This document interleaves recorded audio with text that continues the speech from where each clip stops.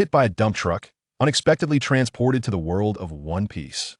Baize fell onto the beach. Dazed, his body had no injuries except for the places that hurt from the fall. Suddenly, a diary appeared in front of him, with a black cover, golden patterns, and the words Baize in the center of a starry whirlpool. Although he didn't recognize it, he instantly understood its meaning. Transported to the world of One Piece, Baize was both shocked and scared. This world was a high-risk area. But the next second, he laughed at if the diary could give rewards. All he had to do was write 1,000 words a day, and he might get items from all realms. If I can survive and maybe become a big shot, then I've hit the jackpot. He picked up the black and gold pen that appeared out of nowhere and began to write furiously. In Cocoa Village, Nami had just hidden all the village's life-saving money when a platinum diary suddenly appeared at her feet. Baize's diary copy, Nami exclusive? She was startled, and seeing no one around, she dared to open it. It read, "Thanks for the invitation, currently in One Piece, just crossed over. A comic world is a comic world, but the pirate world in reality is too dangerous." Nami's eyes widened. Crossed over? Comic world? Am I living in a virtual world? This name is too casual. Just because there are pirates, it's called the pirate world. The diary updated again. Stranded on a deserted island. Powerless. Need to write 1,000 words quickly for rewards. Please help. Nami's mouth twitched. This traveler is even weaker than me. Can't even catch a chicken. But seeing writing a diary has rewards, she felt sour. Why does he get rewards just for writing casually while I risk my life every day to outsmart the rich and pirates for 100 million berries? It's infuriating. In the new world, Empress Hancock sneered at the platinum diary. This traveler is nothing special. Upon meeting me, he would surely kneel at my feet. Marine Vice Admiral Momosaji had just finished her mission and looked at the diary with curiosity. A traveler? Interesting.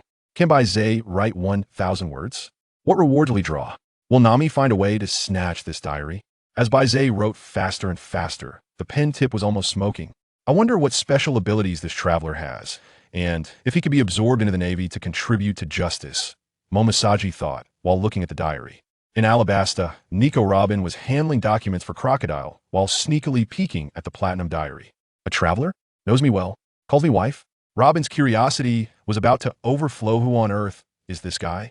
Does he understand me better than I do myself?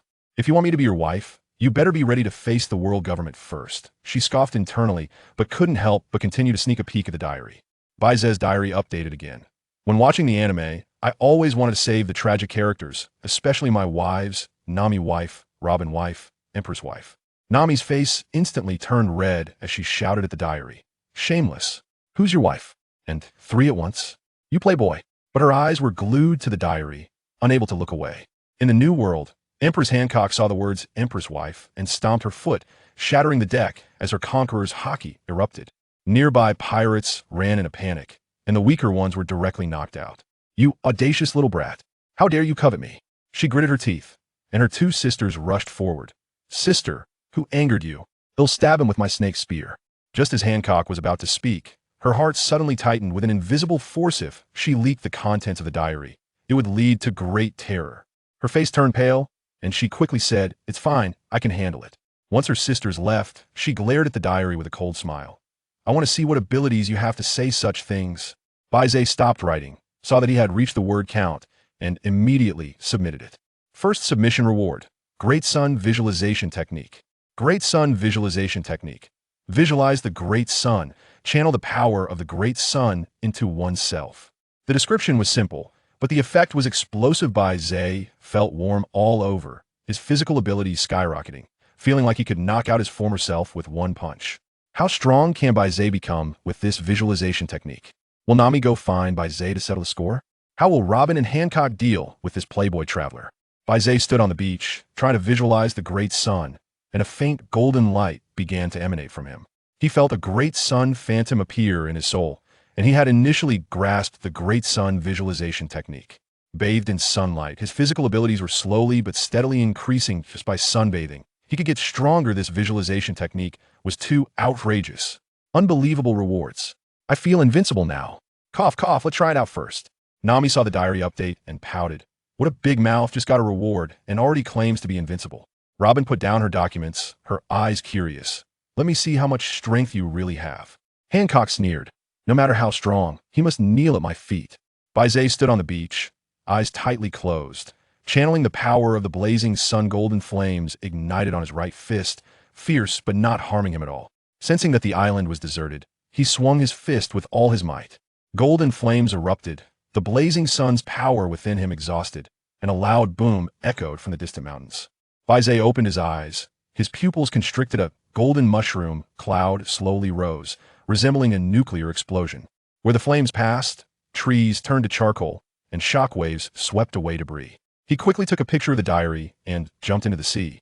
With a splash, the shock wave hit the surface of the sea, instantly turning the water murky. Baize surfaced, spitting out seawater. Couldn't swim before, but his physical abilities forced him to learn. Looking at the island, it had become a mountain of golden flames, all greenery destroyed, leaving only ruins.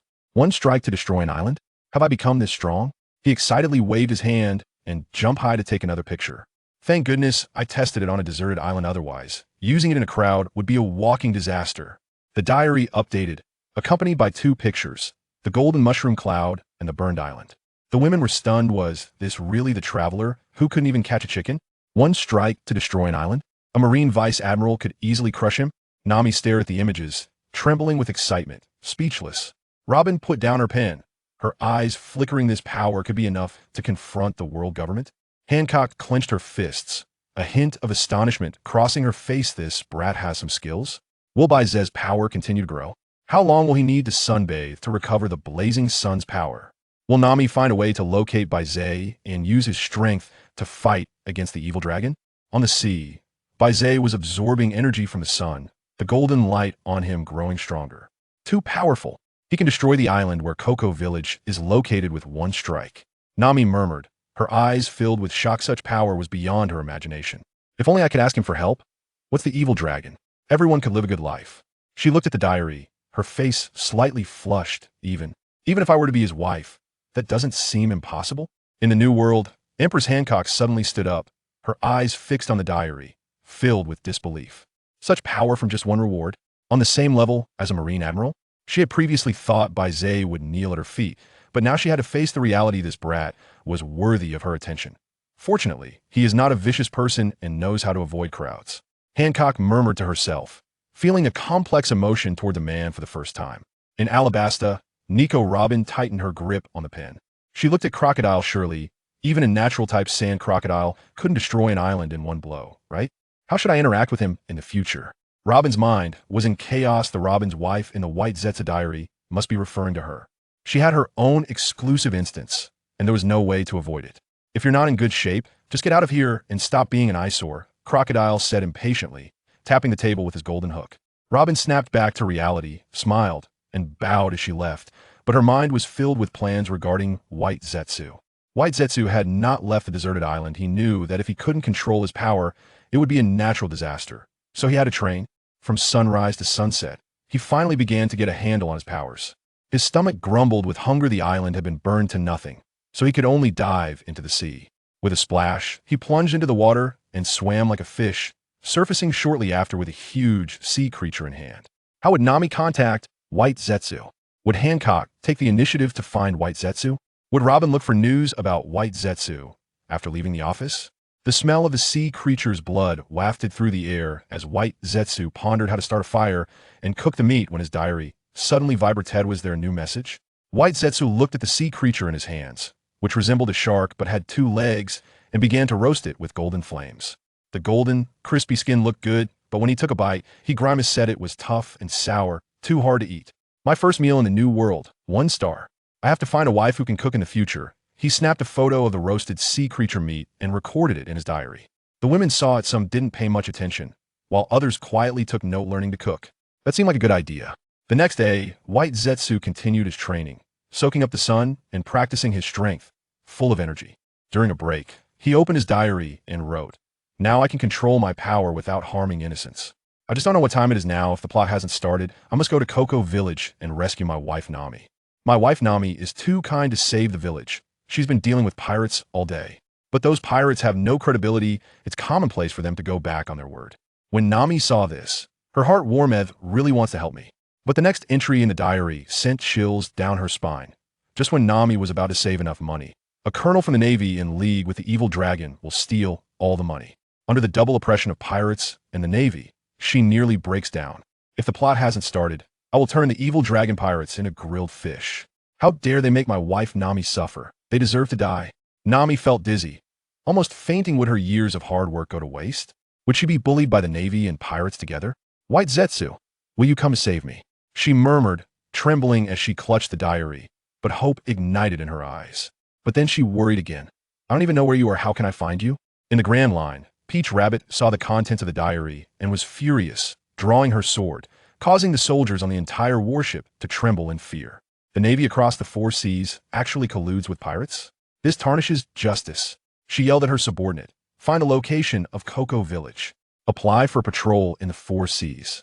For daring to do such a thing, I will make them face punishment. Will White Zetsu be able to reach Cocoa Village in time? Will Peach Rabbit's patrol application be approved? Will Nami find a way to actively search for White Zetsu? After finishing his diary, White Zetsu felt that the effects of sunbathing were even better. The solar power within him was slowly increasing. Would his next move be stronger than destroying an island? Peach Rabbit sat back down, her murderous intent undiminished. In the new world, Hancock crossed her legs, ignoring the nagging of her grandmother, muttering, "Pirates, Navy, none of them are good." Her grandmother stomped her feet in frustration. "You're throwing a tantrum and treating the crew like a joke." Hancock tilted her head back, disdainful. "Whatever I do, they will forgive me." Her grandmother was left speechless. She was speaking the truth. No one in the entire country would blame the Empress. In a CAF in Alabasta, Robin flipped through documents while sipping coffee. Seeing Nami's experiences, she sighed. Nami was oppressed by pirates and the Navy, while she herself was being hunted by the world government. It was tough for the weak no matter where they were. White Zetsu seems to understand this world, while I wonder if he knows about the blank 100 years of history.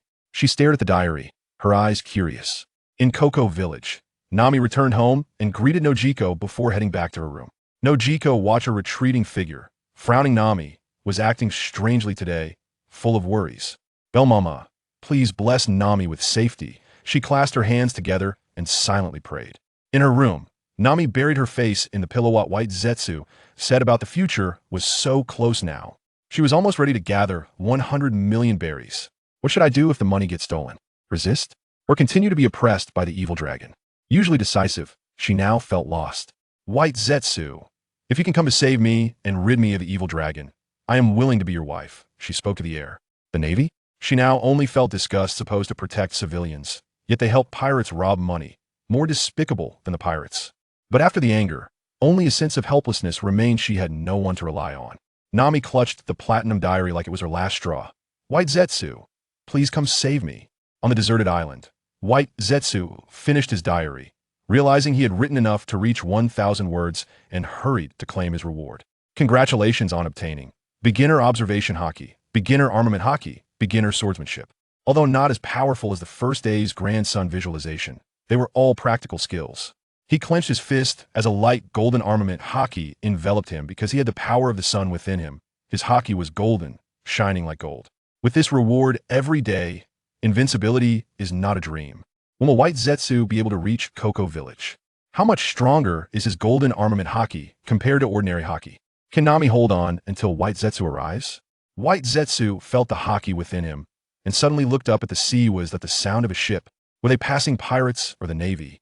Baize closed his eyes, wanting to sense the intensity of his observation hockey. As he shut his eyes, a pitch-black darkness enveloped him. Yet he could clearly feel the wind blowing and the faint rustling sound of shattered glass beneath his feet, carried by the breeze. Although the range of observation hockey was not as extensive as that of solar perception, its precision had greatly improved. Both had their strengths and weaknesses, and both could continue to enhance as he grew. In the end, it was uncertain which would be stronger. After briefly trying out the 2 types of hockey, Baize faced a dilemma when he prepared to test the third ability. He didn't even have a sword in hand, nor did he have any stick-like object. Everything had vanished in the golden flames from yesterday. Forget it, he thought. He already had relevant knowledge and experience in basic swordsmanship in his mind, so there was no rush to try it out. It felt as if he had practiced swordsmanship for several years, even without attempting it. He could roughly sense that its intensity was about on par with an ordinary swordsman. Baize rubbed his chin. If the basic swordsmanship is at the level of an ordinary swordsman, then wouldn't the intermediate swordsmanship reach the level of a swordmaster? An advanced swordsmanship would be at the level of a great swordmaster, right? Baize made a rough guess and then wrote down his gains in his diary. The rewards for the next day were mediocre, a basic dual-color hockey that could be considered standard for stepping onto the Grand Line, but unfortunately, it was only a beginner's dual-color hockey, which didn't even reach the average level of the Grand Line, which was quite disappointing. There was also another reward, but without a sword in hand, he couldn't try it out. Beginner swordsmanship was probably equivalent to an ordinary swordsman's level, right? He hoped the subsequent rewards would be better. Otherwise, they wouldn't significantly enhance his current strength. New content appeared in the diary, drawing the attention of the girls, who began to comment on it. Nami lifted her head from her pillow, opened the diary, and upon seeing the contents, felt a bit unbalanced inside. She felt completely powerless against the dragon pirates. Meanwhile, Baize could easily obtain the power to contend with the dragon pirates, possessing dual-color hockey and the strength of an ordinary swordsman. From Baize's previous introduction, Nami already knew that the dragon pirates had actually fled from the Grand Line to the Four Seas. Baize has already received 3 rewards, which should be enough for him to establish himself in the Grand Line. Surely, he can defeat the evil dragon, right? Nami thought uncertainly. She shook her head vigorously and told herself, Nami, don't think about such unrealistic things. Her fear of the evil dragon was deeply rooted in her heart. That's why she felt so desperate when she learned that the evil dragon had gone back on his word. She couldn't see a future, couldn't see any hope. Compared to Nami, who had yet to set foot on the Grand Line, the other girls were more vocal in their criticism of Baize's words.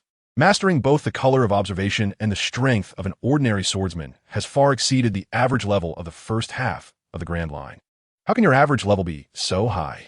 Robin thought about her boss, Crocodile, who also seemed not to have mastered the color of observation. He only relied on his Logia-type devil fruit abilities to earn the title of a great pirate and become one of the 7 warlords of the sea. However, even if Crocodile had not mastered the color of observation, just relying on his Logia-type devil fruit was enough to make him a great pirate. After all, it was a nature-type devil fruit known as a natural disaster. Nico Robin had witnessed firsthand the terrifying fruit that could instantly drain moisture from a person's body. And there was that admiral who destroyed O'Hara, who also possessed a cold nature-type devil fruit. Nico Robin held a deep respect for nature-type devil fruits. Peach Rabbit, who was heading to the East Sea, couldn't help but curl her lips at the contents of Baize's diary. Although she didn't know the term Versailles, she could sense that Baize was showing off. Look at what he's saying. The power of the color of observation combined with an ordinary swordsman. Just in the first half of the Grand Line, he could easily cut through those ordinary pirates. Of course, there is another force in the first half of the Grand Line, and that is the Navy, as a place where the Navy's control is quite strong. If you provoke the Navy, even if you have the color of observation and the strength of a swordsman, you will still be suppressed. After all, Navy vice admirals and admirals occasionally patrol the first half of the Grand Line. If you're unlucky enough to run into them, it could end in immediate capture. Peach Rabbit knew Baize was showing off, but she didn't dislike it too much. Instead, she felt quite envious. Even if she tried to escape, she had to admit that Baize's boasting really made her envious. She thought back to how long it took her to master the color of observation and to achieve the strength of an ordinary swordsman, which she had worked hard on since she was young. Yet Baize managed to acquire such power in just one day, which was truly enviable. After all, the abilities Peach Rabbit and Baize received today overlap the most. As one of the few great swordsmen in the Navy, Peach Rabbit had also mastered the color of observation very well, and she had endured a lot of hardships to gain these abilities. In the calm belt of the New World, on Amazon Lily, pirate Empress Hancock was taking a bath. In a large bathroom, only the Empress was bathing, while her 2 younger sisters nervously stood guard outside, not daring to let anyone enter. Because the Empress held a secret that must not be known to outsiders. Anyone who learned this secret would have to pay a heavy price. The Empress looked at the contents of the diary and felt a bit surprised. Although the Amazon Lily had a decent grasp of hockey, it was certainly not something that came easily. Now seeing Baize effortlessly mastering the color of observation and possessing unparalleled swordsmanship on the seas, she couldn't help but bite her lip. The rewards from the diary over the past 2 days made her envious. Damn it, I also want the diary rewards. But this diary belongs to Baize, and even this exclusive side quest is not under my control. Sigh. Baize quickly integrated the rewards he received, feeling that his combat power had improved by another small stage. If he had estimated before that he could crush a Navy vice admiral, then now he should be infinitely close to a Navy admiral. As the pinnacle of power in the sea, Baize was already very satisfied to be so close to a Navy admiral just 2 days after his arrival. He planned to check the rewards tomorrow. If they were as plentiful as today's, he would officially set sail. If today's rewards were merely due to good luck, and he hadn't randomly obtained any useless abilities, then he would postpone sailing for a while. Baize felt his own power and made such a decision. Before crossing over, he underestimated the sword god of Shirley Pa. After crossing over, he understood the sword god of Shirley Pa, and now, Baize wants to become the sword god of Shirley Pa. At the very least, he should train to peak combat power in the novice village before setting out. That seems reasonable, right? His strength has improved, but he still feels a bit worried, sensing that he is not strong enough yet and needs more rewards to make him stronger. What if he sets sail and encounters an admiral-level opponent? That would be extremely dangerous. This is the real world, which is not like the world of comics, where one follows the plot development. In Cocoa West Village, Nami, who was having a meal with her sister Nojiko, saw that the diary had been updated and hurriedly looked at it, unable to hold back and spitting out a mouthful of food. Seeing her sister Nojiko frown, Nami quickly put her hands together and apologized frantically. "I am sorry, Nojiko. I thought of something happy and couldn't help it." Nojiko smiled helplessly, shook her head, indicating that she didn't take it to heart, her eyes full of affection. Nami finally relaxed and looked at the notes in the diary, her heart gnashing her teeth. That damn bastard, he was still worrying about me the day before. But now he's not in a hurry to set sail. You could already crush a Navy vice admiral. Your strength is enough to dominate the East Sea. How could there be so many admirals in the real world? If there really were admirals, why haven't they stepped in to stop those despicable Navy colonels? Instead, they let them collude with pirates and oppress civilians. Nami was ranting in her heart, her face involuntarily taking on a fierce expression. Nojiko, sitting across from her, looked somewhat worried. Is she really thinking of something happy? Why does she have such a gnashing, fierce expression? Noticing Nojiko's concerned gaze, Nami instantly changed her expression, putting on a bright smile again. She didn't want to worry her sister. Nojiko sighed inwardly, not saying anything else, just telling Nami to eat well and not think too much. Having grown up together, Nojiko understood Nami too well. Although Nami had a bright smile on her face, the worry in her eyes could not be hidden. Nojiko didn't know what kind of troubles Nami was facing, but if Nami didn't want to tell her, Nojiko wouldn't force her to. Deep down, Nojiko really hoped that Nami could express her troubles instead of keeping them bottled up inside. The two sisters appeared to get along harmoniously at the dining table, but secretly had different thoughts. On the warship, Momonosuke couldn't help but complain. There are only a handful of admirals. How could you run into so many? She crossed her legs, seeming a bit uncomfortable, and shifted her feet. Her long, shapely legs would make any leg enthusiast exclaim. Legs for days. Unfortunately, there was no one to appreciate the view. Momonosuke continued, even for me. Wanting to meet an admiral isn't that easy since we all have missions. Moreover, that guy's strength wouldn't pose much danger even against an admiral. Momonosuke thought Baize was being overly cautious, not like someone who would say, "I am already invincible. Whatever, I have to meet him in person." The only thing I can be sure of is that if Baize sets sail next, he will definitely head to Cocoa West Village to rescue that poor girl. Baize's strength is astonishing, and he possesses a wealth of future information. If he could be recruited into the Navy, it would be a significant boon to them.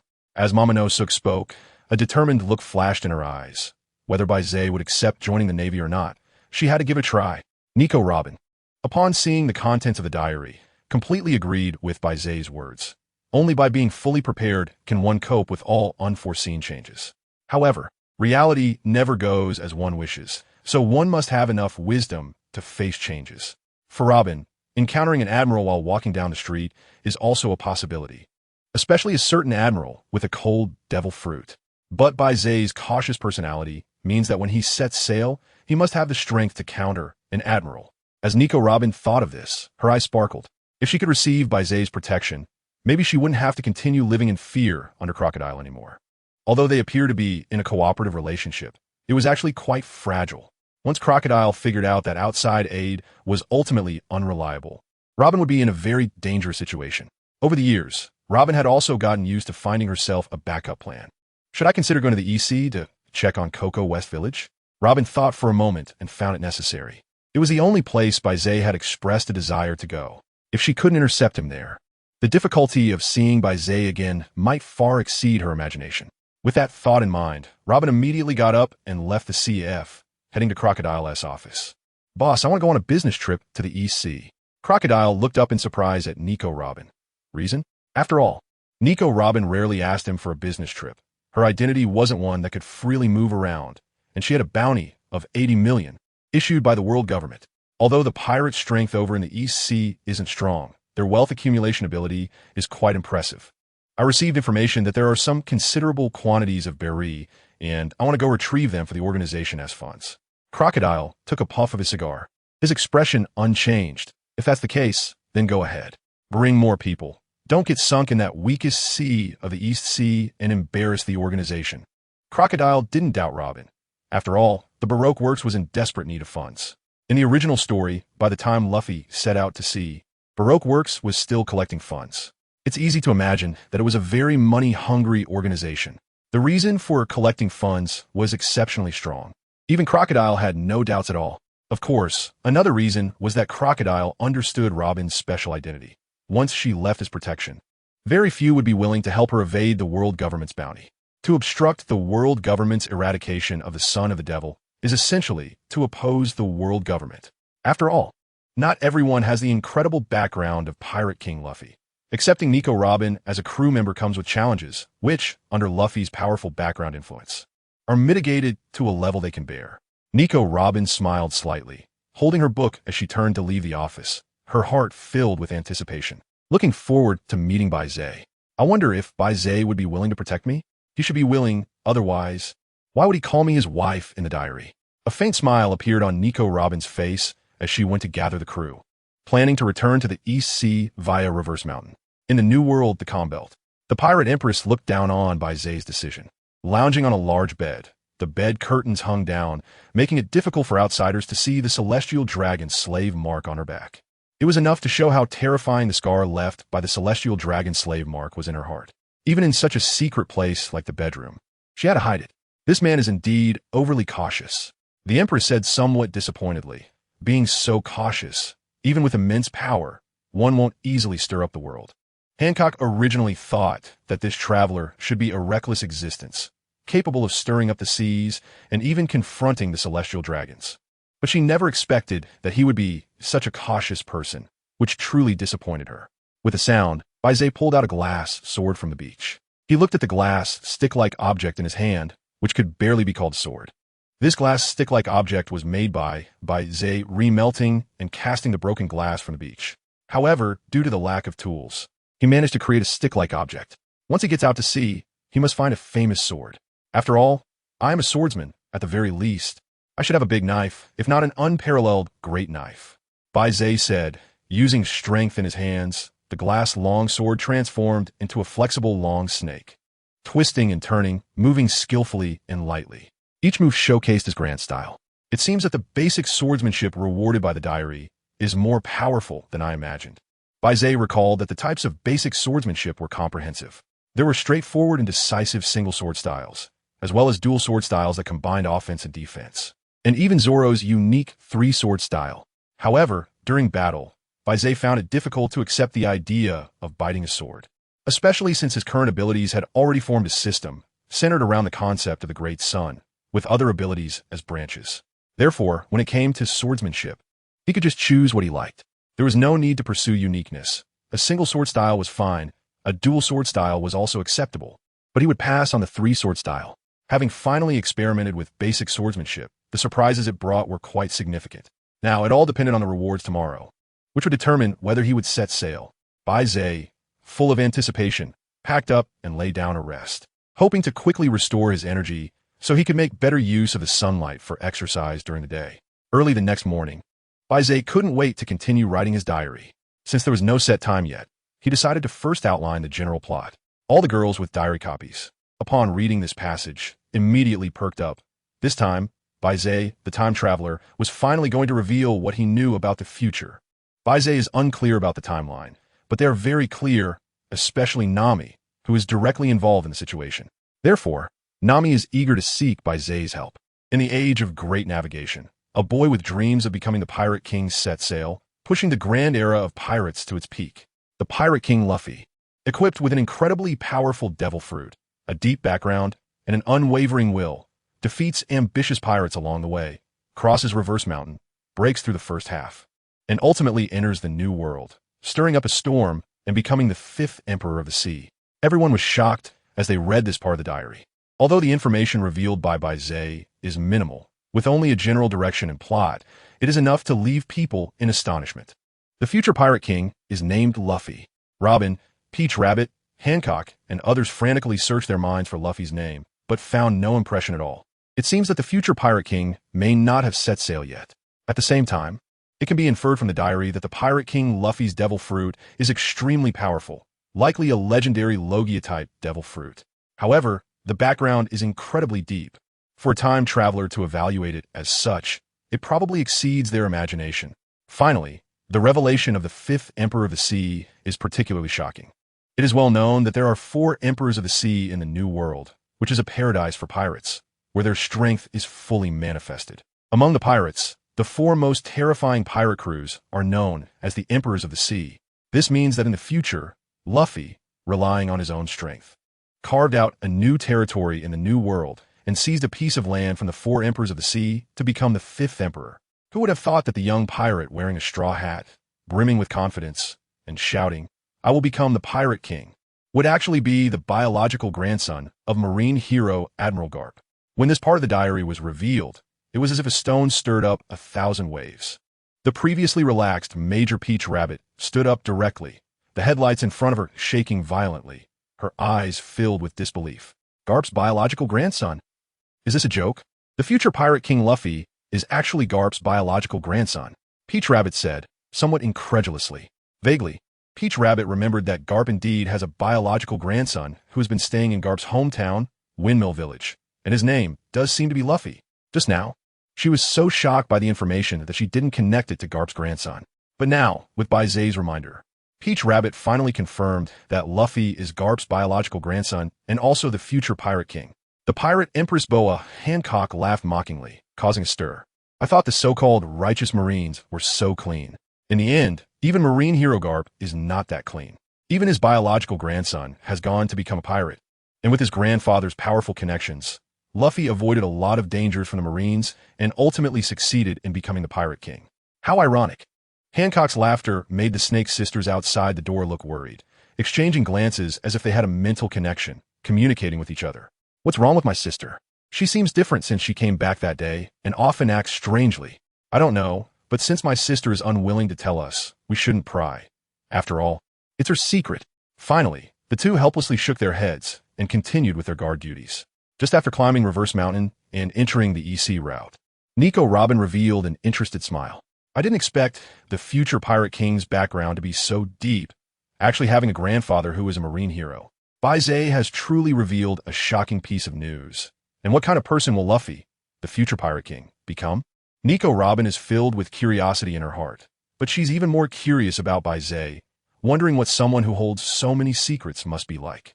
Does Baize know what happened during the blank 100 years? Robin rests her chin on her hand, lost in thought as she gazes at the sea.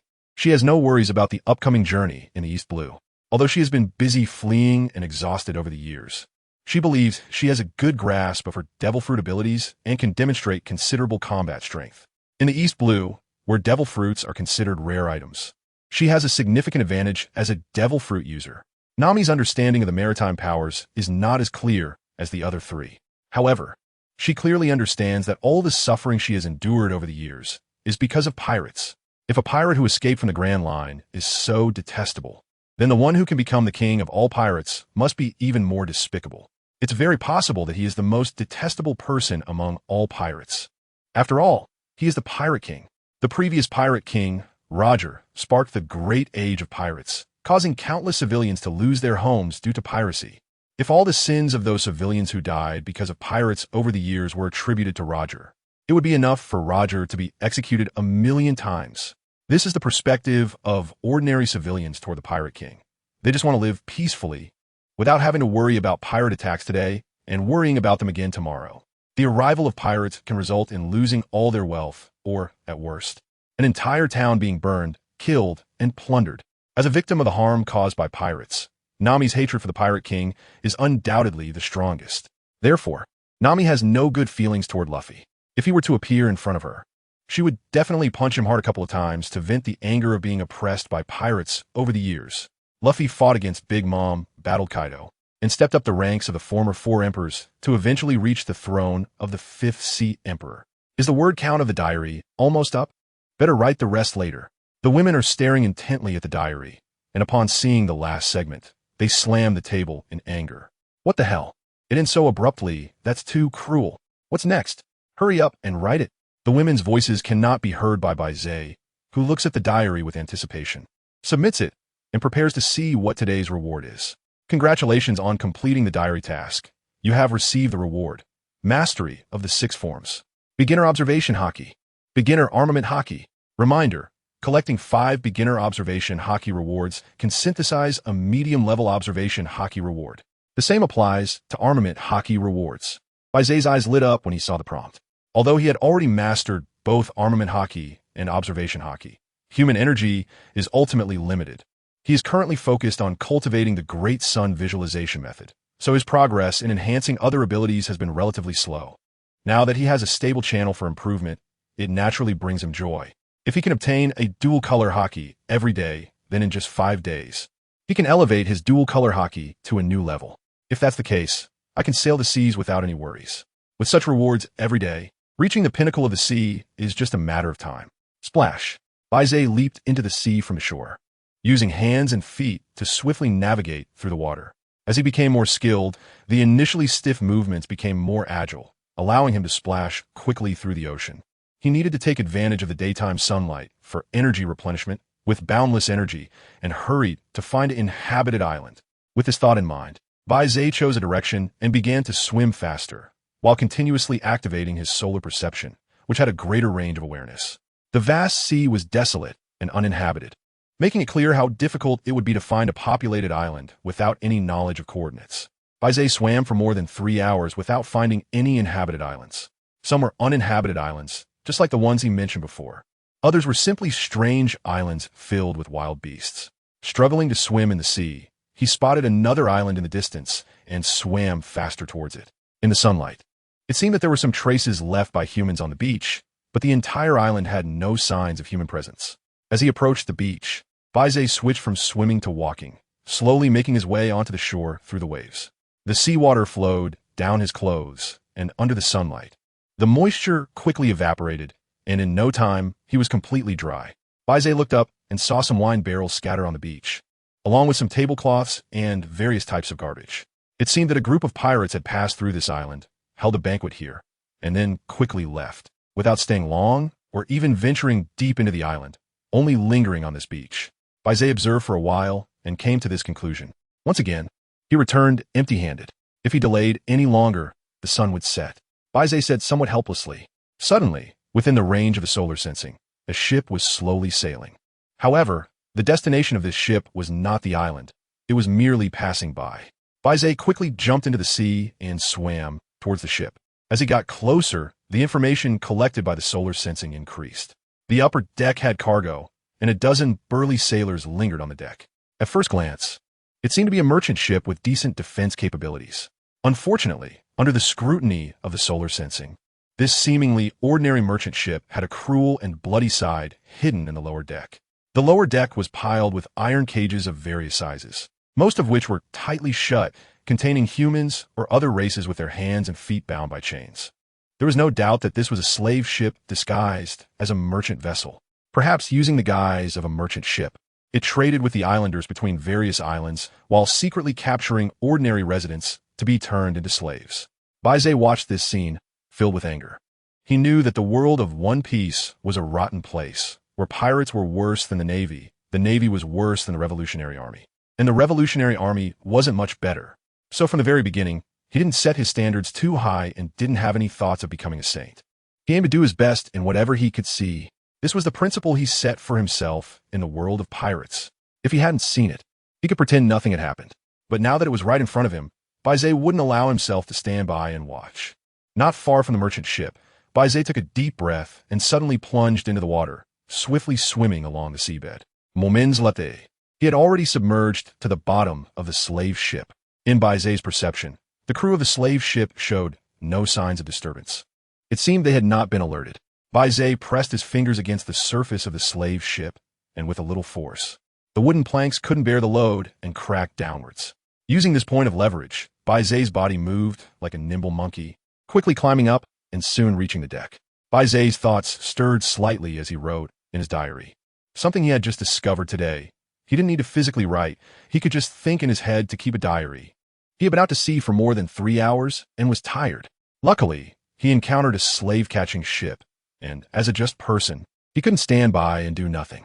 Since he had come across it, they deserved whatever came to them. He was preparing to act, feeling a bit nervous inside, as it was his first time fighting someone. All the girls noticed the diary update and hurriedly looked over. Seeing that Baize had encountered a slave-catching ship, they felt some concern, especially since he mentioned it was his first fight, which could lead to mistakes and potential injury. They all focused their attention, wanted to see the outcome of Baize's situation. On the deck at the rear of the ship, Baize had just finished writing his diary when he saw a person walking out from the cabin, their eyes meeting in a moment of confrontation. Bang! With a powerful push of his right foot, the deck suddenly shattered, and Baize's body shot forward like an arrow, arriving in front of the crew member. He threw a punch that landed directly on the crew member's neck. Crack! Accompanied by a crisp cracking sound, the crew member clutched his neck, his face filled with disbelief as he collapsed and died suddenly. Baize looked at his fist, then at the crew member lying on the ground, feeling a bit unusual inside. But more than that, he felt calm, as if he had just crushed an ant without a second thought. The gap in strength between the two was simply enormous. The lookout on the observation deck heard the commotion on the deck and curiously looked down, mumbling, "What's that noise?" Upon seeing Baize's figure and unfamiliar face, along with the crew member on the ground, he immediately shouted loudly, "There's an enemy invasion." Initially intending for a stealthy infiltration by an assassin, it seemed now that they would have to go all out. Baize raised his head, listening to the distant pounding footsteps coming closer. He wasn't particularly surprised by this turn of events. He had not learned any professional stealth techniques, and he had already anticipated being discovered after taking someone down. In fact, in Baize's imagination, the moment he flipped onto the deck, he should have been spotted by the lookout in the watchtower. When the leader of the slave ship arrived at the scene, seeing the crew member dead on the ground, his pupils dilated, and he struck decisively and efficiently. He then looked at Baize, who exuded a fierce and dangerous aura, making it clear to him that this was likely not an easy opponent, and he might have encountered a tough situation. The leader felt a bit of hesitation in his heart, even contemplating whether to seek a peaceful resolution. Baize deliberately waited until everyone had gathered, so as to prevent these guys from becoming desperate and harming the slaves. Although he could easily stop them with his skills, it would still be a bit troublesome. "Sir, is there some kind of misunderstanding here? If you intend to rob us, I am willing to hand over our money willingly. All of us on this ship are just doing some business to earn a meager living, so I hope you won't resort to mass slaughter." The leader was over 2 meters tall with a sturdy build. Just a moment ago, he had a fierce expression on his face while rushing over, but now he had changed his demeanor. Baize blinked in surprise, realizing that he could actually understand what the leader was saying. After a moment of thought, he attributed this achievement to his diary, as it was the only plausible explanation. Putting this little episode aside, Baize listened to the leader's words and sneered. "Earning some hard-earned money? Your face is as thick as a city wall. Can you tell me who those people locked in the iron cages in the cabin are?" Baize's indifferent words caused the leader's eyes to narrow suddenly, and he immediately understood that Baize had come for this purpose, and there was no possibility of resolving the matter peacefully. Realizing this fact, the leader swiftly changed his originally gentle demeanor, and his expression became extremely fierce again. "Since you are already clear about this, there is nothing more to say. If you want to meddle in our affairs, let's see what you're capable of." The crew under the leader's command charged toward Baize one after another at his order. Baize, unhurried and calm, sensed that these people's movements were as slow as snails. He casually snatched a crew member's long knife, and as soon as he gripped it, it felt as familiar as if he had held it for years. These crew members had some strength, considered to be the average level of the first half of the Grand Line. However, in the face of this monster, they had no power to resist at all. With a swift motion of the knife, every enemy in front of Baize clutched their necks and fell to the ground, blood gushing out, awaiting the arrival of death. Baize had no intention of showing mercy to these scoundrels who trafficked people. Once they fell into his hands, it was a dead end. Baize had no leisure to investigate how deep these people's sins were. Judging them was the job of the King of Hell, and he was only responsible for sending these scoundrels to meet him. As for whether there was a King of Hell in the world of One Piece, that was none of his concern. In the blink of an eye, the leader looked at Baize standing in front of him, his hair standing on end, as if he had fallen into an ice cave. The leader was over 2 meters tall, clearly having a height advantage. But he did not feel tall at all in front of Baize, as if he were facing a terrifying giant of slaughter. "If you don't come any closer," the leader stammered, retreating while instinctively throwing a punch to try to push Baize back. Clang! The long knife sliced through, and the leader's right hand fell to the ground. In the next moment, he saw his body slowly collapsing. However, that body was missing an arm, and had lost its head. Baize used a knife to move the leader's head aside and walked briskly into the cabin, ignoring the disguised cargo in the upper cabin and heading straight to the sinking lower cabin. What he saw was precisely the scene he sensed with his sun ability, and seeing it with his own eyes was even more shocking. The slaves all bore marks from whips, some severely, with wounds deep enough to expose bone. A strong stench, mixed with a faint smell of blood, permeated the cabin. Baize's body was free of blood stains, and the long knife in his hand had long been wiped clean. Clearly, the faint smell of blood was emanating from these slaves. The arrival of Baize caught the attention of all the slaves who had not been captured for long. Their inner hope had not been completely extinguished, nor had they entirely succumbed to numbness. When they saw a stranger enter, their first thought was, "Is he here to save them?"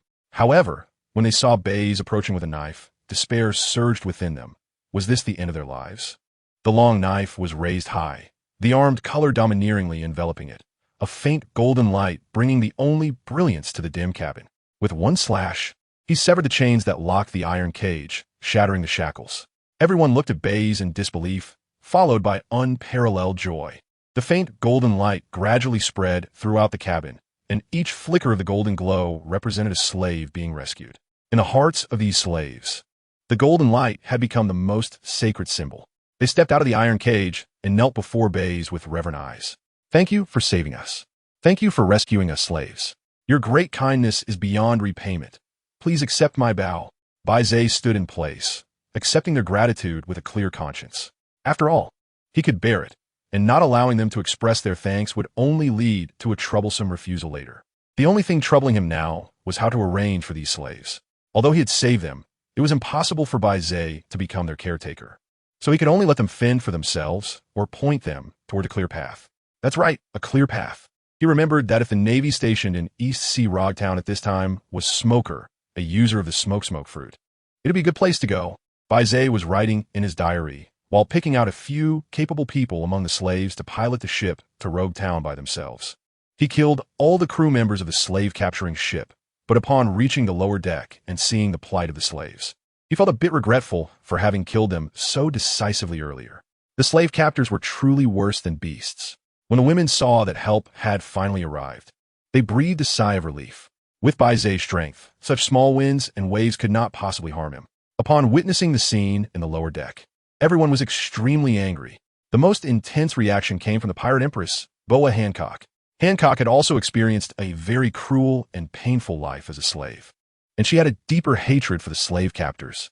With her beautiful legs crossed, she strongly approved of Baize's actions this time. Although this guy calling her wife was a bit overconfident, his response to the slave ship was indeed to her liking. Baize was fortunate to find 1 or 2 former captains among this batch of slaves, who knew how to operate a ship and also how to get to Rogue Town. After all, it is a famous island in the East Sea. When Baize inquired about Cocoa West Village, they all looked confused. In response, Baize felt helpless and could only go to Rogue Town to see if there were any merchant ships heading to Cocoa West Village. On the first day at sea, he captured a slave ship and rescued an entire ship of slaves, making it a truly meaningful day. Baize lay on the observation deck, leisurely basking in the sun while casually jotting down his diary. The merchant ship beneath him was fully rigged, sailing smoothly through the waves towards Rogue Town. Under Baize's suggestion, the temporary sailors chosen from among the slaves worked tirelessly, making their way to Rogue Town without a moment's pause.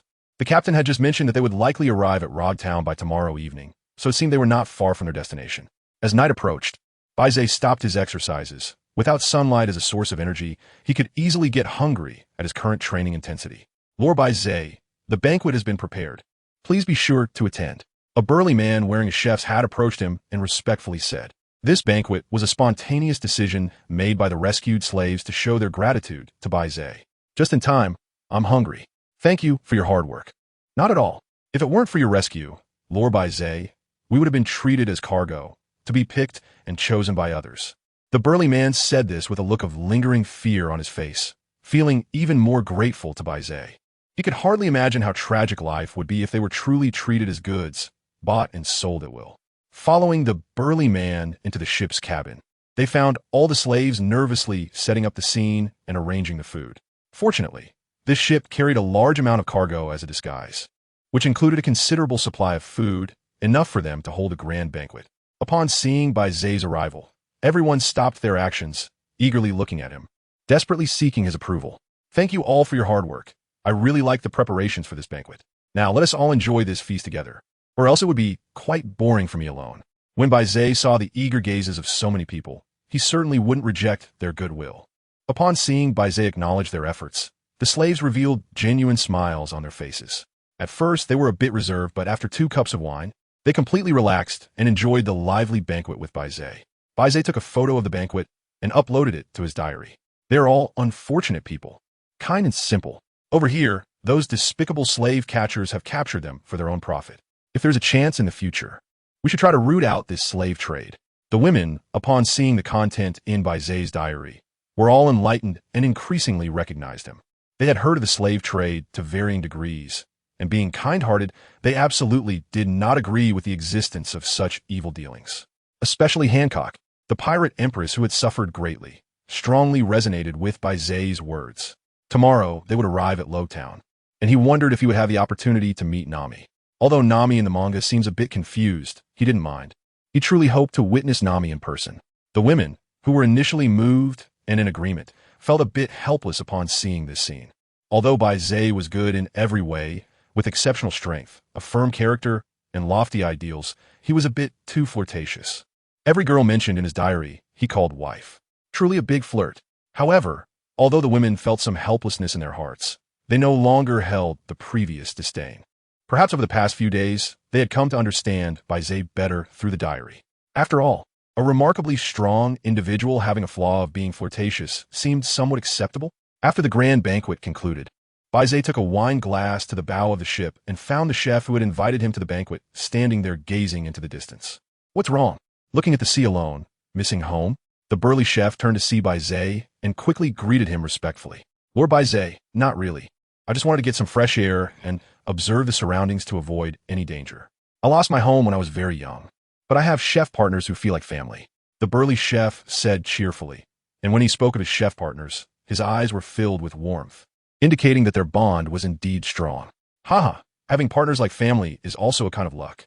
Would you like to share some interesting stories about you and your partners? Of course, as long as you, Lord Baize, are willing to listen, I am very happy to share. The place where I originally worked is called the Baroque, a floating restaurant where there is a grumpy old man. Our head chef named Zeph.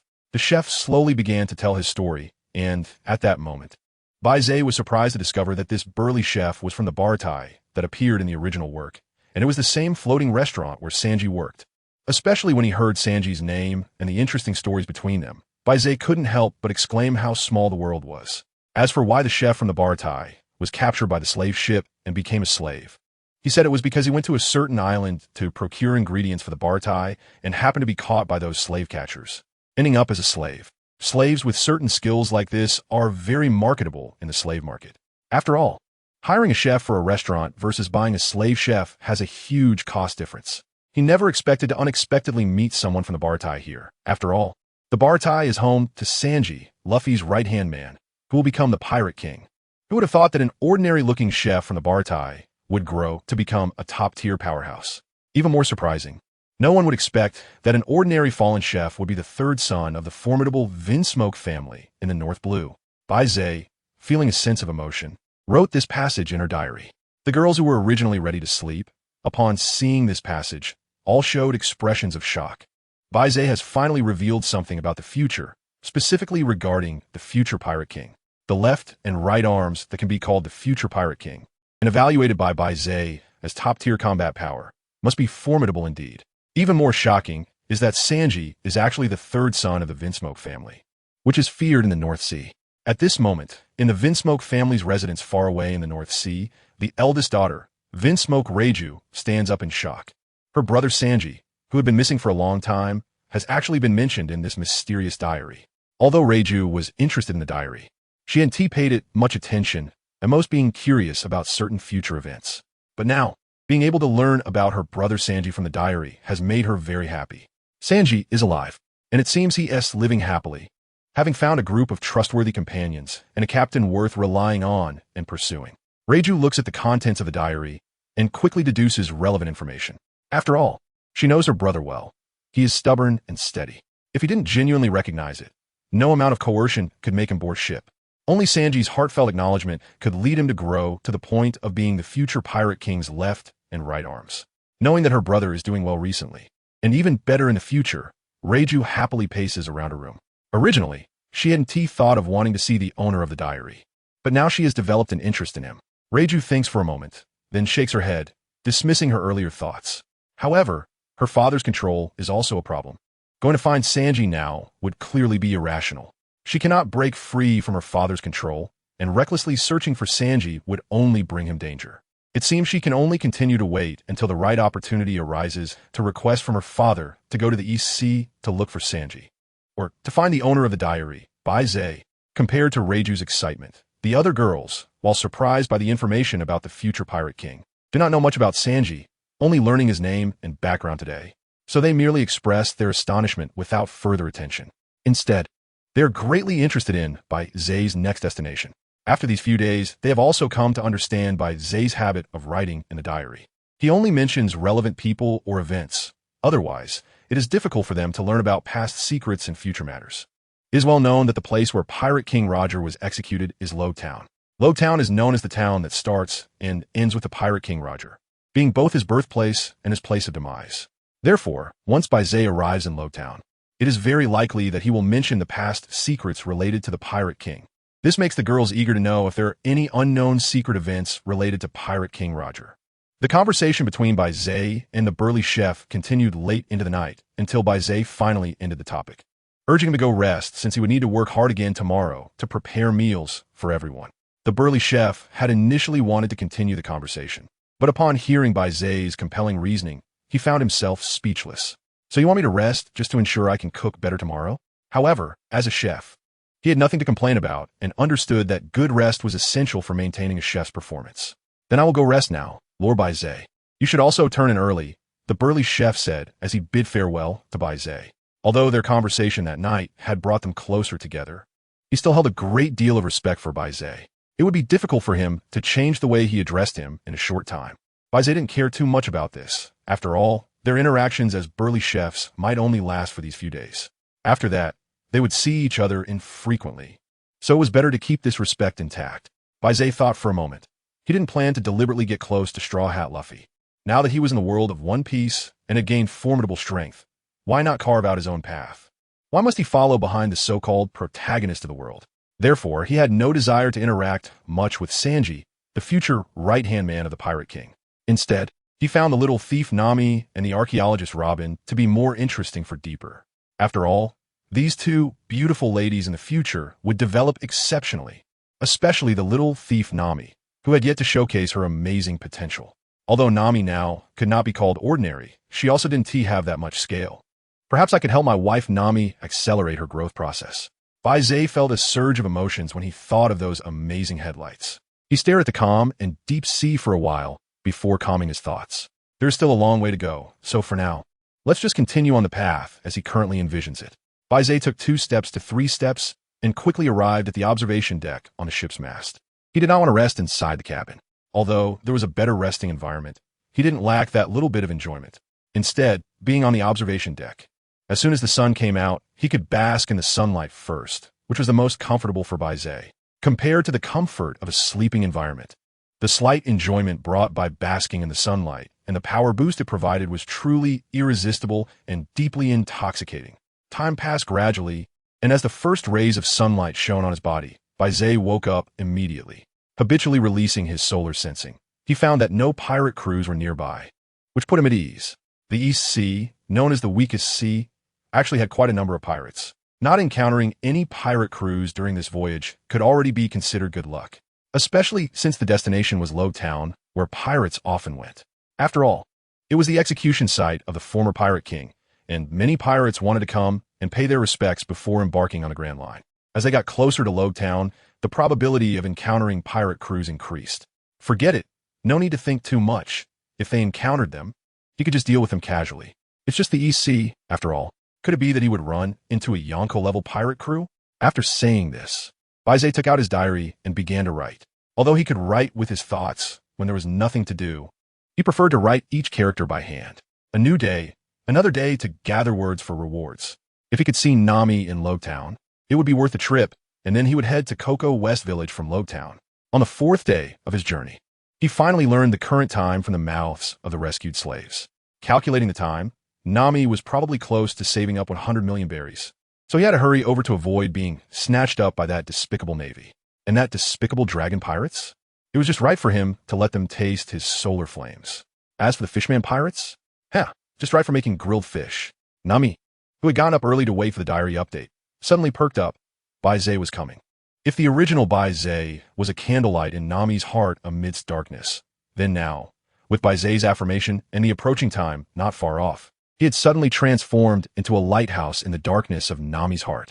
Finally, he was coming. Hurry up and come save me, and teach that dragon pirates a good lesson. Nami clasped her hands together and prayed devoutly. Nojiko, who came to call Nami for breakfast, was taken aback. The Nami in her impression was independent and strong, not one to pray to elusive deities. However, thinking of the pressure Nami had endured in recent years, Nojiko felt a pang of heartache as she walked in, tightly embracing Nami and gently stroking her orange hair. Nami, you've worked hard all these years. Actually, you don't have to bear so much pressure.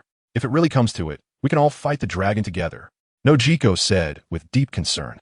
Nami was stunned, not understanding why Nojiko suddenly hugged her. She had wanted to struggle a bit, but upon hearing Nojiko's words, her eyes softened. Her eyes were unknowingly filled with tears. It was because of the family and villagers who cared for and loved her that she could hold on until now. Don't worry, Nojiko. Our days of suffering will soon come to an end. Nami blinked hard, wiping away her tears, and said with a slight sob in her voice. Nojiko misunderstood, thinking that Nami was referring to having nearly gathered 100 million berries, which would exempt her from the threat of the dragon pirates. So, she hugged Nami even tighter, knowing how much effort and danger it took to gather that amount. Nami, you've worked hard. All right, Nojiko, when did you become so sentimental? Hurry up and eat breakfast. I'm almost starving. Nami didn't want Nojiko to be in a state of worry and guilt, so she quickly composed herself and said cheerfully, Yes, look at me, forgetting the purpose of waking you up. Hurry up and get ready to eat breakfast and fill your hungry little belly. Upon hearing this, Nojiko understood Nami's intentions. Both sisters didn't want to worry each other. Nojiko quickly adjusted her emotions. She let go of Nami, patted her little belly, and teased Nojiko, sister. Nami shyly swatted away Nojiko's teasing hand, feeling a bit ticklish. Moreover, these days Baize had been calling her wife in the diary, which made her daydream more. And now being touched by Nojiko like this made her feel shy. Otherwise, with Nami's usually bold personality, she wouldn't care about such small gestures. Nami jumped off the bed and rushed out to wash up. Sitting on the bed, Nojiko's smile faded, revealing a worried expression. Looking back, Nami's previous words seemed to imply something more, almost as if she could completely free herself from the dragon's control. Could it be that Nami found a way to completely deal with the dragon? These past few days, Nami's behavior had indeed been a bit strange. Was she seeking help from a navy or other pirates? Or perhaps some powerful bounty hunters? Nojiko murmured to herself while sitting on the bed. After a while, feeling lost, she stood up, composed herself, and walked out, determined not to let Nami see her worries. In Lowtown, a female Navy soldier with a long knife at her waist was nervously pacing back and forth, occasionally glancing towards the port. Her name was Dasky, and she was originally just an ordinary Navy soldier. However, a few days ago, she acquired a unique item, a diary with a platinum cover. The content of the diary shocked her, but due to its peculiar abilities, she couldn't disclose any information to others. Thus, Dasky quietly watched the developments, not expecting that after just a few days, the situation would involve her. Recalling Baize's words from yesterday, and seeing Dasky's wife written repeatedly in the diary, the blush on her face never faded. What a flirt, calling her wife one after another without her consent. Dasky muttered to herself, feeling a bit troubled. Suddenly she thought, what if Baize really called her wife in person? Should she draw her sword and cut him, or silently accept it? Imagining that scene, Dasky's blush deepened. making her earlobes slightly alluringly red, resembling two tempting red jades. Smoker, smoking a cigarette, walked over with an unhappy expression. This morning, during his patrol, he saw pirates daringly landing in Lowtown, ruining his good mood. These damned pirates were audacious and reckless, always thinking of doing bad things. Only those captured and imprisoned could be considered good pirates. Smoker frowned, looking at Dasky's flushed face, and curiously asked, "Dasky, what's wrong? Are you sick?" No, Colonel Smoker. I'm not sick, just a bit hot, ha. Dasky was startled when she suddenly heard Smoker's voice, causing her body to tremble. After all, thinking about these things while at work is indeed a bit neglectful. Hearing Smog's voice suddenly startled her, and she quickly fabricated a reason. Smog listened to the easily discernible lie, and, after confirming that Dasky was in good condition and not sick, said nothing more. Just waved his hand for her to continue working. His subordinate was always dazed, and he had no idea what she was thinking. As long as she completed her work honestly, Smog had nothing to say. When Smog walked away smoking, Dasky finally breathed a sigh of relief and looked back towards the port, suddenly noticing that a merchant ship had already landed. Seeing the familiar merchant ship, Dasky's spirits lifted. This was the same ship that Baize had uploaded a photo of yesterday. Dasky hurried over, wanting to see the owner of the diary and also to witness what kind of demeanor a top-tier powerhouse of the sea possessed. Usually, she wouldn't even have the qualification to meet such a strong figure. After all, that was a Navy admiral. Before she could run over, the content of the diary began to update rapidly. "Ha! I've seen her. My wife Dasky is running towards me." Indeed, comics and the real world are somewhat different, but she seems even more beautiful. The setting of a glasses-wearing, daysword enthusiast is just too cute to think about. Dasky running. Almost stumbled upon reading the content in the diary. Was this too straightforward? Complimenting someone on their beauty directly. And there are actually people who like glasses and being dazed?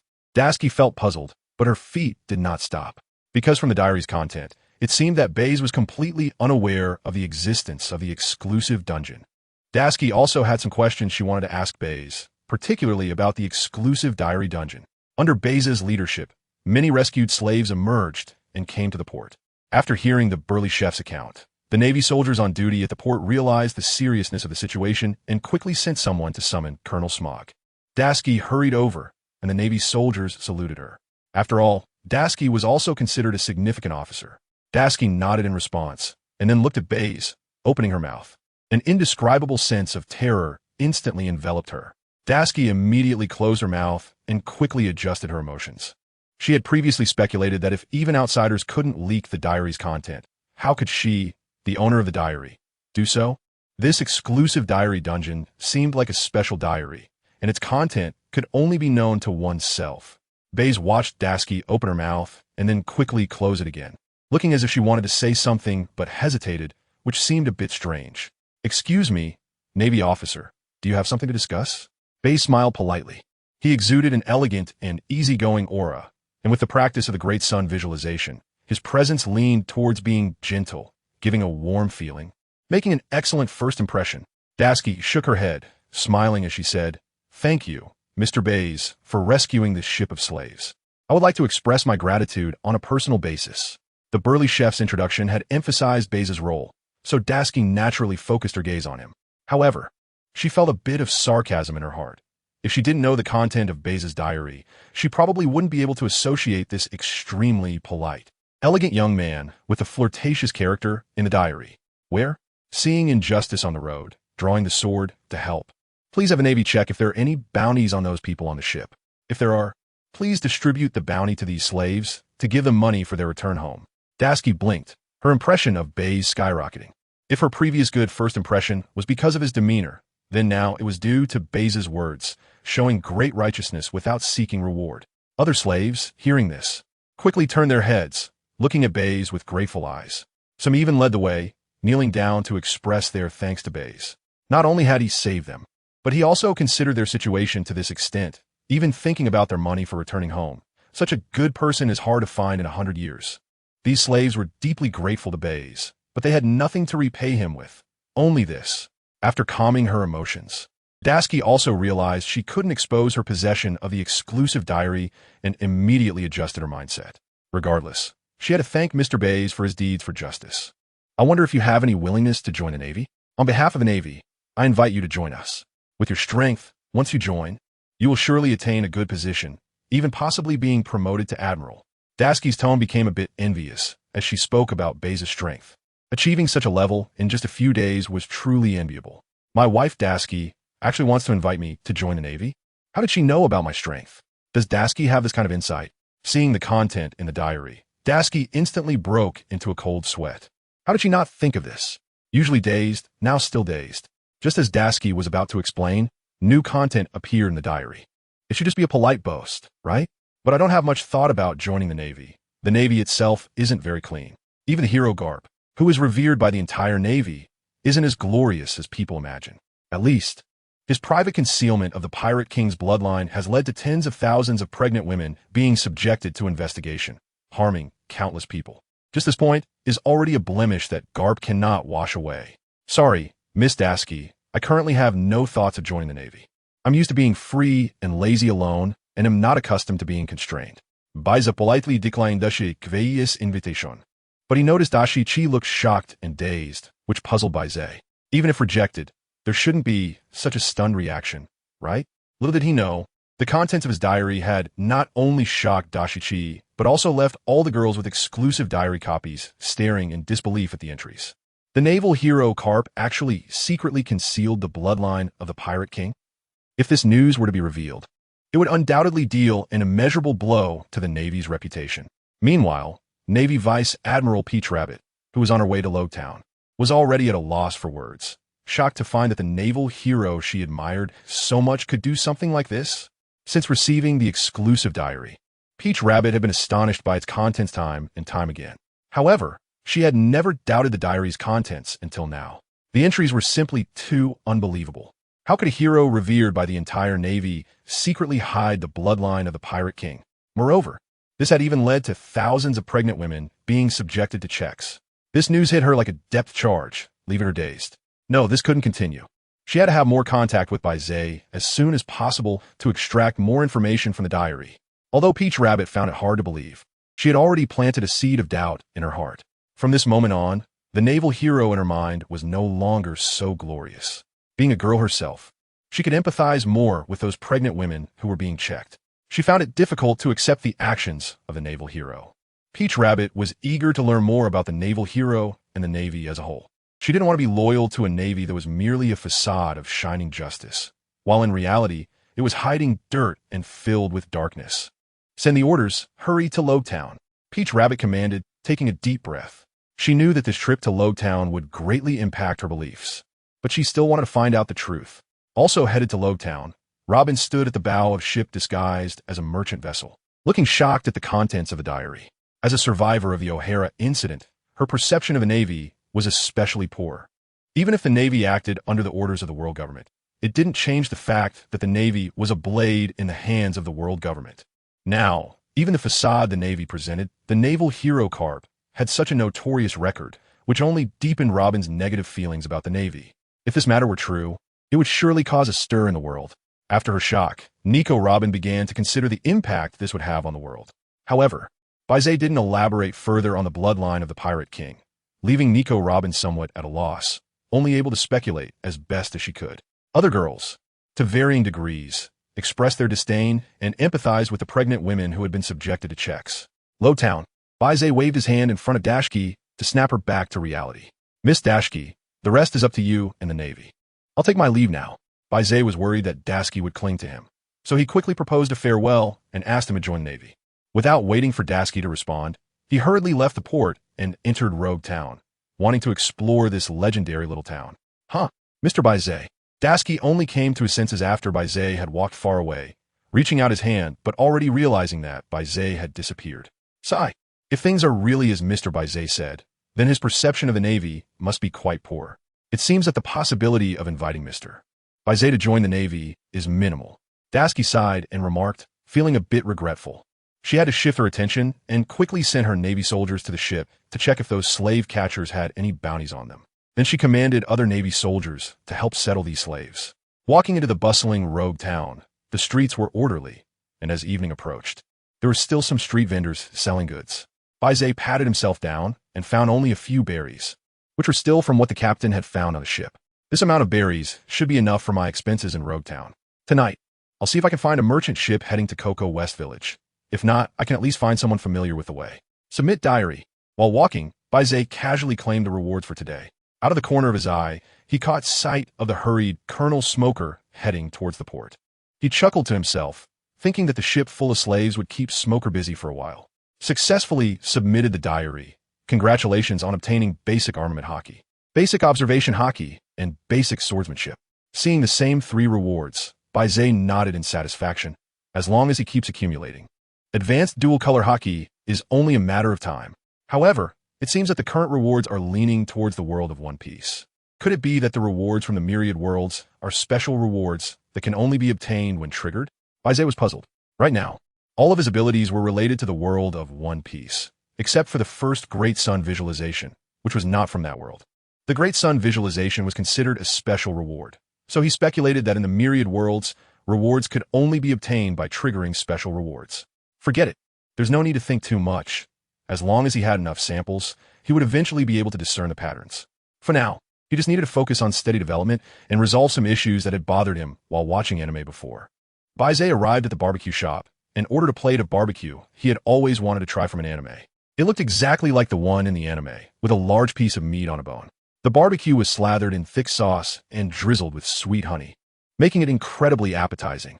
Grabbing the bone, Baize took a big bite. The meat was tender and juicy with rich sauce paired with sweet honey, and the taste was indeed extraordinary. Of course, it could also be that after a few days of traveling, his meals hadn't been great, with yesterday's banquet being the only decent one. The comparison made him particularly fond of the barbecue before him, and the excellent flavor of the barbecue itself was also a factor. Boss, give me some more. He had always favored eating meat, and indulging in it was something he loved, so he was definitely going to enjoy it to the fullest. After filling himself up, Baize started a stroll around Rogue Town. Under the night sky, he arrived at the execution platform from One Piece. He casually took a photo with his notebook. This was also a classic check-in spot. If he really had traveled to the world of One Piece, this was definitely a place not to be missed. The execution platform. JPG was filled with legendary significance. Over 20 years ago, Pirate King Roger was executed here. Not long after, the future Pirate King Luffy would also face the risk of execution here. It felt like if it weren't for Luffy's revolutionary father, he might really experience that snap feeling. It must be said that Luffy's background was indeed strong. If he were to become the Pirate King in the future and give a thank you speech, I believe one of the subtitles would definitely be, "My Revolutionary Army Leader Father, Dragon, and my Navy Hero Grandfather, Garp." He was influential in both the underworld and the Navy, and with his strong abilities plus the Devil Fruit, who else could be the Pirate King if not him? On a merchant ship, Robin was enjoying dinner when she saw the contents of the notebook and involuntarily choked. Her coughing echoed in the restaurant. However, Robin didn't pay much attention. The contents of the notebook were far more intriguing to her. Luffy's father was actually the leader of the Revolutionary Army, Dragon, and his grandfather was the Navy hero, Garp. Such a powerful background was indeed impressive. Coughing, she chuckled to herself, not caring at all. Fortunately, she was the only one in the restaurant at that moment. Otherwise, her words would have shocked everyone. However, I was quite curious why Baize often compared Luffy's devil fruit to his background. After all, Luffy's background was not simple. Revolutionary Army leader plus Navy hero. To have such a background mentioned alongside a devil fruit, how incredible must the power of that devil fruit be? Robin's mind was filled with endless curiosity, eager to know what Luffy's devil fruit was. However, Baize did not continue. She could only suppress her curiosity for now and wait for a day in the future when Baize might mention it. Other girls were also stunned by Luffy's powerful background. However, they were also internally complaining about what kind of family this was, with a grandfather as a Navy hero who raised a revolutionary son and a Pirate King grandson. At the same time, they began to doubt Garp's educational abilities. One could even say, if Garp wasn't doing it intentionally, then his educational abilities must be very poor. Far away in a small kingdom in the EC, the commander of the Revolutionary Army's Eastern Army, Betty, wearing pink-rimmed sunglasses and with a cigarette in her mouth, stared blankly at the notebook in front of her.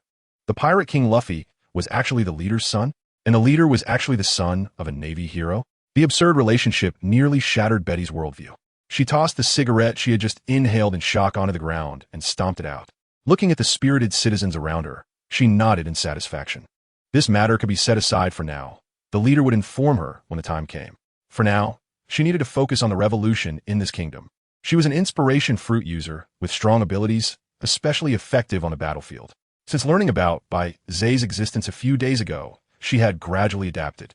Baize occasionally revealed some hidden secrets that could shock the sea. The sea breeze blew, and sparse stars twinkled in the sky as a small boat slowly approached the shore. With a loud bang, the bow of the boat hit the stones on the coast, making a sound of being overburdened. However, the boat's owner had no time to check on its condition. Instead, she quickly jumped onto the shore. Through the sparse starlight, one could see that the boat's owner had bright orange hair. Nami, carrying a gray backpack, opened the notebook again to confirm that Baize had not left Rogue Town, and she breathed a sigh of relief. It had already been mentioned that Nami was not someone who liked to be passive.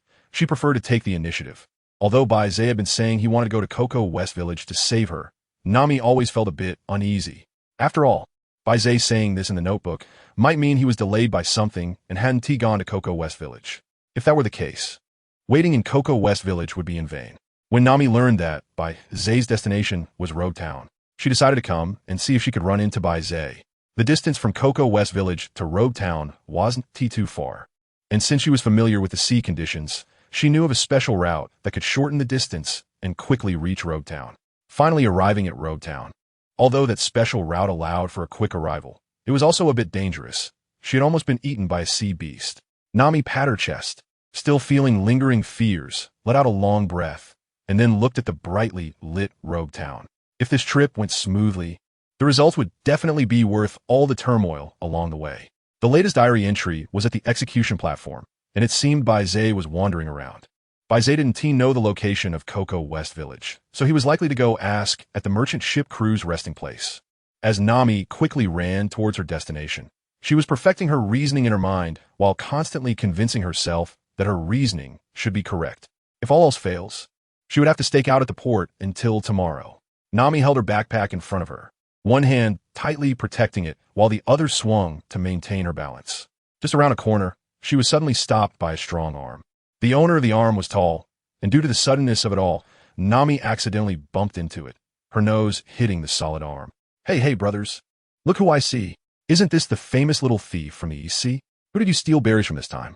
Nami was blocked by a thick arm, causing her nose to bump and turn red. The sudden impact made her eyes well up with tears from the pain. However, when she heard the teasing voice, her body couldn't help but shiver. Ignoring the tears in her eyes, she quickly turned over, wanting to escape. But unexpectedly, that thick arm seemed to have anticipated her move, swiftly reaching out to grab her hair and lifting her up high. The intense pain made Nami follow the force of the arm's owner to avoid having all her hair pulled out. Aha! Isn't this the tall and mighty Captain Ross? What brings you to take a break in Lowtown? Nami, enduring the pain, forced a smile at the owner of the thick arm. A very robust man walked out from around the corner. Anyone familiar with the East Blue bounty posters would instantly recognize him as Captain Ross. With a bounty of 12 million. To have a bounty of 12 million in the weakest sea, East Blue, proves that he is definitely a ruthless person. Little thief, you've finally fallen into my hands. The gold, silver, and jewels inside my ship, plus the berries, total over 5 million.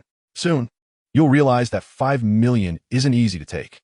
The burly man completely ignored Nami's flattery and tightened his grip on her hair to prevent the slippery little thief from escaping again. 5 million berries. Even if 1,000 berries is cut off, that means you get 500 cuts. Captain Ross's words made Nami shiver all over. She had targeted Captain Ross because he was extremely greedy and would surely have amassed a lot of wealth. Such a greedy person would undoubtedly become furious if he discovered his wealth had been stolen, and he would want to torture the thief mercilessly. Now, having finally fallen into Captain Ross's hands, Nami felt a sense of despair. She never expected Captain Ross would sneak into Lowtown. This damn little thief has finally fallen into our hands. We have always robbed others, and who would have thought that one day we would also be robbed? Behind the burly man, a group of pirates with cruel smiles stepped forward. They looked quite disheveled, likely related to Nami stealing their money. No wonder these pirates harbored such deep hatred for Nami. No way, let me go first. For this day, I even specially bought a thin-bladed knife for you, little thief, to let you experience what it feels like to be cut to pieces. Captain Ross drew a small knife from his waist, forcefully pulling Nami's head closer. He lowered his head, and the stench from not bathing and not brushing his teeth for a long time made Nami's face turn pale. compared to the overwhelming stench. The small knife in Captain Ross's hand made her feel even more afraid. The thin, almost translucent knife lightly grazed Nami's face, sending a slight pain through her, and blood began to flow from the cut on her cheek, causing her body to tremble uncontrollably. "Someone save me.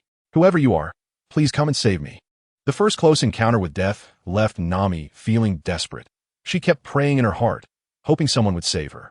Nami's heart screamed for help, but her mouth remained tightly closed, making Captain Ross, who wanted to hear her scream, feel somewhat bored. His smile faded. Not seeing the little thief's expression of extreme pain left him unsatisfied. "Still quite tough, huh? But is the little backpack you're holding tightly packed with berries? Who did you steal it from?" Captain Ross forcibly pried Nami's hand open and yanked the small backpack off her, tearing it apart with brute force. Papers scattered everywhere, revealing a considerable amount of berries. Wow, no wonder this little thief has so much berries in a small backpack. One of the pirates nearby, with wide eyes, couldn't help but exclaim as he looked at the berries on the ground. "It seems we shouldn't let her die so easily." This little thief has been notorious in the East Blue for years, stealing who knows how much from pirates and rich people. I don't believe she spent all that money.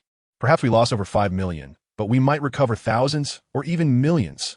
Captain Ross's eyes lit up at the sight of the scattered berries, and he couldn't help but laugh heartily. He hadn't expected such a pleasant surprise.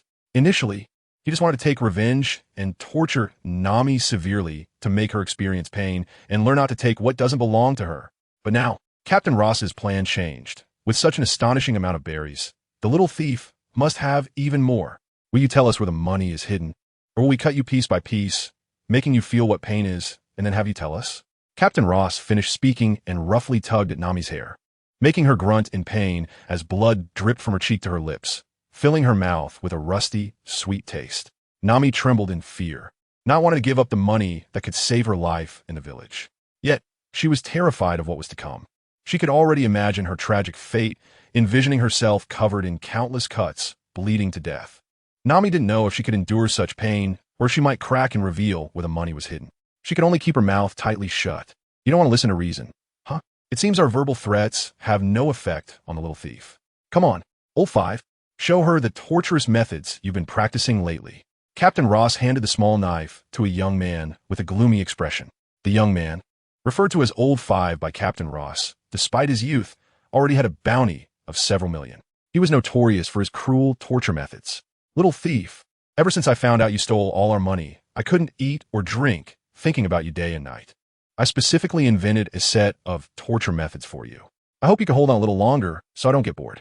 The gloomy young man swiftly waved the knife in his hand, flipping it between his fingers, clearly skilled in its use. As he spoke extremely perverse words, a cruel expression appeared on his face as he brought the knife closer to Nami's abdomen, making the detestable little thief fully experience fear. "This knife will pierce your abdomen, gradually slicing through your insides, allowing you to enjoy the excruciating pain." Nami shook her head vigorously, her body instinctively retreating in fear. But Captain Ross firmly held onto her hair, leaving her nowhere to escape. Suddenly, the platinum diary, visible only to Nami, flickered, revealing new content. Habitually using the solar sensor, she unexpectedly saw the wife.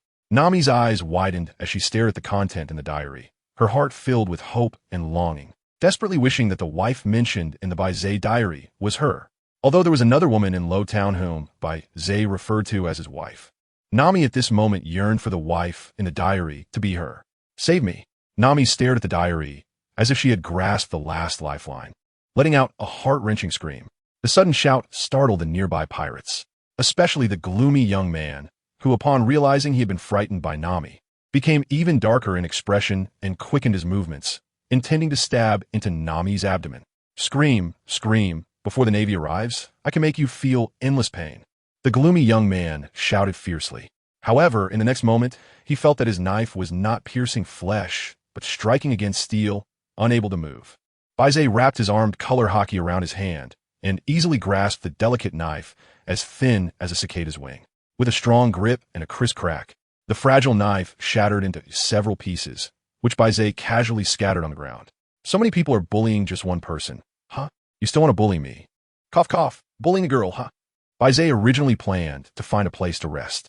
When he activated the sun sensor, he unexpectedly saw a familiar figure, his longed-for wife, Nami. Even more unexpectedly, Nami had been captured by a group of pirates. Could he tolerate this? Of course not. In an instant, he unleashed his full speed and managed to rescue Nami just before she was truly hurt, before the pirates could react. Baize's hand was already on Captain Ross's arm. His fingers clamped down like iron pincers, firmly gripping Captain Ross's arm, accompanied by the sound of bones cracking. In pain, Captain Ross instinctively released his hold on Nami's hair. Baize pulled hard, followed by a powerful left kick that made Captain Ross feel as if he had been crushed by a mountain.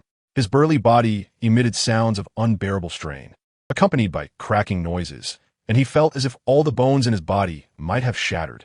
The overwhelming force even created a shockwave around him, blowing the clothes, hair, and the incredibly shocked faces of the surrounding pirates.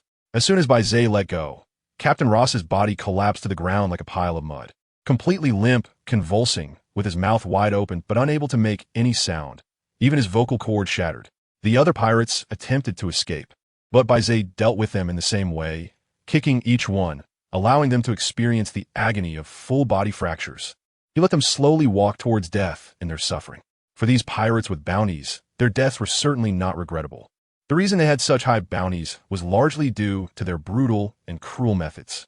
The civilians who fell into their hands died in extreme pain. From the moment Baize appeared until all the pirates fell to the ground in agony, it took less than a dozen breaths.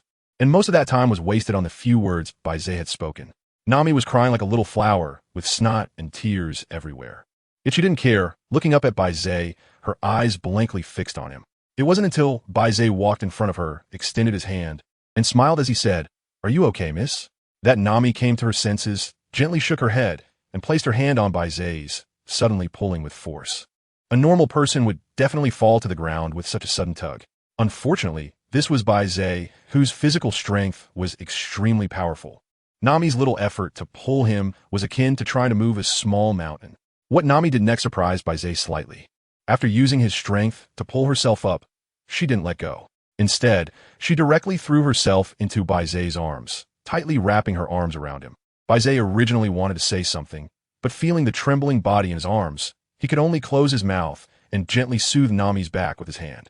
However, he silently thought to himself, rescuing the beauty, though Klitsch, is exceptionally effective. Under the sparse, starry night sky, on the outskirts of Rowtown, the lights were slightly dim, and at the exit of a small alley, a dozen pirates lay sprawled in disarray. They wore expressions of extreme pain on their faces, mouths wide open, yet unable to make a sound. Baize's mastery of power has significantly improved. A simple left kick can disperse all the force throughout the bodies of the pirates. Each pirate feels as if they've been crushed by a small mountain. Moreover, with the power penetrating into their internal organs, even the top doctors among the pirates won't be able to save them. These pirates won't survive the night. Once the trembling body in his arms gradually calmed down, Baize slowly spoke. "It's okay. I've taken care of all the pirates." Nami's embrace is truly comfortable, and as expected from the wife he has longed for. Even without waiting for 2 years, she still possesses a charm that gathers people's hearts. Seeing the content in the diary, a blush appeared on Nami's face. But she did not leave Baize's embrace. Today, she finally experienced what it means to be threatened with death.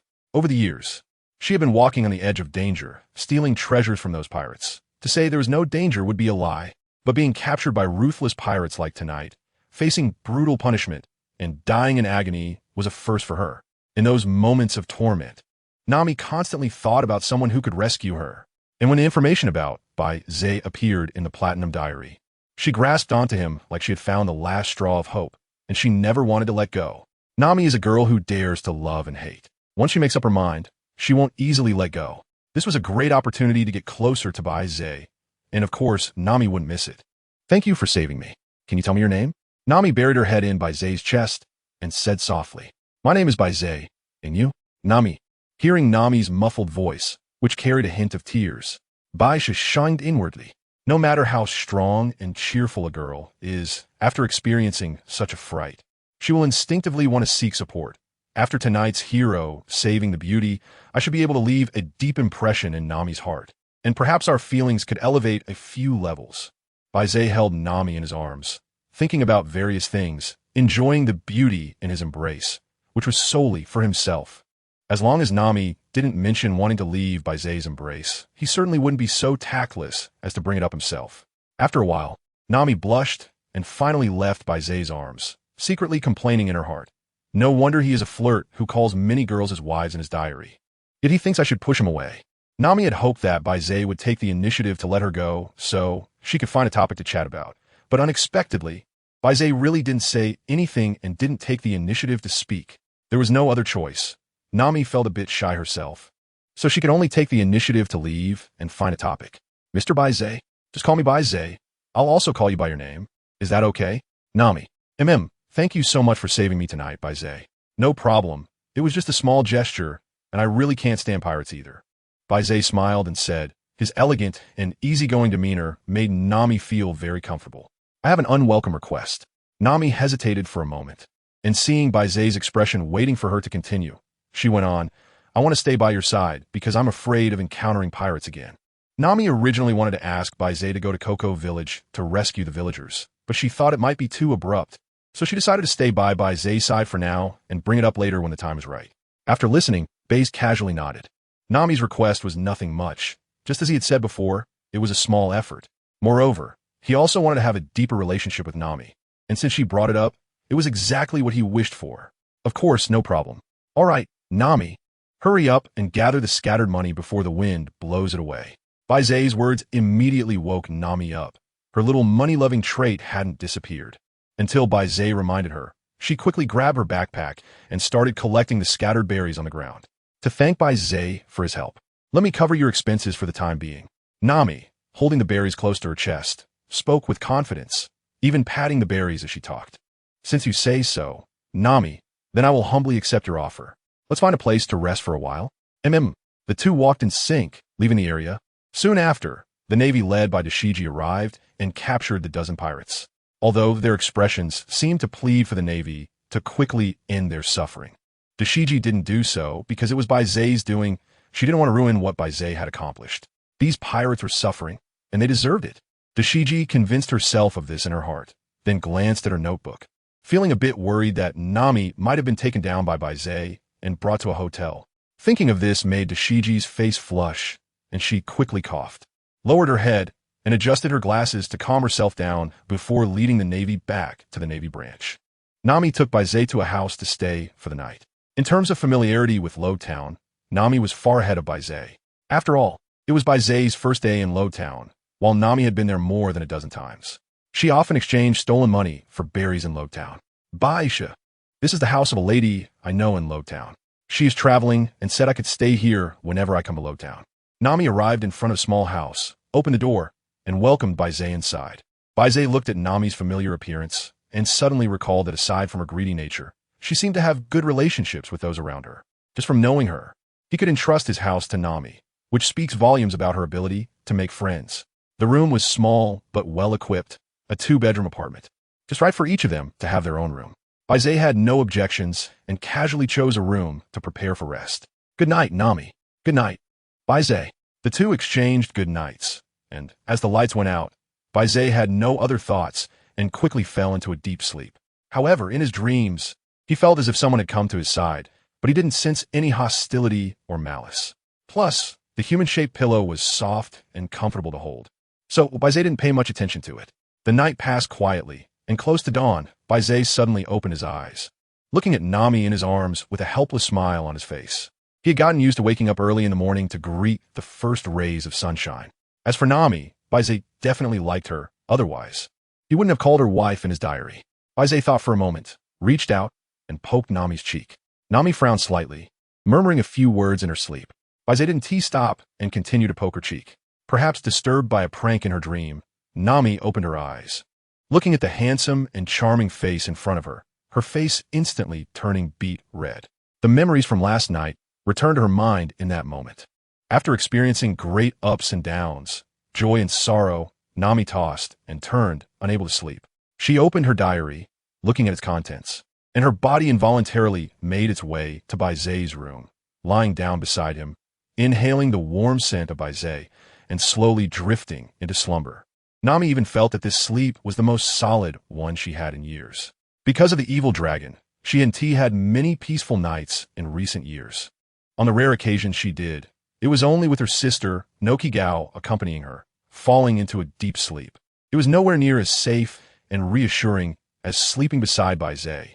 However, sleeping soundly was one thing. Waking up in the morning and being caught by Baize was another. Nami originally planned to wake up halfway through the night and quickly return to her own room, but she didn't expect Baize to wake up so early. After years of walking in danger, Nami had developed a big heart and her acting skills were quite impressive. Seeing that she was caught by Baize, she felt shy and quickly thought of an excuse. Baize, if I say I was overly scared last night and couldn't sleep and wanted to come to your side to try, only to fall asleep immediately, would you believe me? Nami blinked her eyes and said pitifully. Click. Nami's wife woke up and took a beautiful picture. Nami's wife said that she was overly scared last night and couldn't sleep, which is why she wanted to try sleeping beside me. Of course, I believe my wife.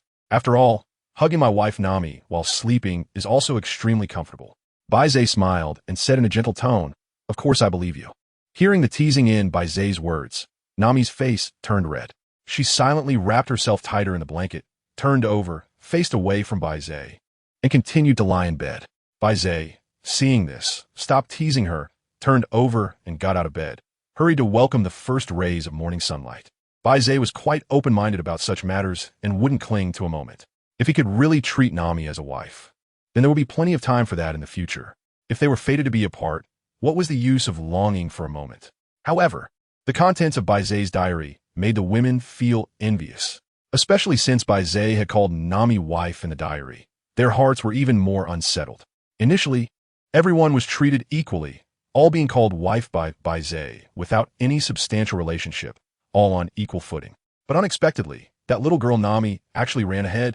Although they might not have genuinely wanted to become Baize's wife or be with a playboy, girls tend to have inexplicable competitiveness over trivial matters. Robin had gotten up early to read and pass the time while waiting for Baize to update his diary. She didn't expect that upon opening the diary, she would be greeted by a beautiful photo of Nami sleeping, which left her with a feeling that was hard to articulate. When she saw that the diary mentioned the two had shared a bed for the night, her inexplicable emotions intensified, and she bit her lip, touching her heart. She never thought that one day she would feel uncomfortable about such things. Could it be that I have developed a slight fondness for him amidst all those wife calls? Robin murmured to herself, ultimately shaking her head.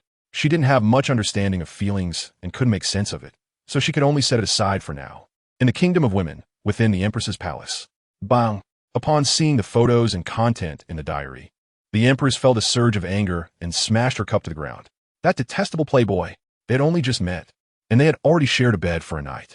If he stayed a few more days, it was simply unimaginable, the Empress said angrily, not even knowing why she was so upset. After venting for a while, Hancock suddenly thought, should I also take a trip to the East Blue to see what is so special about this playboy? On a Navy warship, Peach Rabbit was practicing swordsmanship when she saw the contents of the diary. Although she felt something was off, she didn't take it to heart and remarked with some emotion, the young people nowadays move on with their feelings so quickly. Compared to them, I really feel old. As she said this, Peach Rabbit suddenly swung her famous sword, creating towering waves before she sheathed it. The Navy soldiers practicing alongside her looked bewildered, and one female soldier curiously asked, Major Peach Rabbit, aren't you going to practice? I'm not practicing anymore. I'm in a bad mood. You all practice, Peach Rabbit said, lightly before turning to head back to her cabin to rest. This left the Navy soldiers looking at each other in confusion. The female soldier who had initially spoken realized she might have said something wrong and looked distressed. But she didn't dare approach Major Peach Rabbit. Then let's continue practicing, the soldier said bitterly, and the surrounding Navy soldiers quickly got back to practicing.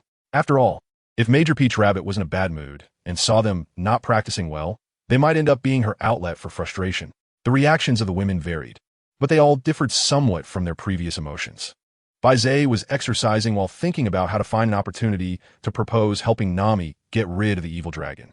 This is the of being a prophet. Now, if he wants to help the characters from the original story, he has to take it step by step and look for opportunities. Otherwise, it would raise suspicion that he approached her with ulterior motives. Baize scratched his head, really unsure of what excuse to come up with. Nami saw Baize leave the room and get out of bed, then went to the kitchen and prepared a few signature dishes, murmuring to herself. Although it was very embarrassing, her relationship with Baize should have improved a lot. So should she take the opportunity during dinner to ask him for help in dealing with the evil dragon?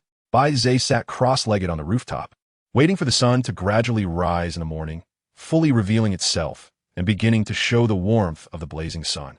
Only then did he stop his meditation.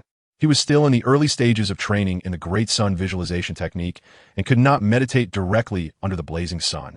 He could only seize the moments in the early morning and evening to meditate, deepening his understanding of the Great Sun visualization technique. The Great Sun visualization technique was indeed incredibly profound, but it was also related to the short time he had been practicing. It seemed that to enhance his practice of the Great Sun visualization technique, he would still need to rely on special rewards. Baize slowly opened his eyes, the golden flames in his gaze flickering and disappearing. Bathed in sunlight, his body was slowly but steadily growing stronger. After finishing his morning training, another long day began, and cultivation was truly addictive. Baize casually wrote down his thoughts in his diary, no longer fixated on finishing 1,000 words at once to receive a reward. After all, with his current strength, he already had enough sense of security. Throughout the day, casually recording some observations and insights, he could easily meet the requirement of 1,000 words. Compared to the day he first arrived in the pirate world, Baize's mindset was much more relaxed now. As he opened the door, a delightful aroma wafted in, causing Baize to pause for a moment. Seeing the busy orange figure in the kitchen, he suddenly remembered that Nami's cooking skills seemed to be quite good. Baize is back. Hurry up and get ready for breakfast, Nami said casually, as if speaking to a husband who had gone out for early morning exercise. This kind of atmosphere made Baize feel very warm. I didn't realize you had such cooking skills. Baize approached the sink, washing his hands while smiling at Nami. After hearing him, Nami raised the spatula she was using to fry eggs, turned to Baize with her body slightly angled, and wore a pristine white apron, looking like a model of a virtuous wife. Baize, do I look like someone who can cook like this? Yes, very much so. Baize looked at Nami in front of him, surprisingly fitting the image. Nami's ability to carry her outfits was truly exceptional. It seemed that no matter what kind of clothing she wore, she could master it perfectly. Even in this casual home cooking outfit, she managed to pull it off flawlessly. Moreover, there was no clash in her demeanor. It felt as if the Nami standing in front of him was indeed a virtuous wife and mother. Baize quickly took a photo with his notebook as a keepsake. All right, stop chatting and hurry to your seat. Once this is done, breakfast will be completely finished. Nami chuckled in response to Baize's playful remark and hurried him out of the kitchen to sit at the dining table. Breakfast was simple: bread, vegetables, and fried eggs, paired with a unique sauce, making for a simple yet delicious sandwich. Baize, I'd like to ask you for a favor, Nami said hesitantly. You say it, and as long as I can do it, I will definitely help. Consider it a reward for this breakfast, he replied. Baize took a bite of the sandwich, and it was indeed delicious. Of course, even more delightful was the sight of the girl in the pure, white apron before him, her beauty captivating. My hometown has long been oppressed by a gang of pirates, and I have been coerced by them into doing things I don't want to do, which has caused me great pain. Nami spoke sincerely, her eyes fixed intently on Baize's face, fearing that he might show even the slightest hint of reluctance. Baize was pleasantly surprised when Nami, and a faint smile unconsciously appeared on his face. Are you asking me to deal with this group of pirates? Yes, Baize. I'm begging you to save me. Save my village. Nami suddenly stood up, bowed to Baize, her eyes tightly closed, not daring to look in his direction. Of course. Didn't I say that as long as I can do it, I will do my best to help? In order to avoid worrying Nami, Baize specially added a comment. After all, in the original work, Nami never believed that Luffy's abilities could defeat the dragon. Moreover, he exaggeratedly said that in the entire East Sea, those who could defeat him were no more than a handful. No matter what pirate it was, they could be easily dealt with. Really, thank you so much. Nami excitedly rushed over, wrapping her arms around Baize's neck and hugging him tightly. Baize felt the enjoyment brought by Nami, and, while he was happy, he also felt a bit confused. Is it my illusion? Why does it feel like Nami is being a bit too close to me? She often rushes over to hug me, and last night she suddenly made a move. Seeing the content in the diary, Nami was startled, realizing that Baize had suspected her. Sure enough, she had been too intimate with Baize, completely unlike someone she had just met. But now that the situation had developed, Nami didn't know how to remedy it, and could only go with the flow. She hoped Baize wouldn't connect her behavior to having a private diary. Moreover, Nami knew that if her attitude suddenly became cold again, it would definitely raise Baize's suspicions, so she could only continue as she was. All right, let's have breakfast first, and then we can set off immediately. Baize patted Nami's back to calm her down before speaking. Nami shyly lowered her head and silently bowed to Baize, then sat down to continue her breakfast. The two didn't say much afterward. In the silence, their mutual understanding became even more apparent, and the air seemed to be filled with a strange atmosphere. Yesterday, Baize had already inquired about the merchant ship heading to Cocoa West Village. But with Nami leading the way now, there was no need to take the merchant ship. After all, the merchant ship would definitely stop at many islands before reaching Cocoa West Village, which would take a lot of time. They smoothly found the pirate crew, left by Captain Ross, and casually picked a few sailors, boarding the pirate ship directly to sail towards Cocoa West Village. However, they took down the pirate flag to avoid causing panic among the villagers of Cocoa West Village. The Baroque Works dedicated ship. Robin looked at the contents of her notebook and rubbed her forehead. Another dead end. Fortunately, she had specifically checked the location of Cocoa West Village before coming, so it was still time to change direction. However, when she met Baize later, she couldn't casually reveal anything unusual like Nami did. Watching the interaction between Baize and Nami, Robin finally understood that Nami must have a personal diary. Otherwise, she wouldn't have made so many unusual moves. When she met Baize, what reason should she come up with? Travel? Archaeology? Robin tapped her lips with her fingers and smiled lightly, knowing that Baize understood her very well. So she had to force herself to think of a plausible reason. Similarly, the Marine Vice Admiral Peach Rabbit, who was heading towards Road Town, made the same decision to change course and head towards Cocoa West Village. Baize didn't stay long in each place, making it quite difficult to catch him. Peach Rabbit looked at the sea in front of her and said. However, her eyes contained very strong emotions. Wanted to ask more about the secrets of the Navy from Baize. The sailing time was always long, and Baize recorded many interactions with Nami as diary entries. Congratulations on receiving diary rewards. Beginner armament hockey, beginner observation hockey, beginner swordsmanship. Familiar rewards. After feeling the rewards, Baize no longer paid attention to them. Soon after, the two arrived at the island where Cocoa West Village was located, and the sun instantly captured the castle of the Evil Dragon Paradise. All the pirates were inside the Evil Dragon Paradise. Baize said to Nami beside him, Nami, do you want to go back to Cocoa West Village to wait for my good news, or come with me? Baize was very confident in his own strength and was sure that he wouldn't fail in dealing with the evil dragon. He also believed he could definitely protect Nami. I'll go with you, Nami said firmly. She wanted to see the end of the evil dragon pirates, who had oppressed her for so many years. The two of them made their way to a spot not far from the Evil Dragon Paradise, when Baize suddenly stopped. With a puzzled look from Nami, he pointed at the distant Evil Dragon Paradise. Nami turned to look, and to her surprise, golden flames suddenly gathered in the sky above the Evil Dragon Paradise, shining brilliantly under the sunlight. The golden flames slowly descended with Baize's finger and eventually crashed down with a loud bang, causing a violent shockwave to erupt from the Evil Dragon Paradise. Nami couldn't help but take a step back, even from such a distance. She could feel the heat wave hitting her. When she looked again at the Evil Dragon Paradise, the entire amusement park had collapsed. From the ruins of the park, there came horrific cries, but soon after, the screams ceased. Nami had imagined the end of the Evil Dragon Pirates countless times, but she never expected this outcome, destruction before even meeting them. The evil dragon died without knowing who had killed him. Seeing the evil dragon, who had tormented her for so long, finally meet his deserved end, Nami couldn't help but shed tears of joy, crying so hard that even her nose ran. The huge commotion from the Evil Dragon Paradise attracted the villagers of Cocoa West Village, who came running with farming tools. Upon seeing Nami sitting on the ground, weeping, with Baize standing beside her, they jumped to conclusions. Fortunately, there were sensible people among them. Nami's sister Nojiko rushed over and hugged Nami tightly. Nami, what happened? Nojiko asked worriedly, taking out a handkerchief to wipe Nami's tears and snot. It's okay, Nojiko, I'm just so happy. The evil dragon pirates, who bullied us for so many years, have finally been eradicated. Everyone look over there, Nami said with a choked voice. The other villagers finally turned their gaze toward the distant Evil Dragon Paradise, now a collapsed ruin, which left them in disbelief.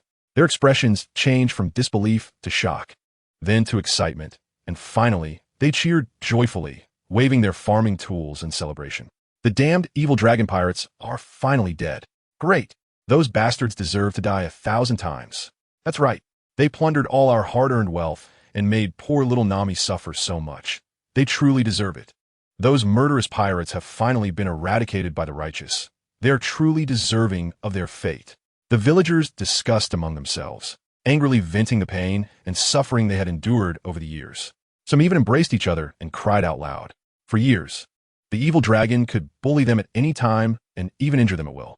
But for the sake of everyone, to protect the village from being harmed by the evil dragon, they had all swallowed their grievances. Nami had sacrificed the most. To prevent her from suffering because of them, they had even deliberately distanced themselves from her. However, Nami's kindness deeply affected them. Even though they tried to distance themselves, Nami did not give up on saving the entire village. At this moment, a not-so-brawny man stepped forward and came to Baize's side, bowing respectfully. You are the one who defeated the evil dragon pirates, right? Thank you so much for saving Coco West Village, for saving little Nami, and for saving us all. Ajien had been paying attention to Baize, and, after the villagers' emotions calmed down a bit, he approached Baize to express his gratitude. Other villagers, seeing this, hurriedly bowed in respect as well. No need to be polite. I am Nami's friend, and this is what I should do. After all, I can't just stand by and watch my friend suffer.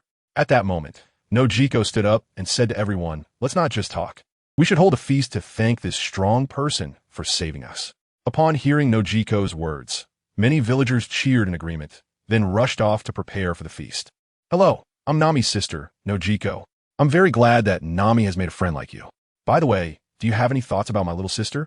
Nojiko hesitated for a moment before asking, but was immediately covered by Nami's hand over her mouth, pulling her away.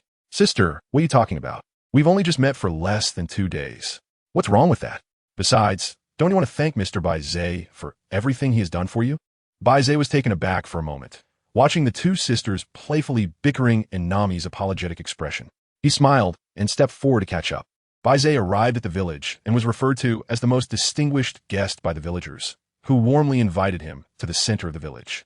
Nami, on the other hand, was being pulled away by Nokigo. Just as Nami was wondering why Nokigo was dragging her away, she saw a platinum-colored notebook appear in Nokigo's hand, with the words Nokigo's exclusive boldly written on it. Nokigo you. Nami looked at Nokigo and the platinum diary in her hand. Her mouth opened in shock, but she couldn't find the words to speak. Detected that there's another diary owner nearby. Would you like to add as a friend? After adding as a friend, you can communicate anytime regardless of distance. The two looked at the prompt on the diary and nodded in agreement simultaneously. Nami, Nokigo, have you always had a diary? Nokigo, not really. I only discovered it today after meeting Mr. Baize in Coco West Village. Nami, so that means the owner of the exclusive diary, besides people like me who originally had one, also includes those like you, Nokigo, who get one after meeting Mr. Baize. Nokigo, that should be it. But I've seen a lot of interesting things in the diary. By the way, my little Nami has finally grown up, and it's time to talk about marriage. How does it feel to share a bed for a night? Nami, Nokigo, what are you talking about? We just slept on the same bed. Nothing else happened. Don't misunderstand. Although they were facing each other, using the diary to communicate for the first time made them feel very novel. Therefore, they continued to communicate through the diary. To outsiders, it seemed strange that the two were sitting together, quietly, without speaking. Nami, Nokigo, remember the taboos of the diary clearly. Never leak the contents of the diary to others, or a great terror will descend. Nokigo, I understand. Only those who also hold a copy of the exclusive diary can be informed. Besides that, even the owner of the diary, Mr. Baize, cannot be informed. What a peculiar rule. Nami, also, try not to reveal too much foresight in front of Mr. Baize. There are some things we learned from the diary that Mr. Baize doesn't know, so we must not show it. Otherwise, he might become suspicious. Nokigo nodded at the diary and then said to Nami, all right, let's not talk too much for now. Let's hurry and prepare for the banquet. Nami also stood up, interlocking her fingers and stretching lazily. With the evil dragon defeated, the pressure she had been carrying suddenly lifted, leaving her at a loss for what to do, which was why she started chatting with Nokigo. Yes, let's prepare a lavish banquet to let Mr. Baize feel the warmth of Coco West Village. Nokigo said with a mischievous smile and a peculiar tone. Still calling him Mr. Baize? Haven't we always called each other by name? Cough, cough, Nokigo, I knew you would tease me. The two sisters playfully teased each other as they went to prepare for the banquet. Cheers! The filled wine glasses clinked violently together, spilling some liquid. However, it did not affect the nature of the drinkers, as Baize and Ajien held their glasses as if they were in a competition, continuously pouring wine into their mouths. Ha ha! I didn't expect Mr. Baize to have such incredible drinking capacity. Truly an eye-opener for us. Ajien laughed heartily after downing a glass. His face flushed, while many around him had already slumped over the table, completely drunk. Baize smiled. His strong physique gave him a remarkable ability to handle alcohol. The amount he was currently consuming was not exceeding his capacity to process it. Mr. Ajin also had an impressive tolerance for alcohol. I have this capacity due to some special reasons. On the other hand, Mr. Ajin seemed ordinary, but his drinking ability was indeed extraordinary. Of course, I'm famously known as a heavy drinker, Ajin said, rolling his eyes and then directly collapsing onto the table, falling into a deep sleep. It seemed he had held on until now, just to hear Baize admit that his drinking capacity was impressive. Baize looked at the circle of men lying around and shook his head, picking up his wine glass and standing up. He didn't know where Nami and Noki had run off to. At the beginning of the banquet, he could still see their figures, but now they had disappeared without a trace. Baize slightly loosened his connection to the sun's senses. Although he possessed such a convenient ability, he would not activate it under normal circumstances. This is because activating the sun's senses requires filtering through too much information. Soon, Baize found a location of Nami and the other person. Baize held a wine glass and arrived at the ruins of the evil dragon paradise, where the two sisters were searching for something among the debris. Nami, Noki, what are you looking for? Baize looked at the two with a puzzled expression. The sudden voice startled them both, and Nami patted her chest, relieved. I helped draw many sea charts for the evil dragon pirates before, and I don't want them to go to waste, so I thought I might find them. Nami stood up from the pile of stones and stretched her back. She suddenly remembered this halfway through the party. After all, when they first defeated the evil dragon pirates, she was quite emotional and didn't think about this aspect. Now that she remembered, she was eager to come and take a look. Moreover, the evil dragon pirates had committed many misdeeds over the years, exploiting many ordinary civilians. So there must be a lot of belly. As Nami spoke, her eyes seemed to transform into the shape of money, shining brightly, clearly turning into a little money grubber. Noki Gao glanced at Nami helplessly upon seeing her like this. Noki Gao said, Nami, I know you really like belly, but at least try to hide it a bit in front of Mr. Baize. Don't look too greedy. After all, ordinary people generally don't like those who are too greedy. Nami was startled by the message from her diary, but quickly replied in the diary. Nami, no way.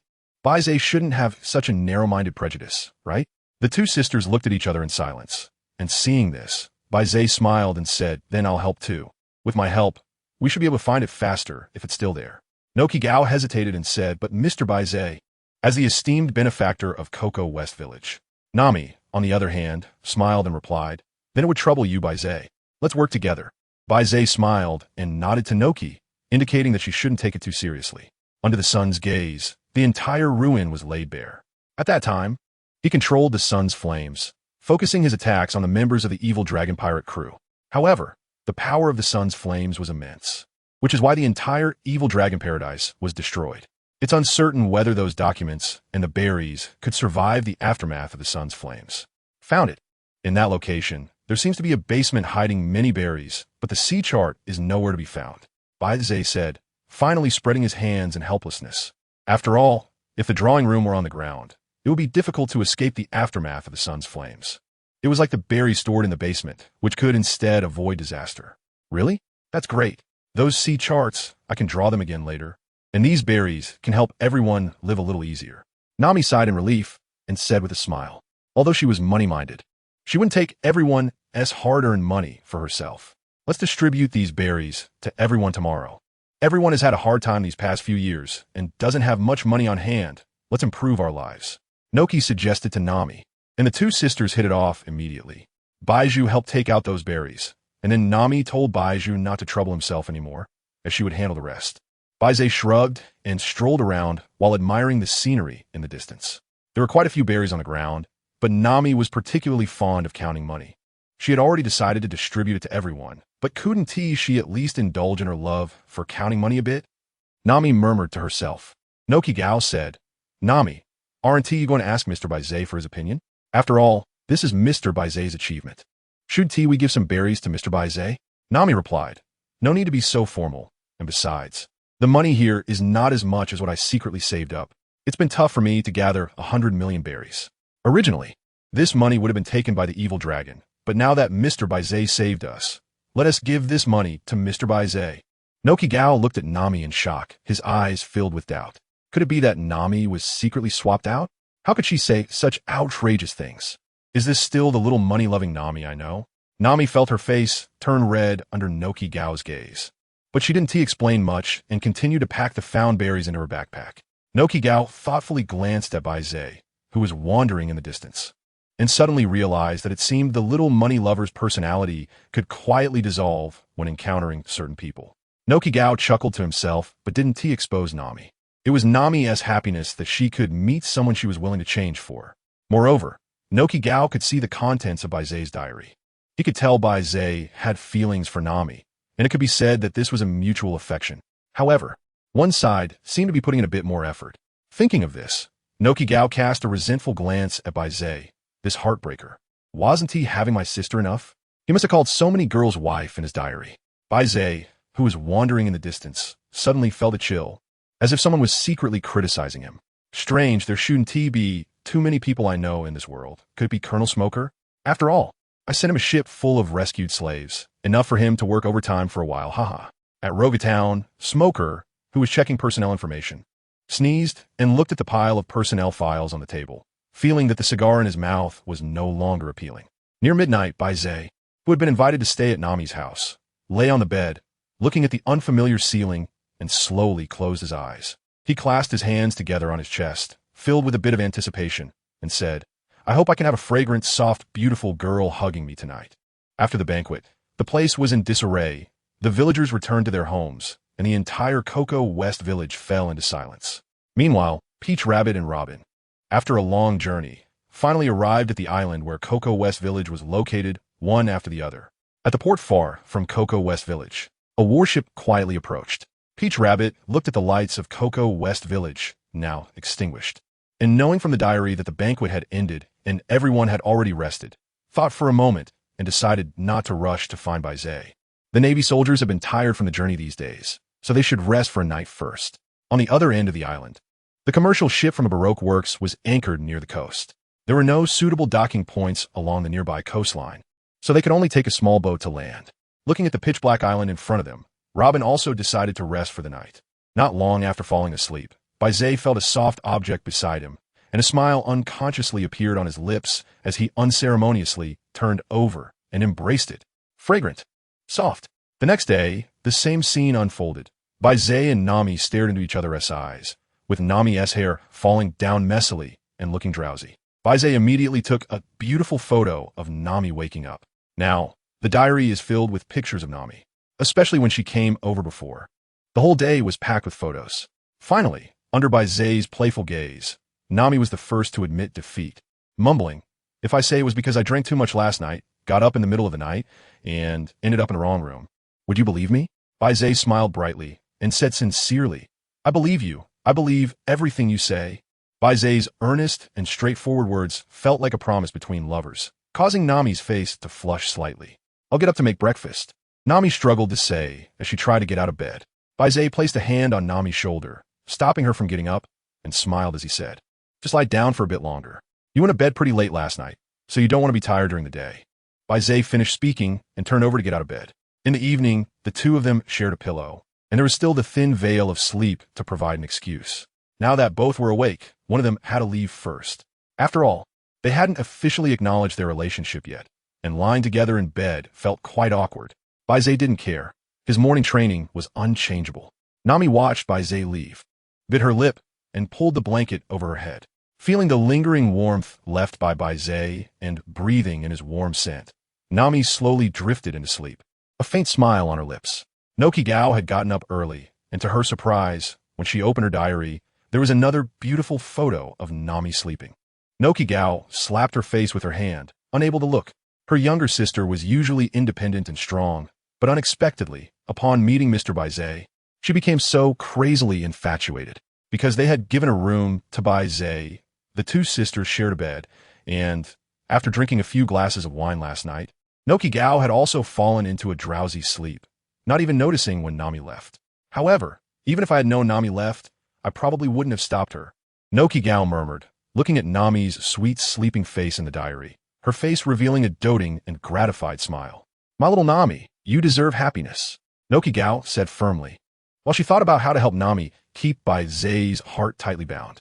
After all, from the diary, Nokigao was already clear about what a fickle person Baize was. Although he seemed elegant and easygoing on the surface, treating people kindly, He was like this with all girls. It seemed that, at present, Nami didn't have any special advantages. Noki Gao was exceptionally troubled. She rubbed her hair vigorously, and with no clue, she could only get up to prepare breakfast. The white snake has been meditating until the blazing sun unfolds. And only when the temperature of the sunlight gradually rises does he stop meditating and begin today's diary. It has been a few days since he crossed over to this world, and each day has been fulfilling, spent on improving his strength and making up for regrets. Yesterday, he finally resolved his first regret by helping Nami escape from her suffering and burning the evil dragon. However, should he take a detour to deal with that so-called Colonel Mouse, who colludes with the evil dragon and oppresses civilians, a disgrace to the Navy? He really wants to take him down. It's decided. After that, he will take him down as well. After all, he never intended to join the Navy, and having a bounty identity to play around with isn't bad either. Then he thought about what other regrets he might have. There is still a year until Luffy sets sail. A year is a good amount of time. He remembers that Luffy's first ship was gifted by Miss Kaya from the East Blue. According to the timeline, he wonders if Captain Kuro, disguised as the butler, has assassinated Kaya's parents. If not, he could go and stop it. After Kaya's parents were assassinated, she, who was already frail, immediately fell ill. This girl is also a pitiful person. Their family's wealth has been targeted by Captain Kuro. It's truly eye-opening to see a pirate resorting to such means to seize wealth. And at the same time, it's so foolish that it's hard to believe. On the Navy warship, Peach Rabbit looked at the contents of White Zay's diary, her eyes narrowing slightly, deciding to take the initiative and deal with Colonel Mouse first. Such a disgraceful member of the Navy is a disaster for civilians, so it's better to eliminate him to prevent White Zay from taking on a bounty. Peach Rabbit said slowly, then picked up the phone to report this matter to the Navy Admiral. As a Vice Admiral of the Navy headquarters, her words certainly carry weight, and Admiral Sengoku takes it very seriously. He immediately ordered the naval officer in the East Blue to investigate this matter. If confirmed, the Colonel's rank would be stripped, and he would face a proper trial. After hanging up the phone, Peach Rabbit sighed, feeling that her hope of inviting White Zay to join the Navy had dimmed a bit. White Zay already disdains the Navy and has no good feelings towards it. If he ends up with a bounty, it will completely push him to the opposing side of the Navy, making it impossible to invite him to join. So this isn't selfishness is to prevent the Navy from attracting a future top powerhouse of the sea. Peach Rabbit silently comforted herself, convincing herself, and ordered the other Navy personnel to stand by while she took her famous sword and headed towards Cocoa Village. As for White Zay's next destination, Peach Rabbit didn't comment. Of course, if the opportunity arises, she would also conveniently deal with that pirate disguised as a wealthy butler. For now, let White Zay handle it. The most important thing is to get in touch with White Zay first. Robin looked at the contents of the diary, her eyes narrowing slightly. If White Zay ends up with a bounty, he will definitely be on the opposing side of the Navy. Perhaps this outcome would be more beneficial for her. Once he is on the opposing side of the Navy, it shouldn't be a problem to harbor a world government's bounty on the son of the devil, right? Robin murmured to herself, and from the narrative of the diary these days, she had roughly understood White Zay's character, unrestrained and free-spirited. It seems that the possibility of receiving White Zay's protection has greatly increased. However, if possible, she still hopes White Zay won't end up with a bounty, even if it's just from a Navy. Robin has suffered from the pain of being on a bounty since childhood, betrayal, so she doesn't want White Zay to experience the same pain as her. In the East Blue, West Rob Village, compared to the previous diary owners who didn't pay much attention to the latter part of the diary, this diary owner places great importance on it. Because she is the subject of the latter part of the diary, Kaya, plagued by illness, often wakes up early and has trouble sleeping. After she got the diary, she regarded it as her unique existence. Kaya thought she was the only one who was the exclusive diary counterpart of White Zay. Therefore, Kaya silently considers White Zay a close friend, one-sidedly. Only Kaya knows, while White Zay does not. It is because of this one-sided closeness that the pure and kind-hearted Kaya places White Zay in a very important position in her heart and has a very high regard for him. Even though they have never met, Kaya, who has long been bedridden, considers the owner of the diary, who can understand his inner thoughts, as her best friend. Just by reading White Zay's diary daily, seeing his experiences and insights, Kaya can be happy for a long time. Since she has been bedridden, Kaya hasn't felt this happy in a long time. However, Kaya didn't expect that today she would actually see her name in the diary, especially when she saw that her butler was actually disguised by the pirate Kuro. Moreover, he later even caused the death of her parents. Kaya's heart suddenly stopped, her face turning pale, and she took a deep breath to recover. If the content of the diary really happened, Kaya could imagine that her already weak condition would surely worsen from such a blow. At the same time, she feels trust towards Kuro, who has taken care of her at home. Just thinking that she actually trusted her parents' murderer gives Kaya a chill, and she gains a deeper understanding of Kuro's cunning and treachery. However, even if she explains this to her parents now, it's highly likely they won't believe her. And even if they do believe her, what can be done? Although their family is wealthy, facing a ruthless pirate, there's little room for resistance. Kaya's gaze was fixed on that segment of the diary. Mr. Whitesay, please come save Kaya. After confirming her next destination in the diary, Baize returned to her room. Breakfast was already prepared, and the two sisters were sitting at the table, waiting for Baize to arrive. Upon seeing the contents of the diary, they exchanged glances. Nami, no Kigo, I want to go to sea with Baize. I've been held captive by the evil dragon for so long, and I want to see the ocean and map the seas around the world. No Kigo, if you want to go, then go. It's time for you to fight for your dreams. You've been held back by the village and me for too long. Nami, actually, no Kigo, do you want to come with me to sea? No Kigo paused her hand, which was setting the table, and looked at Nami in confusion. What would I go for? To be your third wheel? Nami, oh, it's not like that. I want to go to sea with Baize, and it will definitely take a long time. I'm worried you might feel lonely, and I'll miss you too. You can leave the care of the orange trees to everyone. No Kigo stared at Nami. Before Nami brought it up, No Kigo had actually never considered going to sea. But now that Nami mentioned it, she suddenly recalled her thought from the morning about wanting to help Nami keep Baize close. Maybe it was worth considering. Being by Nami's side could help her better. No Kigo, I'll think about it. And it also depends on whether Mr. Baize is willing. Upon hearing this, Nami felt reassured. If anyone understood No Kigo well, it was definitely her. If No Kigo had outright refused, then it would have been impossible. But if No Kigo's response was hesitant, then with a little persuasion, it could definitely work. Breakfast is ready. Thank you for your hard work. Baize entered the house and saw that the two had already prepared breakfast, looking as if they were waiting for him. Baize, not hesitant at all, quickly washed his hands and, after taking a seat, spoke to the two of them. Baize, where do you plan to go next? I want to follow you out to see the whole world and draw the world's sea charts. Nami took a few bites and then set her food down, her two eyes fixed on Baize, sparkling brightly like they were shining. Baize looked at Nami's expression and couldn't help but smile. Of course I can. Bruce, I need a little chef by my side, so welcome to be my partner. Ha! To his surprise, before he could even invite Nami, she was the first to propose going to sea with him. Could it be that I have the ability to make my wishes come true? Going to sea together means I can hold a soft and fragrant pillow while sleeping at night. Seeing the content in Baize's diary, the two sisters exchanged glances. Little chef, I think you're just looking for a little pillow, a flirtatious big carrot. What he says and what he thinks are two different things. The sisters silently complained. And then Nami continued, great. So the three of us have decided to go to sea together. Noki exclaimed, huh? Baize, Isn't this supposed to be a duo? How did it turn into a trio? Baize, it's like this. I thought that if I went out to sea with you, Noki Gao would be too lonely all by herself. Nami reached out and held Noki Gao's hand. And besides, it's been a long time, and I really miss Noki Gao. So I want Noki Gao to come with me out to sea. Seeing Baize not saying anything, Nami quickly threw out her trump card. All my cooking skills were learned from Noki Gao, and her cooking is even better than mine. Bringing her along is definitely a win. Baize rubbed his hair and sighed. How did the development of events deviate so much from the original work? Did his butterfly effect from crossing over really cause such a big change in the plot? In the original story, Nami went to sea alone with Luffy, while Noki Gao firmly stayed behind in Cocoa West Village and did not leave with Nami.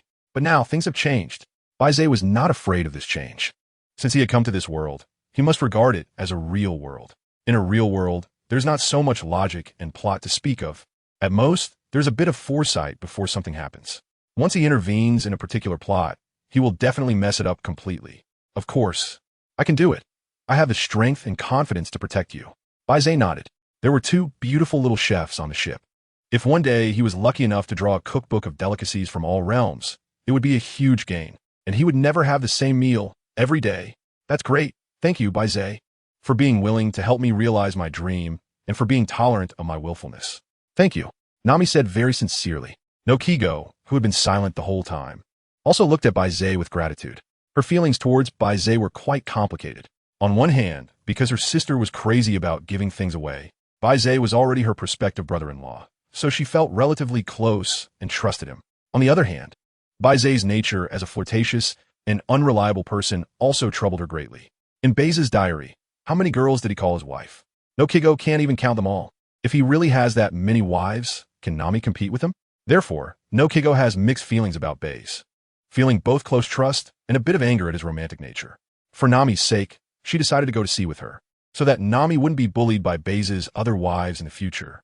Thank you, Mr. Baize, for taking this burden with you, no Kigo said with some worry, while also apologizing for insisting on getting on the ship and causing trouble. It's fine. No need to be so polite, no Kigo. Just call me by my name, like Nami does. Baize waved his hand with a smile, feeling that having these two excellent little chefs was something he couldn't ask for more. Moreover, both of them were not only beautiful, but also had astonishing culinary skills. It was a win-win situation, with such two crew members. Something he could hardly find even with a lantern. Now presenting themselves as door, how could he possibly push them away? The two sisters looked at Baize's expression and confirmed that he had no reluctance or hesitation, which made them both breathe a sigh of relief. Nami even moved her chair to sit beside Baize, patted his shoulder, and laughed heartily, saying, "You really hit the jackpot asking us to board your ship. Our skills are absolutely top-notch, and I'm also great at managing finances." Nami's joyful laughter filled the table with a cheerful atmosphere. Smiles are contagious, and soon all three at the table were beaming with bright smiles, enjoying their breakfast happily. After finishing breakfast, Baize planned to prepare for going out to sea in the afternoon. Nami and Nojiko had no objections either. They quickly said goodbye to familiar people and packed their belongings. Baize transplanted several of the best-growing orange trees onto the pirate ship he previously sailed on, as requested by Nami and Nojiko. That's right, this pirate ship has been completely claimed by Baize, and it's quite nice to use for the time being. Next, it was time for Nami and Nojiko to pack their living and personal belongings. Nami, blushing, shooed Baize away, telling him to go explore the village. Baize smiled at the sight and said nothing, simply agreeing with Nami's opinion. However, in a fleeting glance, he noticed that Nami had an extremely bold outfit. If there is a chance in the future, he could ask Nami to wear it just for him to see. Baize was walking through the fields of Kekwayaxi village. He had already explored the village before the banquet yesterday, and now he was enjoying the scenery in the fields. Suddenly, Baize's eyes were drawn to a tall figure in the distance, wearing a qipao, draped in a naval justice coat, and with a famous sword hanging at the waist, exuding a unique beauty. Baize blinked in confusion. He certainly recognized this Navy officer. She was the Rear Admiral Peach Rabbit, a candidate for admiral who ranked just below them in the original work. However, at this time, Peach Rabbit shouldn't be appearing in Cocoa West Village. What could be the reason for her presence? Is there a pirate in the entire East Blue that merits her involvement? This is a Rear Admiral from the Navy headquarters, and one of the top Rear Admirals, whose strength is even capable of guarding the Navy branch in the New World. Damn it, look who I've spotted. As expected, my wings as a time traveler are steering the plot down an unpredictable path. A Rear Admiral from the Navy headquarters actually appears in a beginner's village in the East Blue. As Peach Rabbit approached, she glanced at the contents of her diary and chuckled to herself. Indeed, only by interacting directly with Baize could she trigger more secrets about the Navy and herself. Just as Peach Rabbit was about to approach Baize, his eyes suddenly shifted to the side and back. Baize just activated the sun sensation to verify whether the Peach Rabbit he saw was real, as nothing could hide under its influence. He confirmed it was indeed the Peach Rabbit, who should have been at the Marine headquarters as a Vice Admiral. At the same time, under the sun sensation, he detected another figure. To the side and slightly behind the Peach Rabbit stood a figure in a black leather jacket and tight jeans, which accentuated her long legs. She wore a black round hat, looking exuberant. Another character who shouldn't be in a novice village. Nico Robin, shouldn't she be in the Alabasta Kingdom? How could she appear here? I could find an excuse for the Peach Rabbit being here, but does Nico Robin dare to show up here? Not fearing capture by the Marines? Looking at the two figures before him, Baize felt overwhelmed, thinking, how did you two end up here? The contents of the diary were soon learned by Robin and the Peach Rabbit. When they realized each other's presence and locked eyes, a new prompt appeared in the diary. Detected diary owner, do you want to add as a friend? After adding as a friend, you can ignore distance and communicate anytime. Seeing this information, both of them were slightly taken aback. The Peach Rabbit and Robin could guess that there were other diary owners. However, they never expected that after meeting, they could actually add each other as friends. But given their opposing identities, one a vice admiral of the Marine headquarters, the other a bounty-hunted child of the devil by the world government, it was impossible for them to add each other as friends, so they silently ignored this prompt. Both were mentally simulating how to come up with reasons for being in Cocoa West Village when they met Baize. The Peach Rabbit glanced at Robin, who arrived first, then continued walking towards Baize. Seeing this, Robin slowed her pace to observe the Peach Rabbit's intentions. "Hello, Baize. I am Vice Admiral Peach Rabbit from the Marine headquarters. It's a pleasure to meet you. Previously, I learned from the commander in Logtown that you possess quite impressive strength. Do you have any intention of joining the Marines?" The Peach Rabbit approached Baize and politely said, her tone neither too close nor too distant. After hearing the words of Peach Rabbit, Baize suddenly realized that she might have come specifically to recruit him. Was his strength, or rather the strength he displayed, truly worthy of a vice admiral from the Navy headquarters personally coming to recruit him? The person who dealt with the slave ship was at most at the level of a Navy colonel, which certainly didn't warrant a vice admiral's personal appearance. Although he felt puzzled inside, Baize still maintained his composure and said to Peach Rabbit, "I'm sorry, Vice Admiral Peach Rabbit.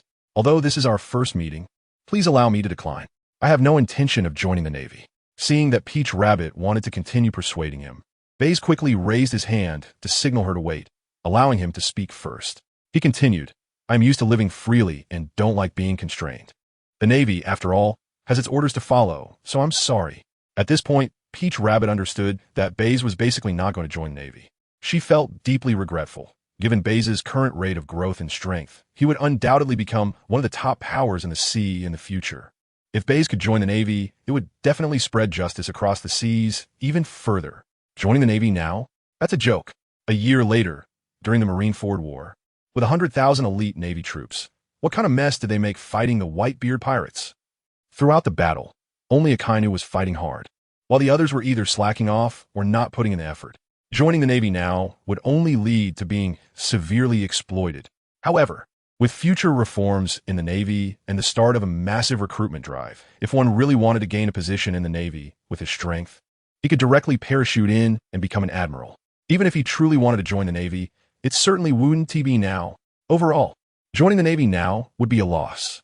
A huge loss. A blood loss.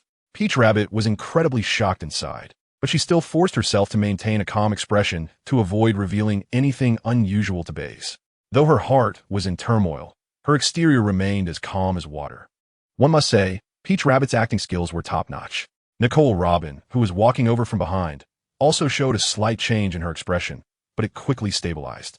She didn't expect that Baize, having just interacted with a Navy Vice Admiral, would have so much information about the future. Nicole Robin immediately thought that Peach Rabbit's purpose in approaching Baize was likely to obtain information about the Navy's future. This information was like a deep-sea bomb, leaving all the girls with exclusive diaries stunned. The Navy, as one of the three major powers in the sea, was actually going to war with the Whitebeard pirates, who were known as the strongest pirates in the world. Such a powerful clash would have a huge impact on the entire world.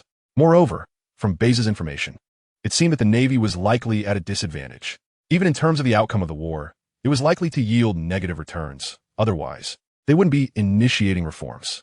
The world government was starting a massive recruitment drive and had the opportunity to directly promote admirals.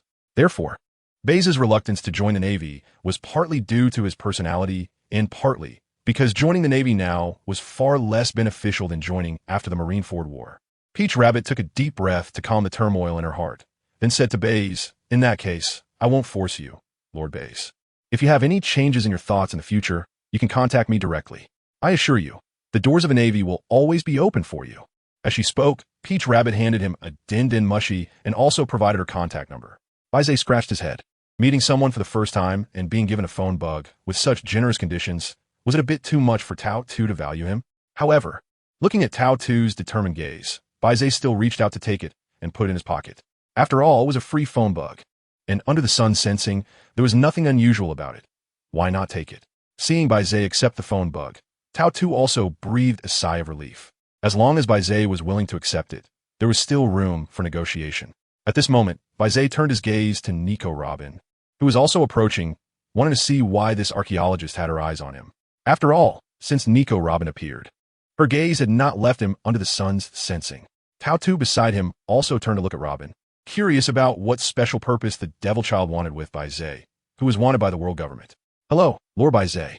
I initially just wanted to join the commotion since a rear admiral came to find you. I didn't expect your strength to be extraordinary, which made me reconsider my initial decision to come here, Robin said in a lengthy statement, leaving both Baize and Tao puzzled as they looked at her.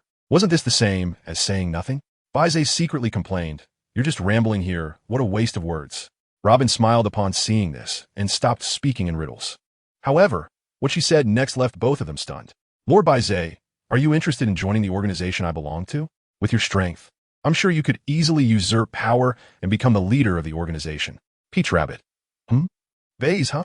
The two of them simultaneously had a thought in their minds. Robin, do you want to listen to what you're saying? Cocoa West Village. In the fields. The three of them looked at each other in shock. Both Baize and Mamatu were stunned by Robin's astonishing remarks. Robin secretly laughed to herself. She actually did have such an idea to attract Baize to the Baroque Works. With his advantage as a time-traveling prophet, he would definitely be able to defeat the natural devil fruit user, Crocodile. By doing so, Robin, as the vice president of Baroque Works, will be protected by Baize once he became the president. Wouldn't that be a form of protection for her? However, looking at the shocked expressions of the two, Robin knew that this wonderful idea had just been proposed and was already doomed to fail. My inner thoughts are really like this. If you don't believe me, then there's nothing I can do. Although I have already become the second in command in the organization, my relationship with the organization's controller is merely a cooperative one. Robin shrugged, with an expression of believe it or not.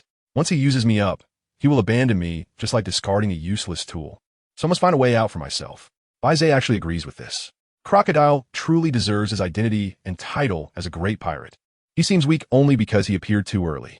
When he made his entrance, the two-color hockey had not yet been introduced, and relying solely on Crocodile's Logia-type devil fruit, he still lost to Luffy. One can only say that the protagonist's luck is too outrageous. A Logia-type devil fruit user possesses destructive power comparable to natural disasters. They are top tier on the seas. Robin really has a way with words, and her ability to sell out her captain is too practiced. If I were to usurp the throne one day, I would be afraid of being sold out by Robin. After all, my wife Robin, although she appears beautiful and kind-hearted, is actually a scheming beauty. Baize silently complained in his diary, while Robin across the way slightly darkened her expression, and next to her, Peach Rabbit couldn't help but chuckle. This made Baize look at her in confusion, wondering what was so funny. I just find Miss Robin's reason too amusing. After all, no matter how you look at it, even if we are collaborators, it shouldn't be so easy to betray, right? Seeing Baize's puzzled gaze, Peach Rabbit quickly explained. And after finishing, she couldn't help but take a jab at Robin with her words. Robin, who already had a slightly dark expression, became even gloomier upon hearing Peach Rabbit's sarcasm. She looked at Baize and thought, "You, Baize, appear righteous and amiable on the surface, but behind the scenes, you're just a heartless playboy. You're not much better." Baize was taken aback by Robin's glance, but was still prepared to politely decline her outrageous request. "I'm very sorry, Miss Robin, but my reasons for refusing are the same as when I turned down Admiral Peach Rabbit. I'm used to being lazy and not accustomed to being constrained by others.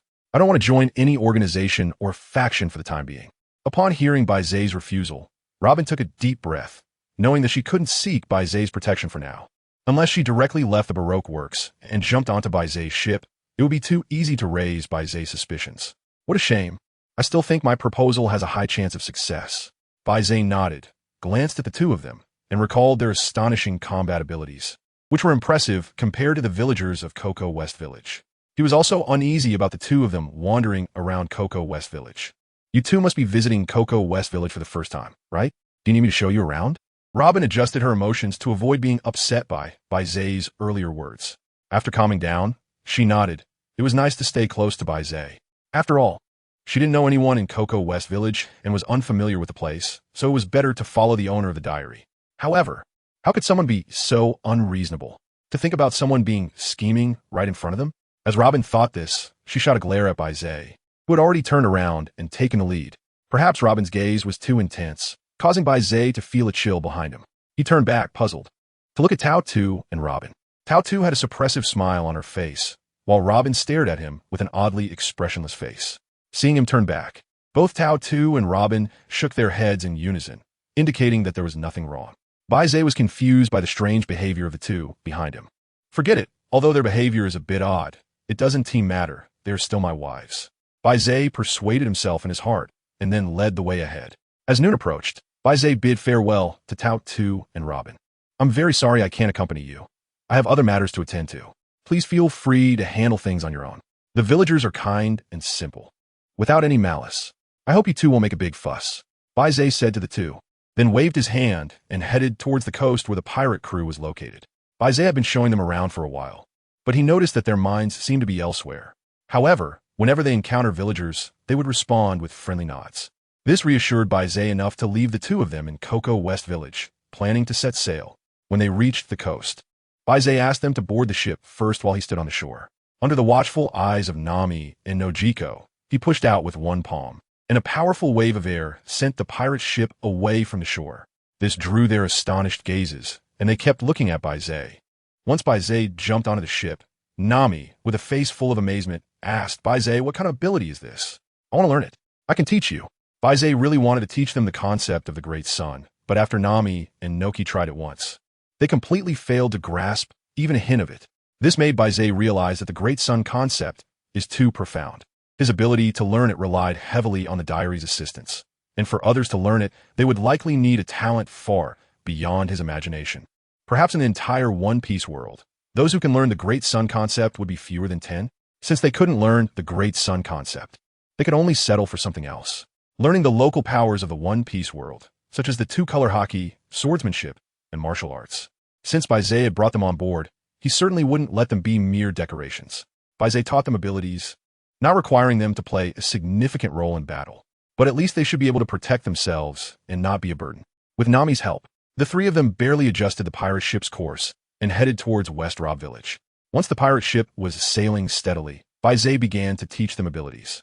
Your current physical strength is not enough to awaken armament hockey, but you can try to learn observation hockey, swordsmanship, and martial arts. You must choose at least one of these three abilities to learn over the next few days. Upon hearing Baize's words, the two felt a surge of determination. They had both experienced the oppression of the evil dragon and understood that strength is the foundation of everything. Now, that Baize was willing to teach them abilities, Nami and Nojiko cherished the opportunity greatly, and the two chose to learn swordsmanship together. Baize nodded upon seeing this. He also recommended that the two learn swordsmanship, as body techniques require physical conditioning and cannot be rushed. Observation hockey also needs the right opportunities to develop. For now, the best thing to learn is swordsmanship. There are many schools of swordsmanship, with the mainstream being the one sword style and the dual sword style. I will explain both, and you can choose based on your situation. Baize, although only mastering basic swordsmanship, has reached the highest level of understanding and mastery in this area due to the rewards from the diary.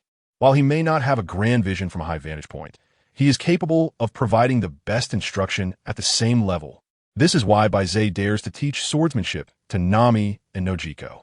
He can guarantee that his swordsmanship, even when compared to that of a great swordmaster, cannot be surpassed in teaching basic sword techniques. This is the power of the diary's rewards, comprehensive and thorough. After Baize's explanation, both Nami and Nojiko chose to use a single sword style. In terms of strength, girls naturally have less power compared to males. In this situation, choosing a dual sword style would only further exacerbate their disadvantage in strength. By opting for a single sword style, they can hold the sword with both hands, somewhat compensating for the difference in strength. If the initial practice does not go well, I will take some time later to make you both a couple of wooden swords. Baize explained to them while picking up some discarded wood from the ship and fashioned 2 wooden swords for them with his bare hands. All right, each of you take one. You can't learn swordsmanship just by talking. You need to practice. True knowledge comes from real combat. Before long, the sound of blades slicing through the air echoed on the ship, accompanied by their shouts and Baize's guidance from the side. They trained until evening, and upon receiving Baize's command to stop, Nami and Nojiko slumped to the ground back to back.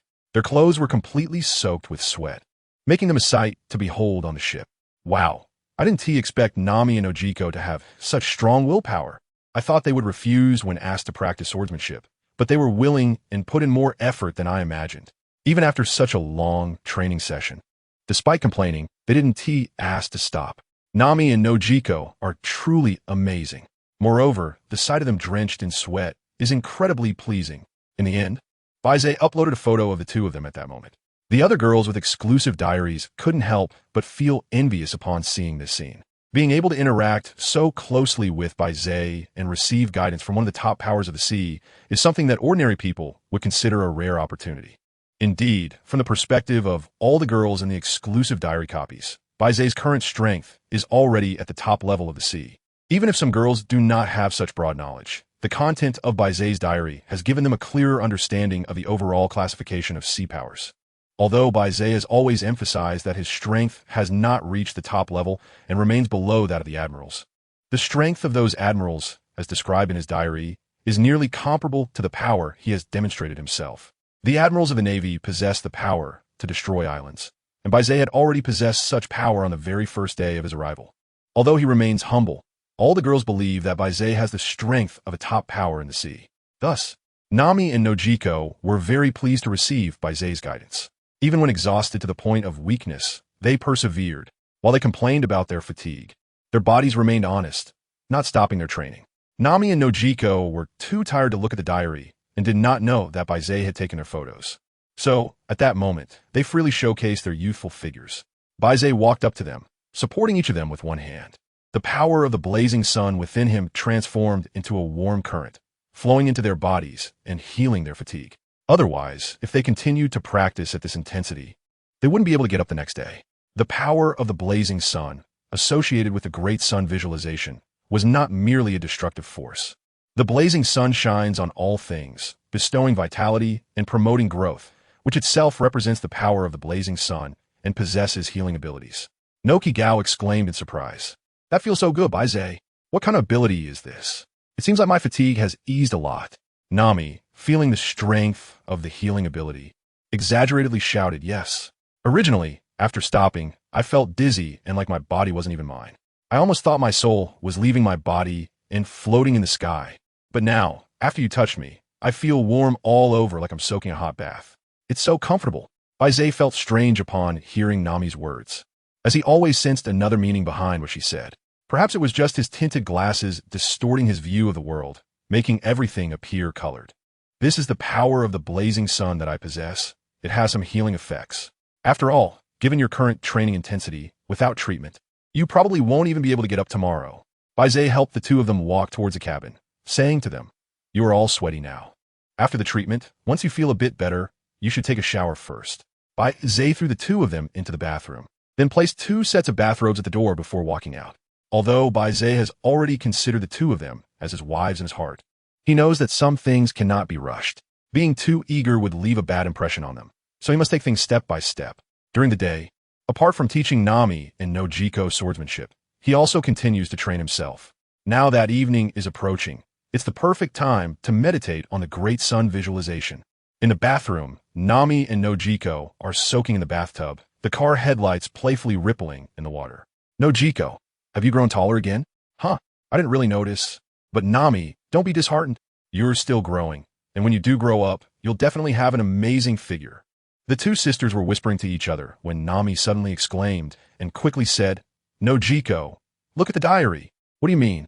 Nojiko's eyes widened as she saw the contents of the diary. She opened it and immediately spotted a photo of the two of them back to back, drenched in sweat. The photo taken in the diary is extremely high definition and can even be enlarged without losing clarity.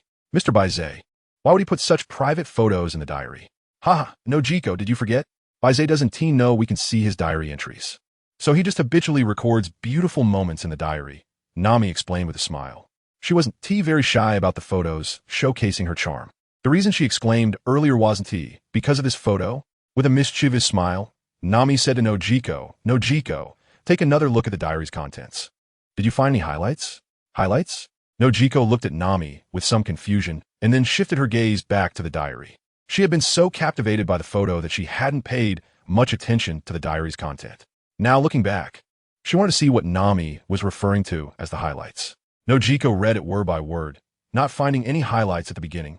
But when she reached the later part, she saw wife Nami and wife Nojiko. Nojiko's eyes nearly popped out as she looked at the 2 words after her name, her voice instinctively rising, at the same time under Nami's playful gaze. Her face visibly flushed red. This flirt, how could he call me his wife too? After saying that, Nojiko submerged half her face in the water. feeling shy about those 2 words. Clearly, she could treat those words casually when they appeared after the names of other girls, but when they appeared after her own name, she couldn't handle it calmly. Nojiko, it's just an extra 2 words. No need to drown yourself. Your whole head is nearly submerged. Nami teased. She didn't mind that Baize referred to Nojiko as his wife. If Baize really had the ability to win Nojiko over, Nami would be happy to share him with her. Puff, puff, puff. Nojiko blew bubbles in her mouth, as if she really wanted to drown herself in the water. Nami quickly helped her up. Nojiko, I was just joking. You didn't take it seriously, did you? Nojiko shot her a glance, feeling that Nami was enjoying the chaos too much. Nami, why do I feel like you seem quite happy? He wants to have both of us. I don't mind. Nojiko, if he can really conquer you, I'd be willing to share Baize with you. Nami, what nonsense are you talking about? I had no idea you were so bold. The 2 sisters playfully bickered in the bathroom until the water gradually cooled down and they hurried to get up. Seeing 2 sets of bathrobes at the door of the bathroom, Nojiko nervously looked around, and when she didn't see Baize, she breathed a sigh of relief. Nami, watching Nojiko's demeanor, couldn't help but chuckle inwardly, realizing that Baize calling Nojiko his wife made her feel like she was facing a great enemy. At the same time, Nojiko's reaction made Nami wonder how Nojiko truly felt about Baize. If Nojiko really didn't like him, Nami didn't want to force her. Nami decided to find a time to have an open and honest talk with Nojiko. All right, Nojiko, don't be so nervous. No matter what, Baize shouldn't be peeking at us. Let us hurry and get dressed to prepare dinner. I'm starving, Nami urged, quickly picking up a bathrobe from the floor, putting it on, and skillfully tying a bow before walking out barefoot. Seeing this, Nojiko sighed. Her sister seemed to have her whole heart set on Baize, thinking of him too favorably. But then again, if Baize wanted to peek, she wouldn't even know. With that thought, Nojiko felt no pressure. After quickly getting dressed, she followed Nami to the kitchen. Fortunately, they had laid a layer of fur carpet on the floor in the cabin, so stepping on it barefoot meant they didn't have to worry about getting hurt by the wooden boards. Baize sat cross-legged on the observation platform, slowly opening his eyes upon smelling the fragrant aroma wafting from the cabin. Looking at the completely darkened night sky, he silently thought to himself, the time girls take for a shower really is quite long. What Baize didn't know was that Nojiko was tangled up for a long time because of a nickname in her diary. And after playing around with Nami in the bathroom for a while, this delayed her. When he arrived in the cabin, the table was already filled with dishes. Seeing Baize come in, Nami quickly called him over to grab some food. It's so lavish that the table can barely hold it all. Baize walked into the kitchen, surprised to see the 2 sisters. The table was almost full even without counting what was still being cooked. This is our first official day of departure, and it's very significant. My sister Nojiko and I put all our skills into preparing this exceptionally lavish dinner. Surprised, right? Nami said to Baize with a smile, looking like a child seeking praise. You really worked hard, giving me such a big surprise. Nami, you're amazing, and Nojiko too. Thank you. After Baize finished speaking to Nami, he turned to the still busy Nojiko, causing her to shudder. Fortunately, no additional seasoning was added. Otherwise, the dish would have likely been ruined. Seeing Nojiko's intense reaction, Baize was somewhat puzzled, but Nami just smiled at the situation without offering any explanation, pushing Baize to hurry and serve the dish. Nami said, Sister Nojiko, keep it together, otherwise if Baize catches on, it could be a big problem. Noticing the message that Nami had sent privately in the diary, Nojiko glanced at Nami, feeling that her little Nami was no longer the warm and cozy comforter she used to be. Nojiko replied, I know, just give me a moment to adjust. I promise there won't be any issues later. In front of Baize, their communication about the diary content could only happen through private messages. Nami smiled and said nothing, picking up a spoon to taste the soup for seasoning. Finding it just right, she turned off the heat and took the soup outside, while Nojiko hurried to finish up the last details. To our first voyage, cheers. The 3 glasses clinked together, and they downed their drinks, beginning to enjoy a sumptuous dinner. Although there were only 3 of them, the atmosphere remained lively. The cheerful ambience continued until dinner was over. Baize told the 2 to rest first while he took care of the night watch. As the lights dimmed, Baize sat cross-legged on the observation deck. Feeling the sea breeze, opened his diary, and claimed today's rewards. He then closed his eyes to meditate on the great sun visualization. Although nighttime meditation was not as effective as during the day, gaining any insight was still worthwhile. However, he still divided part of his attention to monitor the surrounding sea. ensuring he wouldn't be too immersed in meditation and miss an enemy invasion. Baize closed his eyes and focused his mind, immersing himself in his cultivation. He did not have the habit of writing in his diary at midnight, and many exclusive diary copy owners were aware of this, so they had prepared to sleep early. However, just after midnight, as a new day began, all exclusive diary copy owners received a notification from the diary, and the sound of the notification echoed in their minds. The diary owner had already made contact with 5 diary copy owners. The diary's functionality was updated. Under certain conditions, diary copy owners would receive rewards. The diary owner of the day, who mentioned the name of a diary copy owner the most in their diary, would receive a special reward. Special reward. Gain a 1% increase in Baize's strength. This increase would adaptively enhance the abilities of the diary copy owner. If the owner practiced swordsmanship, it would adaptively enhance their sword skills. If they were a devil fruit user, it would adaptively enhance their mastery of the devil fruit abilities, and so on.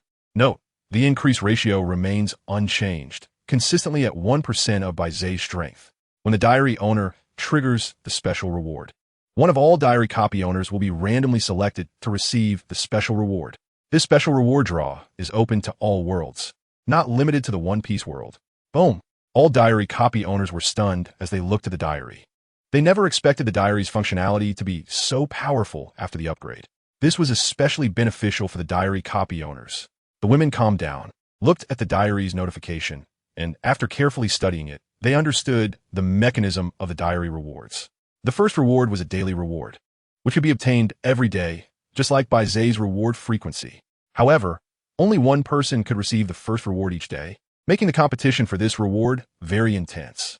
But the generous nature of this reward made it worth the fierce competition among the women, because the increased ratio of this reward was 1% of Baize's strength. It is known that Baize's current strength is already at the level of top-tier powerhouses in the sea. Even a 1% increase would be a tremendous boost for those diary copy owners who were still ordinary people. As for the second reward, it was a non-daily reward that could only be triggered when Baize activated a special reward. However, this special reward was much fairer, as it was randomly selected from all diary copy owners.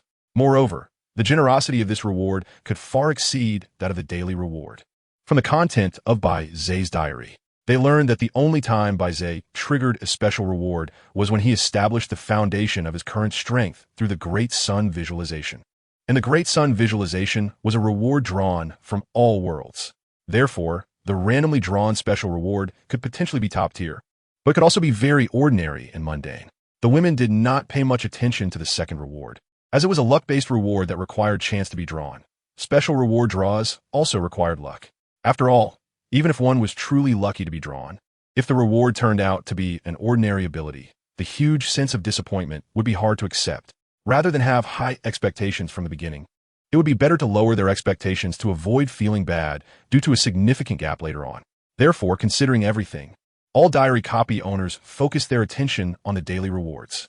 Kaya, who was lying in bed and was awakened by the diary notification sound, had her eyes shining brightly as she looked at the diary in the void, a feeling of desire welling up in her heart. If I could have 1% of Mr. Baize's strength, I should be able to easily deal with Kuro and thwart his evil plans. The girl lying in the hospital bed clasped her hands together, praying that Mr. Baize would write her name in the diary more often. That way, I could change my own fate with my own strength. Nico Robin was on the ship returning to the Baroque Works, feeling that this outing was essentially a wasted trip, but she did not feel any disappointment. She had left a bit of an impression in Baize's heart, and she also knew what kind of image she held in his mind. The evaluation of her as a scheming beauty made Robin feel a bit annoyed. Originally planning to read another page before turning off the light to sleep, she was unexpectedly surprised by the diary, and Nico Robin instantly understood the key to the diary's rewards. Speaking of which, I didn't cling to Baize shamelessly, which might turn out to be a misstep. Nami and Nojiko would probably gain a significant boost during this time. Robin said with some regret, even though she had missed such a huge opportunity. It left her feeling empty inside. The daily rewards during this period would definitely be monopolized by Nami and Nojiko, as Baize had mentioned that their next destination was Syrup Village. That poor girl Kaya is also likely an exclusive diary copy owner. She should also have a chance to compete for the daily rewards. Nico Robin calculated her options, pondering where she could appropriately insert herself without arousing Baize's suspicion. After thinking it over, Robin realized that she could only act after Baize entered the Grand Line. After all, her presence in Cocoa Village would already be enough to raise Baize's suspicions. If she continued to linger in the East Blue, who knows what Baize would think? After all, Robin was aware that she carried a bounty as the son of the devil, which was the biggest obstacle to being close to Baize, because Baize was also aware of Robin's bounty. If she disregarded it and insisted on staying by Baize's side, it would definitely raise his suspicions. Robin's options were limited. She sighed and looked at the random reward, feeling some interest in it. The rewards from all worlds had piqued her curiosity. She wondered if she could obtain some knowledge-type rewards from various worlds, which must be very mysterious or fantastical. Tama also went to the branch where Colonel Mouse was located, and under the authorization of the Fleet Admiral, she directly arrested Colonel Mouse, who was resting at the branch. She looked at the notification on the diary in shock, secretly lamenting the lost opportunity. Her strength had already been improving very slowly. If she could gain a 1% increase from Baize every day, reaching the level of a general would be just around the corner. Unfortunately, there are no ifs. Tama also saw through the key to the diary's rewards. Given her identity in the Navy, she couldn't always stay by Baize's side, or it would definitely raise his suspicions. So, it seems I can only hope that Baize frequently triggers special rewards and that luck comes my way. Tama sighed, feeling helpless as there was nothing she could do. Boa Hancock, who paid attention to Baize's diary content every day, was also shocked beyond words at this moment. She suddenly stood up, her long hair cascading down, transforming into a hazy holy light that obscured the attention-grabbing points. At this moment, the scenery in the palace was splendid, yet no one could appreciate it. Hancock frowned as she looked at the platinum diary. It would be a lie to say that she wasn't coveting Baize's 1% strength increase. Hancock is already a well-known great pirate, and as one of the 7 warlords of the sea, she is very aware that on the ocean, the greater the increase in strength, the more significant the gap becomes. As the top powerhouse of the sea, even just 1% of Baize's strength would significantly enhance Hancock's own abilities. After all, at this level, gaining even the slightest improvement requires years of hard training. The closer one gets to the peak, the more it relies on talent and effort. That's why Hancock feels immense envy towards Baize, this cheat character. In just one day, he reaches the pinnacle of the sea. In the entire world of One Piece, this is quite an explosive existence. It must be said that the rewards from this diary have moved me. If I can continuously receive daily rewards, even things I once dared not imagine can now be within my reach. Speaking of which, memories from many years ago flashed through Hancock's mind. Humiliation, pain, fear, various emotions flickered through her heart, but ultimately, all these emotions coalesced into a single conviction: revenge. Hancock deeply hopes to bring down that cruel and foolish group of celestial dragons from their pedestal. In the past, she wouldn't even dare to think about it, fearing it would bring disaster to her home, Amazon Lily. Although it's located in the Calm Belt, with a natural environment as a barrier, the world government, as the most powerful force today, holds the authority to launch a massacre order at any time. The terrifying firepower of the massacre order can obliterate an island. Therefore, Hancock has always buried this thought deep in her heart. But tonight, she saw the possibility of realizing this thought. If I can go to Baize's side, perhaps his thoughts will be on me, and daily rewards will be easily within reach. Hancock said with a smile, but she also had some concerns. If she rashly approached, it would definitely raise Baize's suspicion. Just wanting to inform others about the contents of Baize's diary had already made her feel a kind of indescribable terror. If Baize really suspects or guesses something related, it could lead to even more terrifying consequences. This is also the reason she has been cautious. Hancock knows that Peach Rabbit and Robin have both met Baize. She keeps a close watch on the diary and knows that if it weren't for these two meeting Baize, the diary wouldn't have been updated today. However, their meeting has already raised Baize's vigilance. If she were to go, it might not be that simple. All the owners of the diary copies have also noticed some clues from the meeting between Peach Rabbit, Robin, and Baize yesterday, which is that they cannot let Baize's suspicions expand any further. If they violate the original storyline and rashly approach Baize, it would definitely deepen his suspicions, unless Baize himself comes up with a reasonable explanation, or unless Baize becomes well known across the sea, attracting people to meet him voluntarily without raising his suspicion. Otherwise, at this stage, all owners of the diary copies dare not act recklessly. After realizing this, all the diary copy owners silently prayed, "Baize, hurry up and make some moves. You already possess the strength of the top warriors of the sea, so why aren't you doing anything?" Only by making a name for yourself in the sea and shaking the world can we have a reason to seek you out. If anyone doesn't want Baize to gain fame so quickly, it must be the two sisters in the cabin, exchanging surprised glances. Nami and Nojiko, who were already drowsy and about to fall asleep, were abruptly awakened by the notification sound from the diary. However, when they saw the notification from the diary, any hint of dissatisfaction in their hearts was completely thrown to the bottom of the sea. What followed was an unexpected joy. During the day, the two of them trained hard in swordsmanship, complaining constantly, yet their bodies wouldn't stop, which made Baize marvel. However, Nami and Nojiko both knew in their hearts. Besides having endured the oppression of the evil dragon and yearning for strength, the more important reason was that they thought, since they were already following Baize, they couldn't let themselves become a burden or a decorative vase. They wanted to improve their strength to help Baize. This was the reason they had never given up. But now a shortcut lay before them. No, given the current situation, it couldn't be said to be laid out before them, but rather that the heavens were pushing them to rush along the shortcut. Nami and Nojiko now understood that there were many diary copy owners, and their competition was fierce. But as it stood, the closest to Baize were the two of them. Daily rewards were almost within reach. This was no longer the heavens placing food in front of them, but rather stuffing it into their mouths. Nami, wow, Sister Nojiko, we must seize this great opportunity and work hard to improve our strength during this time. Nojiko, yeah, it's really hard to imagine. It's like a pie falling from the sky, just dropping right into our mouths. I can hardly believe it. Nojiko, but Nami, you shouldn't learn the bad things. How come you picked up so many strange words from Baize? Nami, what's wrong with that? It's okay, in Baize's words, since we've set sail. We should be fearless and not worry about these little details. Nojiko, I can't do anything about you. Hurry up and sleep. Let's try to perform well tomorrow and see who can get the daily rewards. Nami suddenly pounced over, hugging Nojiko, and said with a smile, Of course it's me. Sister Nojiko, you're not as enthusiastic as I am. As Nami spoke halfway, with a mischievous smile, she leaned close to Nojiko's ear and temptingly said, And I can also use cheating methods. Sister Nojiko, you may be polite to Baize, but I won't be. At the end, Nami even puffed out her small chest and nudged Nojiko, provoking her to roll her eyes, give Nami a light smack on the head, turn her head, and stop talking, closing her eyes to sleep.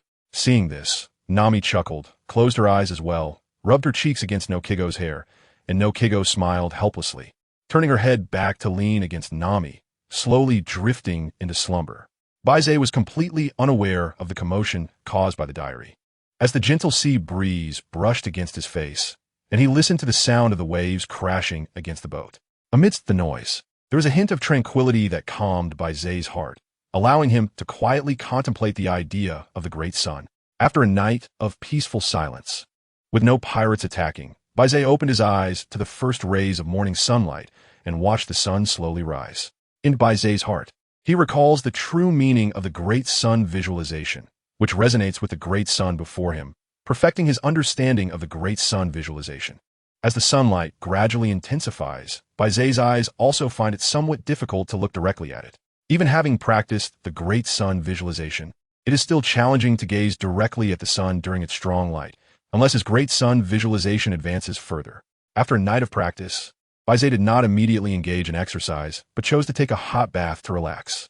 Balancing practice with rest might yield better results. Passing by the room of the two, Baize did not hear any noise coming from inside.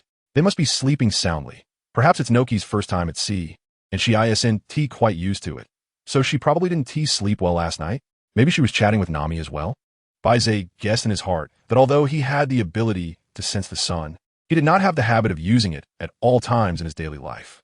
Although the two sisters were both full of youthful energy, Baize did not have the habit of peeping. After taking a refreshing hot shower and putting on a black bathrobe, he had just walked out of the bathroom when he saw Nami rubbing her eyes and mumbling to herself. Good morning, Nami. Good morning, Baize. Huh? Did you really not go back to your room to rest last night? Nami said in surprise when she saw Baize just finish showering. Well, I have to be on guard against pirate attacks, and the quiet of the night is also good for training. Baize nodded and smiled, while stepping aside to indicate that Nami could use the bathroom freely. However, Nami did not walk in. Instead, she quickly approached Baize and looked up at him, staring into his eyes. Seeing that there was no trace of fatigue on Baize's face, she finally breathed a sigh of relief. Baisha, let's take turns keeping watch from now on. It's too hard for you to do it alone. Baize looked at Nami's obvious worry and concern, feeling a warm current flow through his heart. The feeling of being cared for was indeed wonderful. He thought for a moment that since he was on night watch, he could also practice and rest his mind. Although it couldn't compare to deep sleep, it would definitely help restore his spirit. On the contrary, Nami and Nojiko were both ordinary people and simply couldn't hold on. Even if they could manage to stay up at night, they wouldn't have the energy to continue training during the day. Baize thought of a win-win solution. His solar sensing could actually extend to malicious perception. Even in sleep, he could passively sense malice. This way, he wouldn't have to worry about pirates sneaking onto the ship to launch a surprise attack. No need for you all to stand guard at night. If you don't have the energy to train, I have a solution that works for everyone. We won't need to keep watch at night, Baize said with a smile, and after tidying up the bedding, Noki, who had just walked out, also felt a bit curious upon hearing their conversation. What kind of win-win solution can Baize come up with to ensure that they both don't have to be on night duty? What is that solution? Nami curiously stared into Baize's eyes, like a little cat filled with curiosity. My sensing ability actually has a derived ability, which is the perception of malice. Even while sleeping, I can sense whether there are people around me who harbor ill intentions. Baize explained to the two, and Nami felt something was off.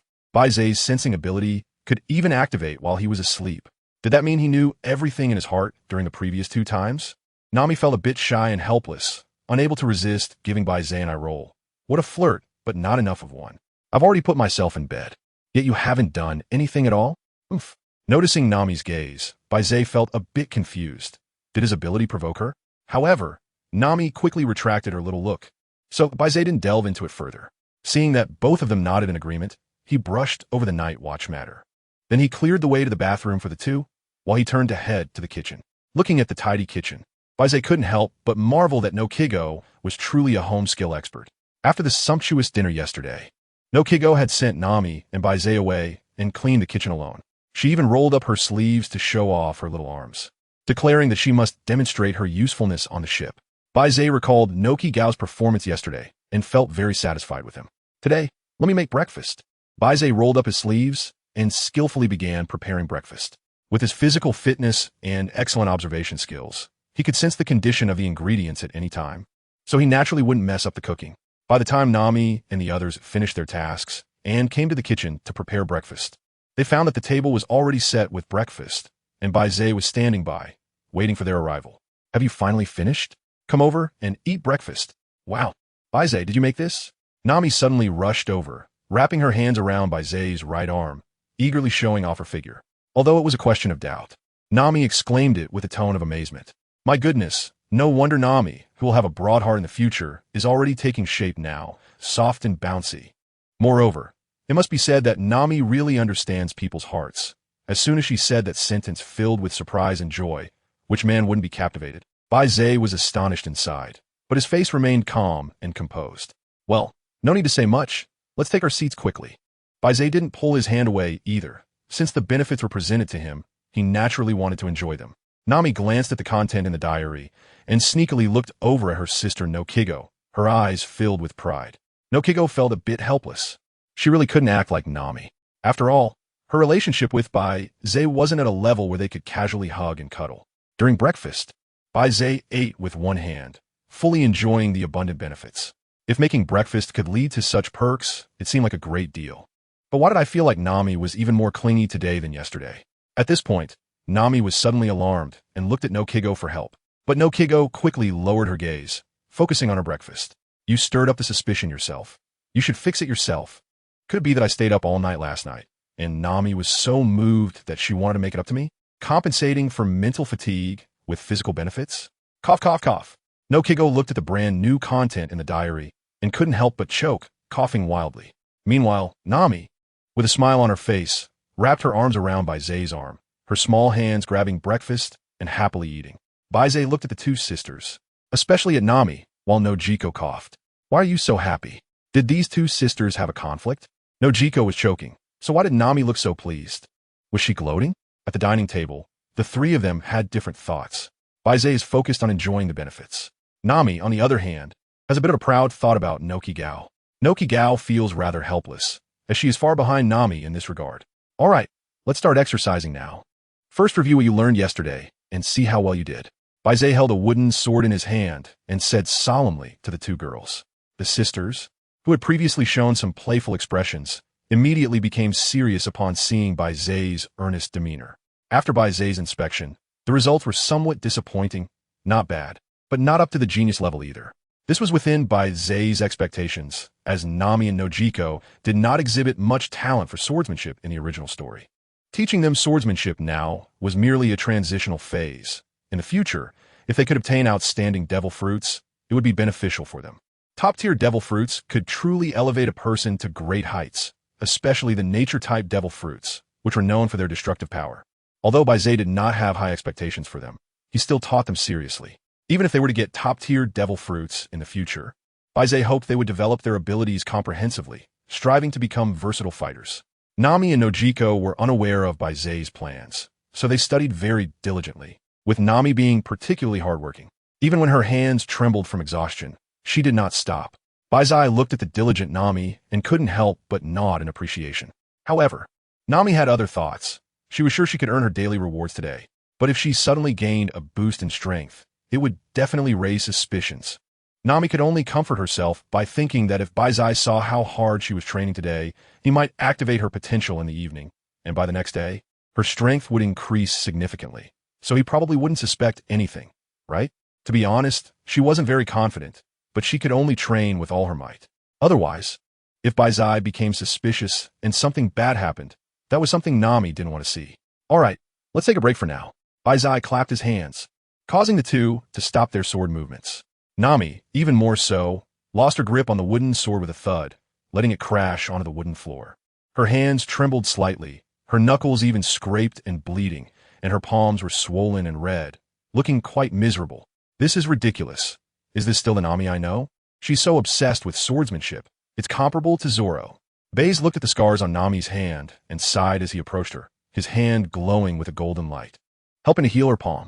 Nami's obsession with swordsmanship is even greater than I imagined, but unfortunately, her talent isn't as high as Zoro's.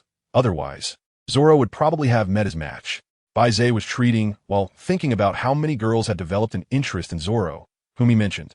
However, Baize did not provide an in-depth introduction to Zoro. From Baize's brief description, it seemed that Zoro would be an important figure in the future, and he was very obsessed with swordsmanship, achieving high accomplishments in it. Some girls even speculated that this so-called Zoro might be the world's greatest swordsman in the future.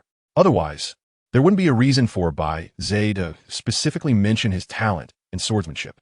Although the girls were curious, they had no leads to follow, so they could only set their thoughts aside temporarily.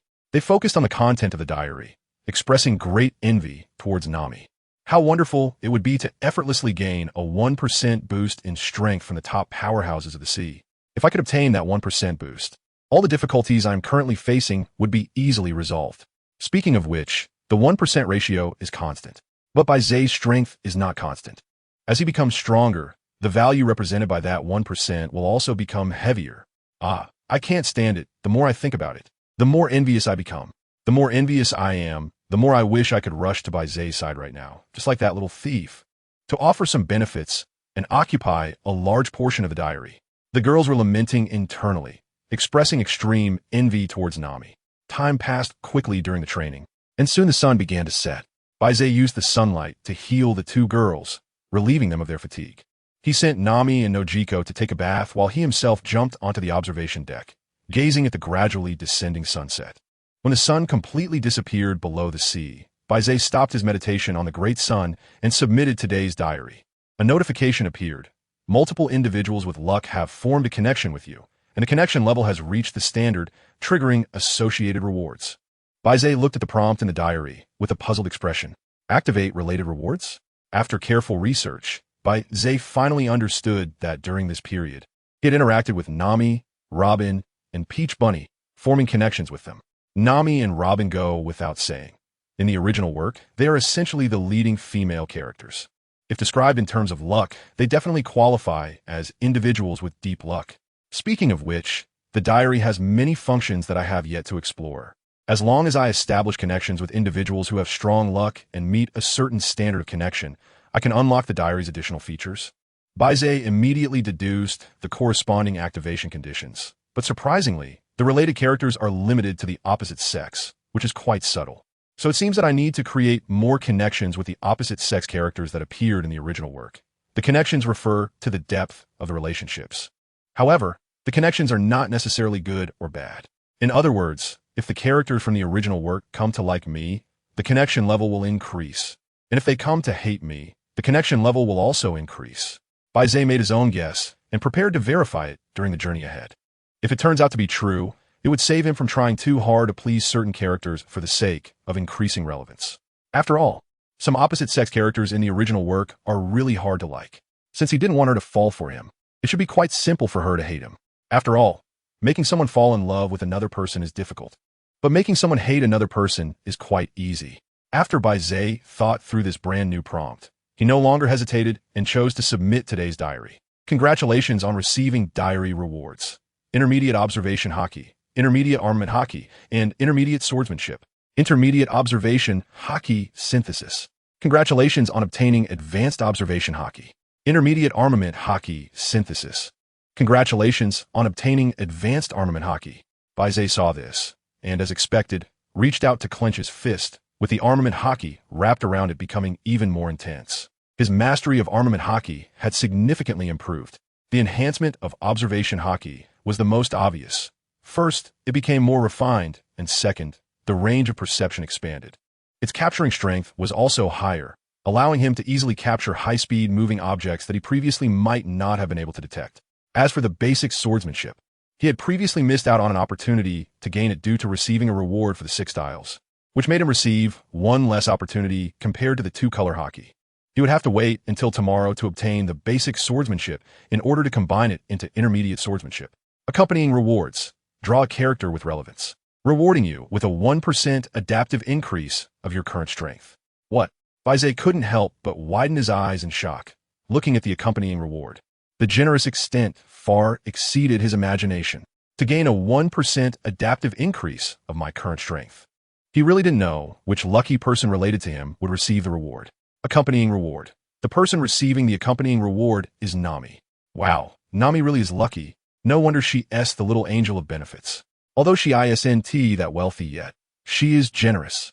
It is said that generous people will be favored by luck. And it seems to be true. The owner of the diary can choose the time to distribute the reward.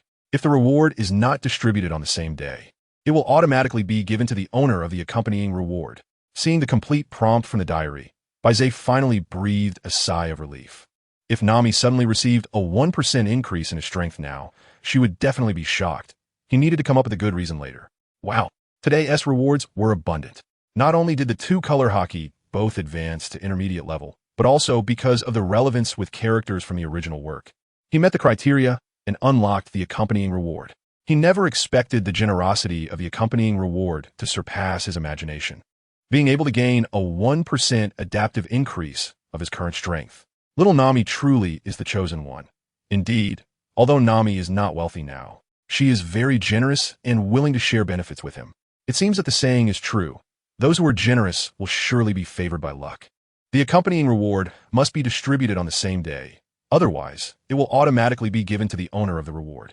What kind of reason should he come up with to make Nami believe that her strength has suddenly increased? Baize couldn't help but write down his thoughts in his diary. Then he suppressed his excited feelings and decided to wait for the right moment to bring it up with Nami. All the girls who saw the diary were taken aback, thinking that Baize had discovered their exclusive diary copies. But upon closer inspection, they realized that the diary was actually a supplement from Baize's side to prevent any suspicion when the diary copy owner's powers increased significantly. Some careful and wise diary copy owners had also considered this aspect and worried about it. But now, seeing the contents of Baize's diary, they finally breathed a sigh of relief, believing that the diary would serve as a guarantee to dispel Baize's doubts. At the same time, they expressed deep envy towards Nami. Although it couldn't be said to be an instant rise to the top, it was certainly a significant upgrade. Originally enjoying a comfortable hot bath in the tub, Nami suddenly stood up upon seeing the diary's contents, jumping with joy and nearly slipping in the tub. No Kigo quickly shielded herself from the splashing water and helped Nami steady herself. Nami gave her a glare. Be careful, don't be so reckless. Nami, feeling a bit apprehensive, thought about how embarrassing it would be if she fell in the tub, and sheepishly smiled at no Kigo. No Kigo was still a bit worried and continued to remind her also, you must not let anything slip, no matter how outrageous the reasons Mr. Baize comes up with. You must show the corresponding emotions. I got it, No Kigo's sister. Don't you trust my acting skills? Nami said with a proud smile, believing her acting skills were quite decent. All right, hurry up and get up. Let's experience Mr. Baize's 1% power. I can't wait. Nami nodded vigorously, then quickly jumped out of the bathtub, dried herself off, put on her bathrobe, and ran out, leaving No Kigo to wipe the water off her face, sighing, how can I feel at ease with you like this? Don't let anything slip. Saying this, No Kigo hurriedly followed Nami's pace and rushed out. By the time No Kigo was running and tying her bow, she saw Nami already busy in the kitchen. Seeing that Nami hadn't lost her mind and rushed to Baize to demand a reward, No Kigo felt relieved and went to Nami's side. No Kigo, you scare me to death. I thought you were going to rush to find Mr. Baize. Nami, how could that be? Didn't Baize say he needed to find a suitable reason? I can't just disturb him while he's coming up with excuses. No Kigo, at least you have some sense. Nami, of course. I want to quickly prepare dinner now to create a suitable scene for Baize. After hearing this, No Kigo quickly helped out. Soon after, the three of them sat around a table enjoying dinner. Baize had thought of many things, but he couldn't come up with a perfect excuse. In the end, he thought of a rather impractical solution. Nami, No Kigo, I've recently made some breakthroughs in my cultivation technique, and I can now condense solar particles every day, gaining an extremely special ability. Baize suddenly became serious and spoke to the two, causing Nami and No Kigo to be taken aback, as if they were thinking in sync. It's coming. Solar particles can probabilistically enhance one of your abilities, with the enhancement roughly equivalent to 1% of my own strength. Of course, there is also a chance that you 1T gain any enhancement at all, just like eating a jelly bean. After dinner, let us test this ability. Nami, really? Baize, that's great. After training so hard every day, I hope to have a shortcut opportunity. No Kigo, I really can't thank you enough, Mr. Baize. Not only did you give me the chance to board, but you also allowed me to gain strength. I'm truly grateful to you. After Baize finished speaking, she looked at Nami and No Kigo, observing any changes in their expressions. Seeing that they showed no signs of doubt, Baize felt relieved. Her reasoning was purely based on probability. Those who did not receive any enhancement would likely not say anything. Moreover, since there were indeed individuals who received a 1% adaptive enhancement, no one would question it, making this the best reason Baize could come up with. After dinner, the three of them went to Baize's bedroom, which was also the captain's cabin. Inside the cabin was a massive bed covered with soft fur. It seemed the previous captain did not skimp on comfort. The three of them sat cross-legged on the big bed. Nami's gaze was intense, her expression excited, while No Kigo also looked interested. Watching their reactions, Baize took a deep breath, extended her hands, and spread her palms open, gathering 2 sun particles radiating golden light in her palms, which essentially were healing energies from the sun. Consuming them would provide a warm sensation that could heal physical fatigue and injuries, but aside from that, they had no special abilities. Diary. As soon as the two eat the sun particles, immediately distribute the accompanying rewards. Baize set the mechanism for distributing the diary to be that as long as they consumed the solar particles, rewards would be immediately given. Nami and No Kigo exchanged glances, both picking up the solar particles and tossing them into their mouths. They felt waves of warmth flowing within their bodies. Although they already knew the final result, they still felt a surge of anticipation. The rewards had been distributed.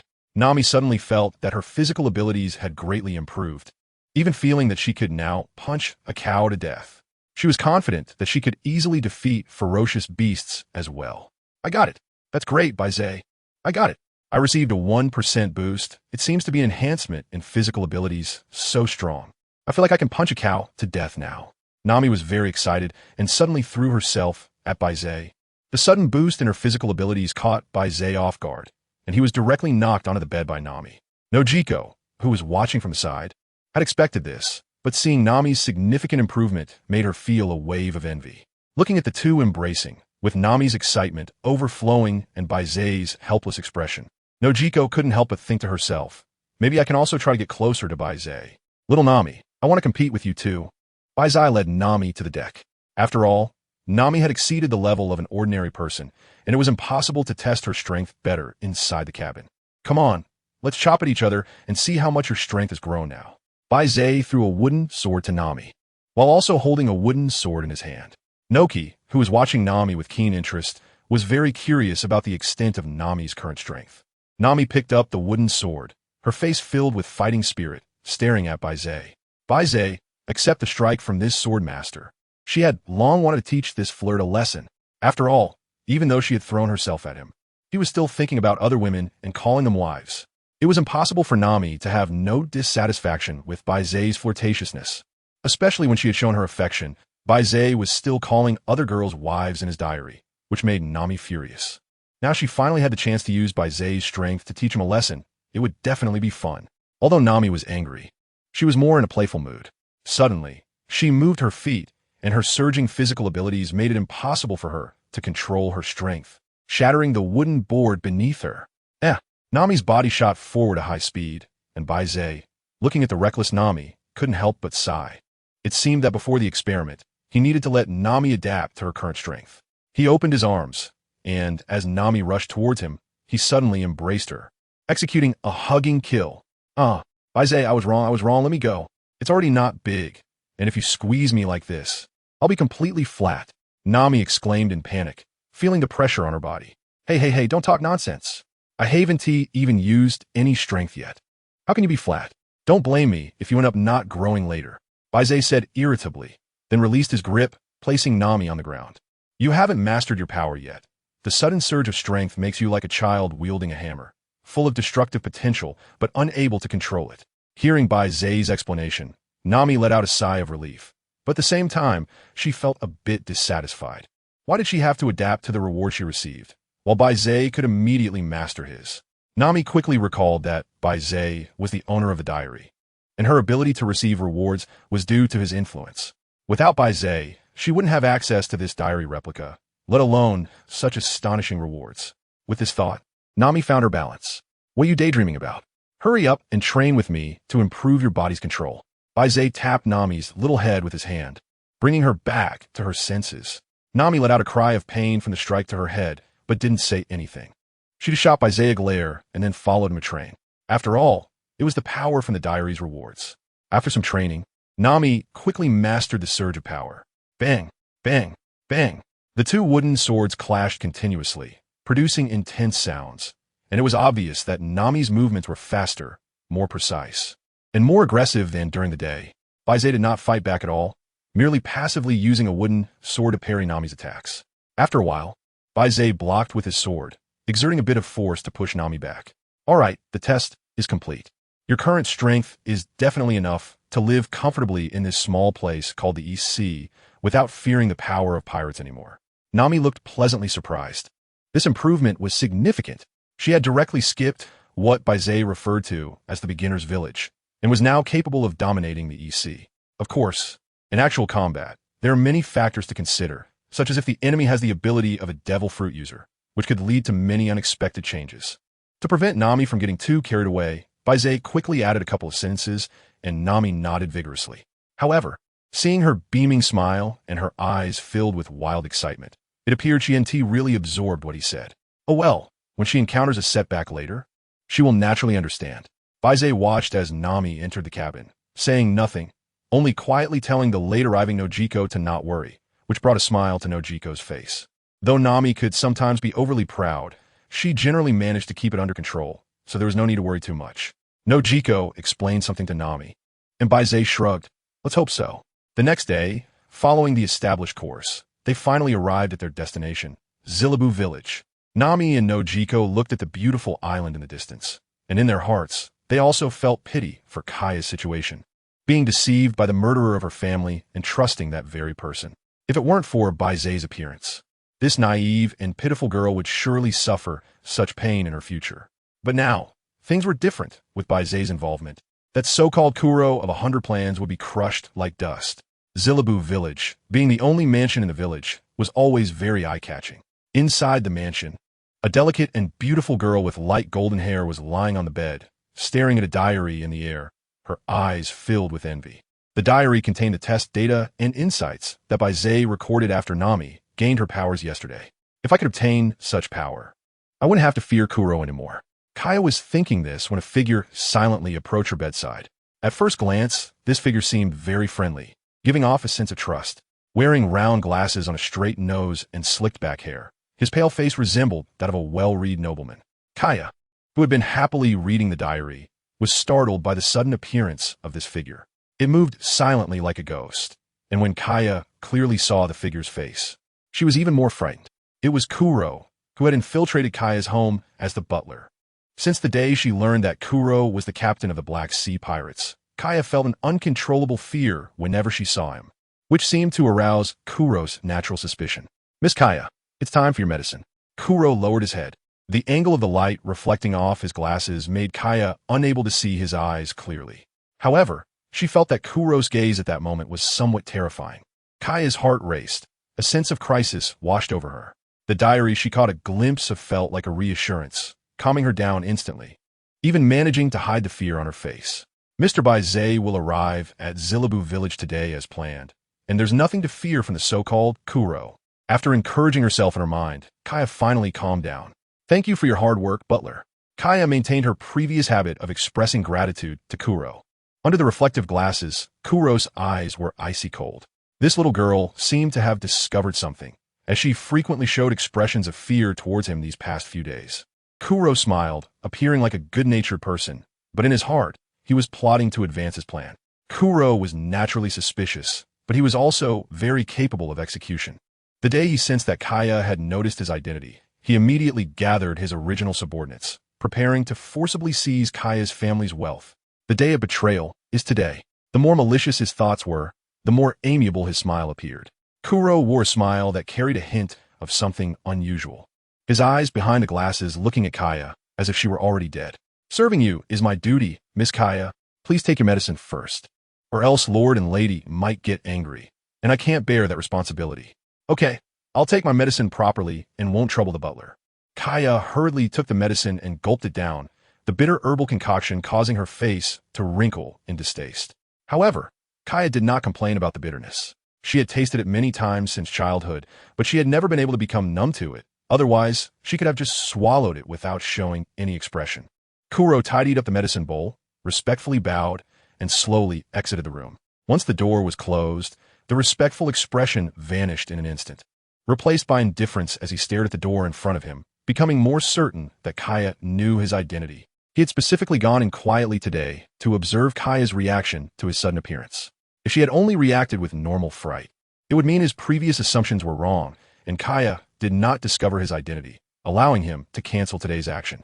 After all, he had painstakingly planned for 2 years, and to give up just like that, due to his own suspicion, was something Kuro was unwilling to accept. This was why he came back to test her today. But the result made Kuro's heart sink. Kaya's reaction upon seeing him was not just normal fright, but a deeper fear of his existence. This proved that Kaya absolutely knew his identity, but now, due to his care for her, she couldn't inform her parents or expose him, so she remained silent. Moreover, even if she did expose his identity, no one in Kaya's wealthy family could deal with him.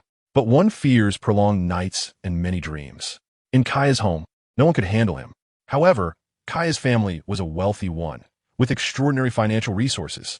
As long as they were willing to spend money, a large number of bounty hunters would surely come. By then, whether or not to act would not be Kuro's decision, and whether or not to leave would not be his choice either. This made Kuro decide to gather his original subordinates to directly rob Kaya's home. Today's test was merely his reluctance to give up, wanting to test once more to see if Kaya really knew his identity. The result was clear. He had to take action today. As Kuro walked, he greeted everyone he encountered along the way with friendliness. But beneath the lenses, his eyes were cold, as if he regarded everyone as dead. Why haven't those idiots arrived yet? When Kuro arrived at the slope, he noticed that his subordinates had not shown up at the agreed time, and his previously indifferent expression revealed some dissatisfaction. He was already afraid of prolonged nights and dreams, and now his subordinates were causing him these troubles, making Kuro's pent-up frustration explode. "Those idiots, after this mission, I will make them pay." Kuro paced anxiously by the slope, always not seeing any figures on the other side, and his unease grew more serious with the passage of time. Finally, just when Kuro couldn't hold back his urge to check the port, several figures finally appeared on the other side of the slope, making Kuro breathe a sigh of relief. "These bastards, why are they only coming now? Did they get lost on the way? Why did I even recruit them as my subordinates?" Kuro muttered to himself while keeping his eyes fixed on the distance. However, as the figures drew closer, the relaxed expression on Kuro's face vanished, replaced by disbelief and horror. His subordinates had indeed arrived, but they were tied together, being dragged away by a man with a rope, and they were all unconscious. Moreover, they were in a deep state of unconsciousness, unable to wake even from the pain of their bodies rubbing against the ground and bleeding. "Oh, it seems you were waiting for them. I brought it for you. It's a bit heavy, so I pulled it over with a rope. You don't mind, do you, Captain Crow?" Baize spoke in a joking tone that sent chills down Keluo's spine. He was well aware of the capabilities of his subordinates. Now, having been beaten to such a state and falling into a deep coma, one can imagine how terrifying the man before him was. Especially the way he called out Captain Keluo, which shocked him even more. It had been a long time since anyone had referred to him by that title. He had always thought he was hiding well, seeing everyone treating him kindly, which made Keluo feel superior and look down on them. In his eyes, those he had fooled were incredibly foolish. It was this mindset that made Keluo immediately decide to forcibly seize the Kaya family's property when he suspected Kaya had seen through his identity. It was also this mindset that caused him to be horrified when Baize called out his name. Soon, Keluo calmed down. He knew a fierce battle was coming, so he had to maintain his composure. The man before him must be very powerful, but he might not be able to keep up with his speed. Keluo adjusted his glasses with his wrist and recalled his unique speed technique, filling him with confidence. "I have the strength to fight." Upholding this belief, Keluo charged towards Baize at high speed, under the watchful eyes of Nami and Nokigo, who seemed to be sending him to his death. Keluo's speed was as slow as a snail in Baize's eyes, as he raised his fist and placed it in Keluo's path. Keluo's speed technique had a flaw. It was not flexible enough to control. By the time Keluo saw what was in front of him, Baize's fist was already right in front of him. Keluo, bang! The high-speed charge collided with Baize's fist, effectively boosting his own power. The fist hit Keluo's face, distorting it, and he fell to the ground like a sack of potatoes. His last consciousness before losing consciousness was, "What a fast punch." Nami and Nokigo looked at Keluo in astonishment, never expecting someone would accelerate themselves to death. It was truly rare. Meanwhile, Kaya, lying in bed, pondered deeply, feeling that Keluo's gaze today was very strange. Strange. Could it be that my previous actions have raised Keluo's suspicions? Kaya suddenly woke up, realizing this could very likely be the case. The day she learned Keluo's true identity from her diary, she inevitably showed fear and panic when she saw him. It was probably at that moment that Keluo sensed something. Plus, today she felt Keluo's eyes were exceptionally terrifying, as if something dreadful was about to happen. Thinking of this, Kaya could no longer lie down. She forced herself up and walked towards the door, determined to tell her parents about Keluo's true nature. She could no longer worry about whether this would raise Keluo's suspicions. After all, it was very possible that Keluo had already realized his identity was exposed and was plotting a new scheme. Bang! Just as Kaya opened the door, she heard a heavy thud from something falling to the ground. Her heart skipped a beat, thinking Keluo had attacked. Aside from her heart skipping, Kaya felt more regret, regretting not telling her parents about Keluo's identity sooner. Maybe there would have been a new turn of events. The regret in her heart spurred her body into action, and even her originally weak body seemed to have newfound strength as she rushed downstairs. "Everyone, please don't get into trouble, Dad. Mom," Kaya silently shouted in her heart, her mouth tightly closed as she dashed down the stairs. "Kaya, why did you run down alone?" A concerned voice startled her. This was clearly her father's voice. Kaya looked back in astonishment and found her parents and everyone else were there. On the ground lay a man, and through his pitiful appearance, Kaya could vaguely recognize that it was Keluo. The imagined murderer was now lying on the ground, looking miserable, with his face all beaten up. If it weren't for those broken glasses that were too familiar, Kaya might not have recognized Keluo at all. She stood there in a daze, but the prompt from the diary in midair brought her back to her senses. Detected an exclusive diary owner nearby. "Would you like to add as a friend? Friends can communicate regardless of distance." She glanced at the friend request list, seeing Nami and Nokigo's avatars, suddenly realizing that they were right there. After recognizing this, Kaya understood that Baize and the others had arrived and had helped deal with Keluo. She immediately accepted Nami and Nokigo's friend requests, and without time for further greetings, she hurriedly explained, "I just heard a noise and ran down to see if something happened." Haha. Kaya scratched her head, hurriedly explaining, and even awkwardly laughed at the end. Seeing that no one in the room changed their expression, she silently shed tears in her heart. My Kaya is so cute.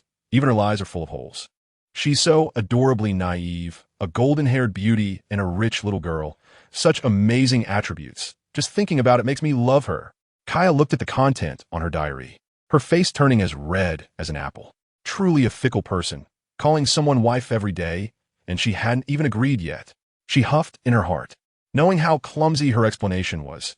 Everyone present could see that. Kaya's father quickly reacted and hurriedly introduced her to Baize, his face filled with warmth and gratitude. He said to Baize, "Respected Mr. Baize, this is my daughter, Kaya.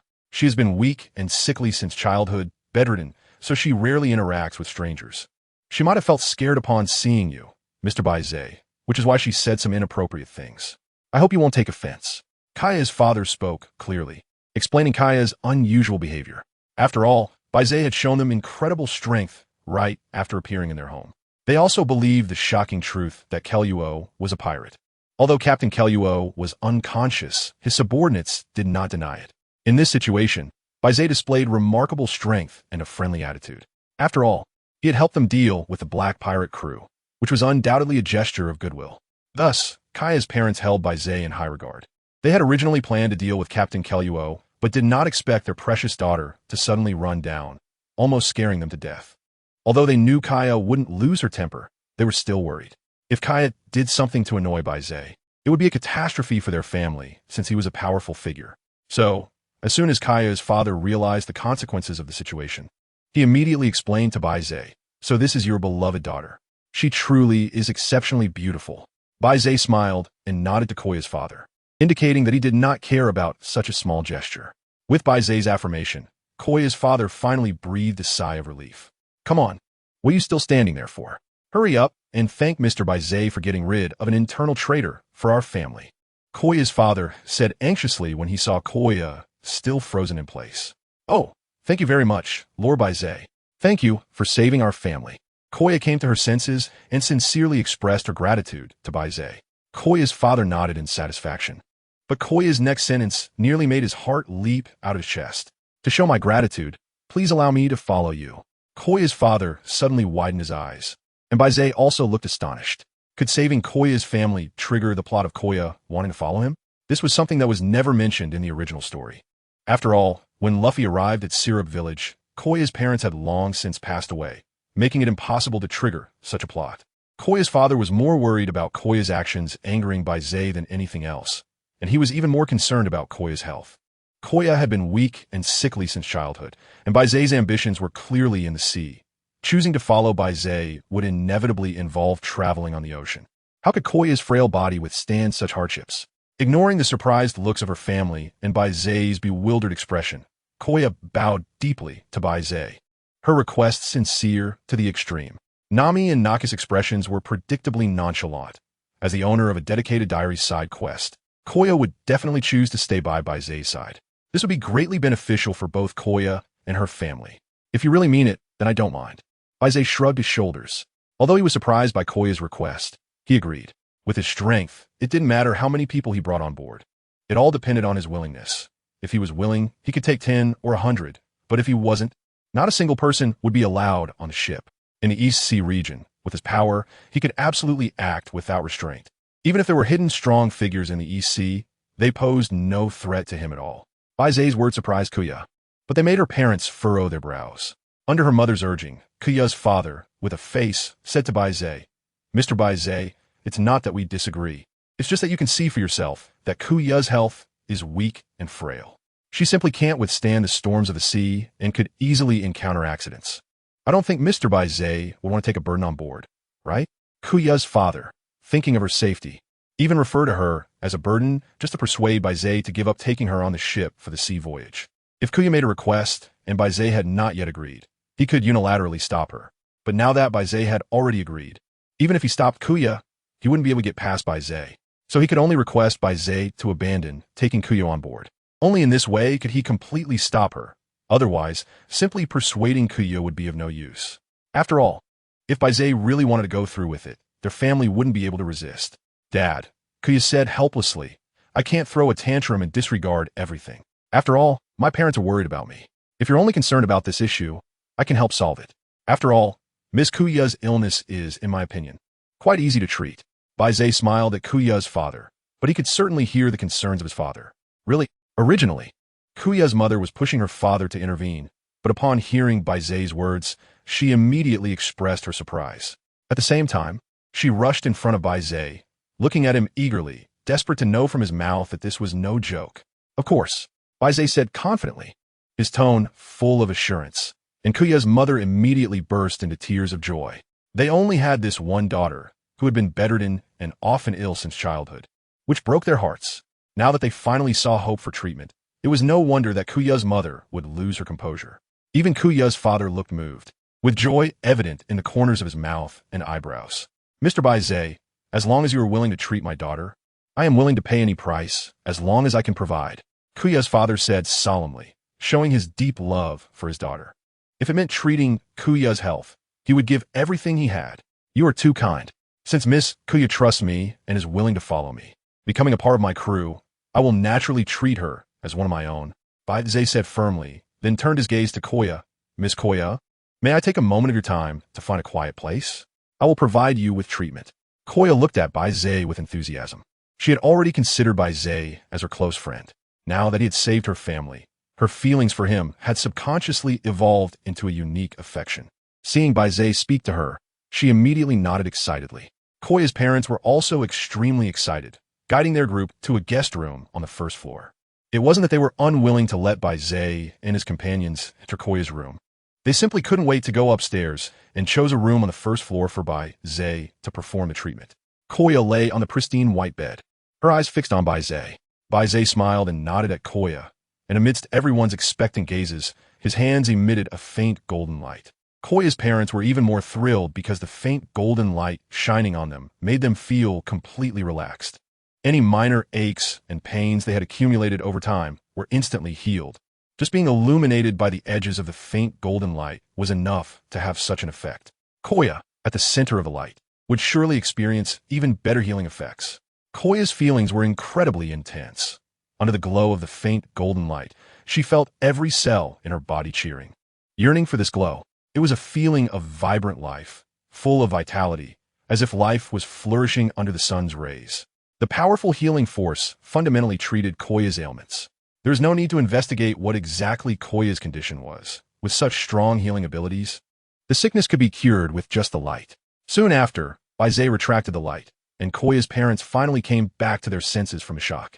They suddenly noticed that the room's windows were crowded with various small animals, big and small. However, they did not dare to intrude, even slightly, remaining quietly by the window, absorbing the power of the light.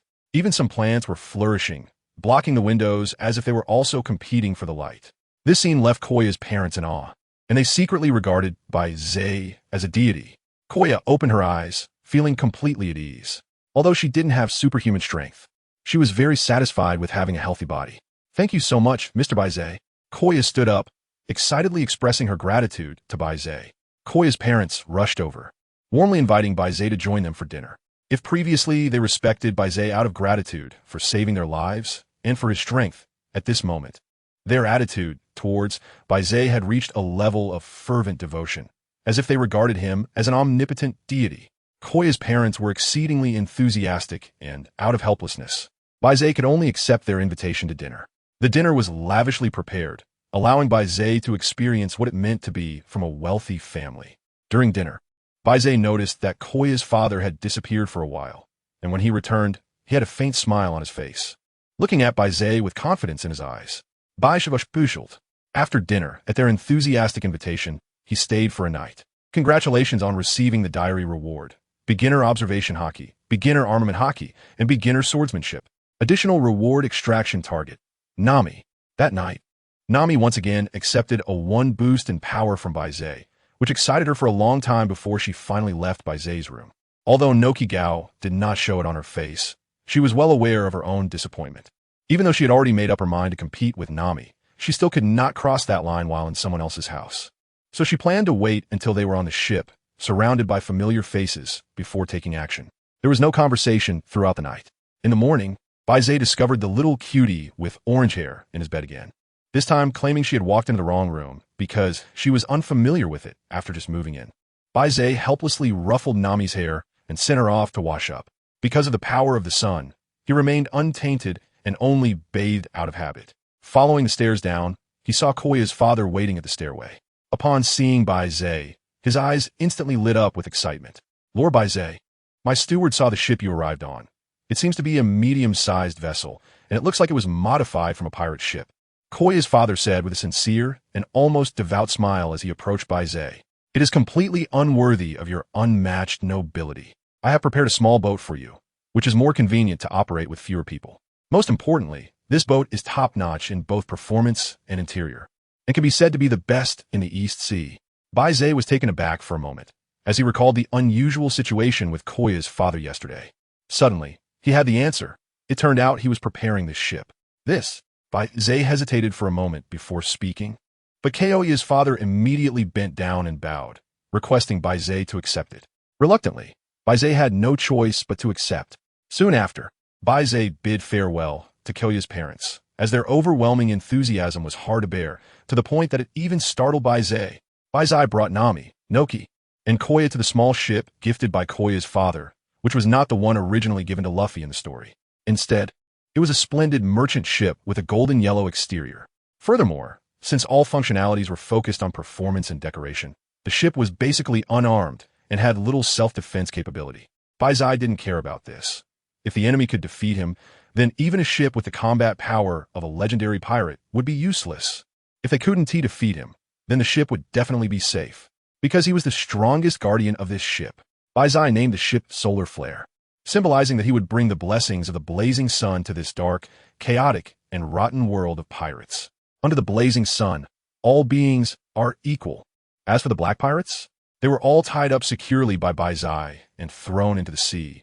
If they could survive that, it would be a testament to their luck. Facing the wind and waves, the Solar Flare set off into the distance, and Baize watched as the three women quickly bonded on the ship, chuckling helplessly.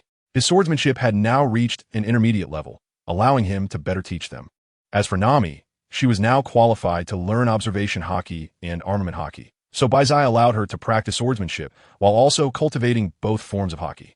During breaks from training, Baize lounged on a beach chair soaking up the sun, enjoying the various amenities on the ship and marveling at the power of money.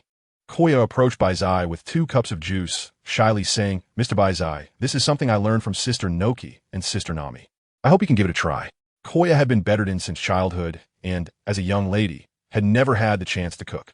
Now on the ship, seeing that Nami and Noki could both cook, she naturally didn't want to fall behind and humbly sought their guidance. Baize glanced at Koya's hands, which belonged to a wealthy young lady, and they were as delicate as if they had never touched spring water. Having never done any heavy work since childhood, she had now taken the time to learn cooking skills and make juice for him, and there were still some minor cuts on her hands.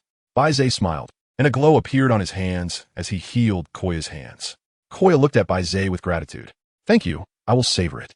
Receiving Baize's response, Koya's face showed a happy smile, and then she looked at Baize with eager anticipation. Baize tasted both cups of juice, each having its own merits. And these 2 cups were likely made using different methods, so they were slightly different.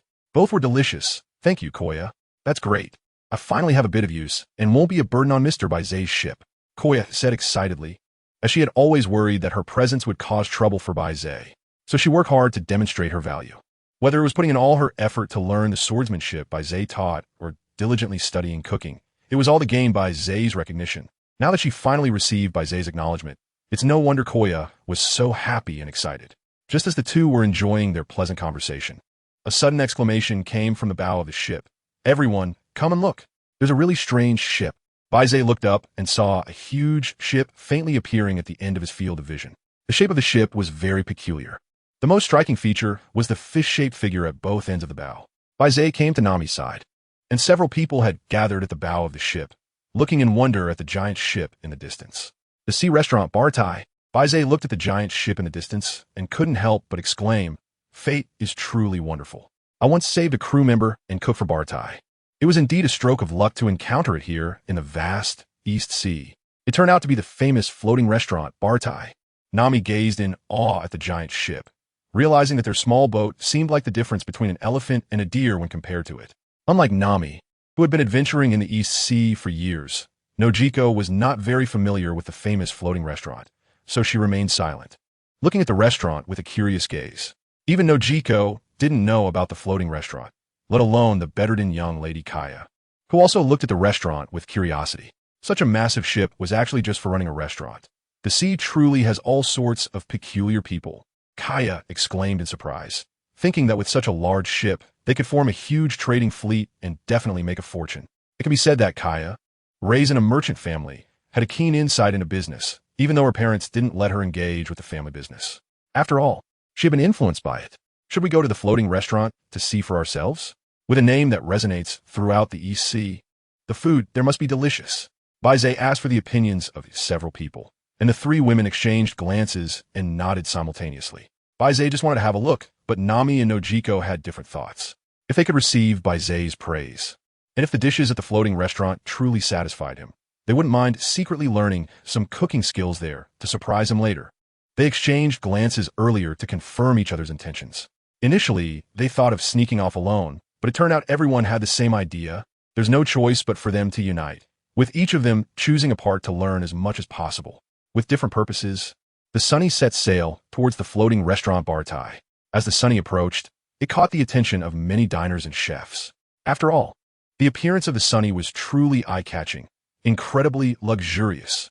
Coupled with its golden color, it looked like a golden ship sailing on the sea. Head chef Zepp glanced at the Sunny from the window and muttered to himself. It seemed a remarkable person had arrived. After all, being able to sail such an extravagant ship on the sea, and doing so without being plundered by pirates, represented strength. The burly chef cooking beside the head chef turned curiously to look outside after hearing Zepp's words. When his gaze locked on a figure at the bow of the ship, his eyes widened in surprise. What, do you know someone on that ship? Zepp noticed the change in the burly chef's expression and casually asked. Of course. He is my lifesaver. Thanks to him, I was able to escape from the slave ship. The burly chef exclaimed excitedly, stopping his stir-frying to wave his hands and passionately explain to Zepp. Hearing the burly chef's explanation, Zepp's serious face softened a bit, and he looked back out the window. Baize had already led Nami and the others aboard and was chatting and laughing with the three women as they walked into the restaurant. He's not a bad kid, but your dish is burnt. Zepp turned back and said to the burly chef. The burly chef suddenly realized and looked at the slightly burnt dish with a guilty expression. The floating restaurant absolutely does not allow for food waste, both for diners and for chefs. He quickly plated the food and picked up chopsticks to quickly resolve the burnt dish. Although the burnt taste wasn't great, wasting food was absolutely not allowed. Seeing the burly chef's actions, Zepp nodded in satisfaction and then took over the burly chef's position to recook the dish. After all, making guests wait is the chef's responsibility. Wow, the floating restaurant looks so big, and there are quite a few diners coming and going. Nami curiously looked around. After all, it was a giant ship, and having the scale was expected, but having so many diners was somewhat surprising. Indeed, Kaya smiled as she scanned the tables of diners, seeing the plates of delicious dishes. Her thoughts immediately became lively. Nojiko, however, was following Baize with a hesitant expression. It seemed she finally made up her mind and reached out to hold Baize's right hand. Baize glanced at Nokigao, noticing her forced calmness and a seemingly natural demeanor. He didn't say anything, just naturally led Nokigao towards the restaurant. The diners outside the restaurant cast envious and jealous glances at Baize, who was accompanied by three beautiful women. Wow, look at that guy. All three are stunning beauties surrounding him. It's enough to make anyone envious. You're still envious of me? I'm about to grind my teeth in jealousy. Why does that guy get to have three gorgeous women? Just because he is a bit taller, a bit more handsome, and a bit richer than me? Come on, the gap between you two isn't just a little bit. It's greater than the distance between the sea beneath our feet and the clouds in the sky. Do you even have a mouth that can be this harsh? The diners were discussing animatedly, while Nami and Nokigao remained unfazed. Nami was determined to get into Baize's bed, and such discussions were just like a breeze on her face, having no impact on her at all. Nokigao had just made up her mind and reached out to hold Baize's right hand. After receiving his silent approval, her heart settled down. So, she didn't care about the discussions at all. Only Kia's face turned slightly red as she glanced at Baize, only to find him calm and indifferent to the diner's chatter. Kia was naturally influenced by his mindset, and her expression quickly returned to calm. The four of them entered the seaside restaurant amid the diner's discussions. Choosing a large table inside and sitting in a circle, Nami even winked at Nokigao, clearly having seen her take Baize's arm. A burly chef in a chef's uniform and tall hat approached their table, wearing a hearty smile as he looked at Baize. Lord Baize, do you remember me? I'm the chef you saved before. The burly chef respectfully bowed to Baize and then spoke in a tone of respect. Baize smiled at the burly chef and nodded, of course. Your dishes have impressed me, and this time I happened to come across the restaurant at sea, so I wanted to check it out. Upon hearing this, the burly man's honest smile grew even wider. As a chef, it is a great honor to have one's dishes deeply remembered by others. These are my newly recruited crew members, and this chef here was someone I happened to rescue before. It's quite a coincidence to meet again. After Baize finished speaking, he introduced both parties to each other. The burly chef politely nodded to the three women, not focusing too much on them. For him, cooking was the highest pursuit in life. As for beautiful women, he could admire them, but had no extravagant hopes. Unlike another chef in their seaside restaurant who was notoriously lecherous and could hardly move when he saw a beautiful woman. Thinking of this, the burly chef felt worried that Baize had brought three stunning beauties, which could very likely attract that lecherous chef. If that chef were to offend Baize, it was something he did not want to see. While the burly chef was lost in thought, Baize did not pay him much attention and instead turned his gaze back to Nami and the others. What do you want to eat? Nami, no Jiko, and Kaya exchanged glances and said in unison, bring us one of everything. Seeing Baize's slightly surprised expression, Kaya smiled faintly and said, we want to fully enjoy the delicious dishes of the seaside restaurant. Baize nodded upon seeing this and looked at the burly chef, saying, let's do as they suggested and serve all the dishes. The burly chef, strong and robust, nodded without any doubt that the four of them could finish all the food. After all, Baize was so powerful, her appetite must be terrifying as well. This is a common understanding over the vast sea. The stronger a person is, the more they can eat. Otherwise, they wouldn't have enough energy to train and improve. While waiting for the dishes to be served, the four of them chatted happily. Suddenly, Nami shifted her gaze, a subtle smile on her face, and said to the other three, I want to go to the bathroom. You guys continue chatting. I'll be back in a bit. Before Kaya and Nojiko could react, Nami had already nimbly flipped over and left her seat, disappearing from the dining area. Baize glanced at Nokigao and Kuya, feeling that they had something going on. Unsettled, Baize quietly activated the solar sensing. In an instant, the entire scene of the sea restaurant came into view. Diners were toasting and enjoying delicious food, some occasionally casting envious glances at their table. Their eyes filled with jealousy and resentment. Even more, some ran out of the sea restaurant, as if to notify someone. Indeed, beautiful women are natural attractors of hatred. It seems they went to inform their pirate crew. However, they were just short on money recently, so the more, the merrier. Baize thought fiercely to himself that for these ruthless pirates, black on black was the best way to deal with them. At the same time, he noticed Nami's direction. She indeed left the dining area. However, it wasn't heading to the restroom, but rather to the chef's lounge. What was that little Nami doing in the chef's lounge? Did she not change her old habits and wanted to play the little thief again? However, the sea restaurant was not as simple as it appeared. The fact that it was famous in the East Sea and not plundered proved that this ship had extraordinary armed forces. Don't underestimate those chefs. They can go from the kitchen to the battlefield fully armed, and their combat power is astonishing. Baize felt puzzled, and the other girls who had copies of the diary also felt confused. Through the diary, they had already learned that Nami had acquired 2% of Baize's power. With such power, did she still need to go back to her old profession and become a petty thief? Nami was unaware that all her actions were under Baize's control.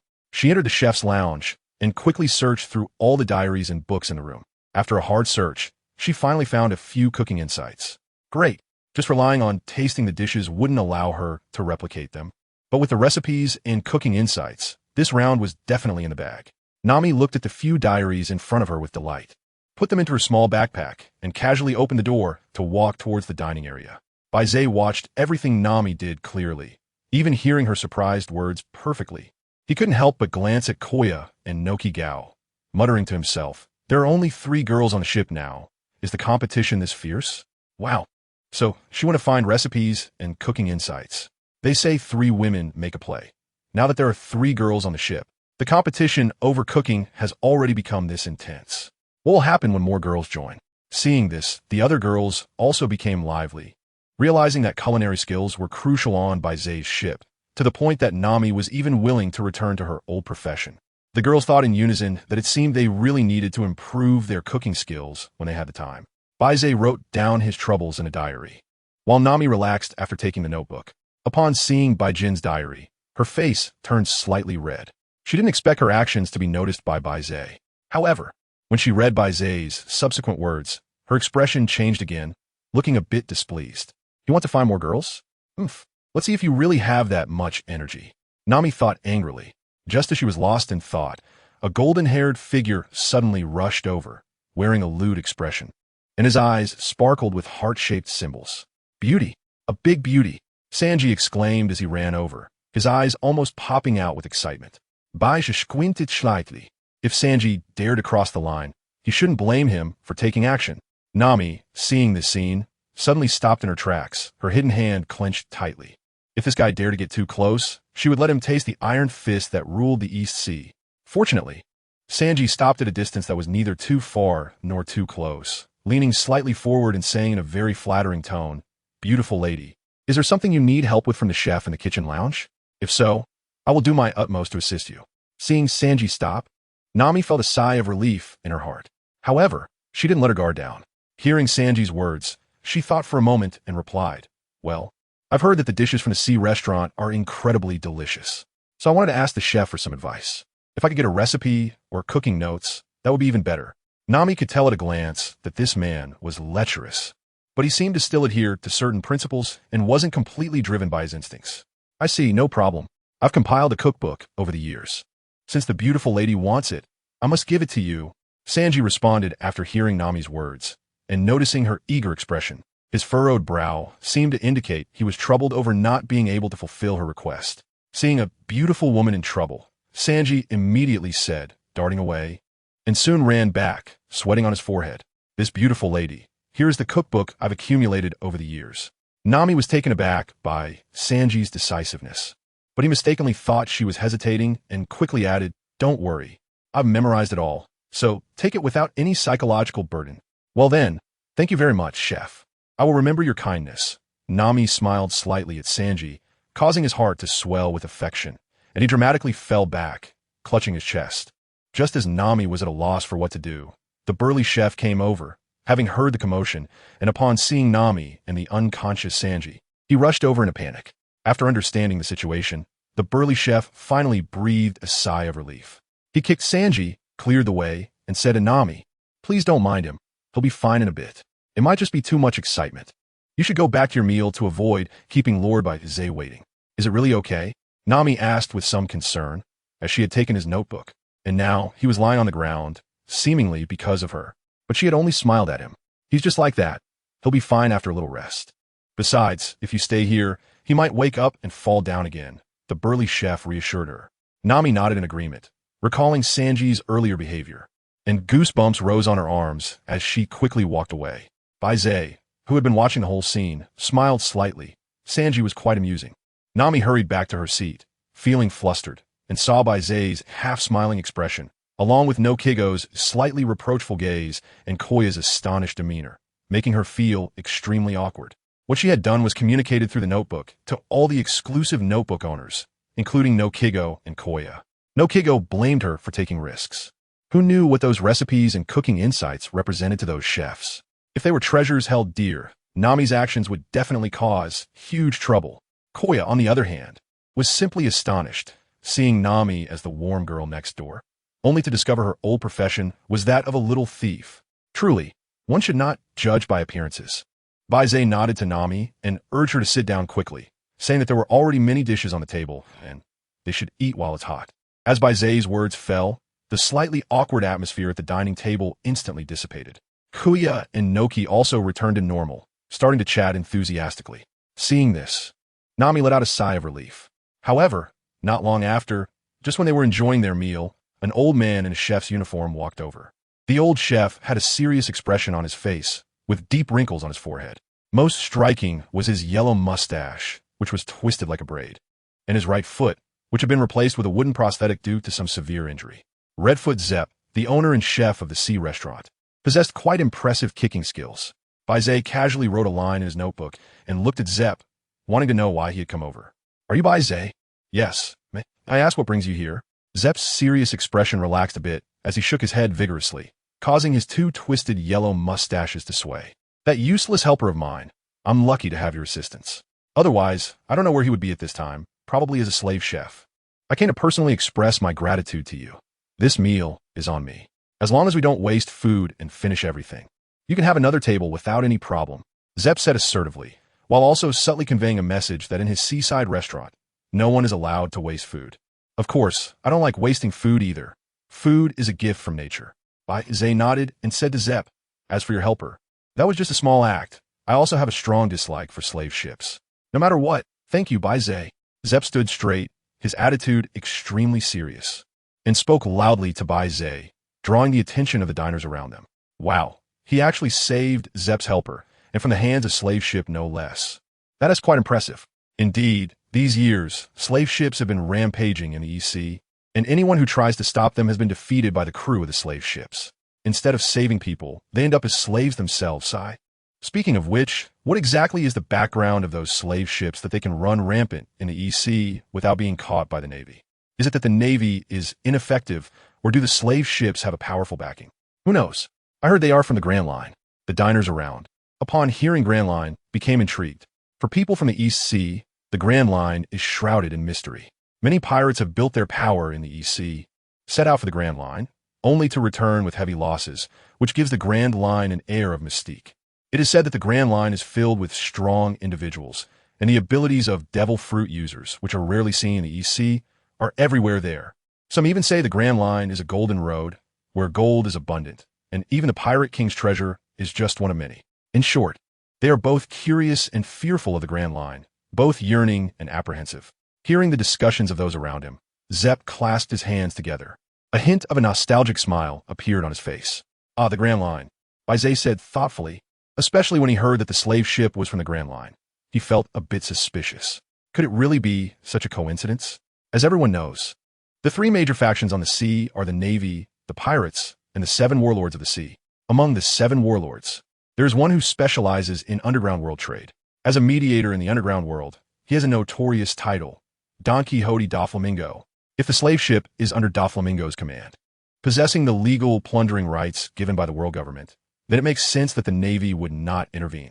A slave ship from the Grand Line, combined with the Navy's inaction, could it really be such a coincidence that it just happened to be a slave ship under Doflamingo's command that got taken down? Sigh. Never mind. Even if it truly is under Doflamingo's command, Doflamingo is just one of the 7 warlords. Although he can be considered upper tier, he still doesn't reach the level of the top powers of the sea. Plus, with my fire abilities, which are basically a natural counter to his string fruit, if he dares to come looking for trouble, I'll make sure he disappears completely. However, the world government's policy regarding the 7 warlords is indeed a huge blunder. Doflamingo exploits this legal plunder privilege, and his influence in the underground world spans the entire globe. The benefits brought by the 7 warlords are trivial compared to the harm they cause. But that's just because Doflamingo was once a celestial dragon.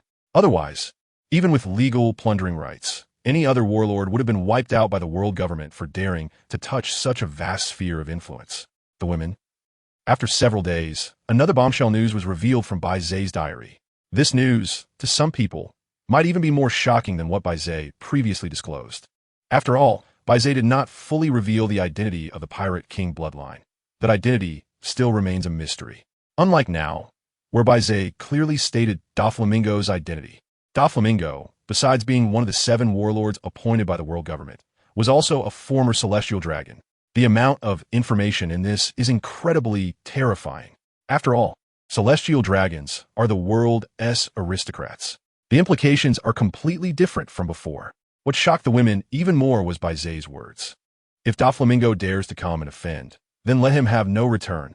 When writing this passage, Baize had not yet disclosed Doflamingo's identity, so they did not feel too terrified. But when they learned that Doflamingo was a celestial dragon, they felt an extraordinary terror. Many people's fear of the celestial dragons is deeply rooted in their bones. They believe celestial dragons are untouchable and cannot be harmed. Of course, the most important thing is that anyone who dares to harm a celestial dragon will face the pursuit of the Marine Admirals. Marine Admirals are the top combat power of the sea, and facing the pursuit of such top-tier strength, no one would dare to take it lightly. This is the most fearsome aspect of the celestial dragons.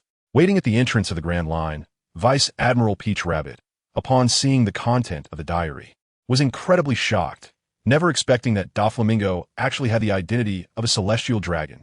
This guy's identity is indeed troublesome. Even if the Navy captures him, it will be hard to deal with. unless a truly significant event occurs that would make even the world government wary and troubled. Otherwise, Doflamingo's identity and status are simply unshakable. As a vice admiral, Peach Rabbit understands even better what kind of privileges Doflamingo, as a former celestial dragon, represents. However, Baize is quite bold. Even knowing in his heart that Doflamingo is a celestial dragon, he has no intention of going easy on him. This is quite to my taste. If he really kills Doflamingo, the entire underground world will probably shake. Nico Robin has already crossed the reverse mountain and returned to the Alabasta Kingdom.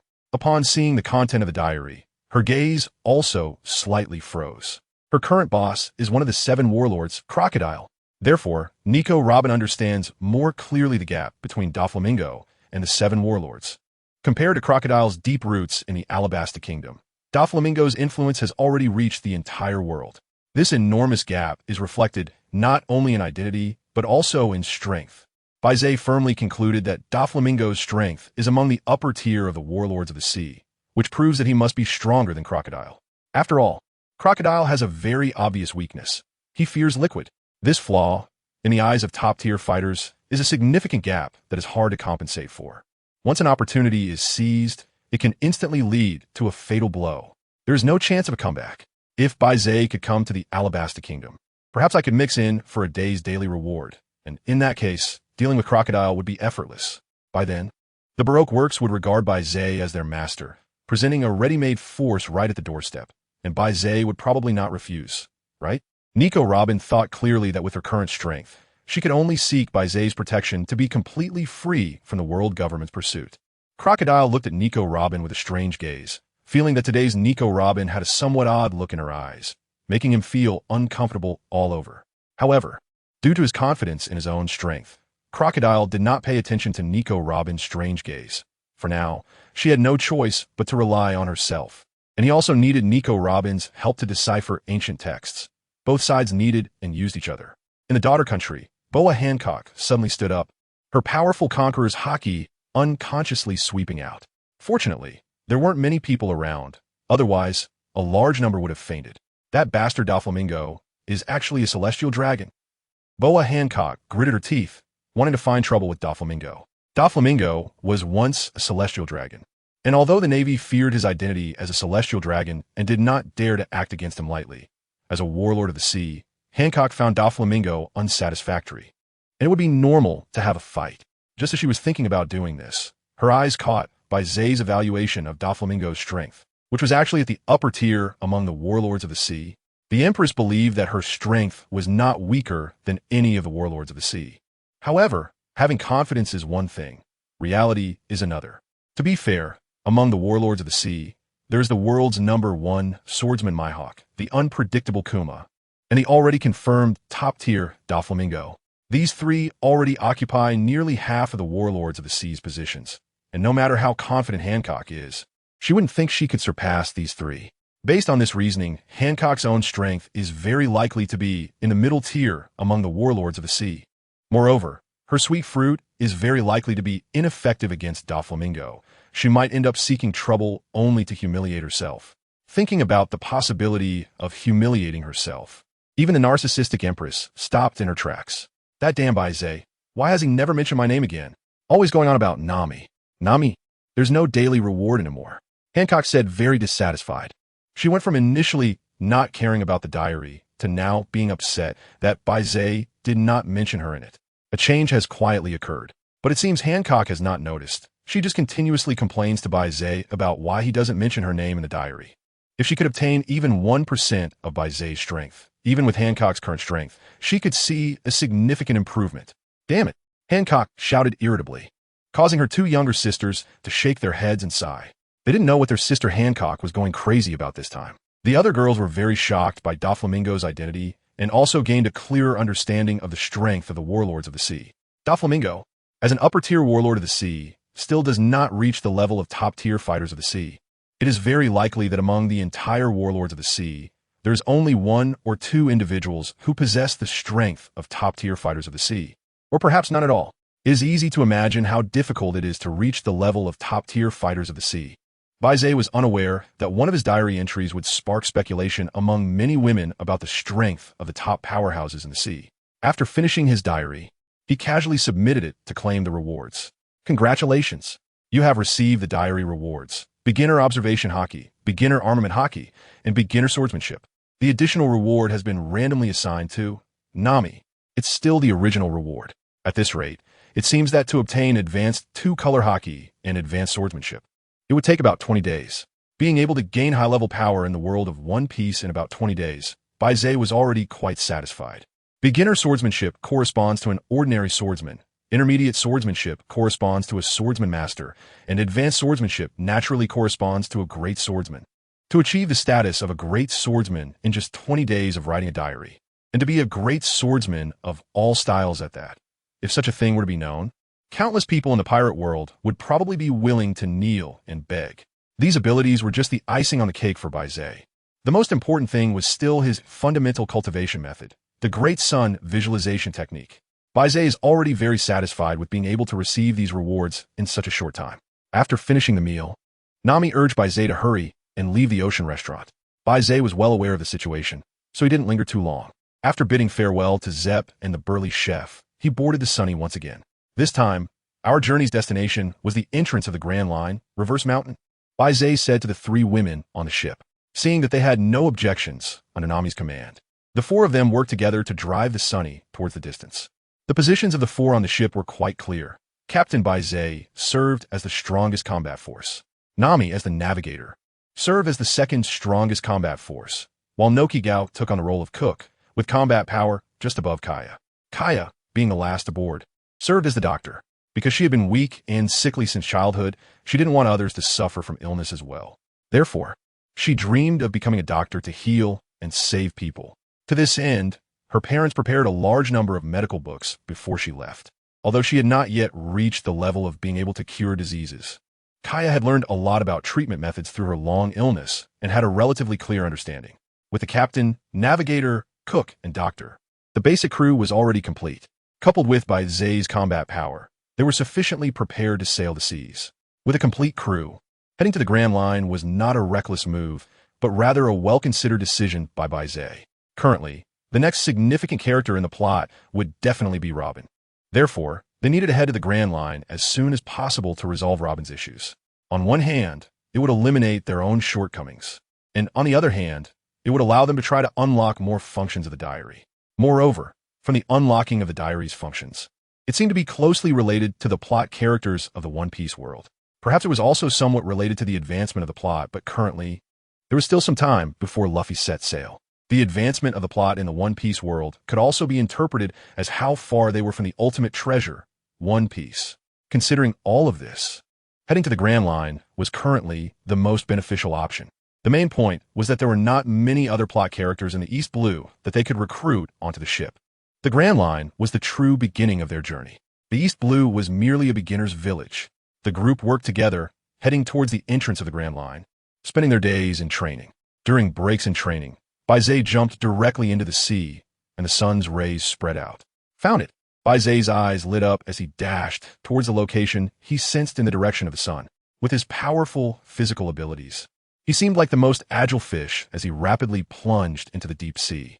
In the dim light, a massive small sea king lay in wait on the seabed, its slight movements stirring up silt in the water, obscuring visibility. However, under the guidance of the sun's sensing, the small sea king's whereabouts were inescapable.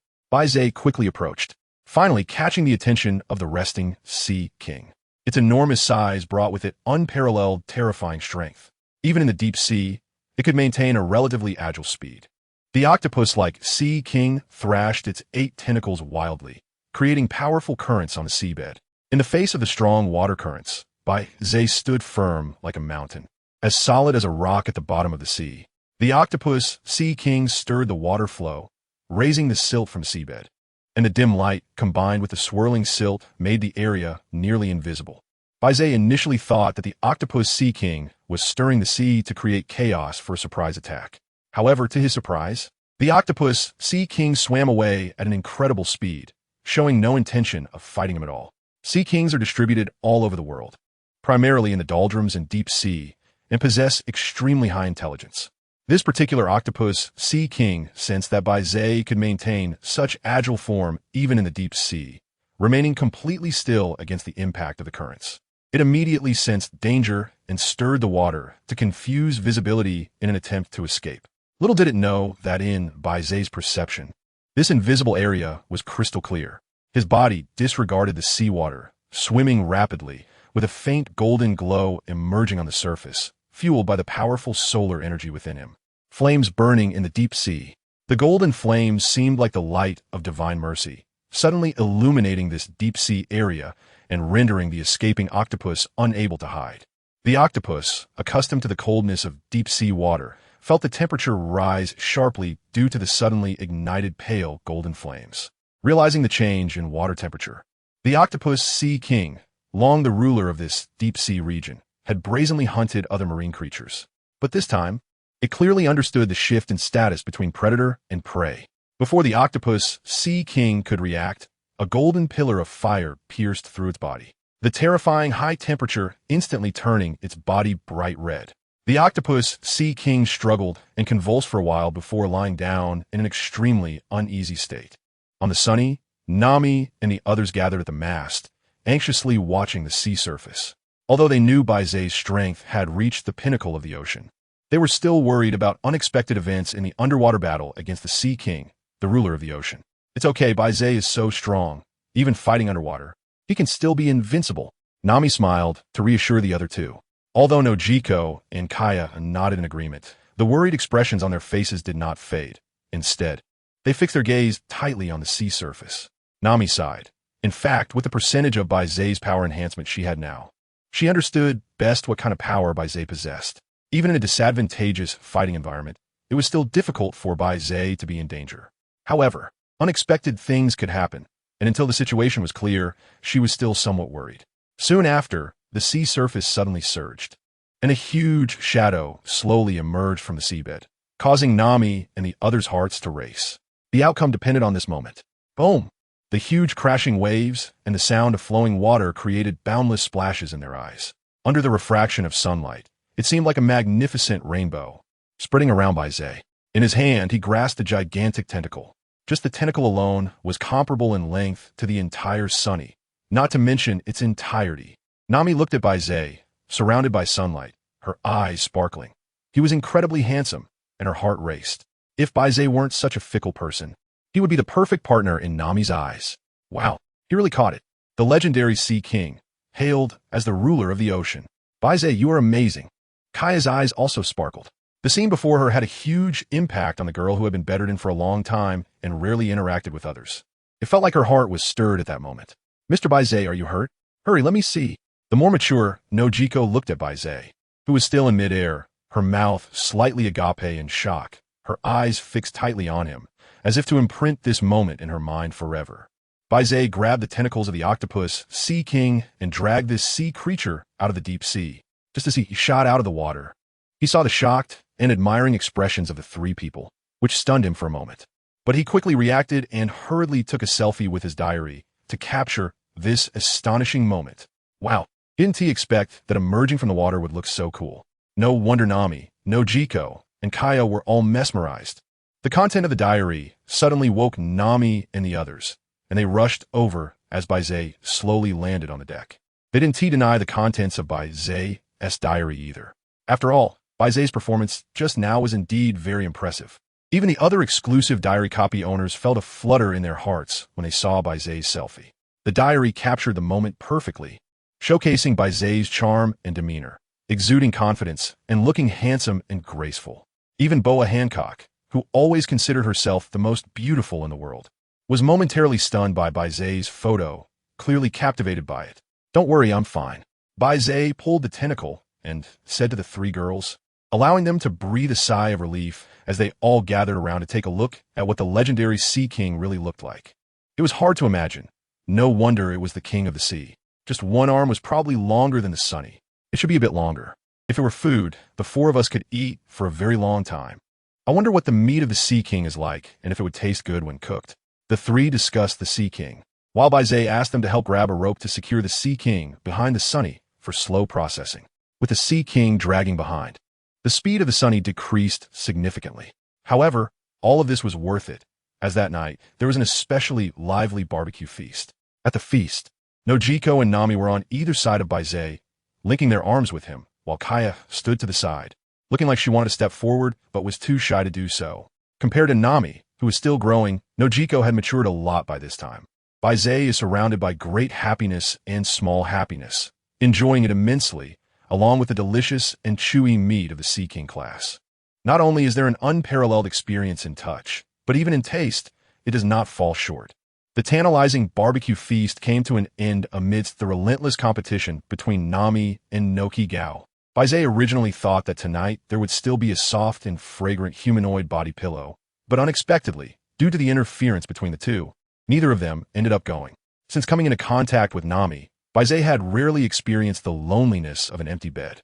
The next day, Baize got up early and went to the observation deck of the Sunny, facing the rising sun, silently reciting the Great Sun visualization method in his heart, calmly sensing the power of the sun. It was precisely because he recited the Great Sun visualization method every day that Baize could maintain a calm state of mind. Otherwise, he would have to endure the temptation of the Nami body pillow every night. Even someone who is naive and unaware might have their instincts awaken, transforming into a big bad wolf, devouring the little lamb that was delivered to their door. Baize is not calm and indifferent. It's just that Nami is really not suitable right now. In the original work, Nami set sail at the age of 18, but now she is a year earlier. At 17, at the very least, she needs to wait until she is 18 to have a deeper development. On the other hand, Nami's sister Nojiko is fine, but unfortunately, although Nojiko also has the idea of wanting to join Nami, their goals are the same. Unless they can reconcile and come together, it is simply impossible for either of them to come alone. The rewards during this period have all been dual-color hockey and swordsmanship. I wonder what will happen next. After swordsmanship and dual-color hockey reach max level, will they be able to continue to break through, or will they be replaced with other rewards? Previously, I also obtained proficiency in the 6 powers. After finishing his training, Baize began to ponder over the rewards. Although the daily rewards were not particularly generous, they were stable. Special rewards, on the other hand, were rare and unpredictable. So far, he had only triggered one and didn't even know the triggering conditions. The first trigger was likely the beginner's gift pack, but for the subsequent special triggers, Baize speculated that they were probably related to storyline characters or the progress of the plot. To test these two hypotheses, he headed to the Grand Line to try it out with Robin. He wanted to have another look at the so-called historical texts and see if these key plot items could trigger special rewards. The journey across the sea became monotonous after the initial excitement, as the scenery remained unchanged. The vastness of the ocean always teaches navigators not to underestimate the sea. After leaving the floating restaurant, Baize had already spent a full 5 days aboard the Sunny. He had gathered 3 middle-grade rewards. But combining middle-grade rewards into a high-grade reward also required 5, so there was still a long way to go. Baize, we have arrived. Nami's exclamation snapped Baize out of his distraction. Looking in the direction of Nami's voice, he saw an incredibly towering mountain standing between the sky and earth. As part of the Red Land, the grandeur of Reverse Mountain was beyond imagination. Here, the currents from the 4 seas converged, creating powerful currents that could even cause the seawater to flow upwards. Even a majestic Reverse Mountain could not resist the currents from the 4 great seas. For channels from the 4 seas led directly to the top of Reverse Mountain, and from there, one channel connected to the Grand Line, channeling all the seawater from the 4 seas into the Grand Line. This was one of the wonders of the pirate world, Reverse Mountain, not only because of its towering height, but also due to its unique water flow environment. Nami, Noki, and Kaya all came to the railing, staring in awe at Reverse Mountain and the pirate crews converging from all directions, rushing toward the upward-flowing channel like moths to a flame. Before entering the Reverse Mountain channel, all the pirate crews maintained restraint. But once they entered the upward-flowing channel, all the pirate crews began to attack each other. Seeing Nami and the others in shock, Baize was also somewhat amazed. Was a peculiar competition taking place? Looking at the magnificent Reverse Mountain, Baize raised his hand high. Everyone, after a long journey, we have finally arrived at Reverse Mountain. Once we cross it, we will officially step into the Grand Line.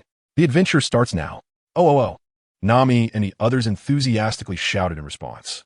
Just then, a medium-sized pirate ship approached them, and a male voice called out to them.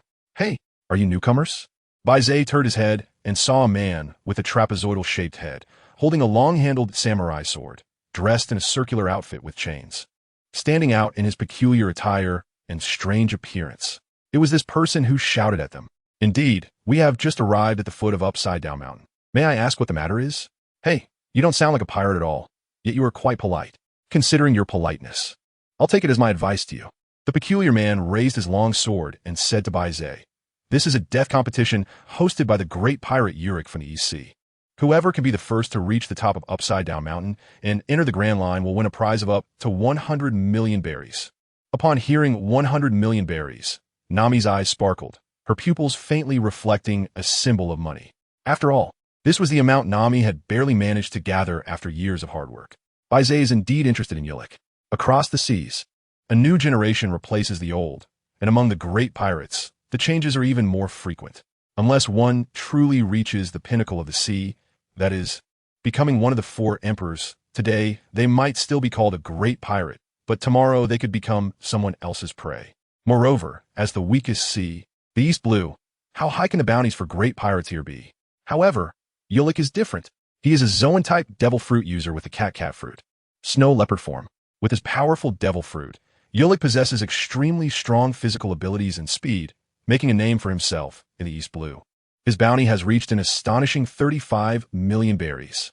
It is important to note that in the East Blue, the weakest sea, a bounty of 35 million is already quite terrifying. However, it is precisely because of this that Baize finds it strange for Ulick to hold a death match. He himself has a bounty of 35 million, and while he can be considered a dominant figure in the East Blue, that isn't particularly high in the Grand Line, not to mention offering a prize of 100 million berries to the final winner. The peculiar man, seeing the confusion on Baize's face, suddenly burst into laughter. Is he surprised by Ulick's offer of 100 million berries? In fact, we can all verify that he truly has 100 million berries. I guess he is confident in his own strength, as he will also participate in this competition. After hearing the peculiar man's explanation, Baize nodded, but his doubts in his heart remained. He cannot believe that a ruthless pirate would engage in such a meaningless act. Baize shook his head. He had no intention of participating in the competition organized by Ulick. It was undoubtedly a conspiracy. However, the prize money was so high that some people could ignore the various unreasonable aspects and still decided to join this deadly competition. The peculiar man saw Baize nodding, but seemed to have no intention of participating in the death race either. He understood that there were some pitfalls involved, but the prize of 100 million berries was a timely fund for their pirate crew. It could be used to upgrade equipment and modify ships to better cope with the Grand Line. Even if there were indeed risks, he still planned to take a chance. After all, he was very confident in the speed of his beloved ship. The peculiar man said nothing more, just greeted his subordinates and waved goodbye to Baize. "Goodbye, cautious guy. When you set sail, be brave to take risks. I hope to see you again in the Grand Line." Baize smiled and nodded, waving goodbye to them. Although Nami constantly showed her desire for money, she decided to give up on participating in the death match since Baize didn't say anything. "Baize, why not join this death match? That strange man said there's really 100 million berries." Nami grabbed Baize's arm and shook it playfully, softly speaking to him. "And with our strength, even if he tries to cheat, we can definitely make him hand over that 100 million berries. That's 100 million berries. I've worked hard for years to save up that much." Baize looked at Nami, who was completely different from her usual self, and couldn't help but chuckle to himself. Sure enough, Nami's little money-loving trait still existed. When faced with a huge amount of money, this little miser couldn't hold back anymore. "I know a lot, but isn't there still some funds left on our ship? I remember you brought a large sum of berries aboard, right?" "Yes, I did. But who would complain about having too much money? Isn't money something that is better in abundance?" Nokigao, hearing Nami's words, helplessly covered his face, feeling even more pity for Nami. Perhaps it was those years spent raising money that turned Nami into the greedy person she is now. However, Kaya was quite surprised by Nami's behavior. Having been born into a wealthy family, she didn't have much desire for money. "If I had known my sister Nami loved berries so much, I would have asked my parents to bring more on the ship," Kaya thought to herself. Tapping her fingers on her lips, Baize patted Nami's head, which was already resting on his arm, and said with a smile, "This is definitely a conspiracy. If we rashly walk in, we might encounter some unexpected surprises. The best way to deal with a conspiracy is to step outside of it, to be an outsider. The one involved is confused, while the bystander sees clearly." Nami and Noki were taken aback. Stepping outside the conspiracy and being an outsider? There is a saying, the mantis stalks the cicada, unaware of the oriole behind. As long as 100 million berries are still in Urick's hands. As long as we find Urick, whether he wants to give it or not, he has to give it to me, After Baize's explanation, Nami and the others suddenly understood. That's right. As long as we don't enter the conspiracy designed by Yurik, we can better discern his intentions. Moreover, with our strength, as long as we find Yurik, whether he wants to give the money or not, he has to give it to us. Kaya, hearing Nami and Naka's words, smiled happily, but then quickly expressed some concern, saying, Haha, but isn't this a bit inappropriate for us? No worries. Yurik has managed to rise to a bounty of 35 million. It's easy to imagine how many horrific things he has done, slaughtering villages and exterminating towns. He must have done quite a lot. Baize comforted Kia with a few words, then looked around at the pirate crews, as if they were sharks smelling blood, rushing towards Upside Down Mountain. As soon as the pirate ship entered the upstream waterway of Upside Down Mountain, it immediately began attacking each other, eager to eliminate all competitors before reaching the summit and claiming the 100 million bounty for themselves. What intense competition it is. I wonder how long Yurik has been preparing to gather so many pirate crews. Baize stared at the intense naval battle before him and took a photo to upload to his diary. This was a rare sight of maritime combat, especially in such a unique landscape of going against the current, making it worth capturing as a memory. The current bounty king of the East China Sea, Yurik, has gathered so many pirate crews. If one were to speculate, this death match, excluding any external manipulation, is likely a reflection of Yulik's lack of confidence in his own fleet strength. He might want to use this death match too, or perhaps to gain some benefits from it. Baize simply wrote down his speculation in his diary. In such an intense naval battle, some pirate ships are bound to be destroyed. Once a pirate crew is wiped out, their hopes of entering the Grand Line are basically extinguished. However, if someone steps up at this moment and says they're willing to accept them, it could be seen as a unique recruitment tactic. Baize became increasingly interested in Yurik's intentions. After all, in the vast ocean, it was always more interesting when some people stirred up trouble. Of course, the premise of this interest was not to provoke him, allowing Baize to quietly watch the show from the sidelines. If he could even make a profit in the end, that would be even more delightful. Soon after, all the pirate ships in the surrounding waters charged towards the Upside Down Mountain. In the boundless sea, the only ship in sight was their extraordinarily luxurious ship, the Radiant Sun. It wasn't that there weren't pirates interested in their ship. Those foolish pirates, upon approaching the Radiant Sun, were torn in half by Baize's flying slash, a technique he could easily execute since he was now at the swordmaster level.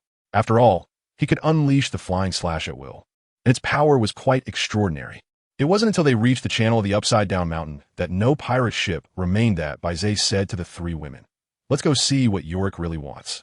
Following Baize's command, Nami and the others excitedly maneuvered the Radiant Sun towards the Upside Down Mountain. The rushing water surged upward, soaring into the sky.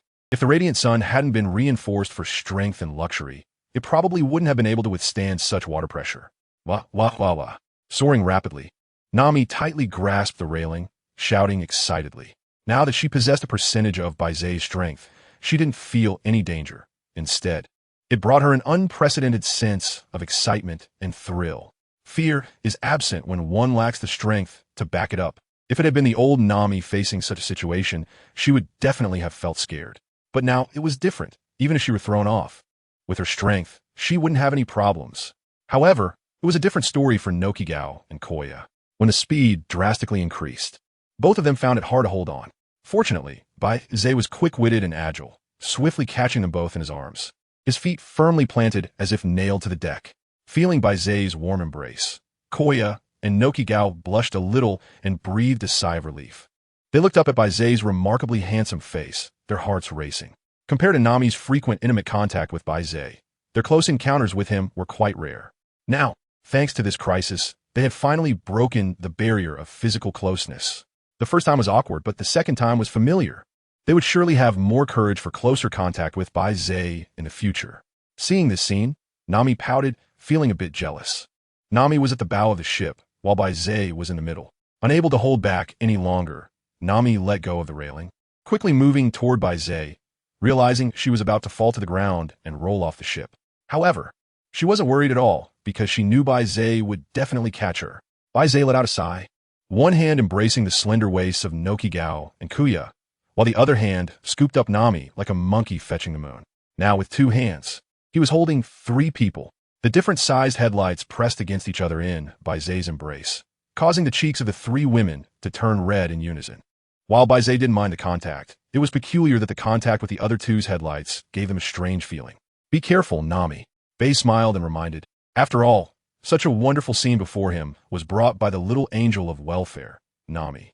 Indeed, wherever Nami is, there is welfare.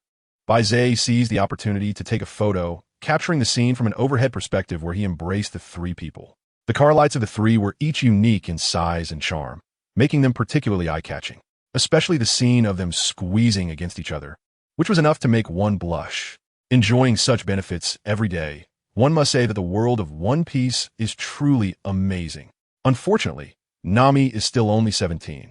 Otherwise, facing such a willing lamb, she would have devoured him completely. Nami, oh Nami, how long until your birthday?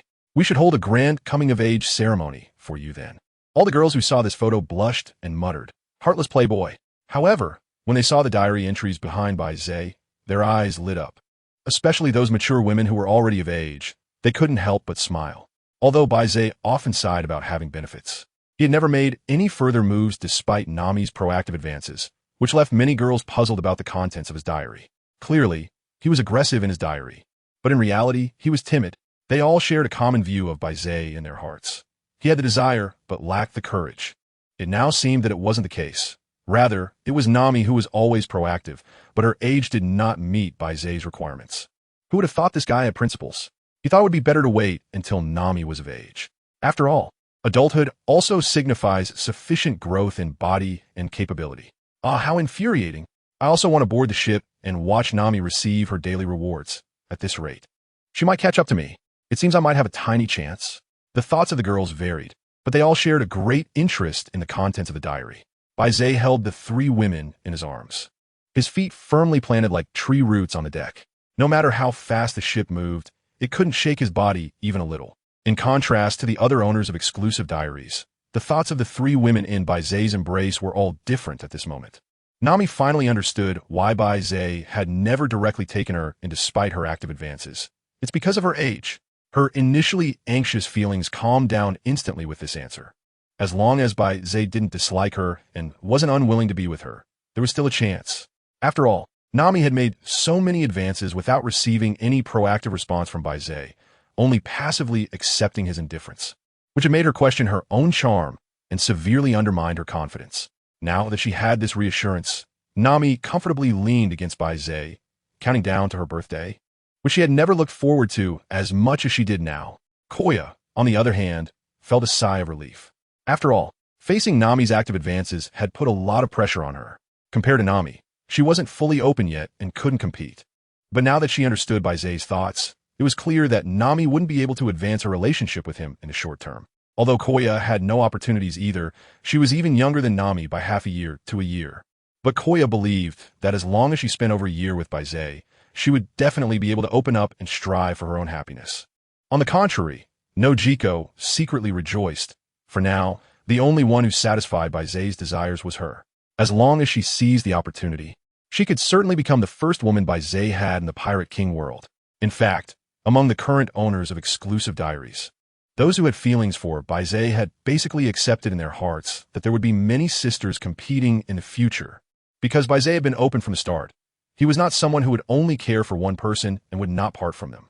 After arriving in the Pirate King world, the beautiful women appearing in Baize's diary had all been referred to as wives by him.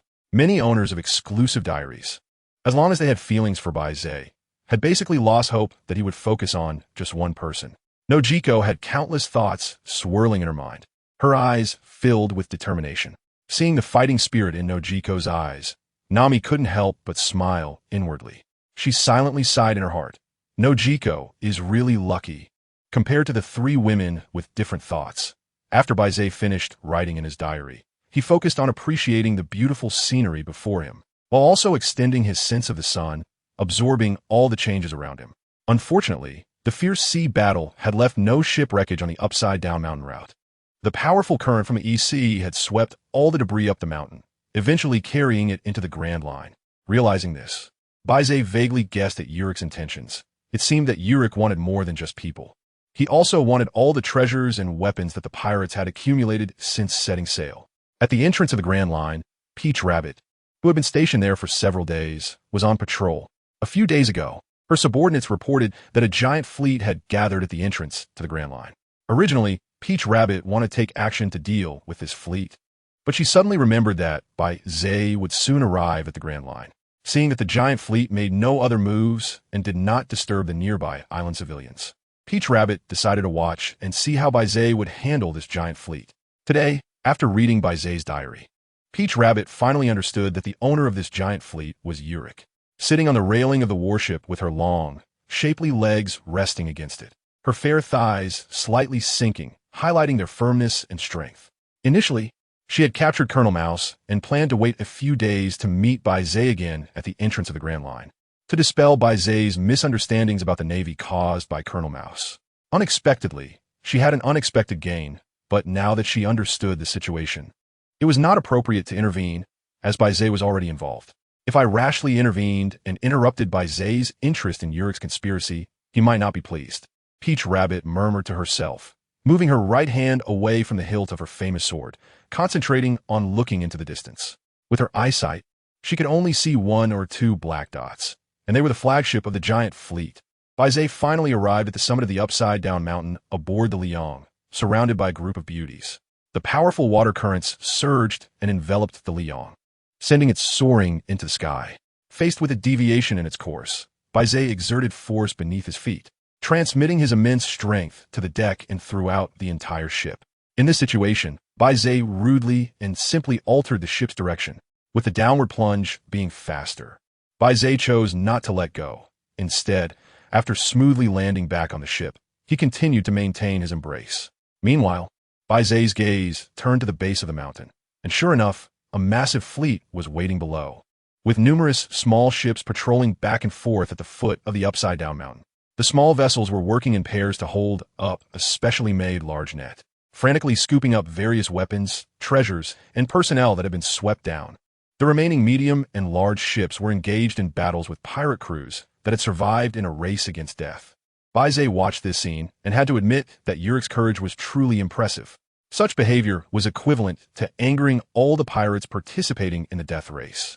With Yurik's strength, he dared to challenge all the pirate crews attending the death race. His audacity was remarkable. It was precisely because Yurik was aware that he could take on all the pirate crews that he offered a bounty of 100 million, encouraging those greedy pirates to compete and kill each other. Only the pirates who remained would qualify to face him in a direct battle. On a giant pirate ship, a very tall man with hands transformed into snow leopard-like claws was fiercely attacking a peculiar man. The reason the man was described as peculiar was not only due to his strange attire, but also because his head was trapezoidal in shape, looking exceedingly bizarre. Although the man appeared unusual, his strength was not weak. He was the only one capable of fighting against the tall man. The tall man was none other than the mastermind behind this event, Yurik. He was extremely tall, standing at 3 meters, making anyone comparing themselves to him appear small. Yurik sneered at the peculiar man and said, "Give up. Join my crew and conquer the Grand Line with me." While Yurik spoke words of persuasion, his hands did not stop moving. In fact, under the unique ability of his devil fruit, his attack speed increased, making it harder for the peculiar man to defend against his long knife. The other surrendering pirates watched the peculiar man's stubborn defense, some sneering while others openly mocked him. They had surrendered and joined Yurik, so they naturally couldn't stand to see someone with a strong will, unwilling to become a prisoner or a subordinate of Yurik, because in contrast to such a person, they appeared especially weak. Just like those who kneel do not like to see those who stand. Instead, they want to pull those standing down with them. Among them were the peculiar man's original crew. "Captain, just surrender. You can't win against Captain Yurik. He is a devil fruit user and far stronger than us." "Yeah, Captain. Following Captain Yurik also allows you to enjoy adventures, not to mention wealth and women. The only thing lacking is freedom." The last crew member hadn't finished speaking when he was elbowed, nearly gasping for breath. He quickly realized how foolish his words were and hurriedly shut his mouth, his face turning red. The peculiar man wielded his long knife, desperately resisting Yurik's attacks. However, the snow leopard form of the devil fruit gave Yurik an increase in speed and power. Yurik clawed at the peculiar man, who blocked with his long knife, producing a clang like metal striking metal. The longer he defended, the more evident it became that the peculiar man was at a disadvantage in speed and power. He was only managing to hold on thanks to his exceptional knife skills. Now, as he forcibly blocked one of Urik's heavy strikes. The peculiar man felt as if he had been struck by lightning. His body jolted, and he was sent flying backward, crashing into the railing, spitting out blood. His complexion pale, and his breath weak. Urik paused, listening to the pleas of the peculiar man's original crew, and a confident smile appeared on his face. To be honest, this peculiar man was the most surprising to him in this operation, with overall strength even slightly below his own. The subordinates he had previously recruited were not as capable as this peculiar man. In Urik's view, his absolute strength had already crushed him, and with the persuasion from the original crew, he was certain he could make the man willingly become his subordinate. Being able to recruit such a powerful subordinate before officially entering the Grand Line put Urik in a good mood. However, the peculiar man's words caused Urik's confident smile to falter. "You guys stop talking. Since you've chosen to serve Urik, it just shows I didn't see your true colors. Now that we VE parted ways, if you speak again, don't blame me for being ruthless." The peculiar man regained his composure, raising his long knife and pointing it at Urik. "I will never submit to such a despicable man." With these words from the peculiar man, Urik's expression darkened entirely. His beastly transformation became even more apparent. The features of the snow leopard that were once only partially visible on his face now fully transformed him into a snow leopard. Roar! The enormous body of the transformed snow leopard was massive, its roar echoing throughout the ship. Urik had completely shifted into beast form, fully unleashing the power of the snow leopard devil fruit. The peculiar man, who had managed to block some attacks before, now found himself unable to defend against Urik in his snow leopard form, with terrifying rending sounds echoing across the giant ship. Those pirates who had surrendered to Urik looked on in horror at his brutal side. They felt fortunate to have surrendered early. Otherwise, if Urik unleashed his full power, they would have likely perished under such fierce and sharp attacks. The peculiar man bore numerous claw marks, with the most shocking being a gash from his left chest to his right rib, deep enough to see bone and even catch a glimpse of his heart beating. "Since you cannot become my subordinate, then become the soul of my fallen subordinate." Urik roared, his claws lunging toward the peculiar man's trapezoidal head. Suddenly, Urik sensed an extremely deadly danger. In beast form, his perception of danger was greatly heightened.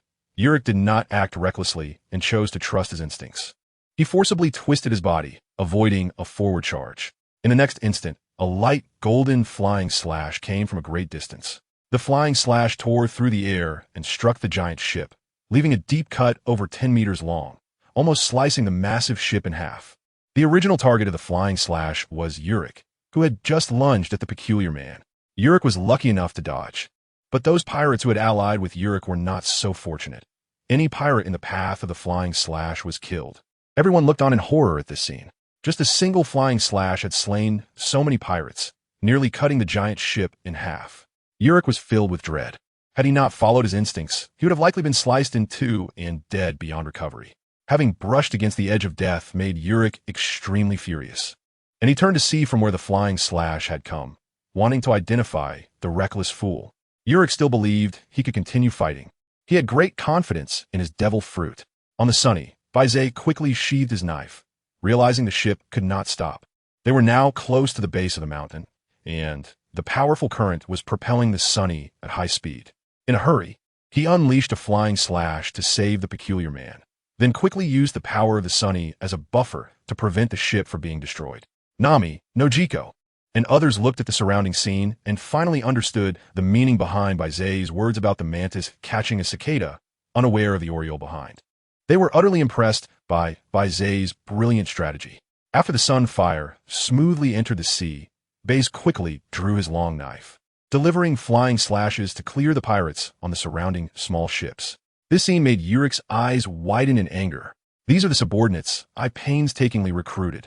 Urik glanced at the peculiar man across the slashing gap, noticing that he was breathing out more than he was breathing in, looking like he was on the verge of death. He decided to ignore him and turned to his surviving subordinates, saying, "Bring the ship closer." One of the subordinates, looking terrified, said, but Urik shouted at him, his snow leopard form exuding murderous intent. "You might die if you come closer, but if you don't, you will die right now."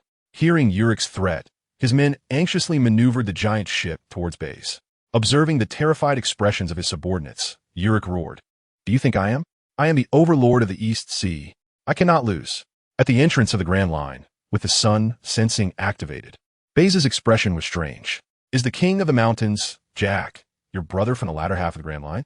Although he found Yurik's words odd, he didn't pay much attention to him. A Zoan-type devil fruit user in the East Sea, if developed properly, could indeed be called an overlord. But this is the Grand Line. Moreover, he was facing Baize. The giant ship slowly approached the Sunfire. After all, it had suffered heavy damage before, and being able to continue sailing was already a miracle. Not sinking completely was already fortunate. Baize stood at the bow of the ship, looking at the surrounding small vessels, confirming that all the pirates on board had been slain. He shook his head. It seemed that the number of pirates coming out of the East Sea this time would be greatly reduced. First, a large group had been taken out by Yurik's death competition. Then some of those unwilling to surrender were killed by Yurik, and finally, they fell into Baize's hands. Baize doesn't have much of an opinion about pirates. He won't specifically hunt them down, but he doesn't want them to provoke him. Nami gazed at the treasure collected from the numerous small ships, her eyes sparkling, with symbols of money appearing in her mind. Baize, can I go down to collect the treasure? I can't hold back anymore. Seeing Nami's strong request, Baize could only nod in agreement, then instructed Koya and Nojiko not to follow Nami. At this time, their strength was still far inferior to Nami's, so it was best not to leave the Sunny for now. There were many backup plans he had set up on the Sunny to effectively protect the people on board from harm. After all, the application range of the power of the sun is still quite extensive. Nami jumped from the bow of the ship, like a mermaid with orange hair, quickly swimming towards the small ships, her movements agile and swift, making it clear that Nami is an expert swimmer. Nojiko and Koya watched Nami leave with envy. They were not only envious of Nami's strength far surpassing theirs, but also of the impression she could once again leave in Baize's heart. Facing the giant ship that was directly approaching, Baize chose not to confront it on the Sunny.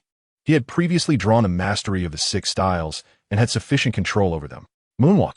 Baize quickly stepped on the ground, his body flying into the air towards the giant ship. With his physical fitness, he could sustain the consumption of the moon step for a long time. Not to mention that the distance between the two was not far. Baize slowly descended onto the giant ship amidst the stunned gazes of the pirates. The pirates retreated in fear.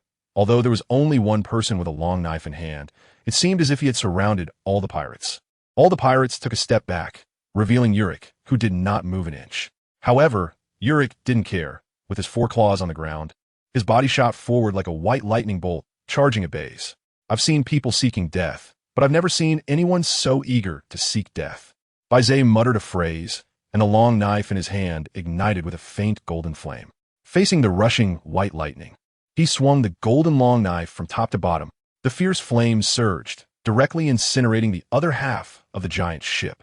All the pirates on it were turned to ash, and the remaining half of the giant ship slowly tilted amidst the rumbling sound of water pouring in. Baize dropped the long knife that had melted into scrap metal, lifted the peculiar man, and with a strong kick, jumped onto a nearby small boat. The peculiar man stared in astonishment at the spectacular scene before him, as this moment shattered his understanding. How could a person be powerful to such an extent? One half of the gigantic ship was engulfed in golden flames, turning into countless ashes that scattered across the ocean, dyeing a large part of the sea black. The other half was completely wrecked, with vast amounts of seawater pouring into the cabin, causing the other half of the giant ship to sink continuously. From the side, it looked as if the sea had opened its mouth to devour the tiny boat. The astonishing scene before him was all caused by the man beside him. The peculiar man, barely holding on, looked up at Baize and, upon seeing the familiar face, let out a faint smile. It seemed he had been blind.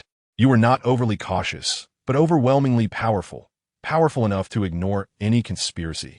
The peculiar man was on the brink of death, his vision starting to blur. Yet he struggled to finish his words. After all, with his own personality, keeping this thought bottled up would be unbearable, especially when facing death with this unsaid phrase.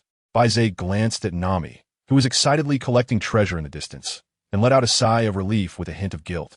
After all, he had just lost control of his power and burned the rear half of the giant ship, not knowing how much treasure was on it. Fortunately, Nami hadn't seen it. Otherwise, she would have been heartbroken. Witnessing the treasure being burned firsthand must be different from the pain of hearing about it later from others, right? Baize thought for a moment. He wasn't as money-minded as Nami, so he didn't have so many concerns. Seeing that Nami wasn't paying attention to this side, Baize turned to look at the peculiar man and laughed, saying, "You're about to die, yet you still have so much to say? Since you're dying, can I say a bit more?" Cough, cough. Hearing the peculiar man's words, Baize shook his head. This guy seemed quite open about death. Too many people face death and become twisted with fear. Don't worry, you won't die. Baize said something, under the astonished gaze of the peculiar man. However, the golden light fell upon him, and after a while, the deep wounds had stopped bleeding and began to heal slowly. The peculiar man lowered his head and could even see the granulation tissue growing slowly. Although it was slow, it was incredibly steady. What a miraculous fellow. Deciding to venture out to sea was truly the best decision I have ever made in my life, to encounter such a miraculous guy like you. The peculiar man spoke very familiarly and with full energy. Compared to his previously weak tone, he sounded much better now. Seeing this, Baize also retracted the pale golden glow, which was already 98 healed, leaving the rest to his own self-healing. The peculiar man, upon seeing Baize retract the pale golden glow, stood up with a look of lingering excitement and earnestly bowed to Baize, his face transforming into an extremely solemn expression. Thank you very much for saving me. Baize accepted the peculiar man's gratitude with a clear conscience. Believing that having saved his life and helped with his treatment, he could certainly bear such a grand gesture of thanks. What do you plan to do next? Of course, continue sailing. Even if I'm the only one left, I still want to go out to sea, adventure on different islands, and feel the vastness of the ocean. The peculiar man said emphatically. He was not someone who would easily submit to others, and he did not ask to join Baize's crew.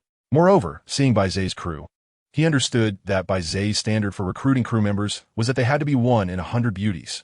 Aware of this, the peculiar man did not seek to make things uncomfortable for himself. Noticing Baize's calm nod and his gaze still fixed on the distant crew, the peculiar man knew that it was not wise to linger here. Then I wish you a smooth journey. Of course, I believe in my luck, but could you give me that small boat? You know I have nothing now, except for this knife. The peculiar man pointed to the small boat beside him and showcased the long knife in his hand, also harboring the thought of giving this long knife to Baize. After all, compared to what Baize had done for him, he felt that his light-hearted gratitude could not possibly make up for it. Baize shook his head and decisively refused.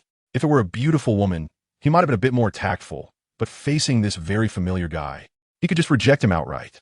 The peculiar man smiled generously upon seeing this and said, "Thank you then.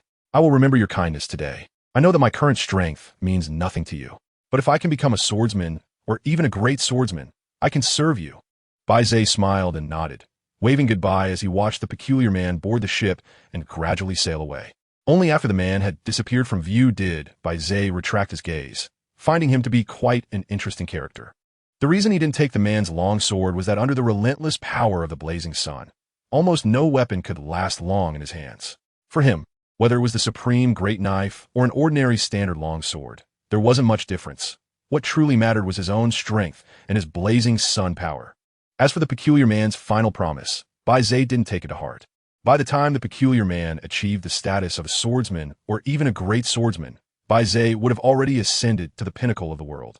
Thanks to the rewards from his diary, individual strength is so overwhelming in the world of One Piece.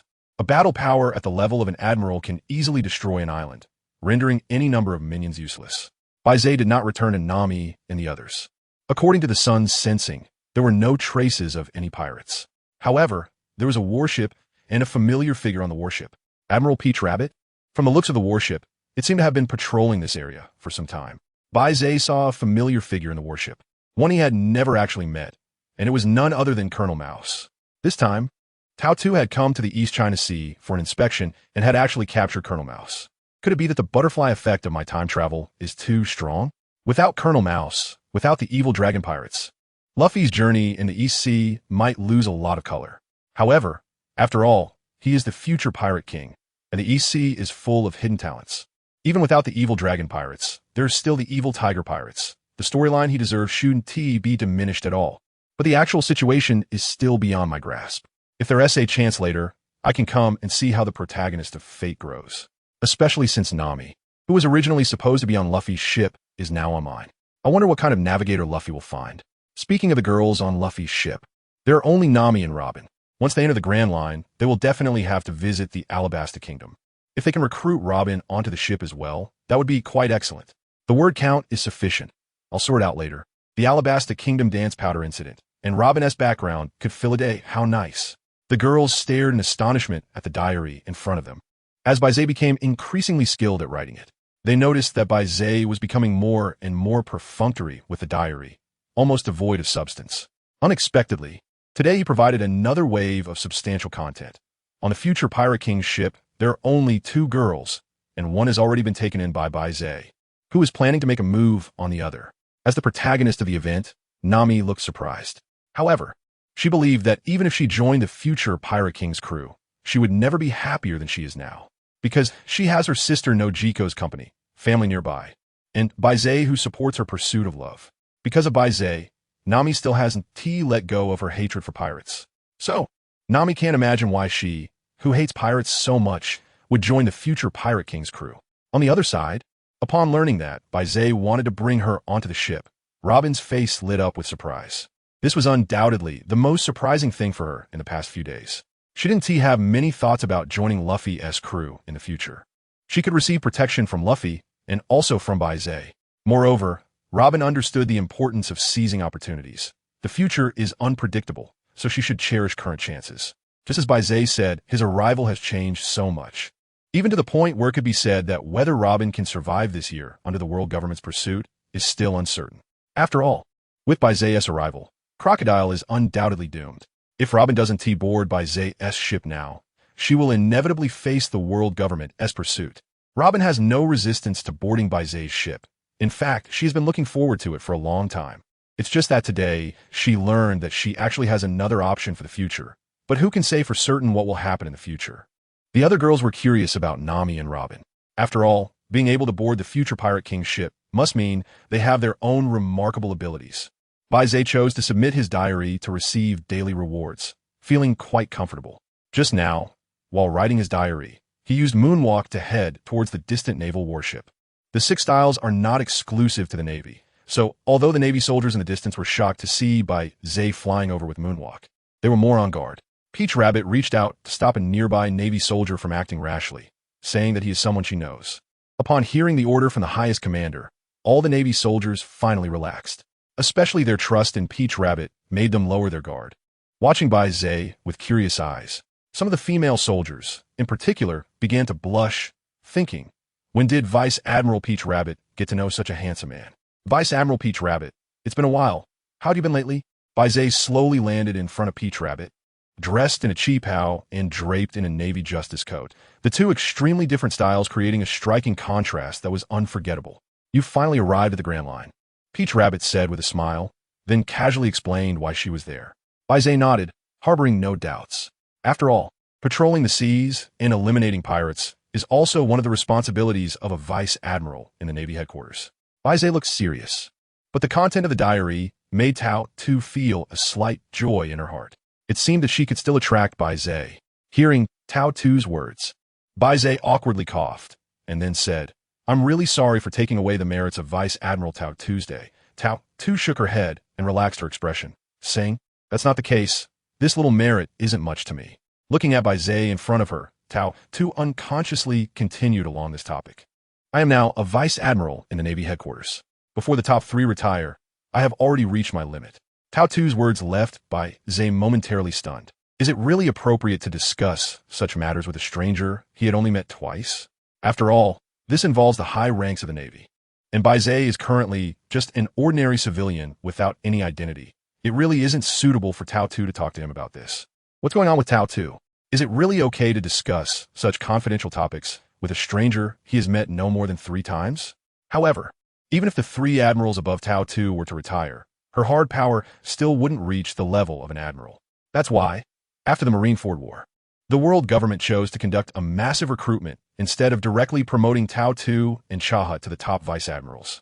The Navy system is very strict about the principle of meritocracy, which is why Baize is confident that even if he doesn't join the Navy now, as long as he wants to, he can certainly sit in the position of admiral in the world recruitment 2 years later.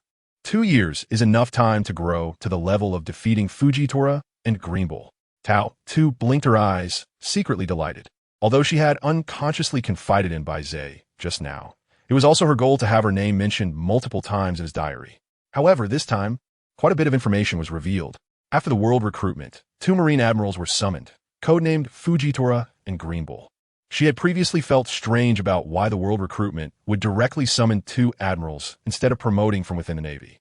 It turned out that her and Shahut's hard power did not reach the level of an admiral, or rather, they did not have the ability to suppress many pirates in that chaotic era. After realizing this, Tao too felt relieved, just as Baize mentioned in his diary. Meritocracy is a principle of the Navy. If one's strength is insufficient and they are forcibly promoted, it would only lead to humiliation and greatly diminish the Navy's reputation. After all, if the 3 admirals of the Navy are easily defeated, the Navy would truly lose face. Tao Tu looked at Baize in front of her with some anticipation, wondering if she could receive her daily reward today. She really wanted to know what a 1% increase in Baize's strength would mean for her. On the other hand, Baize, although feeling puzzled, nodded to indicate that he understood, and then quickly changed the subject. Since this matter was settled, what are Vice Admiral Tao Tu's plans for the future? Baize awkwardly shifted the topic, and Tao Tu couldn't help but chuckle to herself. However, she didn't say anything and continued along with Baize's words.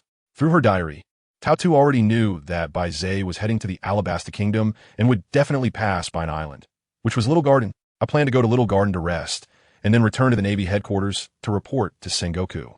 After Tao Tu finished speaking, she looked at Baize and said with a hint of meaning, "What about you, Mr. Baize? If we're traveling together, we could sail alongside the Navy warship.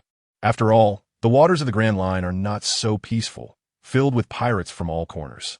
Tao Tu certainly knew Baize's strength and that he didn't need the protection of a Navy warship.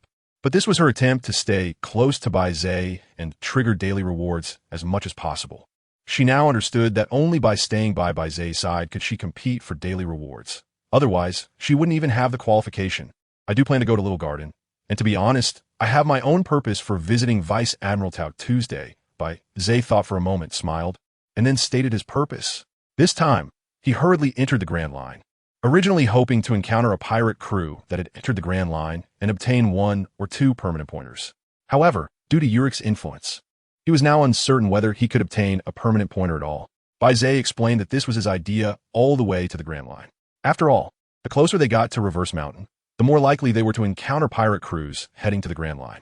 These pirate crews heading to the Grand Line were definitely not as unprepared as Baize and his crew, and they were likely to have permanent log poses. The main issue was that Baize had no way to obtain a permanent log pose, so he wanted to try his luck and get one from other pirate crews.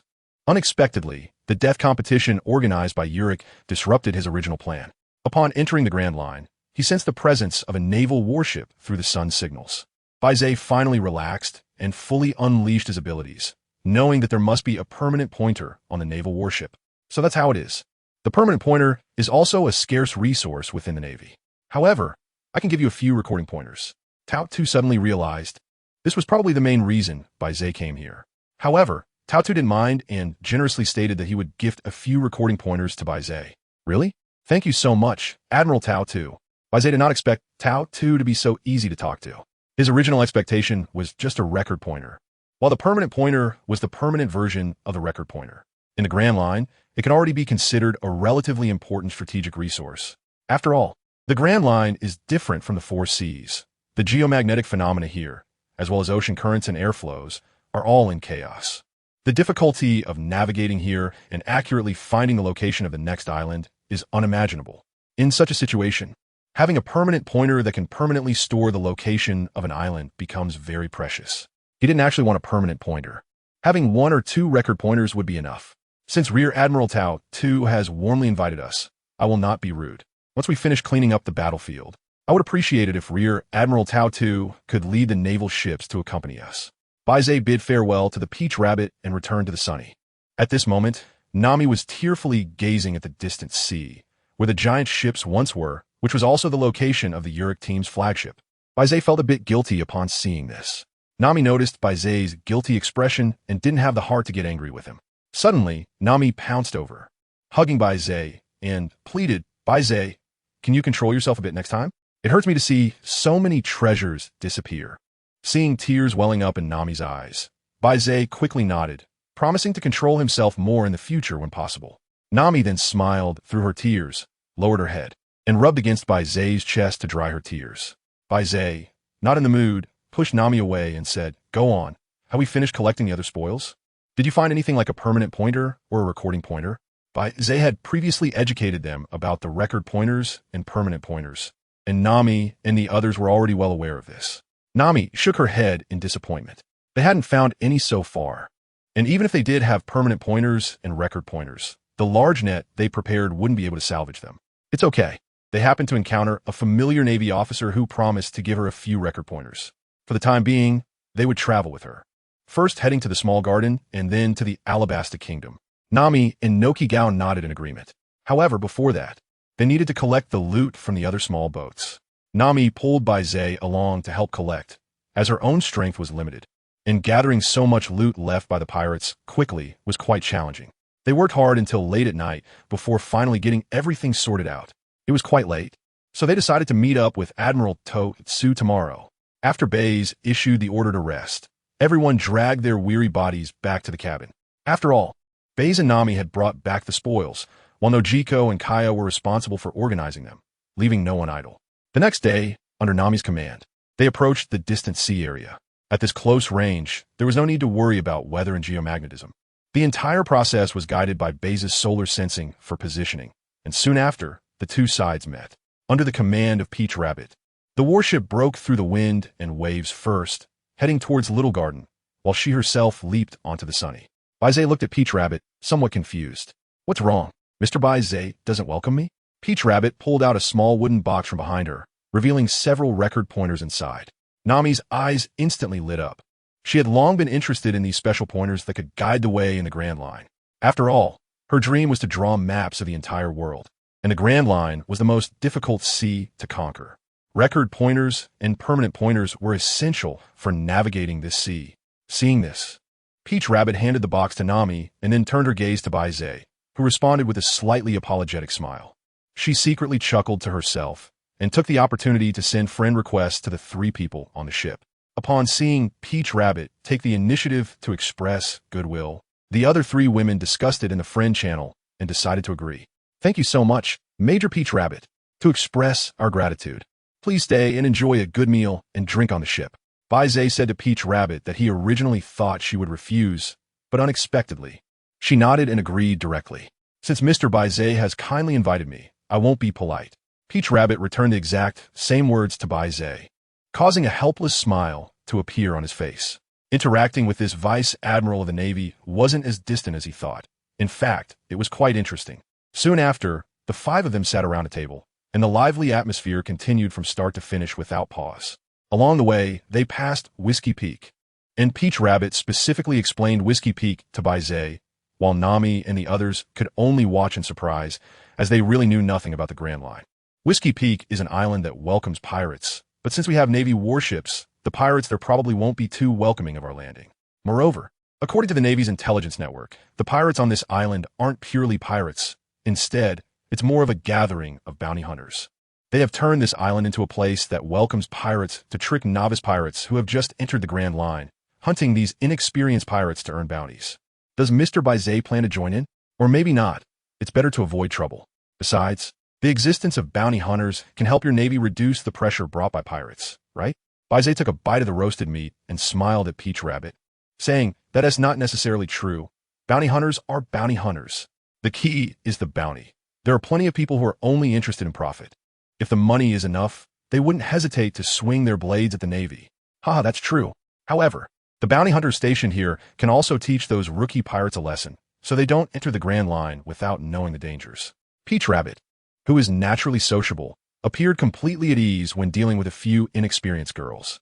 Finally, when the final verdict was completed, Peach Rabbit successfully topped the list of the most mentioned today.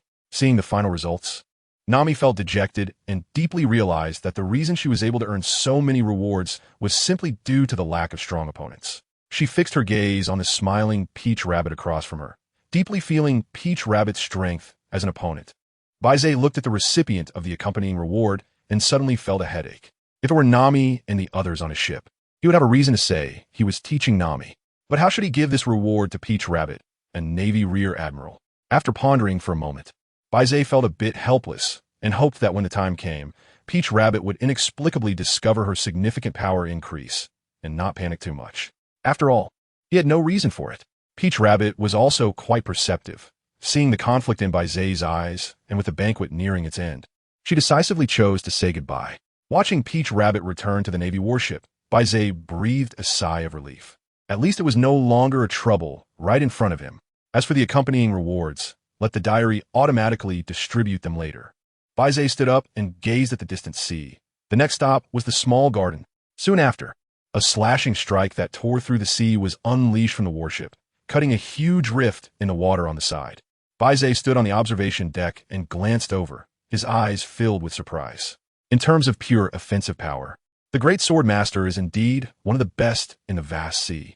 Tao 2 gains a percentage boost to herself, which through adaptation should enhance Tao 2's swordsmanship. Although Baize's swordsmanship is only at the swordsman level, the percentage boost is calculated based on his overall strength. This means it's a 1% boost at the general level. The improvement in Tao 2's swordsmanship might even surpass Baize's current swordsman level.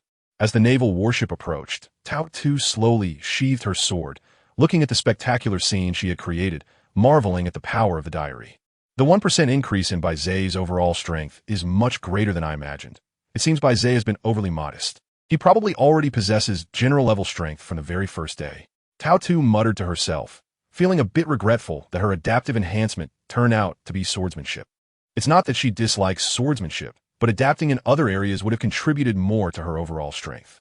Compared to the strong individuals at the naval general level, Tao 2's shortcomings lie in her physical fitness and dual hockey. Although the pirate world is not lacking in top female warriors, that doesn't erase the gap between the two sides. The higher one climbs to the peak, the more one can experience the insurmountable chasm brought by this gap. Just like the 3 admirals of the Navy right now, they can truly be called 3 monsters. Fruit abilities, physical fitness, and dual hockey are all at the top level of the sea. If Tao 2 could further enhance her physical fitness, she would be even closer to the general level. What she lacks is precisely this aspect, which is why she feels regretful about not adapting to a boost in physical fitness. After all, at his current level, it's very difficult to have a qualitative improvement in swordsmanship. To significantly enhance strength, one must focus on their weaknesses. I hope to be able to interact with Baize again. After today's encounter with those girls, I imagine they already see me as a rival. Tao 2 sheathed her sword and turned back to the cabin to rest. Nami and the others also noticed the changes in the waters near the naval warship, feeling particularly emotional, while their wariness of Tao 2 heightened to the maximum.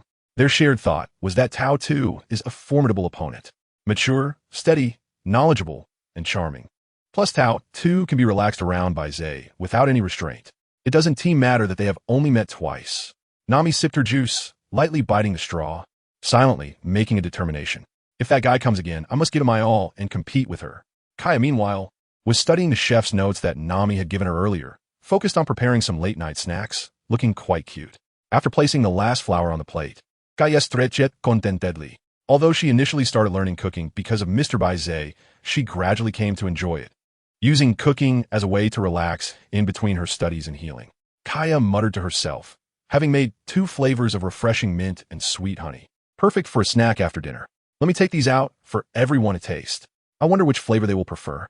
I hope they will like them, Kaya said excitedly, picking up the plate and walking out of the kitchen.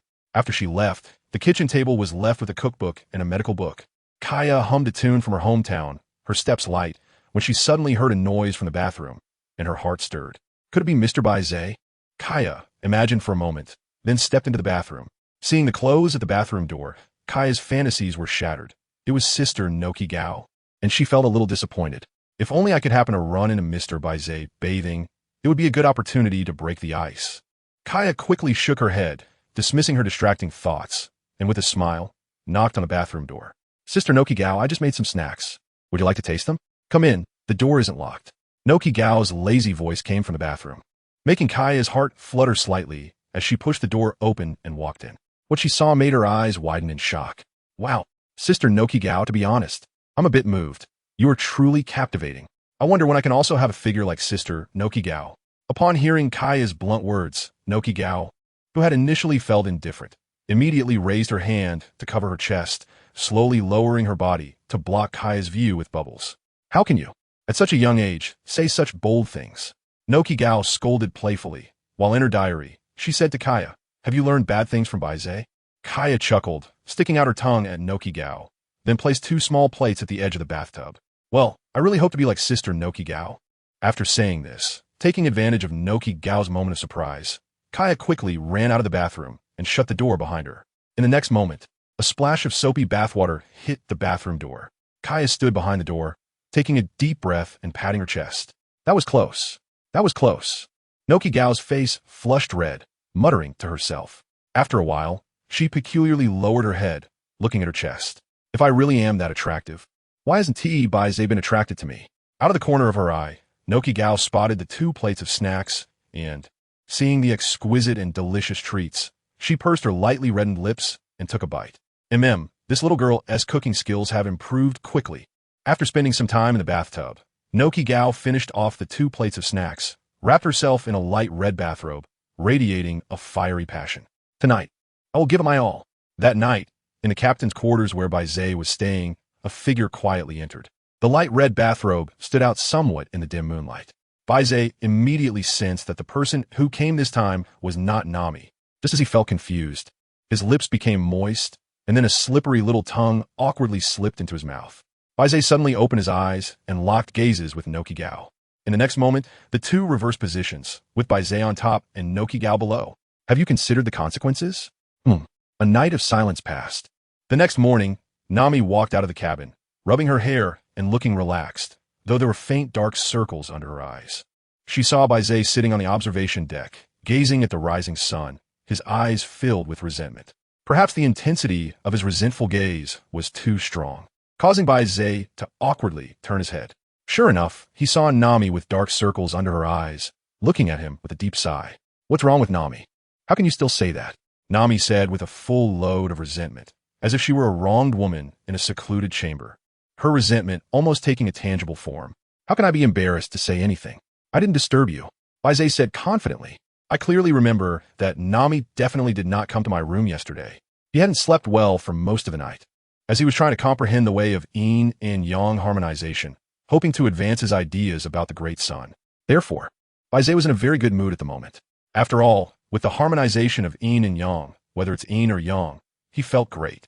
Moreover, it wasn't like Noki Gao couldn't hold on and was raising a white flag to surrender. Baize wanted to enjoy himself even more. However, after the refinement of his great sun ideas, his yang energy was so abundant that it scattered everywhere, and to truly achieve yin and yang harmonization, relying solely on Noki Gao wasn't enough. But given the current limited conditions, neither Nami nor Koya could meet the requirements.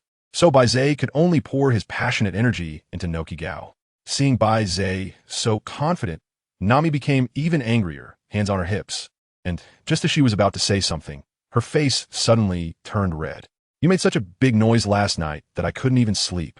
Baize was taken aback for a moment, looking at the faint dark circles under Nami's eyes and her rosy cheeks. Did he really cause too much commotion? Just then, Koya also walked out slowly, rubbing her eyes. Her golden hair was a bit messy, and she also had faint dark circles around her eyes. Looking at Baize with a hint of resentment. Mr. Baize, please understand us. All right, it's my fault. When Baize saw the 2 of them questioning him repeatedly, he quickly joined his hands together, indicating that he wouldn't make the same mistake again. Unexpectedly, the first attempt at yin-yang harmony caused such a big mess, and being questioned repeatedly. Sigh, it all comes down to a lack of experience. I've decided that I need to study hard from now on. I absolutely cannot be satisfied with mere talk. I need to combine it with practice and engage more in yin-yang harmony with Noki Gao.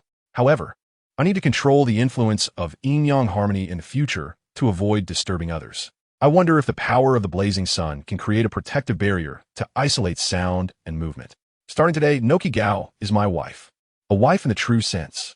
Baize's diary early in the morning left the girls confused. What was this talk about yin and yang harmony? What did it mean to disturb others? It all sounded so chaotic. It wasn't until Baize mentioned his wife that all the girls suddenly realized connecting the context. They immediately understood what Baize meant by yin and yang harmony. The girls who were still inexperienced turned red in the face. In the Alabasta Kingdom, Robin was eagerly anticipating Baize's update about his identity and background, but was unexpectedly struck by a revelation. Having long been immersed in the dark and underground worlds, Robin was much more experienced than the other girls. Although she initially didn't understand the meaning of yin and yang harmony, she quickly grasped it after seeing Nojiko's practical experiences. Poof! The coffee Robin had just sipped suddenly sprayed out as she quickly glanced back, and upon seeing the word wife, it confirmed her earlier thoughts. To her surprise, the first to win over Baize was actually Nojiko. She had been silent all along and hadn't even received a daily reward, yet suddenly, she had captured Baize's attention. Robin sighed and pretended to be nonchalant as she took out a handkerchief to wipe the coffee stains off her book. However, her mood was no longer as calm as before. Previously, everyone was on the same starting line, and there had been no substantial breakthroughs. But now it was different. Someone had taken that step. Maybe when I board Baize's ship, I could be more proactive, Robin muttered to herself. Although her gaze remained on the book in her hands, her thoughts were already in chaos, completely distracted from the content of the book. On the nearby warship, Peach Rabbit had gotten up early to train. Upon seeing the contents of Baize's diary, she lost control of her famous sword and drew a bit of it. A strong aura swept away all the training equipment around her. The presence of a great swordsman shattered everything in its path. Peach Rabbit was not a naive girl. She could see through Baize's strange words at first glance. She was thrilled by yesterday's achievements, but today it felt like a harsh slap in the face. It seemed that to truly compete with them, one had to be on that ship. Otherwise, there wouldn't even be a qualification to compete. No matter how many daily rewards were earned yesterday, it couldn't compare to Nojiko. Peach Rabbit pondered, sheathed her sword, and paid no attention to the broken training equipment around her. Let alone those, even the highest grade training equipment couldn't withstand the destruction of a great swordsman. She was here to train, focusing on improving her physical fitness. However, she had just lost control and leaked a bit of the aura of a great swordsman. In the windless zone, Hancock appeared somewhat innocent compared to the previous two. She had been watching until she finally understood. Shameless. After realizing, Hancock blushed and spat, then crossed her legs, revealing her long, shapely legs, but unfortunately, there was no one in the palace to appreciate them. It didn't matter with her charm. As long as that man saw her, he would bow to her feet. What if he had many wives? In the end, there would only be me. Hancock paused here, suddenly stunned, her pupils seeming to shake as she anxiously muttered to herself, as if trying to comfort herself. Why am I saying this? I don't want to be his wife. Oomph. She finished with a haughty hum, and the headlights in front, with minimal constraints, trembled violently alongside her soft snort, as if the sea was stirring up waves. Nami and Kaya hummed and turned back to the cabin. The culprit of last night was not just Baize. Their sister Nojiko had no intention of suppressing her emotions and had been freely showcasing her wonderful voice. Seeing the diary's content, Nojiko's face turned completely red. What nonsense was Baize talking about? Suddenly remembering something, she sprang up, feeling a tearing pain, followed by footsteps coming from outside the room. Nojiko was instantly on the verge of tears, turning to see Nami and Kaya rushing in one after the other. Nami, Kaya, what's going on? Why are you in such a hurry to find me so early? Nojiko greeted them with a guilty and embarrassed smile. Kaya, upon seeing Nojiko lying on Baize's bed, instantly transformed from a resentful expression to one of extreme envy, silently thinking, when will I be able to be like Sister Nojiko? Not only in scale, but also in my relationship with Mr. Baize. Nami, with her arms crossed, let out a few hums and teased, it's nothing. Just wanted to see you perform again, your emotional voice from last night. Nojiko immediately understood, her face turning beet red as she buried her head in the quilt. Muffled sounds coming from under it. I'm sorry, I won't do it again. In the captain's quarters, Nami looked at Nojiko, who was hiding her head under the quilt, and smirked as she pounced. Sister Nojiko, do you want another time? Was it really that comfortable? Kaya, standing by, perked up her ears to listen closely, watching the two sisters playfully tussling on the bed, her heart racing, eager to join but hesitant. Ouch, you hurt me, Nojiko exclaimed, playfully hitting Nami on the head. Nami quickly let go, nervously watching Nojiko, and upon seeing her clutching her stomach, looking pained, Nami bowed her head, looking apologetic. I'm sorry, Sister Nojiko. Haha, it's okay. Just the pain from last night hasn't subsided yet. Upon hearing this, Nami understood why Nojiko was in pain. Clearly, she hadn't used any force just now. Kaya looked on with curiosity at Nojiko. For her, this was an enlightening experience. Seeing the two with such curious expressions, Nojiko sighed and waved at Kaya. When she came over, Nojiko grabbed one of each of their hands. Anyway, you might also experience this later, so let me tell you about it. The three girls whispered in the room, discussing girl talk. Outside the cabin, Baize calculated the time, and the porridge he had been cooking in the kitchen should be ready. He had gotten up early to prepare breakfast for Nojiko. Last night, Baize had been so eager to have his first wife that he nearly hurt Nojiko with his actions. Baize came to the kitchen and took a sip of the aromatic porridge, nodding in satisfaction. If Noki hasn't recovered by then, let's use the radiant sunlight to treat her, Baize thought to himself, then picked up the porridge and took a few sets of bowls and chopsticks as he walked towards the bedroom. When he arrived at the bedroom door, he heard a few people whispering. There was no way around it. He no longer actively activated his sun's sensitivity. However, with his physical fitness, just a door separation was not enough to prevent the sounds from reaching his ears.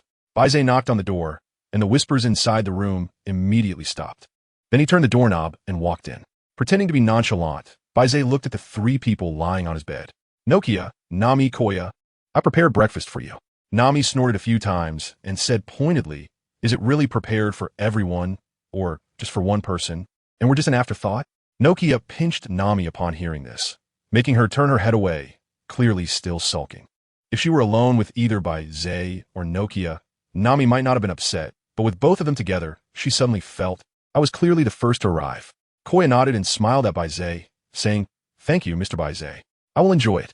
Baize's expression remained unchanged as he placed breakfast on the small table, serving each of them a bowl while looking at Noki Gao. Are you feeling all right? Do you need me to use radiant sunlight to heal you? Baize's question immediately drew Nami and Koya's attention to Nojiko. Feeling the two intense gazes, Nojiko's face turned slightly red as she shook her head and said, no need. This is a rare experience, something that only happens once in a lifetime. Baize nodded. He respected Noki Gao's wishes. The four of them quietly ate breakfast, but the atmosphere at the table was somewhat peculiar. Soon after, Baize left the captain's room, leaving space for the three of them, and returned to the observation deck to start writing today's diary. Indeed, as the sage once said, food and color are nature. It is truly one of life's great pleasures. They would soon head to the Alabasta Kingdom, so he decided to sort out Robin's identity first. Nico Robin, whose mother was a famous archaeologist, was wanted by the world government for researching forbidden topics and was sent to live with her mother's brother from a young age. Due to the powers of the devil fruit, she was despised by neighbors and relatives. Later, by chance, she met Vice Admiral Jawad Disal, known as the Giant Clan in the Navy headquarters, and they became friends in a very short time. However, as a renowned archaeological holy site, O'Hara was conducting research on historical texts prohibited by the world government. To set an example and deter other archaeological research sites, the world government launched the Buster Call and completely destroyed O'Hara, located in the West Sea. Faced with a refugee ship filled with civilians, Sakazuki, who was still a vice admiral at the time, ordered the ship to be completely destroyed, thus incinerating all of O'Hara, civilians included. With the help of her friend Saul, who was a vice admiral in the Navy headquarters, and thanks to Akiji's mercy, Robin successfully escaped from O'Hara. However, she was framed for destroying a Navy warship, resulting in a bounty of 79 million. From then on, the weak yet heavily burdened child of the devil roamed the underground world, with death often by her side and betrayal shadowing her. People approached her intentionally for the high bounty. Eventually, Nico Robin was sheltered by Crocodile, one of the 7 warlords of the sea, thanks to her ability to decipher ancient texts. Speaking of which, Crocodile was also a rather tragic figure. Defeated by a strong enemy and losing confidence, he sought the legendary ancient weapon Pluton, only to find that his long-planned scheme was merely a shell, as Pluton was not there, but in the New World. If memory serves, Robin had always been concerned about Vice Admiral Saul, who had not died. Akiji had frozen him, allowing him to survive the Buster Call's bombardment. He eventually returned to his homeland, the giant country Elbath, with the books from O'Hara. Everyone was shocked.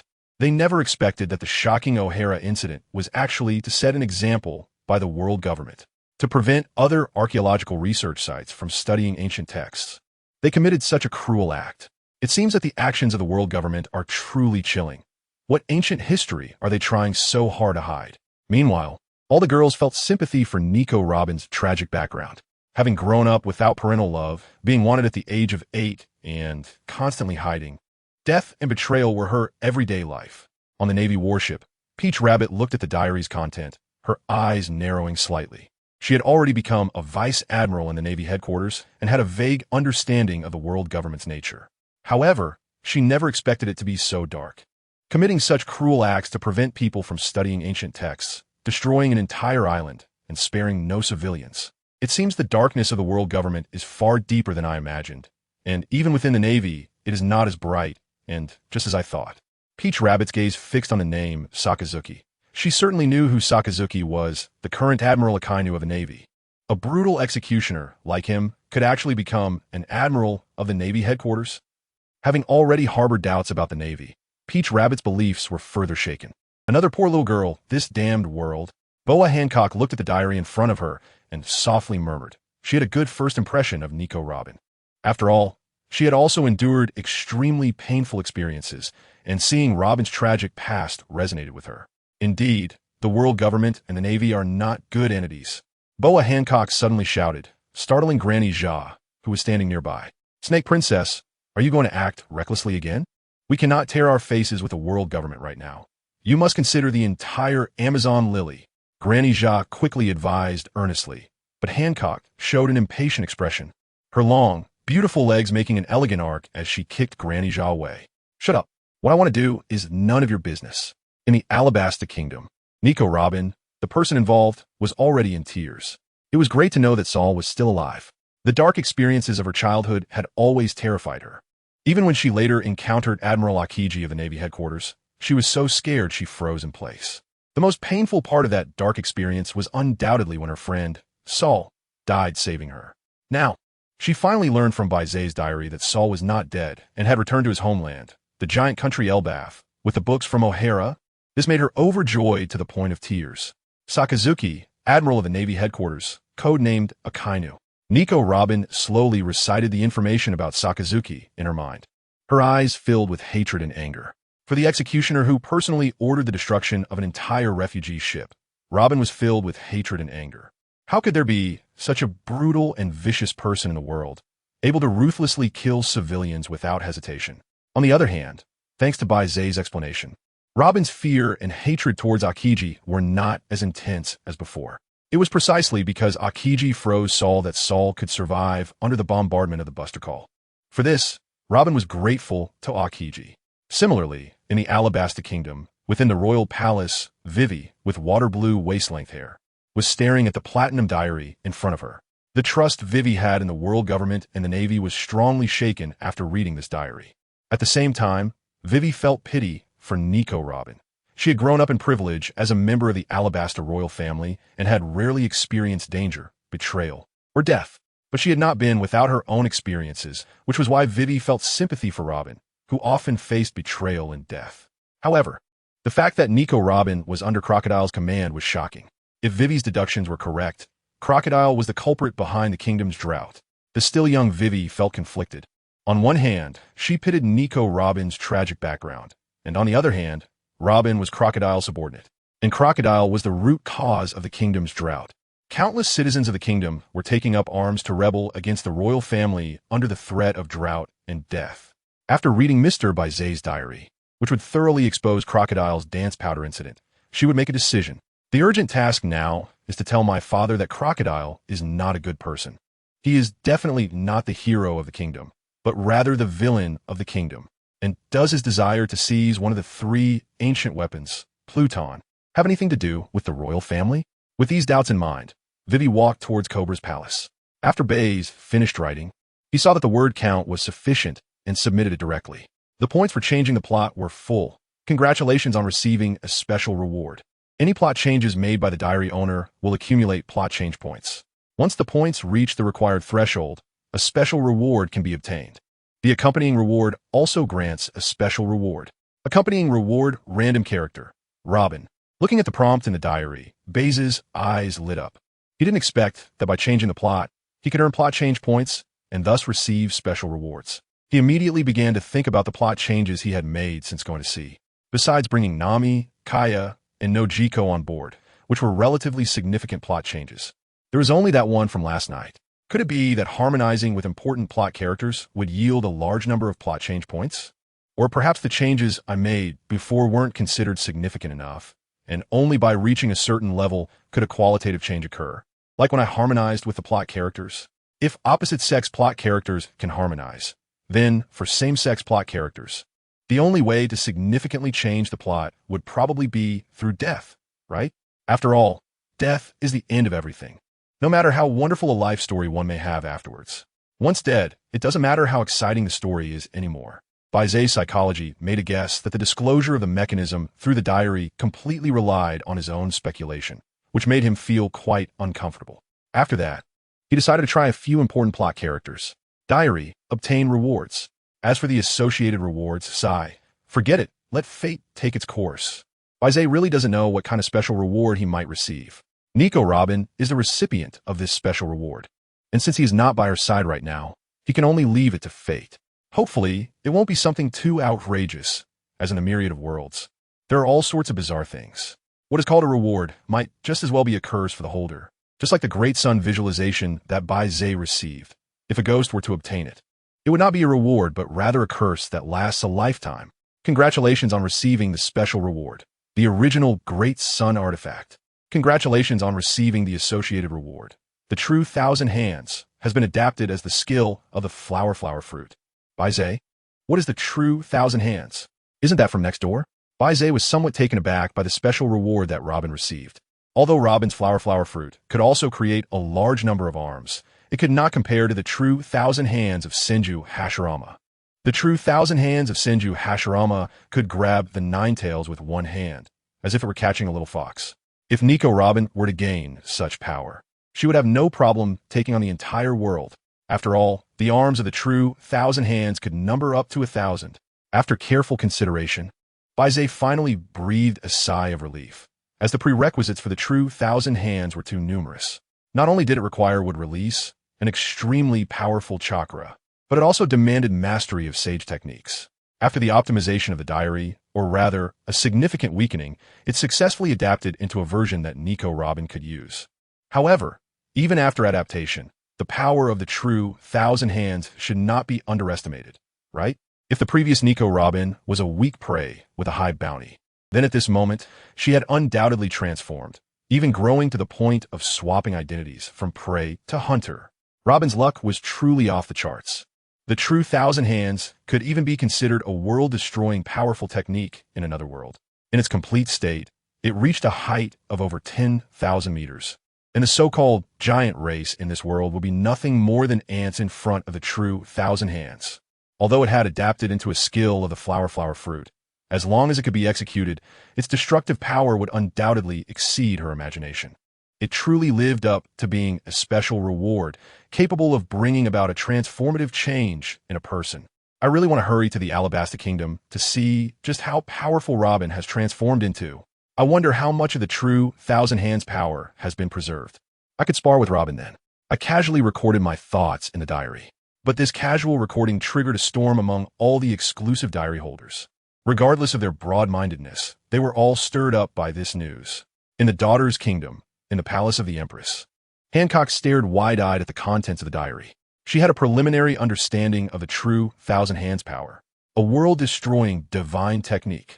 In its complete form, it towers at 10,000 meters, even making the giant race look like ants. Hancock's chest heaved violently, waves crashing within her as she was shocked by the power described in Baize's diary, her heart racing. At the same time, a deep desire arose within her. Damn it, why can't I obtain a special reward? That damn Baize, why hasn't he mentioned me more often? He hasn't even mentioned me a few times since he started writing in the diary. He knows the story of the Pirate King world well. He can't possibly be unaware of my beauty. After Hancock finished speaking, she paced back and forth in the palace, her brow furrowed, her silver teeth lightly biting down. She was hesitating whether to set off for Alabasta to find Baize. The benefits of the special reward made even Hancock, the infamous pirate of the seas, unable to resist the strong temptation. The current path to obtain rewards was clear. She had to appear by his side and continuously showcase her charm to be recorded in his diary. His journeys would likely be in the second half of the Grand Line, so the Daughter's Kingdom, located in the doldrums, might not even be on the islands he planned to visit. After Hancock figured this out, her brow furrowed even more. For her to actively seek out a man and showcase her charm was extremely difficult. Hancock was adored by everyone in the Daughter's Kingdom. No matter what she did wrong, everyone in the kingdom would forgive her because she was simply too beautiful. It was in this environment that Hancock developed an incredibly proud mentality. Like an immensely proud peacock, she refused to lower her head. This was also the key to her understanding of how to obtain reward from the diary. Yet, she still chose not to embark on a journey to find Baize. Until this time, When a holder of an exclusive diary received a special reward, a super abundant special reward, that shook Hancock. Hancock bit her nails, rarely showing such a conflicted posture, torn between whether to lower her head to find Baize or to maintain her pride and stay in the daughter's kingdom. On a Navy warship, Peach Rabbit couldn't help but glance at Baize. If there was anyone who would regret missing the special reward this time, it would be her. Yesterday, she had already earned a daily reward through her charm, and today, because of Baize, she had written in her diary in the morning and missed out on this special reward. Peach Rabbit suddenly felt a heartache that made it hard to breathe. Clutching her heaving chest, her face reflecting a look of deep regret. It seemed that daily rewards were just for fun. If she truly wanted to undergo a transformative change and become stronger, she had to rely on special rewards. Whether it was Baize's first reward of the grandson vision or the true 1,000 hands that Robin received this time, they were both tremendous rewards capable of bringing about a complete rebirth. However, it seemed Baize had not checked his special reward yet, which made me very curious. Peach Rabbit thought to herself. To divert her attention and prevent herself from excessively dwelling on the missed special reward, she began to speculate about Baize's special reward. In the Alabasta Kingdom, in the royal palace, Princess Vivi, barefoot, wanted to run to tell Cobra, but suddenly stopped, looking at the diary in shock. Vivi's mouth was agape, fully realizing that the complete form reached 10,000 meters. She gestured with her hands, completely unable to imagine how grand and majestic this divine sight was. If I could obtain such a special reward, even if I didn't fully understand Crocodile's entire plot, I could easily defeat him and make him reveal all his schemes instead of waiting for Baize's diary to expose them. If I could have this power, I could better protect the kingdom's citizens, saving them from drought, war, and the suffering of disasters. Vivi clasped her hands together, looking hopeful to obtain the reward. However, it seemed Baize would definitely come to the Alabasta Kingdom. Yet he seemed to be extremely focused on Miss Robin instead of mentioning me at all, Vivi said dejectedly. Soon, she perked up again, comforting herself by saying, I have an exclusive diary. I must be connected to Mr. Baize. Otherwise, I wouldn't have this platinum diary. Vivi reached out to stroke the cover of the diary, feeling very fortunate to be chosen by this diary and to possess it.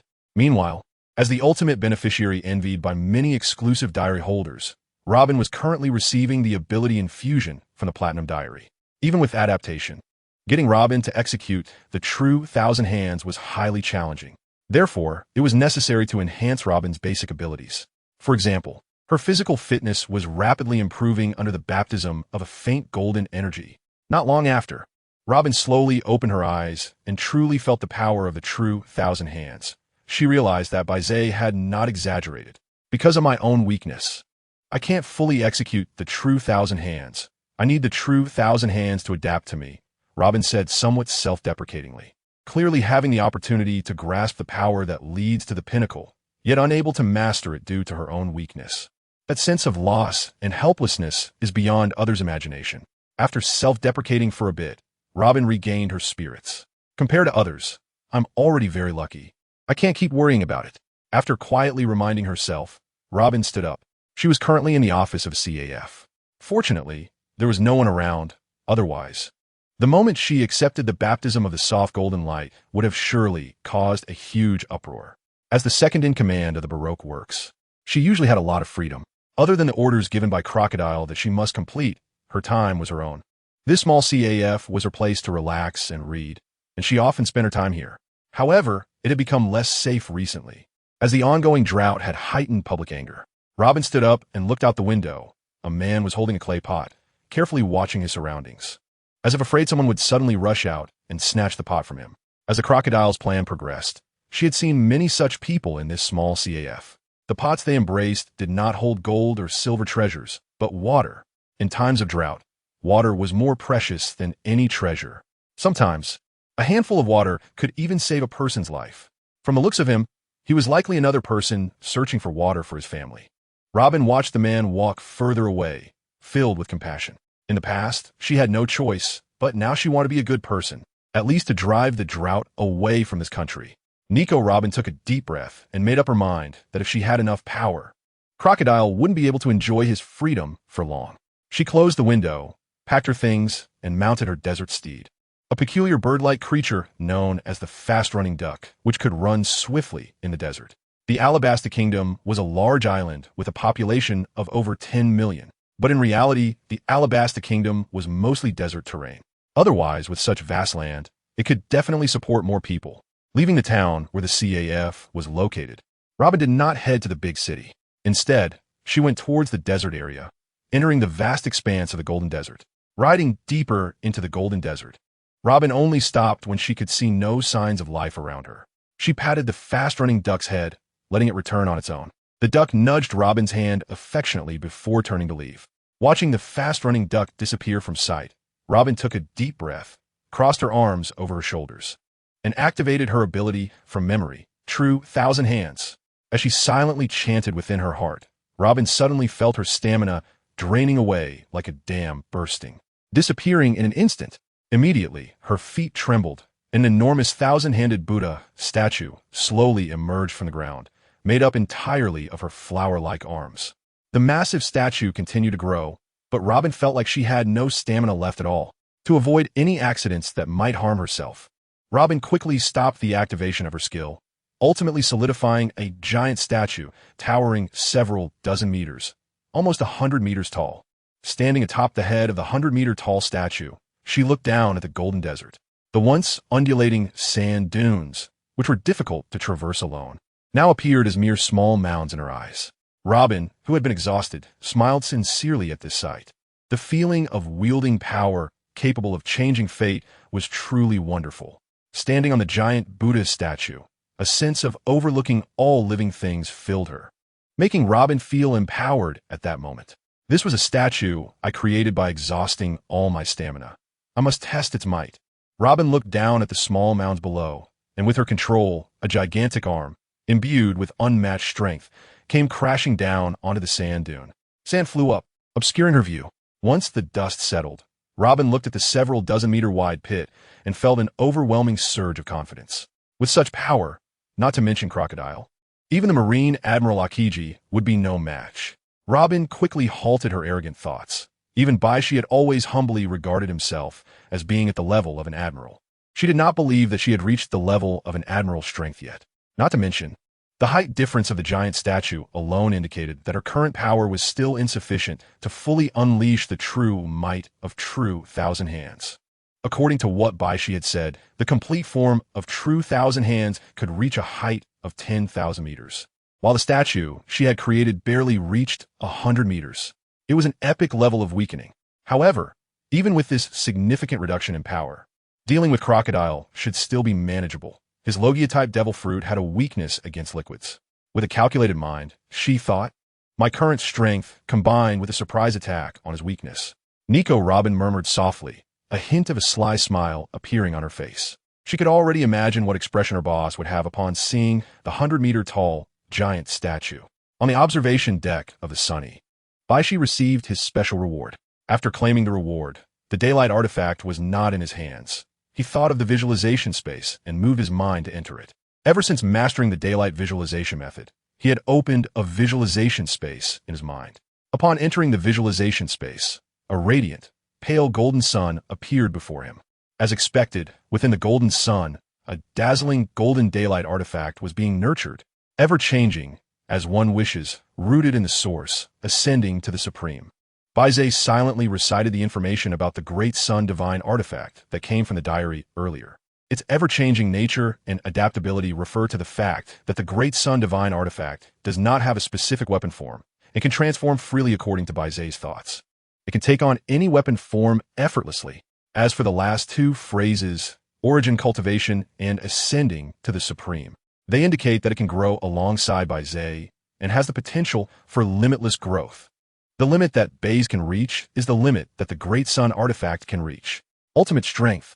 Baize gazed at the divine artifact in the pale golden sun, unable to suppress his admiration. In the visualization space, Baize waved his hand, and the dazzling golden sun artifact floated gracefully into his grasp. With a thought, the originally formless and shapeless golden sun artifact instantly transformed into a resplendent holy sword, its appearance incredibly luxurious, with the hilt inlaid with twinkling, precious gems. Not bad, not bad. To be able to transform into the legendary holy sword merely through my imagination. Although it only possesses its form, The power of the Golden Sun artifact is even more formidable than that of the legendary Holy Sword. Baize seemed to have gotten a new and interesting toy, constantly changing the shapes of the weapons in his hands, swords, guns, bows, and so on. Only after fully indulging in this did Baize return the Great Sun Divine artifact back into the Great Sun to continue its nurturing. Although the current power of the Great Sun Divine artifact cannot be fully displayed, its ability to completely bear Baize's blazing solar power makes it the most suitable weapon for him. After all, in the world of One Piece, there are no weapons that can bear his power. Even the legendary Supreme Great Knife would turn into a puddle of molten iron under the scorching solar energy. Therefore, many of the weapons that Baize handled were one-time use. With his thoughts returning, the Liang ship continued to follow alongside the Navy warship, rising and falling in the waves. The climate of the Grand Line was indeed extraordinary. During this time, it had already encountered heavy rain, scorching sun, hail, and thunderstorms. Fortunately, the Liang ship was sturdy enough not to be destroyed in such fierce maritime disasters. However, the frequent maritime calamities disrupted Baize's training. His best training time during the day was naturally when the sun was high in the sky and abundant. Baize looked ahead, the sky was overcast, and his eyes narrowed slightly. After spending some time following Nami, he had developed a good ability to predict the weather at sea. With the changes in air pressure, wind direction, and temperature, it seemed that hail was imminent. He muttered a few words, then made a judgment. Baize looked at the distant clouds, and golden light suddenly appeared in his hand, transforming into a long golden sword. The Sunny could not withstand severe hail, so it needed to disappear first. Nami, Noki, and Kaya rushed out of the cabin, sensing the impending disaster at sea, and quickly came out to prepare for defense. Upon reaching the deck, they saw Baize standing at the bow with a long sword, striking upward, a majestic golden flying slash sword for hundreds of meters, and, as it ascended, its length continued to extend, ultimately forming a massive golden strike several thousand meters long, as if the sun was shining down through the gaps in the dark clouds. Nami and the others were immediately stunned, their hearts shaken. Every time they thought they understood Baize's strength, he would further shatter their perceptions. The flying slash, thousands of meters long, seemed to tear apart the clouds from below, as if the sky itself was splitting open. On the naval warship, countless sailors, alerted by the navigator, rushed out to secure the ship's belongings. If it were large hail, even a naval warship would struggle to remain unscathed. Just as the sailors were hurriedly moving items to prepare for the hail, they saw the sun rise from the side, followed by the sun stretching into an arc, transforming into a long beam of sunlight several thousand meters long, illuminating the sea and sky. From their perspective, it seemed as if the sky was covered by this radiant sunlight. Countless naval soldiers widened their eyes, staring at the sky, their mouths agape as if they could fit several fists inside, their jaws nearly dislocating. Some naval officers, witnessing this scene, were even more horrified. Their strength was greater than that of ordinary sailors, allowing them to see more clearly. This was clearly a slash emitted by person. The power contained within it was terrifying. No wonder Vice Admiral Peach Rabbit held such respect for the person on that ship, possessing such a powerful individual. With just one slash, change the weather. A beautiful female naval officer gaped at the tumultuous sky, her cherry-red lips easily able to fit a fist.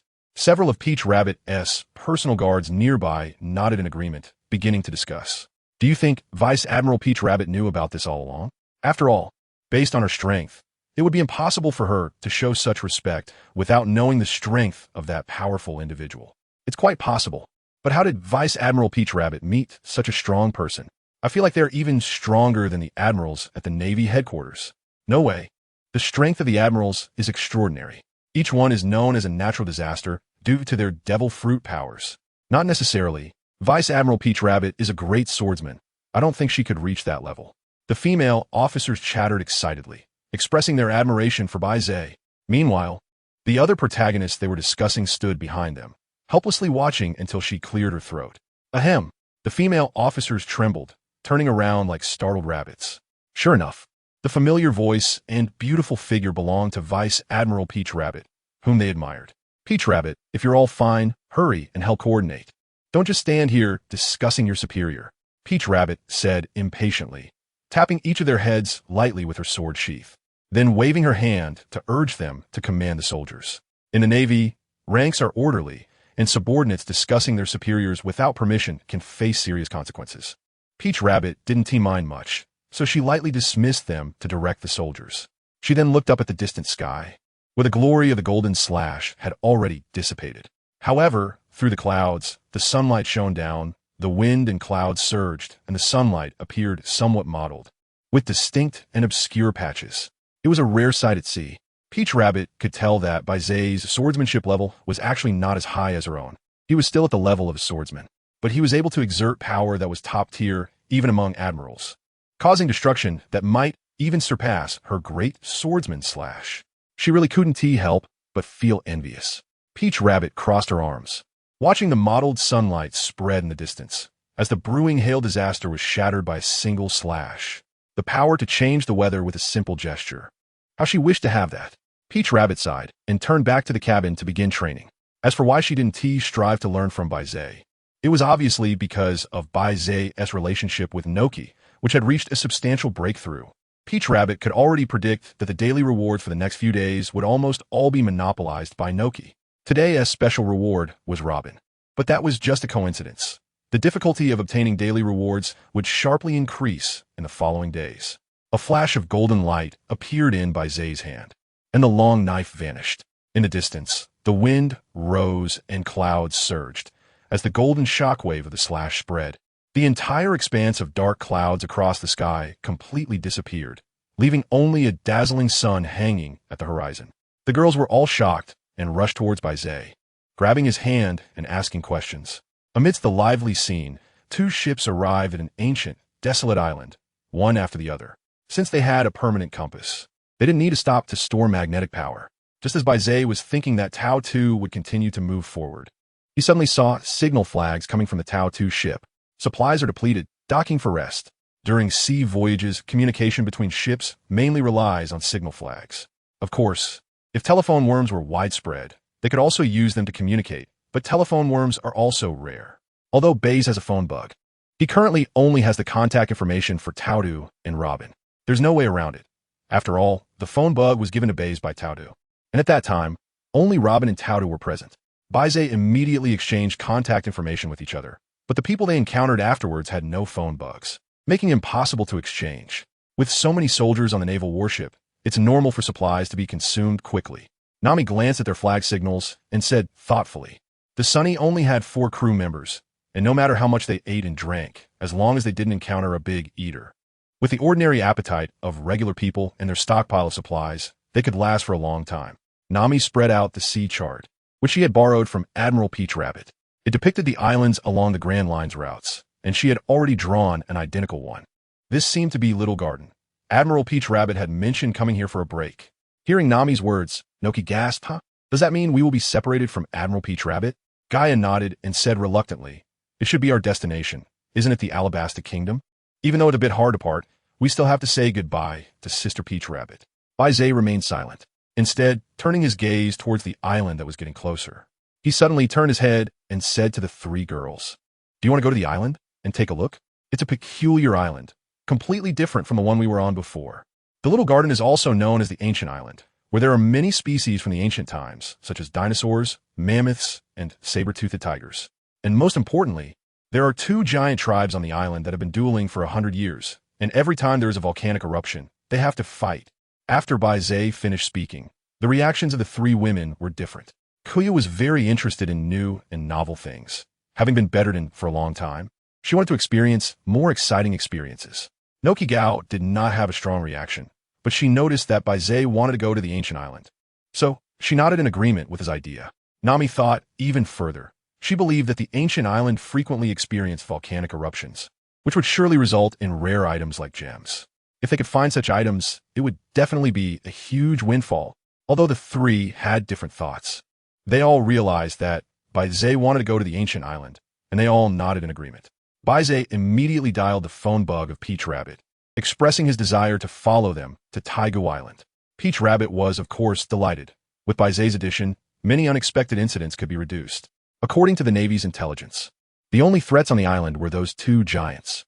Thus, the 2 ships slowly approached the shore and officially landed on Taigu Island, Alabasta Kingdom. After experiencing the power of the true 1,000 Hands, Nico Robin stayed in the Golden Desert for a while before gradually recovering her strength. Robin took out various liquids from her backpack, since Baize had only casually mentioned it. Robin had not yet truly discovered Crocodile's weaknesses and could only infer from Baize's words. I hope the boss will like this surprise, Robin murmured softly. After preparing, she connected with Crocodile's phone bug. Far away at the Baroque Works headquarters, Crocodile received Robin's phone bug call and frowned slightly. He had recently noticed that Nico Robin's movements were becoming increasingly suspicious. However, Crocodile did not show it. He relaxed in his chair, smoking a cigar, and asked Robin, "What is the matter?" "Boss, I have good news. Deep in the Golden Desert, I found an ancient ruin. There are some ancient writings on the ruin that I think you would be very interested in." Crocodile immediately sat up straight after hearing this. Nico Robin was very clever. She did not mention that it was an ancient ruin related to the Pluton, but said that it would interest Crocodile. Because if she directly mentioned Pluton, it would surely raise Crocodile's suspicions. Robin had specifically chosen the battlefield in the Golden Desert as Crocodile, being a Sansan fruit user, felt safest in such an environment and would be less suspicious. Crocodile pondered for a moment, leaned back in his chair again, took a deep puff of his cigar, and ordered Robin, "Then you decipher it there first and then report the information to me." Hearing Crocodile's words, Robin sighed inwardly. It wasn't going to be that easy, but fortunately, she had done a lot of rehearsals. "Boss, that might not be possible. With my current strength, I can't open the heavily guarded ruins. This ruin has extremely high defensive capabilities and is very likely to belong to the Alabaster royal family." Crocodile thought for a moment. Many of Baroque senior agents had a lot to do, and there were not many senior agents within the Alabaster kingdom. The remaining few senior agents did not have the ability to open a mechanism that even Nico Robin couldn't handle. "Are you sure it's in the Golden Desert?" Crocodile confirmed once again. If it was indeed in the desert, even if Robin harbored ulterior motives, he was confident enough to take her down. Hearing Crocodile's words, Nico Robin secretly smiled. She had investigated the recent personnel movements of the organization, which gave her enough confidence to attract Crocodile to come out personally. "Of course, boss. How could I possibly report the wrong location?" "All right, report the specific location, and I will personally take action," Crocodile said confidently, completely unaware that he was about to embark on a path of suffering. All Navy soldiers, following the commander's orders, proceeded in batches to the island to gather supplies. After Peach Rabbit issued the command, all Navy soldiers consciously followed their commander, forming various teams. The vast majority of the teams headed in different directions towards the island, with only a few teams remaining in place, as both the two ships and the supplies to be collected next needed someone to guard them. Baize looked at Peach Bunny and saw her walking towards him with a smile on her face. Peach Bunny, a vice admiral with extraordinary abilities, commanded all the Navy soldiers with great authority, truly remarkable. With a smooth tongue, he urged, "Let's get going, we'll form groups of 5. Peach Bunny turned her gaze to the 3 girls behind Baize, her attention particularly focused on Noki Gao, a quite beautiful girl. No wonder Baize was smitten. "Let's go, we don't need to specifically replenish our supplies on the ship. We can collect whatever we want as we see it." Baize nodded, took the lead into the jungle, and said to everyone, "This time, our main goal is to explore the legendary ancient island and see the ancient species." With no signs of human activity for a long time, the jungle of the ancient island appears extremely primitive, and ordinary people simply cannot walk through it. Baize had one arm around Noki Gao and the other around Kuya, jumping and weaving between the towering tree roots. Noki Gao, having already had close contact with Baize, showed no change in expression from such proximity. Instead, he obediently nestled against Baize's shoulder. Kuya, on the other hand, felt a bit shy, her face slightly flushed, with a faint scent of sunshine at the tip of her nose that brought a sense of peace. Initially feeling a bit flustered and shy, Kuya gradually calmed down and leaned against Baize's shoulder like Noki Gao. Nami and Tao too followed behind Baize, exchanging glances and seeing envy reflected in each other's eyes. Nami internally lamented, her thoughts filled with envy. "I wish I could have that too. Just imagining walking in the primordial jungle, nestled in Baize's embrace, makes my heart race. With this strength, it's hard to pretend to be weak and rely on Baize." Tao too, however, did not share Nami's small complaints about strength. She had earned her power through hard training. Compared to Nami, who easily gained her strength through a diary, Tao too cherished her own abilities even more. Along the way, they encountered many peculiar ancient species which showed great hostility towards outsiders. However, after Baize displayed his skills, their gazes became clear. "Wow, what kind of dinosaur is that? It's so tall and huge." Kuya exclaimed, pointing into the distance with astonishment. Everyone's attention was drawn to Kuya's words, looking towards the horizon. Upon seeing it, Tao too chuckled and said, "That's a Brachiosaurus, a herbivorous dinosaur known for its relatively gentle nature." Compared to Nami and the others, who had only recently ventured into the ocean, Tao too clearly had a richer knowledge of these creatures. "Should we go ride it and experience the view from up high?" Baize suggested, immediately attracting the expectant gazes of everyone, who all nodded in agreement. "Tao too, you've worked hard. Bring Nami up." Baize said a word to Tao too, nodded at Nami, and suddenly lifted off the ground, using the 6 styles. Since Nami had not yet learned the 6 styles, she couldn't climb to such a high place and could only ask Tao too for help. Suddenly rising into the air caused Noki Gao and Koya to scream, holding onto Baize even tighter. When they finally landed again, they found themselves on the head of a Brachiosaurus. "Brachiosaurus, are you polite?" The Brachiosaurus underneath them was suddenly a bit excited. However, when Baize exerted a little force under his feet and released the aura of the blazing sun, the Brachiosaurus immediately dared not move, not even daring to breathe. The height of the Brachiosaurus was over 10 meters, and standing there allowed them to overlook the distant scenery. Taking it all in, just as Koya and Noki Gao were preparing to enjoy the view from above, they heard Nami yelling loudly, gradually approaching from below. The three looked curiously at the source of the sound and saw Nami tightly hugging Tao too, eyes closed, shouting loudly in a panic. Meanwhile, Tao too, who was being tightly embraced, had a helpless expression, her feet moving quickly towards Baize and the others. The two's headlights were pressed tightly together, giving the impression of being somewhat squished. Especially with Tao too wearing a Chong Sam, the visual impact was even more intense. Baize would not miss this opportunity and directly took out a notebook to snap a photo. Nami truly is a little angel of blessings. Even in the primitive jungle, she can still feast my eyes. Peach Rabbit's fashion sense is exceptional. The fitted cheapao paired with the navy justice coat is serious yet alluring, and with her broad-mindedness, she truly is one of the most beautiful in the navy, originally able to use moonwalk steadily despite Nami's interference. Peach Rabbit stumbled when she saw the content of the notebook, and both of them nearly fell. Nami let out a scream and frantically reminded Peach Rabbit and the notebook's friend Chat not to get distracted. Falling from such a height would surely be painful. Seeing Nami shout, Peach Rabbit's face flushed, feeling ashamed for her lack of composure. Despite having much more life experience than Baize, she still got stirred by his words. It can only be said that she cares too much about the contents of Baize's notebook. In the end, the two safely landed on the head of the Brachiosaurus, which was already numb from being stepped on. Brachiosaurus. Forget it. I've already had 3. 2 more wouldn't matter. Baize was not aware of the thoughts of the Brachiosaurus beneath his feet. From high above, overlooking this primitive jungle, the scenery was indeed extraordinary. They could occasionally see some ancient species chasing and hunting each other, with the survival rules of the primordial jungle vividly displayed here. Baize suddenly looked to the side, where the ancient species seemed to have been startled by something and scattered in all directions. He saw the saber-toothed tiger, which had been hunting, hurriedly release its prey, as if it would be killed if it delayed for even a moment longer. The panic displayed by all the ancient species indicated that there must be a presence at the top of the food chain on the ancient island. A presence at the top of the food chain? Kaya wondered, her face showing a look of confusion that made her appear very cute, her rosy cheeks looking quite tempting, making one unable to resist the urge to take a bite. Do you still remember what I told you before about the giant race that has been dueling on the ancient island for 100 years? They are definitely at the top of the food chain on this island. As Baize spoke, a gigantic creature suddenly emerged from the distant jungle, wearing a coat made of beast fur and holding a sharp axe and shield.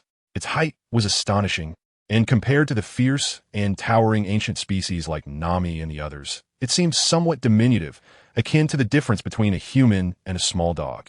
That is the giant race, a powerful species with an average height of 20 meters. Peach Rabbit looked at the suddenly appearing giant and spoke with a hint of emotion. The giant race is indeed very powerful. Even among the vice admirals in the Navy headquarters, many are from the giant race. They have a naturally long lifespan, immense strength, and remarkable physiques like the darlings of the world. Nami, Kaya, and Nojiko looked at the giant in amazement, and the giant also noticed their presence, moving its feet. As the ground trembled, it approached them. Baize's expression was calm as he examined the giant before him, who should be Bragi, one of the 2 giants from the original work, wielding a battle axe, a characteristic of Bragi. Even standing atop a brachiosaurus, his line of sight was somewhat parallel. However, the overwhelming pressure from such a massive figure still lingered. Nami, Noki, and Kaya all displayed nervous expressions, while only Baize remained calm. And Peach Rabbit placed her hand on the hilt of her sword. She was still draped in the Navy's justice coat. And the giant before them was not one from the Navy headquarters, but a pirate captain. Bragi looked curiously at the few people in front of him and showed no reaction to the Navy's justice coat on Peach Rabbit. After all, these two giants have been fighting for 100 years, having forgotten the original reason for their duel, only remembering that they had to determine a winner to return home. If they had forgotten such an important matter, how could they care about the Navy uniform, which, in his eyes, was no different from ordinary clothing? Your aura is very powerful. I want to have a match with you, the giant said in a booming voice, his enormous eyes fixed on Baize. It was evident that he was attracted by the radiant power Baize had just released. The others exchanged glances, and Baize looked at the giant, feeling a sense of eagerness in his heart, wanting to test the strength of the giants in the pirate world. Sure, Baize nodded slowly, showing no resistance to this competition. He asked Tao Tu to help take care of Kuya and Nua Chi-Gao, while the two of them chose a relatively flat clearing in the forest. Under the tense gaze of the four women, the giant let out a loud roar first, showing no signs of underestimating the situation, and swung his axe down fiercely. Baize squinted slightly upon seeing this. The giant tribe's senses are not weak. Perhaps they sense my strength, which is why they are putting in all their effort. Baize's thoughts were racing, but his hands did not pause for a moment. His right hand grasped the air, and a burst of golden light suddenly shot out, revealing a long knife within the golden glow. The sharp blade in Baize's hand, compared to the giant's massive axe, seemed like a slender blade of grass against a towering tree, with an immense size difference that created a striking visual impact. However, the next scene was not the tall tree crushing the slender blade of grass. Instead, the long knife, resembling a slender blade of grass, erupted with terrifying power and collided with the giant axe, sending a powerful shockwave sweeping through the surroundings. The green grass and bushes were all flattened by the intense shockwave, which carried with it a hint of scorching heat. Where it passed, the green grass turned from vibrant to withered in the blink of an eye. Even those proud trees, standing tall in the shockwave, began to lose their tender leaves, which fell dry, while the sound of snapping branches echoed endlessly. Witnessing this astonishing scene, Tao Tu quickly urged Nami to hold on to her, while she grasped Noki-Gao and Kuya with one hand each, retreating to a distance. As the scorching aura approached, the dried and ruined scenery spread through the jungle like an infection. However, the direction where Tao Tu and the others were located did not experience the spread of the scorching aura. Seeing this, Tao Tu breathed a sigh of relief, standing on a tree trunk as she watched the battle between the two. No, it shouldn't be called a battle. It was a complete crush. In the first clash of blades, Baize used the slender knife to directly deflect the giant axe, followed immediately by a one-sided onslaught. The giant had not launched another attack since the first axe swing. Brokey was desperately defending against Baize's flying slashes. As the aftermath of the battle expanded further, another figure rushed over from a distance, holding a sword and shield, wearing a metal helmet, and sporting a long beard. Conan was another giant, Dongli.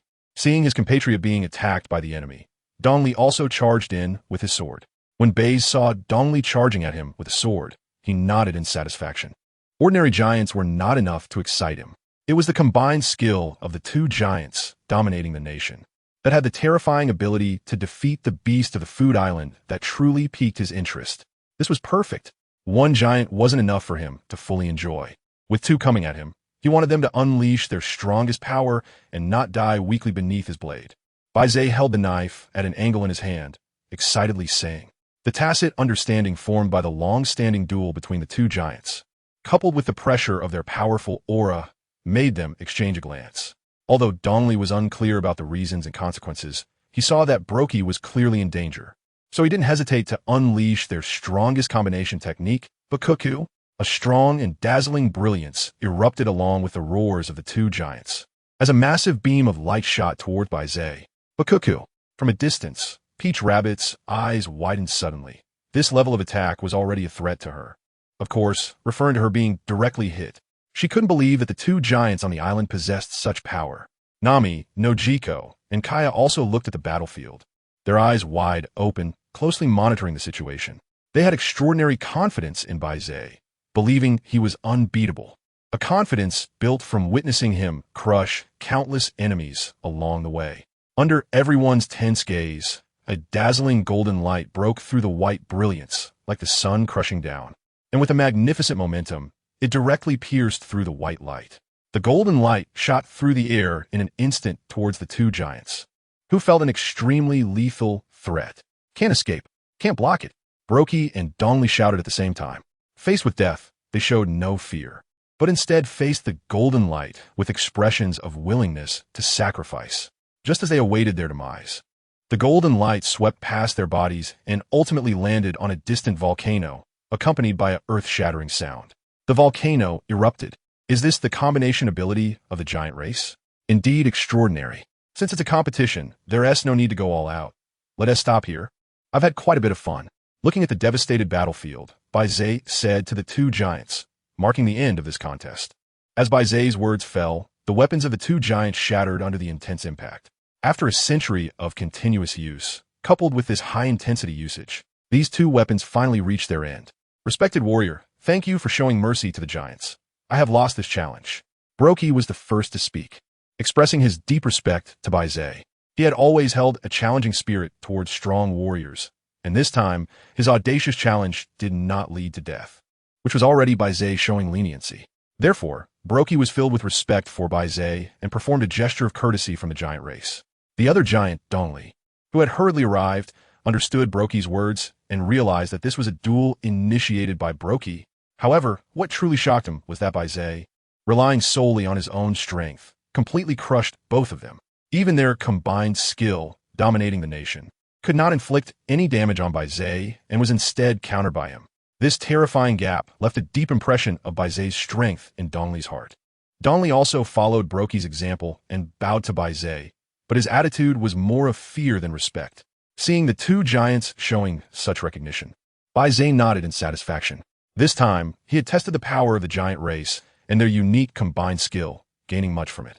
Amid the roaring sound of the volcanic eruption, the two giants exchanged glances, barehanded, and resumed their duel, which was a stark contrast to their previous appearance of fighting side by side. Nami and the others watched in surprise as the giants, who had just fought alongside each other, now engaged in a fierce battle without holding back at all. Don't worry. I mentioned before that they have a duel lasting 100 years. The signal for the duel to begin is the volcanic eruption. Baize floated in, noticing the surprised gazes of the crowd, casually explaining a bit. Tao focused her attention on the long sword in Baize's hand, which was of an unfamiliar design, unlike any of the supreme great knives she knew. However, its strength even surpassed that of the supreme great knives. It seemed this was the Great Sun artifact Baize had obtained, and it turned out to be a long sword. Tao suddenly realized in her heart. After obtaining the Great Sun artifact, Baize hadn't given much introduction. Instead, he praised Robin's true Thousand Hands ability extensively, leading others to be extremely curious about the special reward Baize had received, making them itch with curiosity, now that they could finally see its true appearance. Tao was determined not to miss this opportunity and carefully examined it with her eyes. Baize noticed the gaze of Tao and had little doubt in his mind. After all, as a great swordsman, Tao certainly had some understanding of weapons. The power displayed by his long knife just now was extraordinary enough to catch the attention of a great swordsman. Well, let's continue to stroll around. The duel between the two giants will last for a while. Should we go take a look at the volcano over there? Baize spoke to attract everyone's attention, and during this time, he put away the long knife in his hand. Tao bit her lip but didn't say anything, while Nami and the others nodded in agreement. Many of them had only heard of volcanoes but had never truly seen them. Moreover, climbing a volcano in person was a different experience.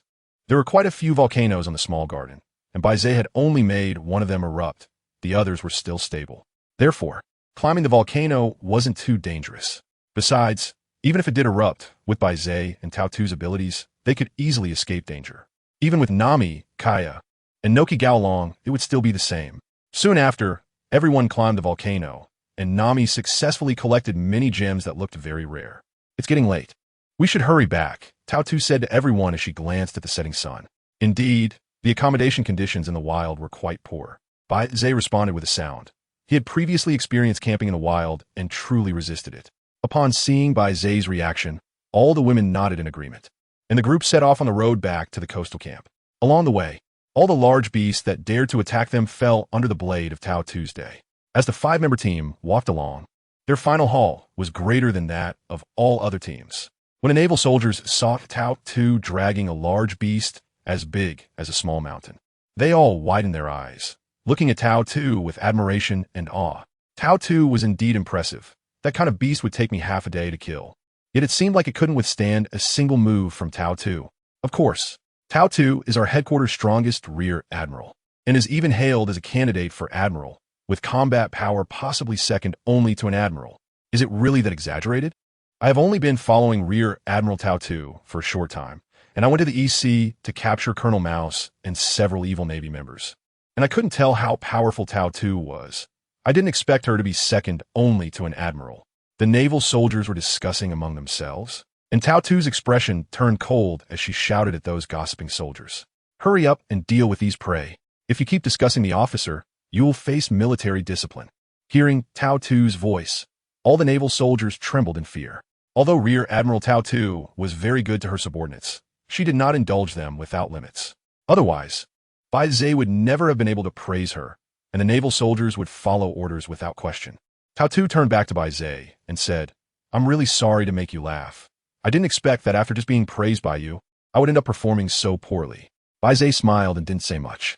Although this was something Tao Tu could say as an outsider, he really couldn't comment on it. Seeing this, Tao Tu didn't insist, but continued. "Today has been quite fruitful. We have collected an excess of supplies. How about we use the surplus game to hold a grand feast and set off tomorrow?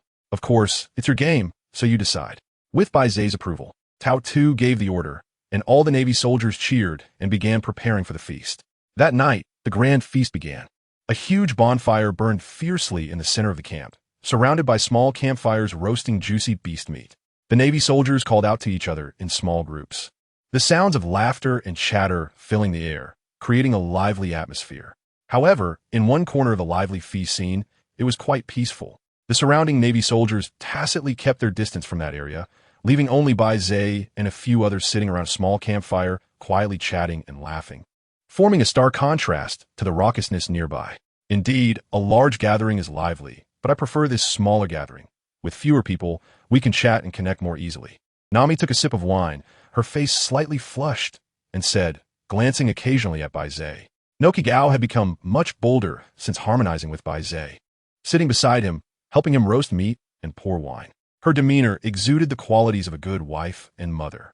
Nami watched with envy, wishing time would speed up so she could become an adult and rush Baize aboard the Sunny to harmonize. Although Kaya was also envious and occasionally glanced over at Baize, her feelings weren't as intense or obvious as Nami's. The fire crackled, occasionally making popping sounds, and the flames warmed Kaya's little face, which turned rosy like a little rabbit warming itself by the fire. On the other side of Baize, Tao Tu sat with her legs together, extending them slightly to the side, her qipao draping down, covering her well-proportioned, long legs. Looking at the expressions of the three girls on Baize's ship, Tao Tu knew they had all long been captivated, with their feelings for Baize growing stronger. However, due to each of their personalities, their expressions were different. Nami was passionate and intense. Kaya was gentle and watched quietly. Noki Gao was virtuous and devoted. Tao Tu couldn't imagine whether she would be like them in the future. But for now, she was sure that she didn't have such feelings for Baize.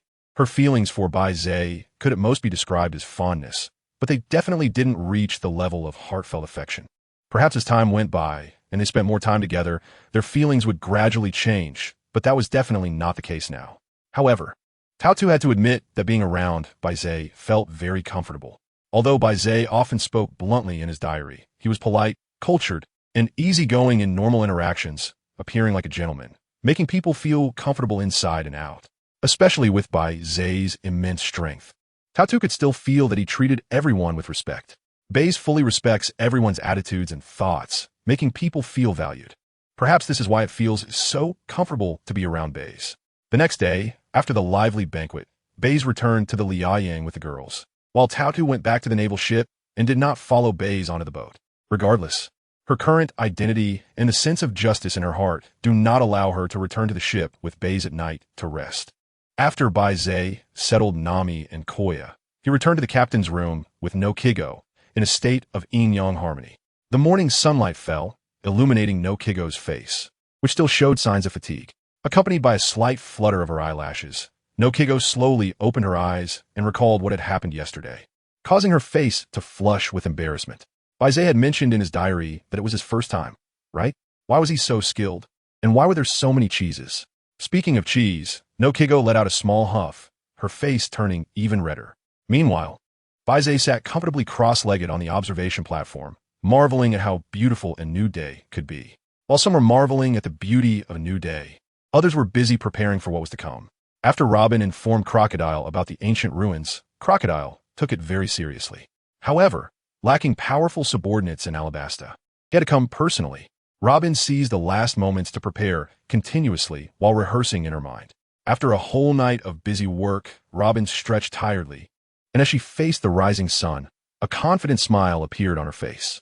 "I'm sorry, boss, but this time, I want to be a good person," Robin murmured, waiting at the entrance of the ruins. Indeed, she had discovered a ruin in the Golden Desert, and it was not just empty talk. However, it was just an ordinary ancient ruin, with no connection to so-called ancient weapons. When the last call reporting the location ended, Robin looked up into the distance, where yellow sand rolled, and a tall figure became faintly visible amidst the sand. Robin squinted slightly.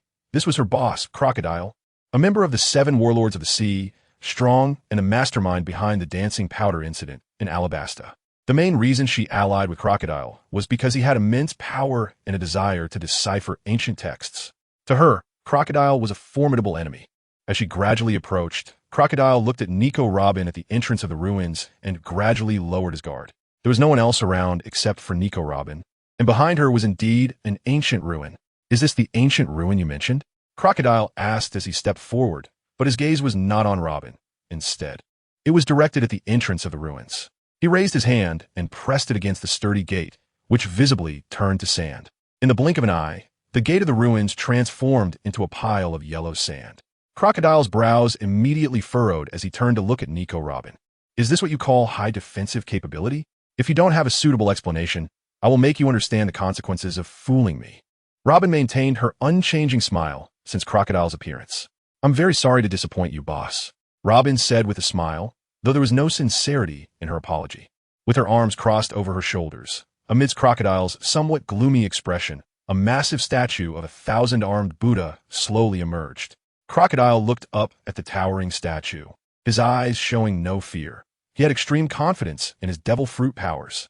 "Is this your confidence in resisting me? Since you don't want to be my collaborator, then die." As soon as he finished speaking, a giant hand descended from the sky, and Crocodile's body instantly turned into a pile of yellow sand, quickly reconstituting into human form as he sneered. "It's useless. I'm a natural-type devil fruit user. Any physical attack is ineffective against me." However, before Crocodile could finish speaking, he was interrupted again as his body was once more turned into yellow sand, and this time Robin did not give him another chance to speak. Countless gigantic arms swung down.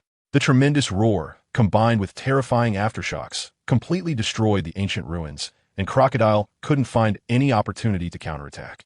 As soon as his body reconstituted, he was turned back into sand. The power of the giant hand was even more terrifying than he had imagined. If he hadn't elementized, he would definitely have been severely injured by taking it head-on. But such continuous attacks also made him feel extremely uncomfortable, making him feel that his pride was being insulted. Although he had not sustained real harm, he felt a burning pain on his face, as if he had truly been slapped several times. In the Alabasta Kingdom, in the Golden Desert, a crushing battle was occurring. Crocodile still couldn't understand what miracle Nico Robin had received to become so powerful all of a sudden. As his body was repeatedly turned into yellow sand, the anger in Crocodile's heart was accumulating. But he couldn't seize any opportunity to reconstitute his body. Even if he launched an attack, under that enormous hand's assault, it would be utterly futile. Damn it, the flower fruit's ability developed to such an extent is incredibly powerful. Crocodile had to admit at this moment that he had no ability to break the deadlock and was completely being overpowered by Nico Robin. To be honest, when Crocodile first realized Nico Robin's betrayal, he felt no fear at all. Instead, he wanted to beat Nico Robin half to death.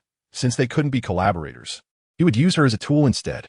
However, when Robin summoned that massive Buddha statue, Crocodile's previously steadfast confidence began to waver. Nevertheless, he still maintained his confidence in his devil fruit, believing that the natural-type devil fruit was the strongest and could conquer all. But as time passed and his body was repeatedly turned into sand, Crocodile's belief in invincibility finally began to crumble. After enduring hundreds of strikes, Crocodile finally caught a glimmer of opportunity and suddenly launched a massive sandstorm while the hand was attacking. Unfortunately, before the sandstorm could fully take shape, it was violently smashed by a hand descending from the sky, and the skill was directly interrupted. The failure of yet another counterattack filled Crocodile with a sense of despair. But he still did not give up. He didn't believe that Robin could use this ability without any consumption. Robin didn't know his weakness, so she could only keep smashing his body. As long as she continued to delay, who would win was still uncertain.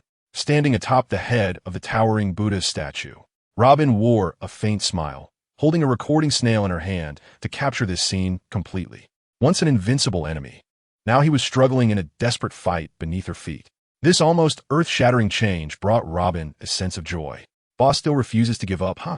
It seems that until the dust settles, anyone will hold on to hope. Robin maneuvered several hands closer to her head, taking out a few bags of prepared liquids from her backpack. Since she hadn't determined Crocodile's weakness, she would try everything. I hope the boss will like this surprise I prepared for him.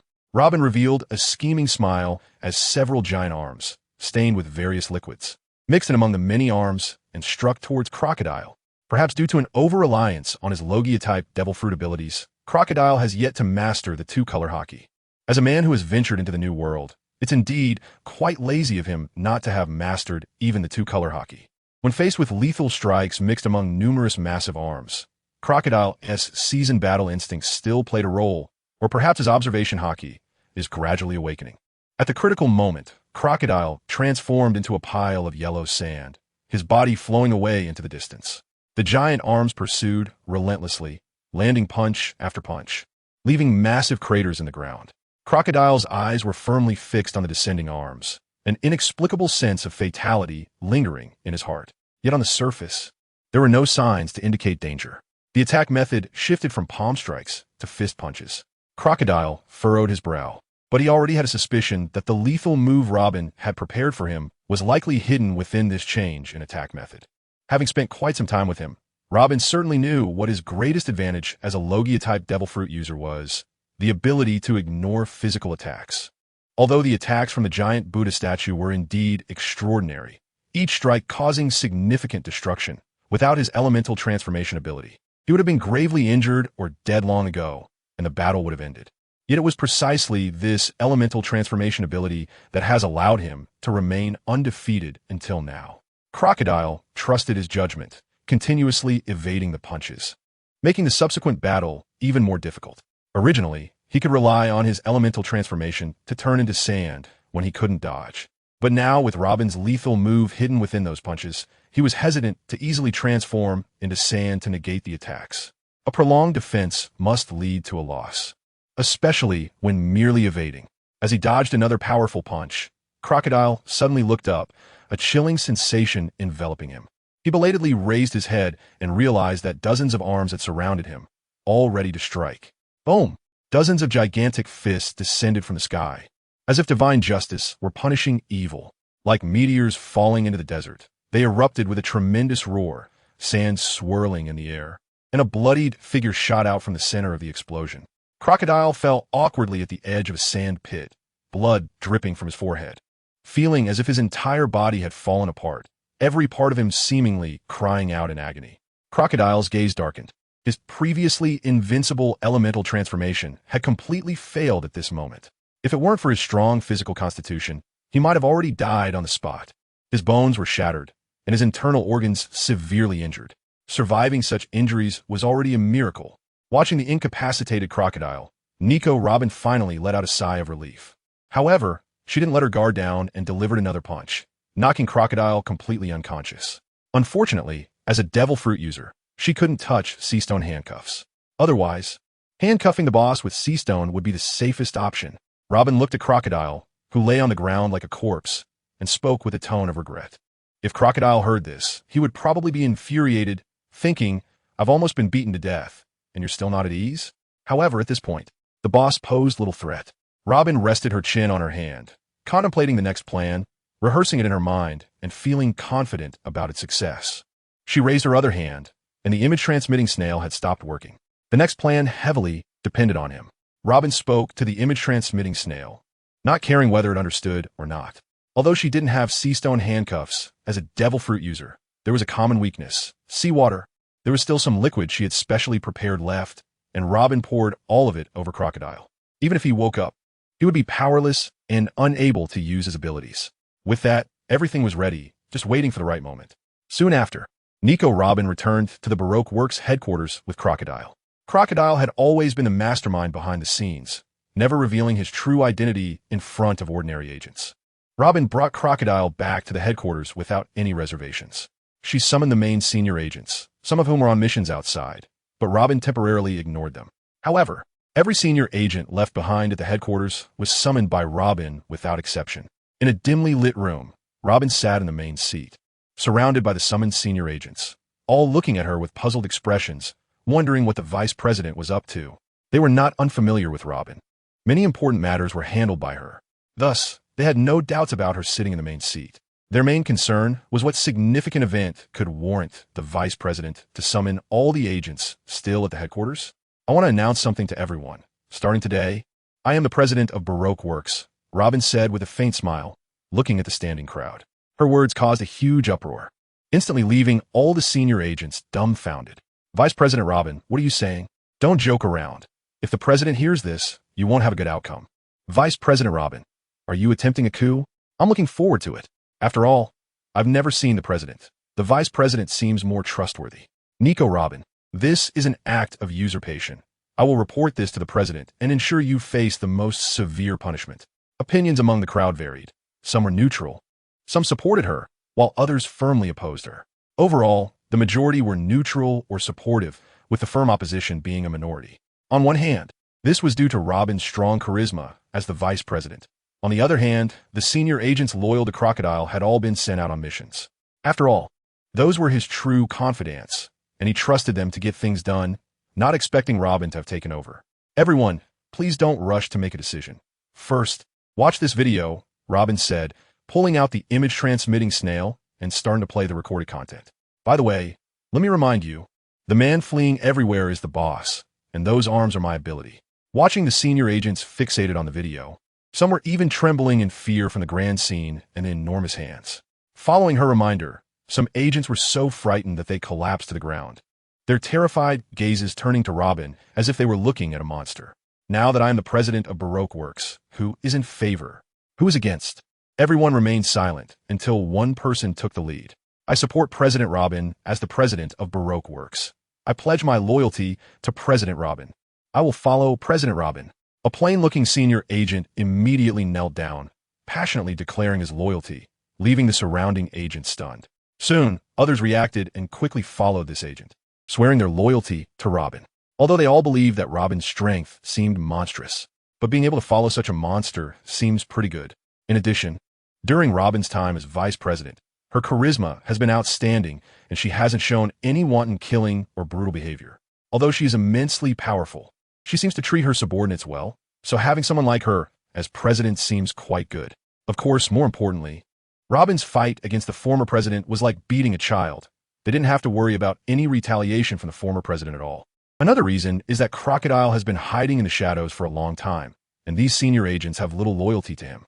Listening to the loyalty declarations from these senior agents, the smile on Robin's face grew even more pronounced.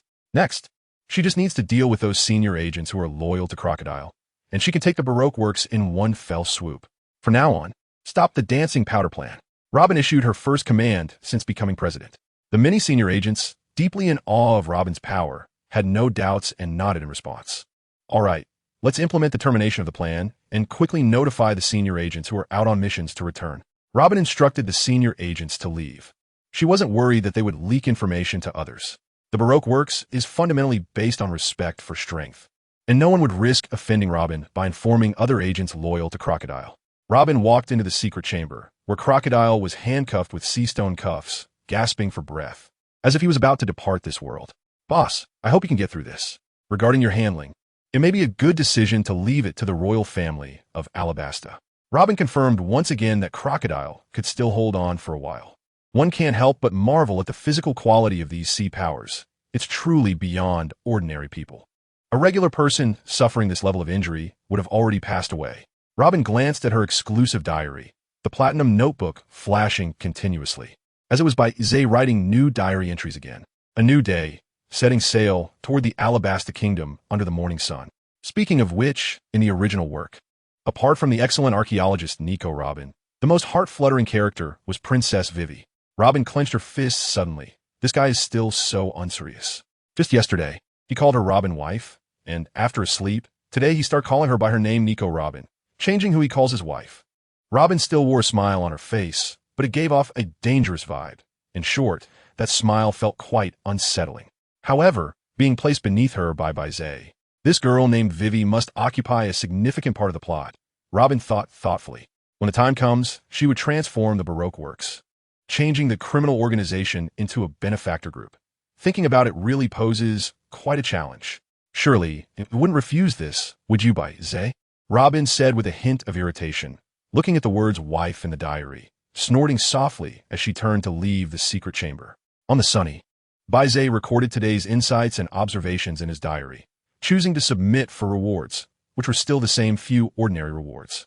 However, the randomly awarded personnel caught Baize's attention. It was finally Nokigo's turn. Currently, the only person on the sunny still at the ordinary human stage is Kaya. As they sailed the seas, time unknowingly passed, and early the next morning, after communicating, Nami and Nokigo discovered that they both had some different thoughts. They immediately started communicating with Kaya in the diary. Nami, Kaya, now you're the only one who hasn't gained a power boost. Do you want to try taking the initiative? Nokigo, that's right. We have already set foot on the Grand Line, and sailing the seas has become more dangerous. We have the strength to make things easier for Baize. Seeing the messages in the diary, Kaya blinked, somewhat distressed as she brushed her hair, shifting her gaze from the medical book. Was it that she didn't want to attract Baize's attention and increase her appearances in the diary? Of course not. The problem is that her efforts pale in comparison to those of Nami and Nokigo, who are extremely competitive. Kaya, Sister Nokigo, Sister Nami. I also want to enhance my strength, but Nami, don't worry, Nokigo and I have already discussed it. Today we won't take the initiative. However, us not taking the initiative doesn't guarantee that you'll definitely receive a bonus reward. Nokigo, therefore, the final key still lies with you. You need to actively approach Baize to increase your chances of getting the bonus reward. Nami, exactly. Actively approaching Baize only increases the probability. Just like the previous special reward, it was also obtained by Robin, wasn't it? Kaya, I understand now. Thank you, Sister Nami. Thank you, Sister Nokigo. The girl stood up excitedly, even losing interest in her beloved medical book, quickly closing and putting it away, running out of the room. On the deck, Nami and Nokigo were sparring. However, Nokigo had just gained a power boost and was being pushed back by Nami's attacks. Baize sat nearby, watching the sparring between the two, occasionally offering a suggestion or two, allowing both sides to quickly identify their shortcomings. Kuya's role on the ship was that of a doctor, and Baize had no high expectations for her abilities. When Kuya arrived, Baize was momentarily taken aback. Today, Kuya was wearing a light white dress, looking extremely cute with a white belt tied around her waist, making her waist appear delicate and slim. Additionally, for some unknown reason, Kuya seemed anxious, having run for a while, with sweat flowing down her body, causing her light white dress to appear slightly damp. The light color was already prone to being translucent, and now that it was wet, it made it even easier for people to see the intricacies of Kuya. Noticing Baize's gaze, Kuya was well aware and, suppressing her shyness, approached Baize. Is something wrong, Baize? Baize blinked his eyes and curiously asked, but his gaze remained fixed on Kia, without any hesitation. This little girl, Kia, usually seemed unremarkable, but today she suddenly gave off a feeling of grandeur when viewed from different angles. In fact, if you count the days, it seems that Kia is less than a year younger than Nami, who has extraordinary potential. Although she currently gives off a sense of being a little girl, the future looks promising. On the contrary, Kia has already shown her potential now. It's hard to say which of them will be stronger in the future. With a thought, Baize's ideas instantly appeared in his diary. If he didn't have to write by hand, he could record his thoughts in the diary in an instant, and the mere requirement of 1,000 words would take only a few seconds. Sometimes recording certain observations in the diary was also a pleasant experience. However, when Kaya looked at the diary, she felt a wave of embarrassment, and her face flushed even more. But since she had been running quickly, her face was already flushed, so Baize didn't suspect anything. On the other side, the two engaged in sparring also had their minds on the diary. When they saw Baize mention that their futures were promising, Nami momentarily lost her focus. Nokigao immediately seized the opportunity, quickly reaching out to tap Nami's headlights. Although they hadn't yet reached the promising future Baize spoke of, the headlights still bounced around. This immediately drew an eye roll from Nami, and in pain, she launched a fierce counterattack against Nokigao. The previously serious sparring suddenly took on a more playful tone. Baize, I want to ask you to teach me martial arts. Kaya's words immediately surprised Baize. Previously, he had taught Kaya swordsmanship because they both enjoyed it. However, improving purely in martial arts was quite difficult, and they were all rather uninterested. Why the sudden change of heart to learn martial arts? I want to give it a try and see if I can achieve something on a different path, Kaya said, presenting a reason she had long prepared, but Baize still shook his head. A person's energy is limited. Learning swordsmanship and medical skills is already enough to keep you busy. If you delve into martial arts as well, it becomes too broad. With limited energy, it's better to specialize in one thing than to dabble in everything. Seeing Baize's clear rejection, Kaya lowered her head in disappointment, her lips quivering slightly as she whispered, but I also want to become stronger. I don't want to be a burden on the Sunny. Hearing the girl's words, Baize was taken aback. Looking at her dejected appearance, he stood up, reached out to touch her light golden hair, and comforted her with a gentle smile. Don't be too impatient. How about this? Both of you have already entered the formal stage, and today, I'll specifically guide you. Perhaps sensing the girl's strong desire to grow stronger, Baize decided to give Kaya special guidance. Nami, Nokigao, stop messing around. Be serious. I'll specifically guide Kaya, and you both need to complete the tasks I assign you diligently. Baize gave a command to the two who were playing around and took Kaya to the other side. Nami and Nojiko exchanged glances and secretly smiled. Nami said, "Now, Kaya should be able to gain a power boost." Nojiko replied, "I hope so, otherwise that little girl tends to get stuck in her own thoughts." The two of them chatted in their diary and soon became serious, no longer playing around like before. Kaya received special guidance from Baize and listened attentively. What made her even happier was that her name was repeatedly mentioned in the diary. When she received the diary reward again, Kaya looked at her own name and finally revealed a smile of fulfillment. Baize was now staring at the name in the diary, his eyes slightly squinting. Could it be that the closer he was to someone, the higher the probability of getting the associated rewards? The daily rewards had always been Nami because Nami had been very close to him. Baize shouldn't the frosh. If that's the case, then it doesn't make sense for Robin to have received a special reward earlier. However, if we consider another common medium, both of them are the people he mentioned the most in his diary that day. Baize has already vaguely understood how to touch the associated rewards. It is said to be a random selection, but in reality, there is an implicit mechanism. So if that's the case, it would be very easy to enhance the strength of the crew on the ship. Once a day, each enhancement increases my overall strength by 1%. And within a month, I could cultivate a strong individual at the level of a naval vice admiral. Baize thought for a moment and decided to give it a try in the next few days. He finally grasped the reward mechanism related to the bonuses. If it really gets confirmed, he can significantly enhance the overall strength of his wives. Now that the three of them have received his power boost, the next step is whether to specialize in one or to share the benefits equally. He hopes they can grow quickly, so he doesn't have to intervene every time. If his wives can possess the combat power of the four emperors, it would be so easy for him. Raising his wives is on. With his invincible wives and an even more invincible self, having such a level of power makes it easy to aspire to be the pirate king, the navy king, or even the king of the world. Baize imagined his future and suddenly felt that it was filled with hope. Moreover, the most important point is that the strength of his wives needs to improve in order to withstand more of his yang energy, achieving a better balance of yin and yang. Practicing the great sun visualization, his yang energy was so abundant that it was about to explode. Fortunately, the world of One Piece doesn't have ghosts in the usual sense. Otherwise, with my terrifying yang energy, any ghost that dared to approach within a kilometer would be instantly evaporated by this yang energy. At first, Baize was able to keep track of writing his diary. But as time went on, his thoughts became more and more scattered. When the many girls who saw the contents of the diary were taken aback, Baize discovered the exclusive diary. They were worried about continuing to read, but then breathed a sigh of relief.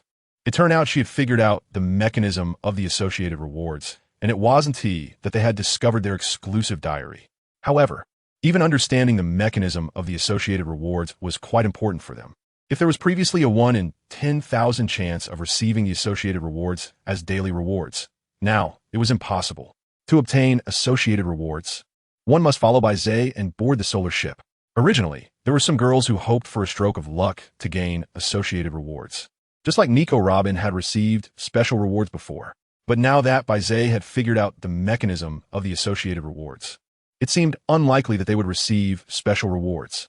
However, when they reached the end and were stunned by Baize's astonishing words, their faces turned red.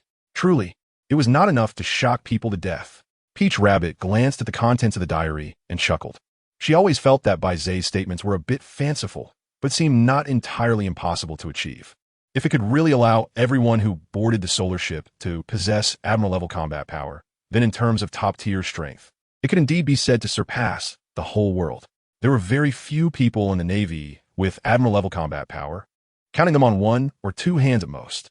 Even with the 4 emperors, the Revolutionary Army, and the world government with its 800 years of heritage, those with Admiral-level combat power were still in the minority. But the wives mentioned in Baize's diary were more than 10. If what Baize said could truly be achieved, with invincible wives and an even more invincible him, becoming the king of the world didn't seem so far-fetched.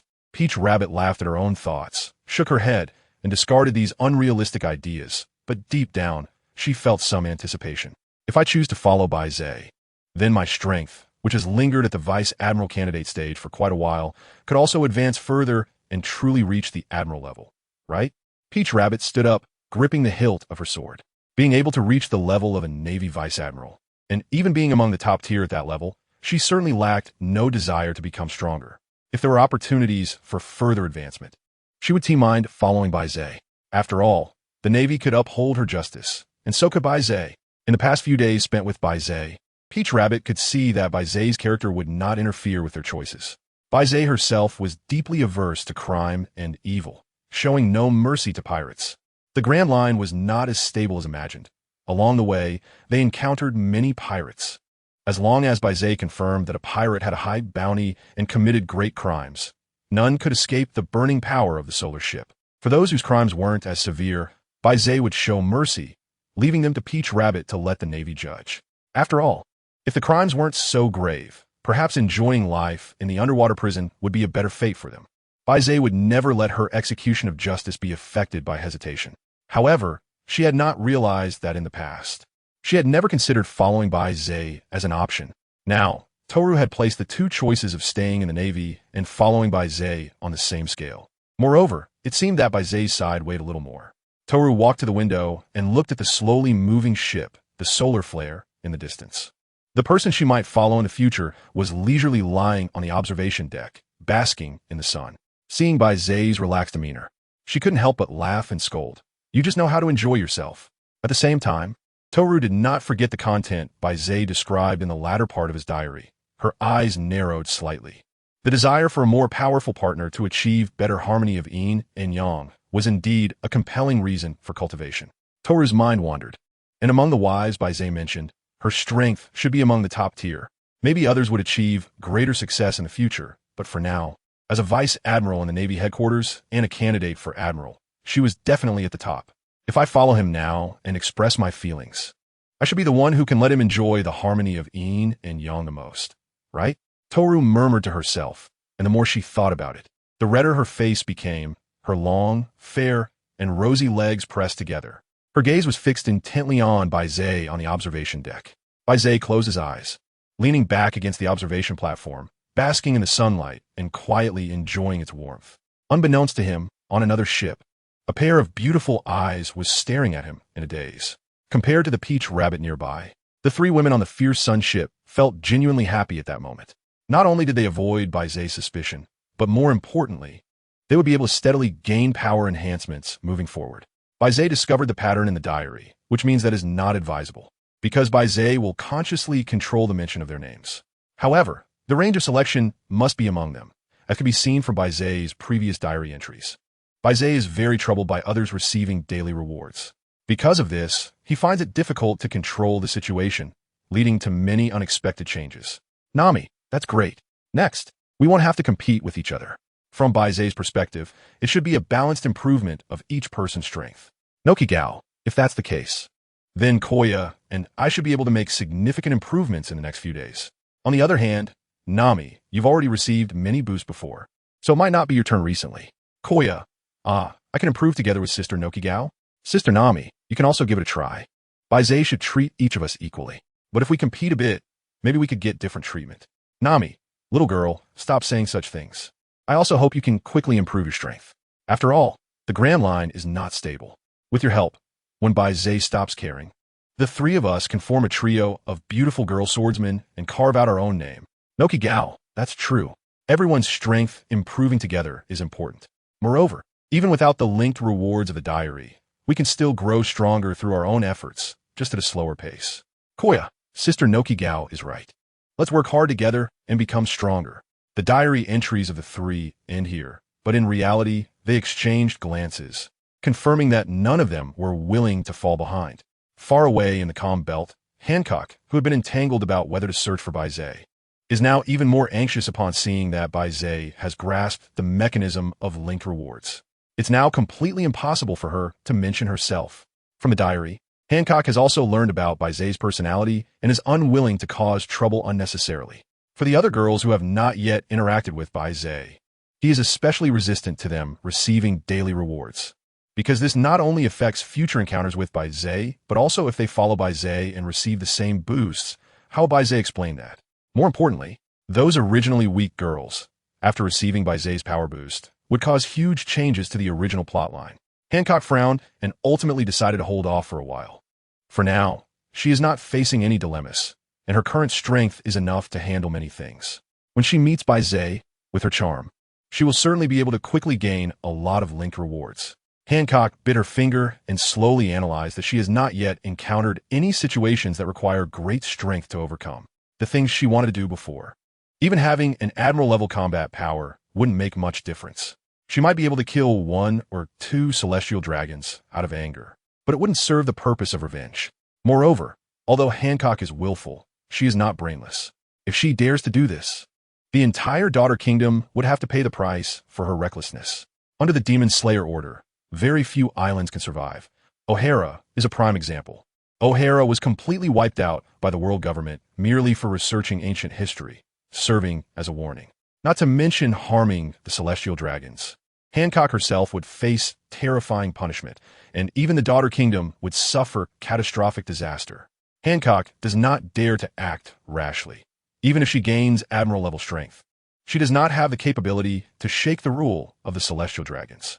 Her attitude towards Baize has changed from indifference at first to extreme interest later, even wanting to set out to find Baize. Now, she has completely calmed down, quietly waiting for developments. If there is an opportunity in the future, she will definitely take the initiative. She hopes to find a suitable chance. If Baize's destination is the New World, then the Sabaody Archipelago seems to be a necessary stop. Hancock thought thoughtfully, with infinite anticipation in her eyes, as a place for the celestial dragons' entertainment. The probability of encountering them at the Sabaody Archipelago is definitely very high. Given Baize's personality, he definitely wouldn't kneel before the celestial dragons. And even bowing down is impossible. So, it seems that once Baize encounters the celestial dragons at the Sabaody Archipelago, there will certainly be a conflict. Hancock murmured softly, her eyes shining brighter as she spoke, feeling that this situation is very likely to happen as she anticipated. It seems that the turning point lies in the Sabaody Archipelago. Once Baize clashes with the celestial dragons, I can join him and fight against them together. Hancock's plan was very ambitious, and the more she spoke, the more excited she became, her face flushing, even imagining the scene of her kicking the celestial dragons to pieces. In the Alabasta Kingdom, Nico Robin sat in the position once held by Crocodile, arranging and dispatching the members of Baroque Works to resolve the numerous issues left behind by Crocodile. More importantly, taking advantage of Baroque Works' strong influence in the Alabasta Kingdom, she aimed to change the situation where only the king had reign while the rest of the kingdom suffered drought. At the same time, she had many members of Baroque Works help rebuild the cities that had been destroyed by war. She also sought to calm the rebels, building a communication bridge between them and the royal family of Alabasta. In just a few days, Robin had completely turned around the conspiracy laid out by Crocodile. It was thanks to her thorough understanding of Crocodile's plans that she was able to pinpoint the critical issues and quickly resolve these conspiracies. Of course, accomplishing all these tasks was impossible for her alone. Robin squeezed the members of Baroque Works for all they were worth. Under her high-pressure leadership, all members of Baroque Works were incredibly busy during this time. They even wished they could grow a couple more legs and arms to complete the tasks assigned by their newly appointed president. They had considered resisting the new president, but when the president smiled at them, and a hand that was dozens of meters tall suddenly smashed down in front of them, they quickly behaved themselves. After seeing the fist move away and leave a massive pit, they all settled down. Compared to becoming a puddle of mud and dying, working hard to fill their time with tasks felt much happier. Robin had no psychological burden in exploiting these members of Baroque Works. Every one of them who had been recruited by Crocodile had blood on their hands. Moreover, after this period of development, she had a deeper understanding of the skill, True Thousand Hands. This skill, rewarded from the diary, is actually not in the same system as her original flower fruit ability. Although it was displayed as one of the abilities of the flower fruit in the diary rewards, after this period of development, Robin was already clear that there were distinctions. The key difference is that the original system of the flower fruit is her own body. Whether it's arms, eyes, or ears, they ultimately belong to her. If these body parts are harmed, the damage would also transfer to her. But True Thousand Hands is different. Just think about it. With her current physical condition, how could she summon a gigantic Buddha statue that is over 100 meters tall? Using a devil fruit ability requires stamina, and summoning a 100-meter-tall Buddha statue consumes far more stamina than she can imagine. Robin's understanding of the True Thousand Hands should be that she expends a certain amount of physical strength to summon giant Buddha statues of different levels. She herself acts as the controller of these giant statues. If the giant statue is destroyed, it does not affect her. This is a stark contrast to her original Nami system. As she develops and becomes more skilled, she can also expend a certain amount of physical strength to summon a giant hand, which serves as a small deterrent for her disobedient subordinates. This can be considered a way to make up for her previous mistakes, transforming a criminal organization into a benevolent one, genuinely starting to do good for the Alabasta Kingdom. Robin looked at the reports from her subordinates, a somewhat self-mocking smile appearing on her face. However, this feeling is surprisingly good. If given a choice, she wouldn't want to be fleeing in the dark world. Robin picked up a photo presented by her subordinate, which showed the people cheering and joyfully collecting rainwater in various containers on the street. A little girl in a red dress was dancing with joy, looking up with her mouth open to welcome the long-awaited rain. Robin stared intently at the girl and the smile on her face, and as she watched, she couldn't help but smile herself, repeating, "This feeling is really unexpectedly good." Regarding the diary's content, Robin's attitude was quite calm. After all, she would definitely board the ship in the future, and the time wouldn't be long, possibly even tomorrow. It was better to finish dealing with the matters of the Alabasta Kingdom as soon as possible before White Zai's arrival, and present a satisfactory token to both herself and him. Meanwhile, in the royal palace of the Alabasta Kingdom, far away in the capital, King Cobra and Princess Vivi were in the same room. Ever since Cobra learned from Vivi a few days ago that the kingdom's hero Crocodile was actually the culprit behind the drought affecting the entire Alabasta Kingdom, he had been filled with doubt. He loved his daughter dearly, but this matter was serious, and he didn't dare to easily believe Vivi. However, after Vivi revealed many important pieces of information, the scales in his heart began to tip in her favor, especially after she mentioned Baroque Works, the dancing powder, Crocodile, and the conspiracy behind it all. Cobra had developed significant doubts about Crocodile. Although Vivi remained tight-lipped about the source of her information, Cobra was already about 70% convinced. Yet, facing a powerful pirate like Crocodile, who was also one of the 7 warlords of the sea sanctioned by the world government with legal plundering rights, Cobra felt a sense of helplessness and deep self-reproach for letting the wolf into the house. At the same time, Cobra was actively seeking ways to break Crocodile's conspiracy. The person he trusted most now was, of course, Vivi, who had informed him of this conspiracy, and they were discussing plans on how to disrupt Crocodile's scheme. Vivi even volunteered to infiltrate Baroque Works to see if she could undermine it from within. However, her proposal was firmly and decisively rejected by Cobra. It was one thing not to know before, but now knowing that Crocodile was the mastermind behind all the conspiracies, how could he dare to send his daughter into the tiger's mouth? After rejecting Vivi's suggestion, the two fell into a silence. Vivi looked at the flickering diary in front of her, flipping through its contents, filled with boundless hope. If she were now on White Zai's ship, she would surely be able to gain power. Although the power she gained might not be enough to face Crocodile, at least there would be some hope. I really hope Mr. White Zai can come to the Alabasta Kingdom soon and save the kingdom's people. Vivi silently thought to herself. She had no strong aversion to the latter half of White Zai's diary about his wives. Born into royalty, although her father was devoted to her mother alone. She had seen many nobles with multiple wives growing up. In such an environment, Vivi was among the first to accept White Zai's flirtatious nature. Just then, the captain of the palace guard suddenly rushed in, breaking the silence between the two. Your Majesty, I have very urgent intelligence regarding the conspiracy of the kingdom's hero Crocodile. The guard captain, responsible for the safety of the royal family, had to handle such information, so he was aware of its contents. Upon hearing the guard captain's words, both Cobra and Vivi were startled and then puzzled. Although they both knew about this matter, others were completely unaware. Cobra quickly took the intelligence from the guard captain, and Vivi stepped forward to observe. After reading it, the two exchanged glances, their eyes filled with surprise. This intelligence came from Baroque Works and detailed the organization's conspiracy against the Alabasta Kingdom over the years. The most crucial part was that Baroque Works had now changed its president. The former president Crocodile had been captured, and this intelligence was sent out by the current president. The current president intended to make amends for the previous mistakes of Baroque Works, eliminate the chaos, resolve the drought, quell the rumors, and sincerely invite the royal family to cooperate and negotiate with the rebels.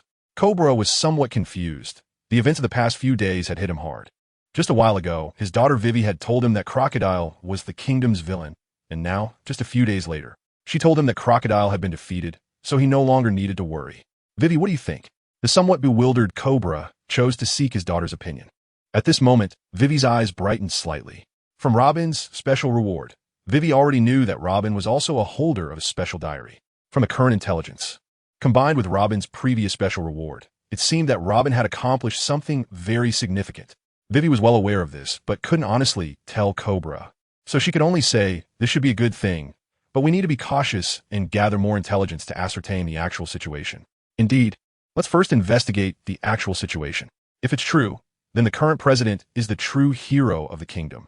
Cobra said, somewhat feeling emotional, while also filled with gratitude towards the current president. After all, from his perspective, the current president had saved the entire kingdom and, more importantly, the royal family. Just as many events were unfolding in the Alabasta Kingdom, White Zai was also steadily approaching the Alabasta Kingdom alongside a naval warship. After a long journey, we're finally close to the Alabasta Kingdom. Nami stretched her arms high, showing signs of weariness from the days at sea. On the table in front of her lay a finely crafted sea chart, which was Nami's recent favorite work. She had completed the entire sea chart from the entrance of the Grand Line at Reverse Mountain to the end at the Sabedi Archipelago. Nami, are we almost at Alabasta? Nojiko came over with 2 cups of juice, smiling as she asked Nami, who looked bored.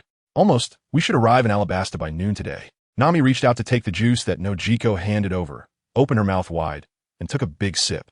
The sweet and sour juice burst with an impressive flavor in her mouth, bringing a smile to Nami's face.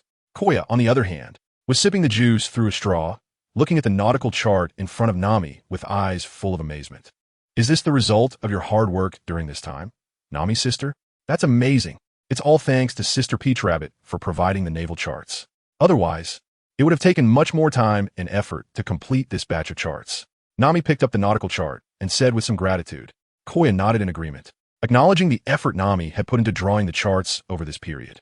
Without Peach Rabbit's help, it would have indeed taken a long time. Speaking of which, after we reach the Alabasta Kingdom, we will have to part ways with Sister Peach Rabbit, as she has to return to the naval headquarters to report. Nojiko said somewhat reluctantly, as she really liked Sister Peach Rabbit, who was both strong and gentle. According to Baize's plan, we should stay in Alabasta for a while, so we can only sadly say goodbye to Sister Peach Rabbit. Just as they were feeling sad about the parting, Baize and Peach Rabbit walked into the cabin. Hearing their conversation, Baize raised an eyebrow slightly and smiled at Nami and the others. There's no need to be regretful. Our journey will also pass by the naval headquarters later. We'll be able to meet again. It's not like once we part, we can never see each other again. Baize's words immediately caught the attention of Nami and the others.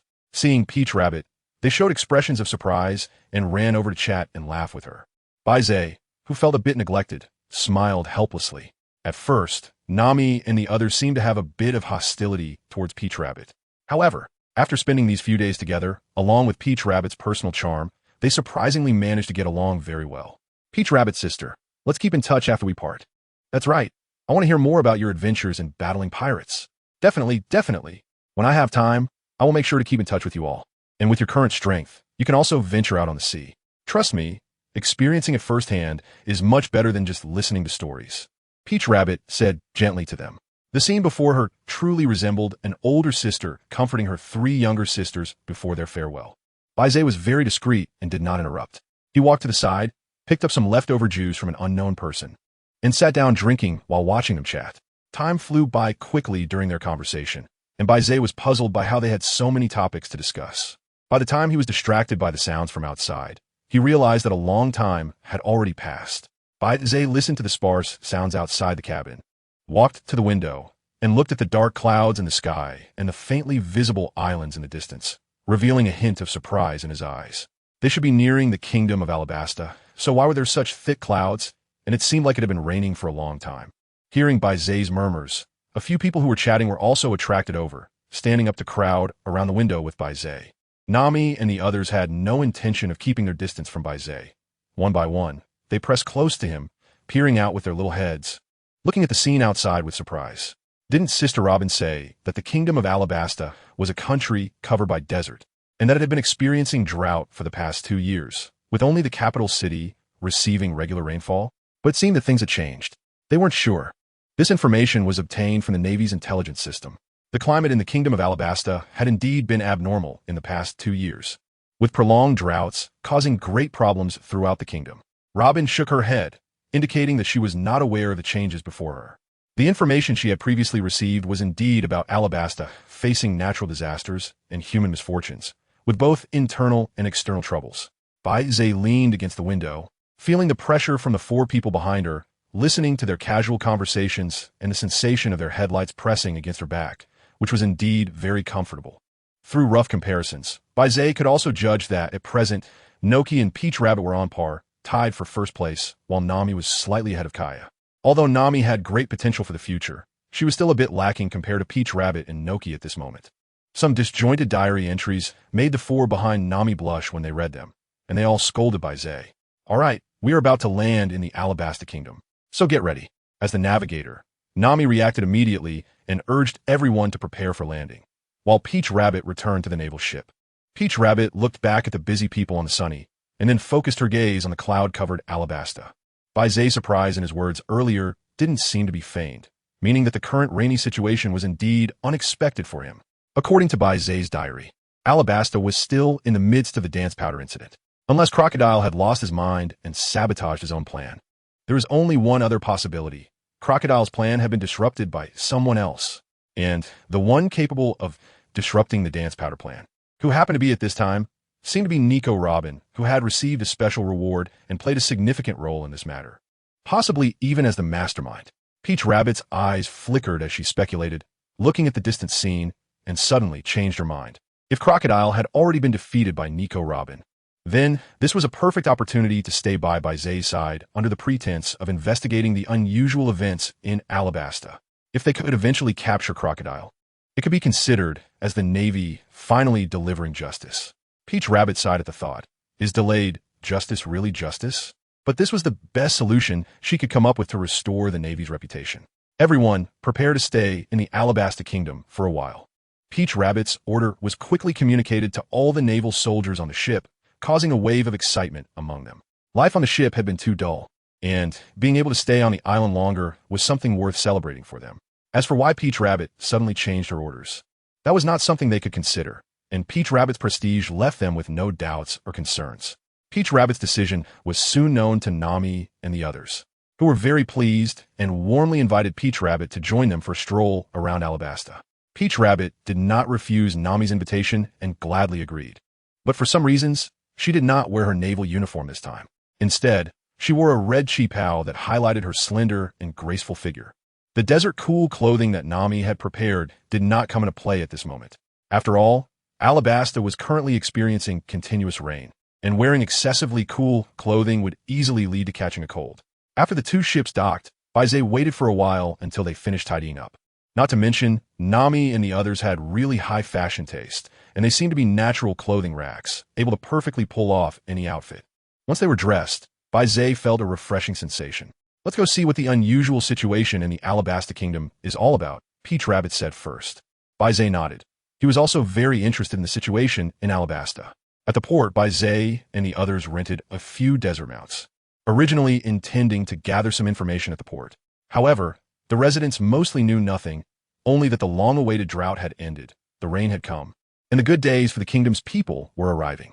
Unable to do anything else, they could only ride their desert mounts to a larger city. On the way, they saw many buildings damaged by war being repaired by the citizens. Even working in the rain, the faces of the people still radiated with happy smiles, as if the raindrops falling on them were like honey in their mouths. Only those who had experienced drought could truly understand the value of rainwater. Everything is slowly getting better, the entire Alabasta Kingdom, whether from the people's mindset, various buildings and residences, or all walks of life. It seemed that under the nourishment of the rain, everything was beginning to thrive like the emergence of spring.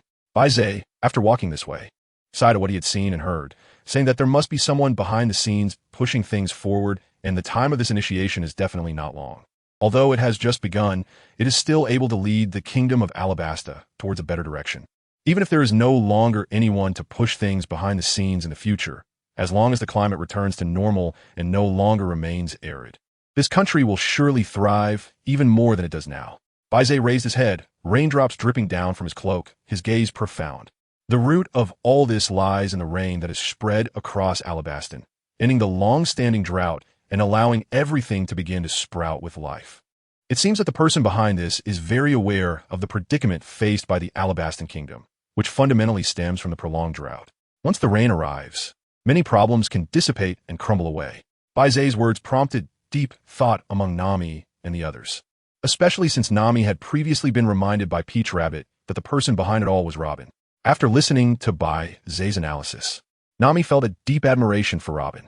It had only been a little over 10 days since receiving the special reward, yet she had managed to transform a country from terrible to gradually improving.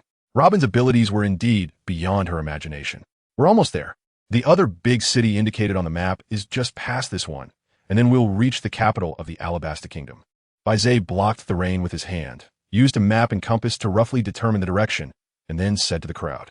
Nami and the others nodded and followed Baize as they made their way to the city he mentioned.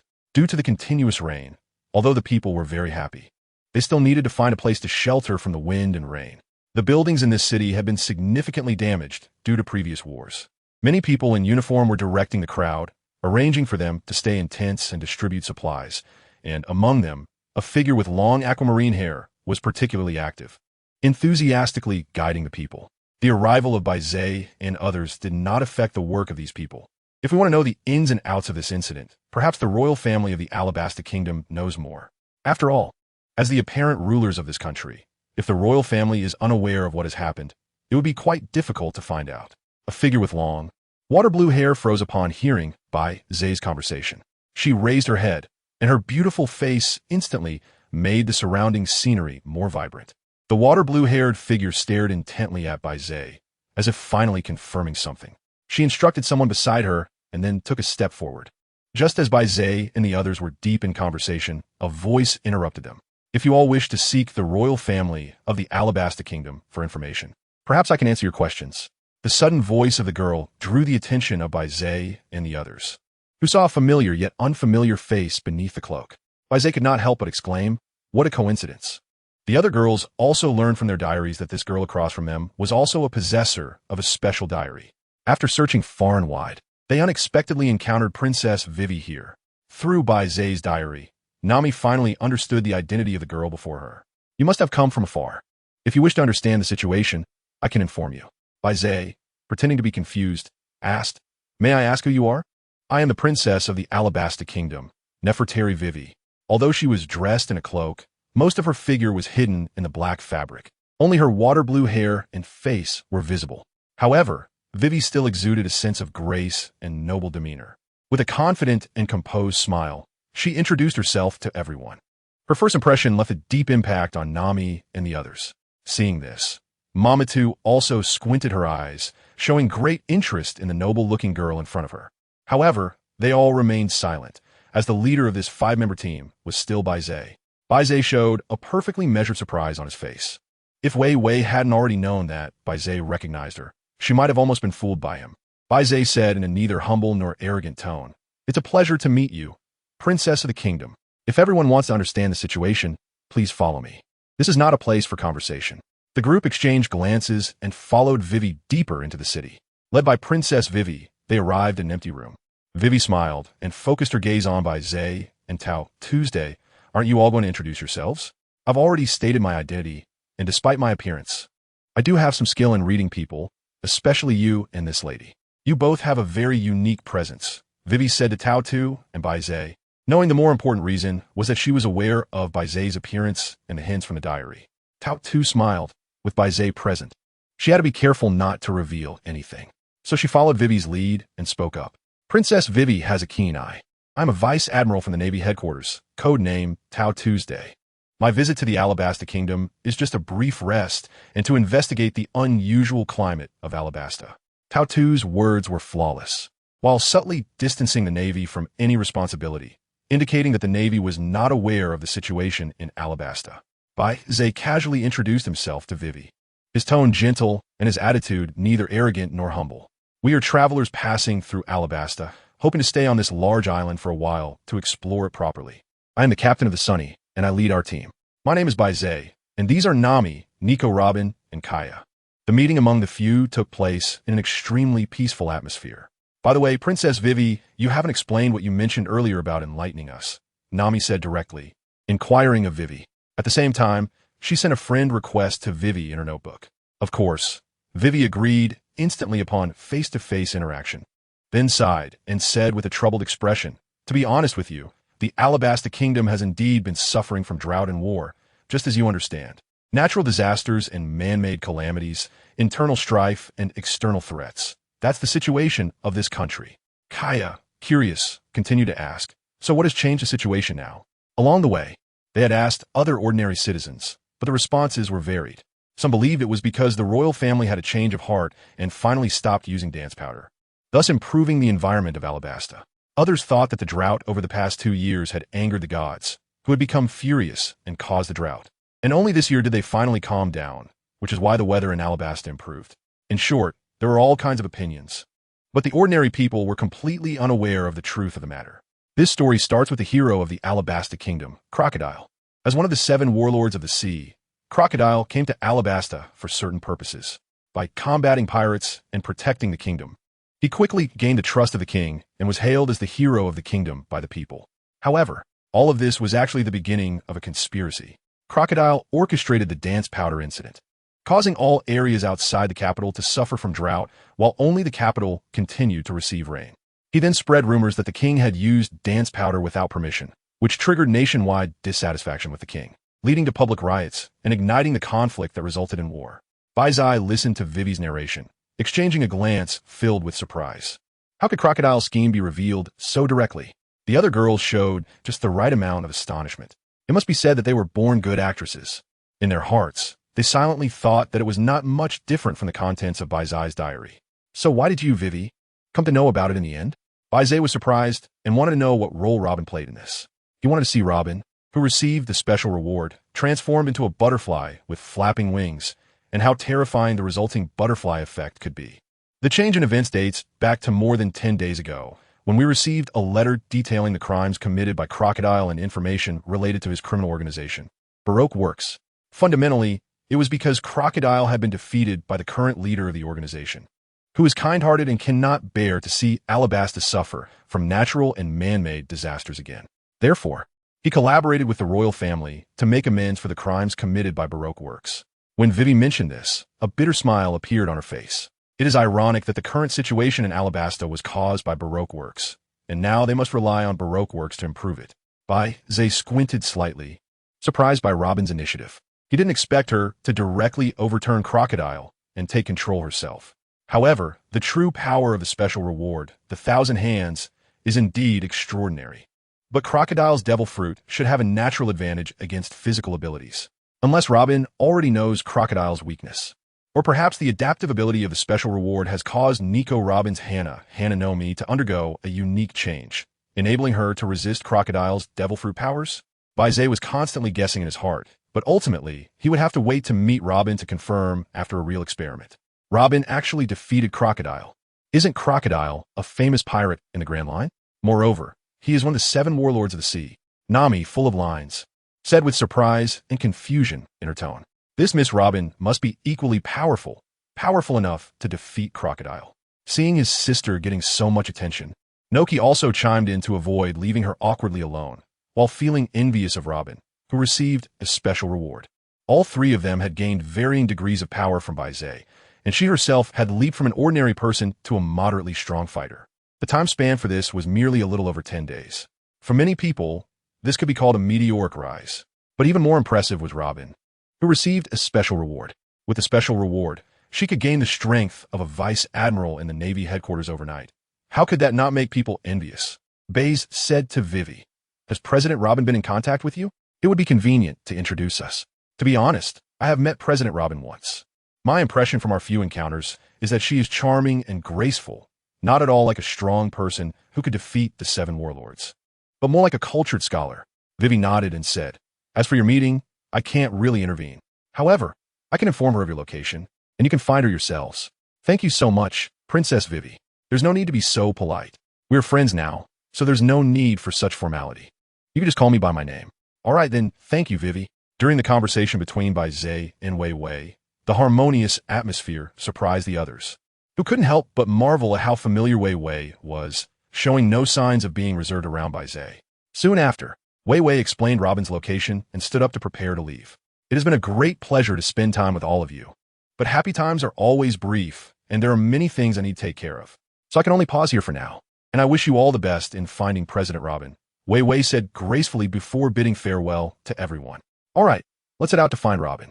If all goes well, she should be our next member." Baize turned to them and said, Hey Baize," saying, "That makes me feel like you don't take me seriously at all. You're saying you want to recruit the son of the devil in front of a vice admiral of the Navy headquarters?" Peach Rabbit said, somewhat displeased, expressing strong dissatisfaction with Baize's disregard for her. "What's the big deal? We've known each other for so long, and besides, a vice admiral in the Navy already has the capability to command a ship independently, with a lot of autonomy. Just relax a bit and act like you don't see us. And under my guidance, I guarantee that Robin will definitely not trample on justice." Upon hearing Baize's assurance, Peach Rabbit rolled her eyes beautifully at him, smiled, and walked out. "Robin hasn't agreed to join your team yet, and you're already making guarantees? You should think about how to recruit Robin first." Baize looked at Tao Tu's graceful figure, shrugged, and waved his hand to the few people behind him, signaling them to hurry up.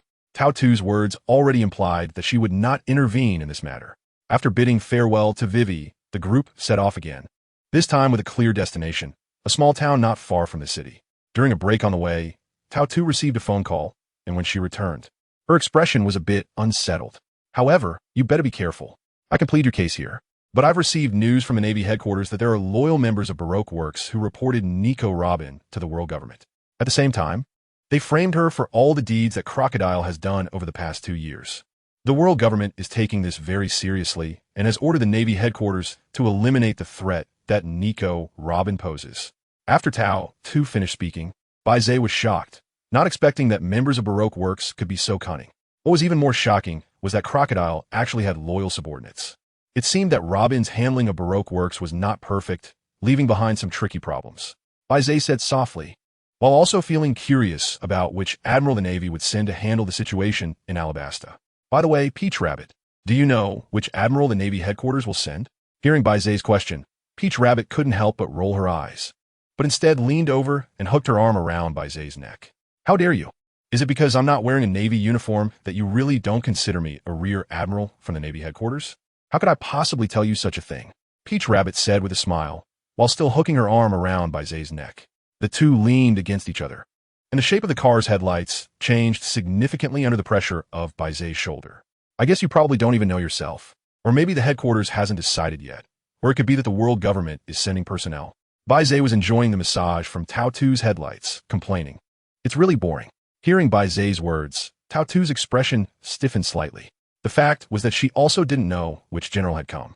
TCH, so boring, Tao Tu said, releasing her hands and feeling a bit displeased. If you don't know, you don't know. I won't make fun of you for it. Baize touched his shoulder and casually said something, but Tao Tu turned her head, humming and ignoring Baize's words.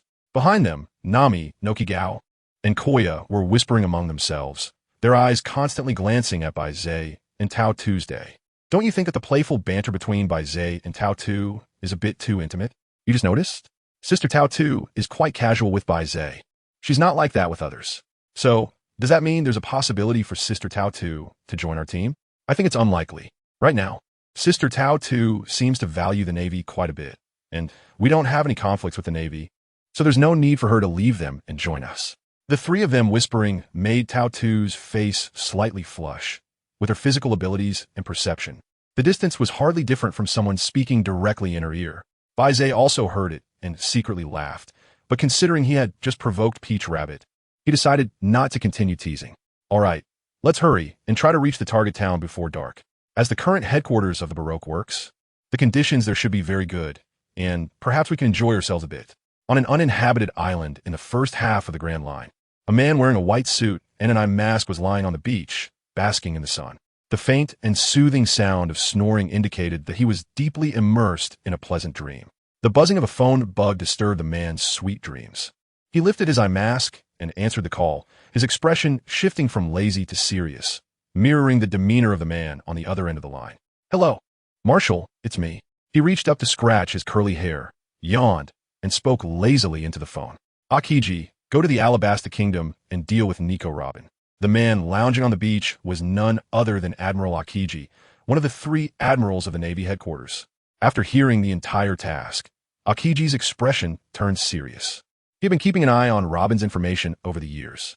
He had let Nico Robin go during the O'Hara incident. If she had behaved herself, he wouldn't have intervened. But if her childhood experiences had led her to fall into darkness, Akiji would show no mercy. Akiji took a bounty notice from his suit pocket and looked at the youthful face on it, his gaze becoming somewhat distant. It was as if he could see his friend Saul, or perhaps the sight of that small figure struggling to row a boat between two ice paths to escape. Did Saul really make a mistake? I shouldn't have let her go back then. Meanwhile, a pirate crew that had just crossed several islands was holding a grand celebration, with laughter and cheers among the members. The entire ship was filled with a lively atmosphere. However, in stark contrast to the joy on the ship, a row of men, women, and children were hanging from the ship's mast, each face contorted in agony, revealing the torment they had suffered in life. Against the backdrop of the row of corpses on the mast, the pirates celebrating on the deck seemed like demons drinking blood. The entire pirate ship appeared to have transformed into a ghost ship, a blood ship, looking particularly terrifying. A man with an afro and heavy makeup drank deeply from a large cup, then let out a hearty laugh. He was Bloodhand, the captain of the Bloodhand Pirates. Since entering the Grand Line from the North Sea, he had committed numerous atrocious acts. Massacring cities and towns was simply a part of their daily routine. Some people felt uneasy unless they killed a few people for fun each day, and the most notable among them was the captain himself, Bloodhand. Boss, this time we slaughtered everyone in an entire town and captured a dozen tough ones to entertain ourselves on the journey.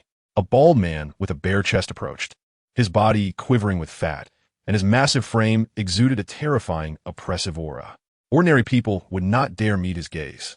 What was clearly a bloody and cruel statement sounded like casual conversation from a bald man, as if he were just asking if they had eaten. Bloodhand glanced at the bald man, unfazed by his terrifying physique. As the captain of the ship, he possessed the strongest power. Otherwise, how could he keep such vicious and brutal individuals in check? So how was this all? After Bloodhand looked at the bald man, the smile on his face faded, and he began to sweat. The boss's aura was becoming increasingly terrifying. He quickly reported to Bloodhand, but knowing that the haul was poor and could possibly anger Bloodhand, he felt a bit scared. The town was extremely poor, completely stripped of valuables, and all the treasures added up to just over 500,000 berries. Seeing Bloodhand's face darken, the bald man hurriedly added, "But there's good news. Our bounties have been raised. Especially yours, Boss Bloodhand. You've reached 150 million berries with the Navy." Upon hearing the bald man's words, Bloodhand snorted, and his expression returned to calm. Just as the bald man let out a sigh of relief, Bloodhand smashed the wine cup onto him. "I'm in a bad mood today. Throw all the captives we have on board out." "Huh?" the bald man just exclaimed when he was startled by Bloodhand's gaze, quickly responding, which was completely uncharacteristic for his large and imposing physique. Bloodhand stood up and said to the crew below, "Let's have a bloody slaughter game. Release all the captured prisoners. Whoever kills the most will get a reward." Bloodhand's voice spread throughout the ship, and the pirates cheered, abandoning their drinks, grabbing nearby swords and knives, raising them high. Their eyes filled with a bloodthirsty desire. Seeing his crew so excited, Bloodhand smiled, and as the captives were whipped out by the bald man, the atmosphere on the ship reached its peak. Those pirates holding knives and swords with fierce gazes looked at the captives like beasts eyeing their prey.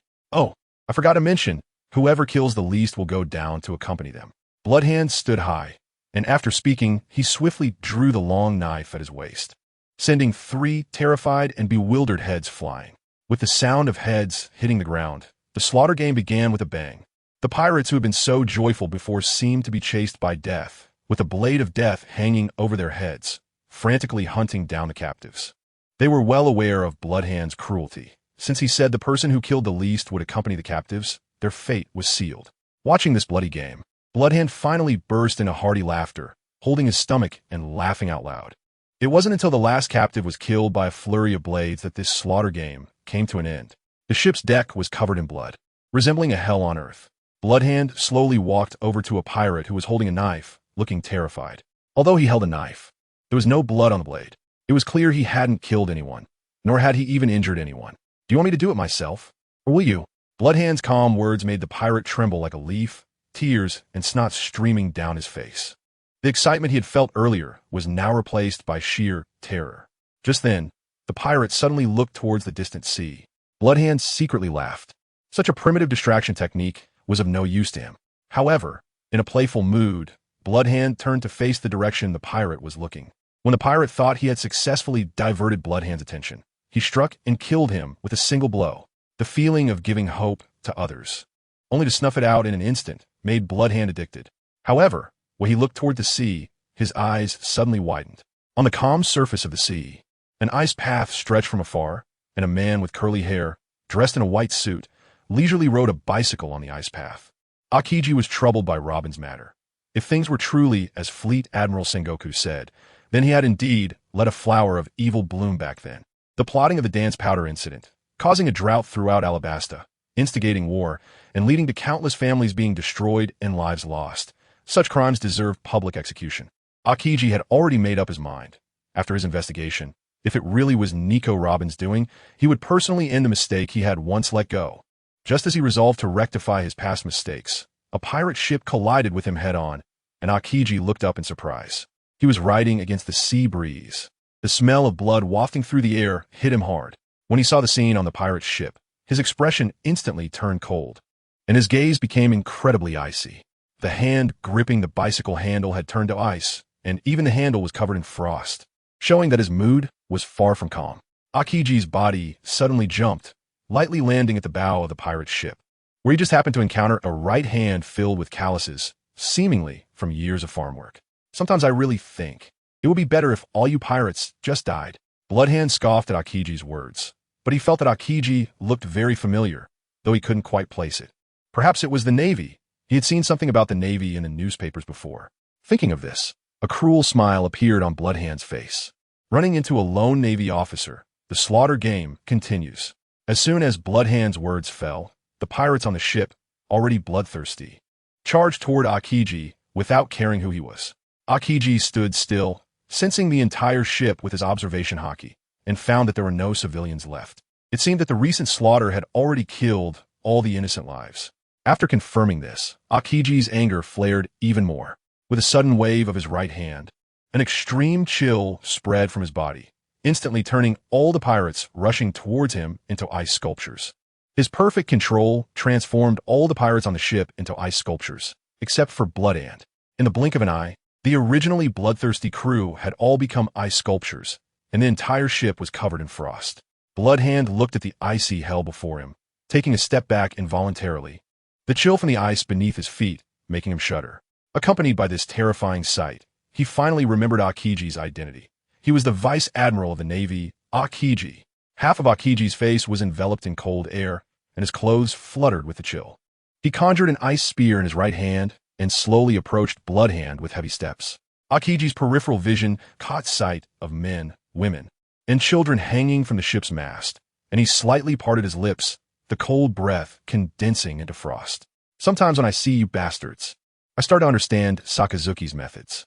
For you demons crawling out of hell, using Sakazuki's methods seems more appropriate. Akiji said coldly, and before Bloodhand could react, the ice spear had already pierced through his shoulder.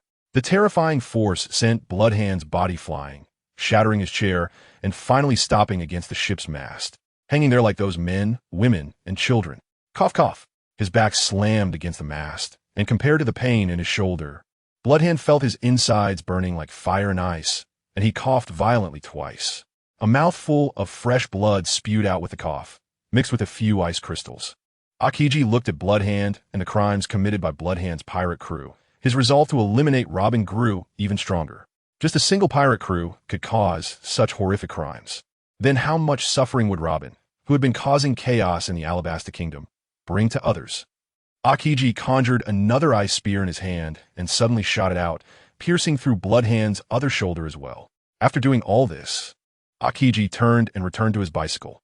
He had no mood to listen to any words from such a heinous pirate. The terrifying chill accompanying the two ice spears would erode Bloodhand's body. The slow death from freezing was something that most people would find unbearable. Unless a strong person was willing to help Bloodhand, he would experience the sensation of slowly freezing to death within a day. This method of causing slow death was rarely used by Akiji, and each time it was employed was because of those heinous pirates. However, this method had been improved upon. After one or two modifications, it had become even more foolproof. If certain people dared to come to rescue, the chill contained in the two ice spears would definitely be enough to give them a taste of their own medicine.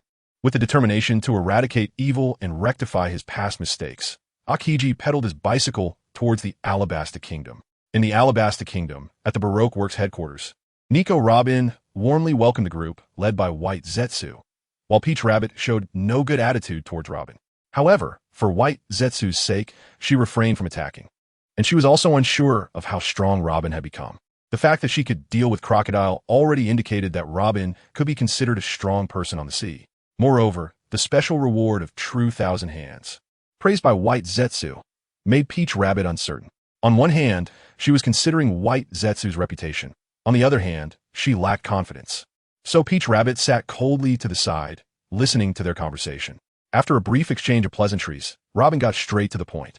White Zetsu, how have you considered what I mentioned last time? Would you like to take over Baroque Works? If you're willing to take over, I will directly give you the position of president. With a smile on her face, Robin said, leaving White Zetsu surprised and curious. I've always wondered why you were so insistent on having me take over Baroque Works. Of course, it's because your strength is formidable enough.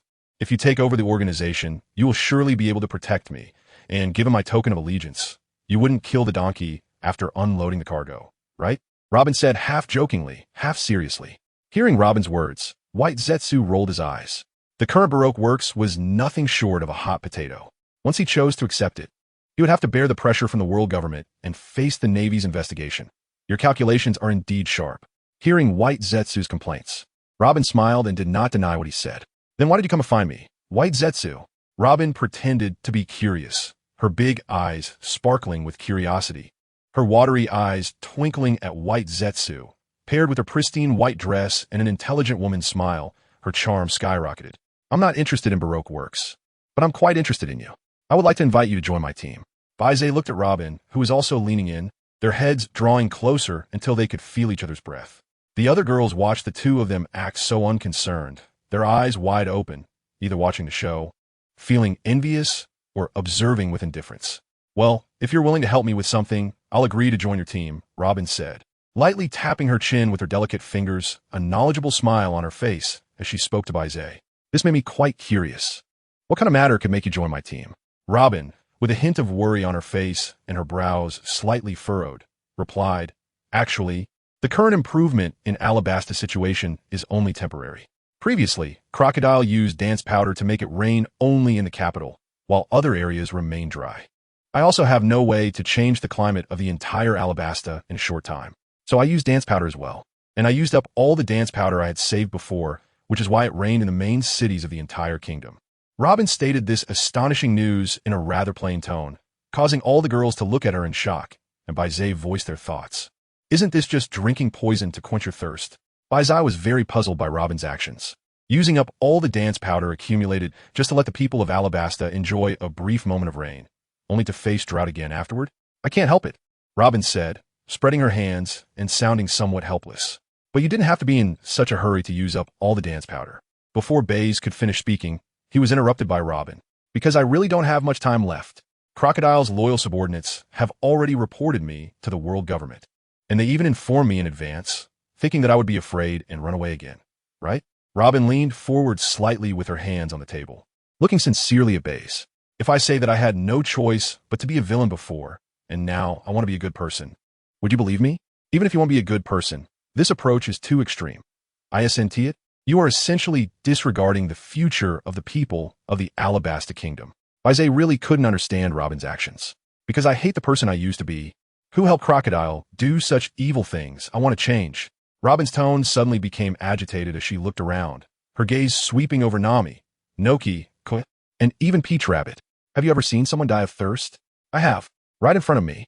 Just 2 days before I defeated Crocodile. The people of Alabasta have endured too long of a drought. I want to do everything I can to bring them rain. Of course, if I had more time, my subsequent preparations could gradually restore the climate of the Alabasta Kingdom to normal. Unfortunately, the world government won't let me do that. After saying this, Robin felt a bit downcast. It was the pressure from the world government that forced her to take such extreme measures to ensure that all of Alabasta could have rain. Nami and the others had mixed expressions. Some agreed, while others frowned, and some even shook their heads in rejection of Robin's methods. They had never been in Robin's position and had no real sense of empathy. After all, it's basically impossible for one person to truly empathize with another. Baize frowned. He didn't quite agree with Robin's approach. If he had the ability, he wouldn't mind helping Robin out. After all, the population of Alabasta reached 10 million, and a catastrophic drought could result in countless deaths. It would have been better if he didn't know, but now that he does. Baize still wants to do his best. He believes in doing what he can, based on what he sees. His current principle of action is to strive for the greater good. But at least he should wait until his understanding of the grandson becomes more advanced and his strength is sufficient to dominate the world before considering that. So, you found me, thinking I have a way to change the drought in the kingdom of Alabasta?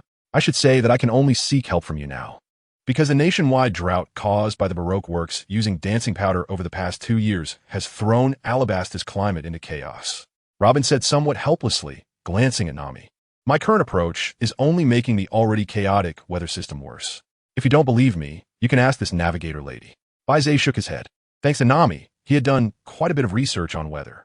Without asking Nami, he already knew that frequently using dance powder would indeed have a significant impact on the weather.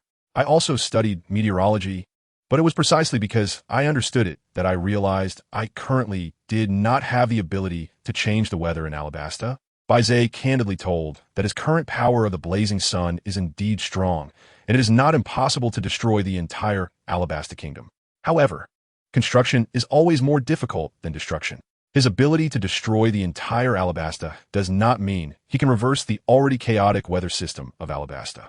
However, I am quite curious about what your previous thoughts were. Baize asked Robin, wanting to hear her previous thoughts. After all, according to Robin, as long as she was given enough time, she could improve the already chaotic weather system. Upon hearing Baize's candid admission, Robin felt a bit disappointed. But remembering Baize's abilities, she felt somewhat relieved. Indeed, with Baize's highly destructive powers, changing a country's weather was indeed quite difficult, and it was normal to feel powerless. My previous thought was that if there was enough time, I could gradually adjust the entire climate of Alabasta step by step using the accumulated dance powder, while also gradually guiding the public to conserve water resources and lengthening the intervals between using the dance powder, until finally, there would be no need to use the dance powder anymore, and a certain frequency of rainfall could still be maintained. After hearing this, Baize simulated it in his mind, and combined with the meteorological systems he observed along the way, felt there was great feasibility. He couldn't help but nod in agreement with Robin's approach, but then felt a bit regretful. It's a pity that there isn't more time to implement the plan. The other girls also felt deeply regretful. After all, if there was enough time, there would really be a chance to change the climate of the entire country and improve it genuinely. At this moment, Peach Rabbit suddenly stood up, her sharp gaze piercing Robin, her tone aggressive. Regardless of your previous assumptions, What you are doing now is further disrupting the meteorology of the Alabasta Kingdom. Robin fell silent, with nothing to say. The atmosphere in the entire office also dropped to freezing point, no longer the lively scene before. Just then, the phone bug on Peach Rabbit's body suddenly rang. What is it? Peach Rabbit's tone was somewhat irritable, startling the person on the other end.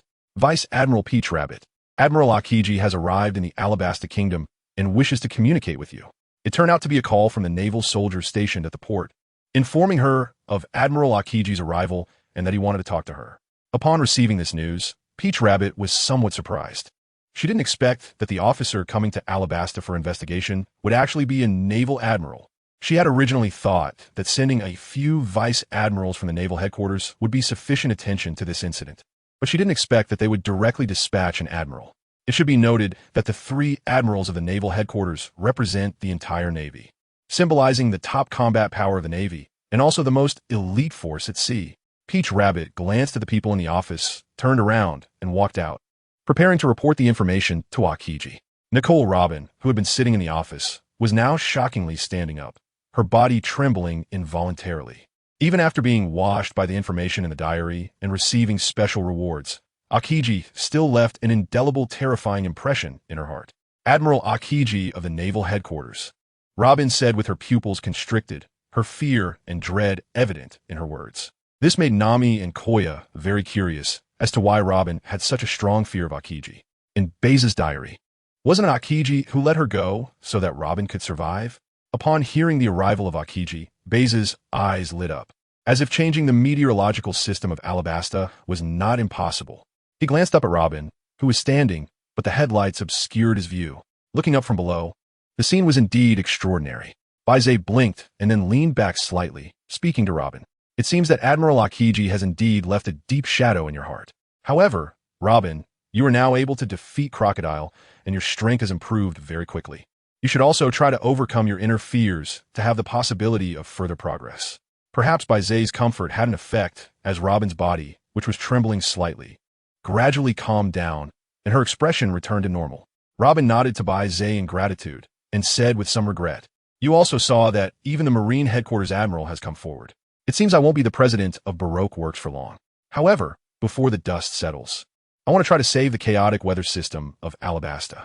Robin said firmly, slightly bowing to Baize, causing the headlights to shake violently with her movement. After becoming the president of Baroque Works, facing the mess left by Crocodile, Robin hesitated for a long time about whether to join Baize's team. It was only at this moment that she truly made up her mind. "Thank you for your invitation, Baize, but please allow me to refuse. I want to give a shot for myself, even if the probability of success is very low." Robin's mindset was quite complex at first. She thought about giving it a try and working hard for Alabasta's weather. If successful, she would step down from her position as president and join Baize's team to fulfill her dream of exploring ancient history. Later, Robin received threats from Baroque Works members and realized that the world government had discovered her. She also learned from her diary that Baize was about to arrive in Alabasta, and she immediately changed her mind, wanting to ask for Baize's help. When she found out that Baize was powerless, she felt somewhat disappointed. However, she quickly came to terms with it and no longer insisted on seeking Baize's help. When Peach Rabbit mentioned that the admiral coming to handle the dance powder incident was a Marine Headquarters admiral, Robin had already lost all hope. She felt a bit desperate, wanting to gamble one last time for Alabasta and for her own decision. No longer thinking about joining Baize's team. After all, although Baize was powerful and possessed admiral-level strength, would he really be willing to offend the Marines and bear the bounty for her? Robin didn't dare to hope. She had experienced too much betrayal, and deep down, she couldn't believe that someone would be willing to challenge an admiral for her. Baize sat on the chair, while Robin bent at a 90-degree angle, and the scenery before him was truly captivating. Upon hearing Robin's rejection, Baize quickly understood her true thoughts. However, he had already thought of a way to change the weather in Alabasta, just as he had previously mentioned, to do his best with what he could see. Baize placed his hand on the table and extended his right hand to her, as if inviting her for a handshake, which surprised Robin and made her look over. "If I say I have thought of a way to completely improve the weather in Alabasta, and there is a high probability of successfully implementing it, would you be willing to join my team?" Baize looked at Robin, a warm and gentle smile on his face, but his tone was incredibly firm, filled with confidence in changing the weather. Hearing Baize's words, Robin was completely stunned, her eyes fixed tightly on Baize, and a warm and gentle smile appeared on her face. It was as if sunlight had shone into her heart, which had been closed off for a long time. Baize, despite the pressure from the Navy headquarters admiral, still invited her to join the team and was willing to improve the weather in Alabasta for her. Tick-tock, tick-tock. Tears had unknowingly filled Robin's eyes, continuously dripping down her cheeks onto the table. Robin blinked hard, trying to squeeze the tears out of her eyes. But the more she squeezed, the more the tears flowed out as if they were free, completely unstoppable. The other girls, seeing this, leaned in closer, showing sincere smiles, reaching out their hands to Robin, and said in unison, "Robin, would you like to join our team?" Looking at the tender, fair arms in front of her, Robin could no longer hold back and burst into tears, crying out, "I'm willing." After saying this, Robin immediately reached out and hugged Nami, Kaya, and Nico Robin tightly. At that moment, Baize, who was sitting in a chair, suddenly felt his head being enveloped. The development of the situation was beyond his imagination. The moment Robin shouted, "I'm willing," his head was directly surrounded by the four girls' headlights. The sudden happiness left Baize somewhat at a loss, and the hand he had just raised happened to press against Robin's lower back, causing him to instinctively move his fingers. Robin, blushing, immediately let go of the three, and Nami, Kaya, and Nico Robin, who already felt something was off, all rolled their eyes at Baize, feeling the resentful gazes behind him. Baize spread his hands and turned to look at Nami and the others, indicating that he was innocent as well. But when he turned back, he saw Robin staring at his right hand, and Baize suddenly remembered that he had unconsciously moved his fingers just now. It seemed indeed inappropriate to make such a gesture towards Robin, whom he had only met a few times. Baize covered his mouth with his right hand and awkwardly coughed twice, only to see Robin's face turn even redder, her eyes filled with shame and anger. Baize was somewhat confused, but from Robin's perspective, Baize had just moved his fingers and put them in front of his nose to smell. Such bold behavior was indeed hard for Robin to bear, at least for now. Perhaps he would get used to it in the future? After Peach Rabbit finished her call with Akiji and walked into the office, she saw Robin's embarrassed and angry gaze, as well as Nami and the others' helpless and resentful expressions. "Peach Rabbit, I was only gone for a little while. What happened during that time?" The atmosphere in the office was indescribable, and Peach Rabbit was even more puzzled, filled with endless curiosity about what had transpired. With great anticipation, Peach Rabbit opened the Platinum Diary, and sure enough, Baize had written extensively in the diary. Happiness suddenly knocked on the door. She initially wanted to have a passionate handshake with Robin to express her sincere invitation. But unexpectedly, Robin was overly excited and gave her a big surprise by hugging them all. This was the first time she was embraced by all four of them with car headlights. The feeling was indescribable, but unfortunately, she didn't take a picture with the diary at the time, otherwise it would have been a great memory for the future. If only Peach Rabbit had been there too. But considering her physical condition, it probably wouldn't have been so easy for Robin to hug Peach Rabbit. What a pity, but Robin's southern hemisphere had an unexpectedly good feel to it. Baize felt a strange chill creeping over his body as he wrote, noticing the peculiar and resentful gazes from Nami, Robin, and the others. It was odd. Why did he suddenly feel a bit cold? Nami had always been a little angel of fortune and shouldn't act this way. Instead, he was a bit worried that Robin might unleash her true power against him. Could it be that this unexpected incident, with all four of them together, made them somewhat hard to accept? Yes, that's it. I need to find an opportunity to leave quickly.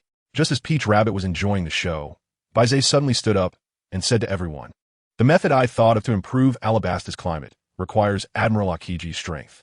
I will go test it out first."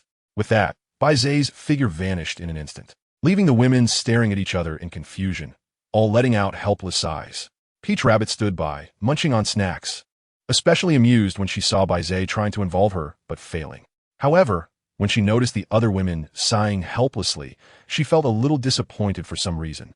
She quickly shook her head, forcefully dismissing this inexplicable feeling of disappointment. At this moment, Peach Rabbit's feelings toward Baize were still conflicted and contradictory, both anticipating and pushing him away without having truly made up her mind. On the contrary, encouraged by Baize and the sincere invitations from Nami and the others, Robin had already decided to join Baize's team. He is truly willing to challenge the Marine Headquarters Admiral for me, to change Alabasta's weather, and even confront the world government. Robin stared at the spot where Baize had been standing, her heart racing as she slowly spoke to herself. Nami and the others rushed over to chat enthusiastically with Robin, discussing each other's dreams and hobbies. However, most of the conversation revolved around Baize. Peach Rabbit sat to the side, ignoring Robin. She still found it a bit hard to accept Robin's actions. But when they talked about things related to Baize, Peach Rabbit would perk up her ears and listen carefully, occasionally chiming in with a comment or two. Thus, the women gradually opened up on the topic of Baize, filling the office with lively chatter. They didn't worry too much about Baize's departure. The more they interacted with him and learned about him through the diary, the more they could appreciate his strength. Their confidence in Baize grew day by day. Even Robin, who hadn't had deep contact with Baize, had unparalleled faith in him. Although the Baize in the diary was somewhat frivolous, the real Baize was reliable and strong, cultured and easygoing, giving people an infinite sense of security, as if being around him meant they could face anything without fear. This was why they could open their hearts so freely and chat comfortably. On the other side, having left Robin's office, Baize arrived in the town. This was the headquarters of the Baroque Works, but not many members lingered here. Robin, with her exceptional intelligence since childhood, had scored full marks on the O'Hara doctoral assessment at the age of 8. After years of study at Baroque Works, her management skills had become extraordinary. After establishing her goal of wanting to be a good person, Robin began working to improve Alabasta using Baroque Works, which resulted in the members of Baroque Works being so busy they could hardly stand still, let alone stay at the headquarters. Baize looked at the sparsely populated town and silently mourned for the members of the Baroque Works. All right, next I should go find Akiji to finally confirm how high the success rate of my plan is. Baize had just intentionally overheard the conversation between Peach Rabbit and Akiji, and he roughly determined Akiji's location. Next, he just needed to head towards that area. Deep in Alabasta, Akiji was wearing a raincoat, walking through the rain-soaked city, and he saw the joyful expressions on the faces of the surrounding people. Children were playfully running around in the rain, and the adults, instead of stopping them, were watching with smiles on their faces. They hadn't enjoyed the cleansing of the rain for too long, so let the children play freely. Akiji's face was calm, but he felt differently inside. He could see that the people were genuinely happy, rejoicing at the arrival of this rain. This was different from the intelligence he had received, which stated that Nico Robin had caused a drought, incited war, and made the people suffer, with countless casualties and grievances. Yet the scene before him was different from what the warlord had informed him, causing some turmoil in his heart. Because compared to the intelligence, Akiji was more willing to believe what he saw before him. Even after leaving the city, every person Akiji saw wore a sincere smile, happy for the rain's arrival. Akiji had his hands in his pockets, turned back to look at the rain-soaked city, and his intuition told him that the truth of the matter was probably completely different from what he knew. This is troublesome. Had I known, I would have brought more people. The culprit seems to be near the capital, so let us head to the capital first. Akiji scratched his curly hair with a troubled expression, then slowly moved in the direction of the capital. Shortly after leaving the town, Akiji looked up. The dark clouds had disappeared, replaced by a blazing sun. This scene had been the same in every city since he entered Alabasta. It seemed that only the cities had rain, manipulated by someone. Akiji easily saw through the unusual rainfall. He put away his raincoat and thoughtfully looked at the distant dark clouds. Someone was deliberately causing rain in the cities. What was the purpose? To eliminate the drought? And what does all this have to do with you? Nico Robin. Akiji muttered, knowing that to uncover all these answers, he would need to see Nico Robin. He had just been in a continuously rainy city, and now he was walking in the scorching sun of a vast desert. The two completely opposite climatic environments made Akiji feel somewhat uncomfortable. However, as a user of the natural-type devil fruit, the ice fruit, he was the least afraid of walking in the blazing sun of the desert. A faint chill began to spread around Akiji, in an environment where ordinary people would be drenched in sweat. For Akiji, it had no effect at all. He even felt a bit too cool. At that moment, Akiji slightly squinted his eyes and looked into the distance, where a figure slowly emerged from the end of the desert. It started as a small black dot, gradually enlarging. Under the sunlight, the figure seemed to emit a glow.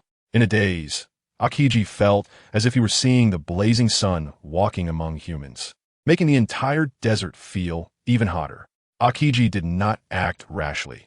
He kept his pace steady as they continued to approach each other, and as the distance closed, that feeling gradually dissipated. What came into view was a handsome man with a faint smile on his face, making one feel as if they were in a spring breeze, even though they were in the hot desert. Yet there was such a peculiar feeling, as if a spring breeze were brushing against them. From the moment he appeared to their formal meeting, Akiji felt two completely different sensations that made his heart sink slightly.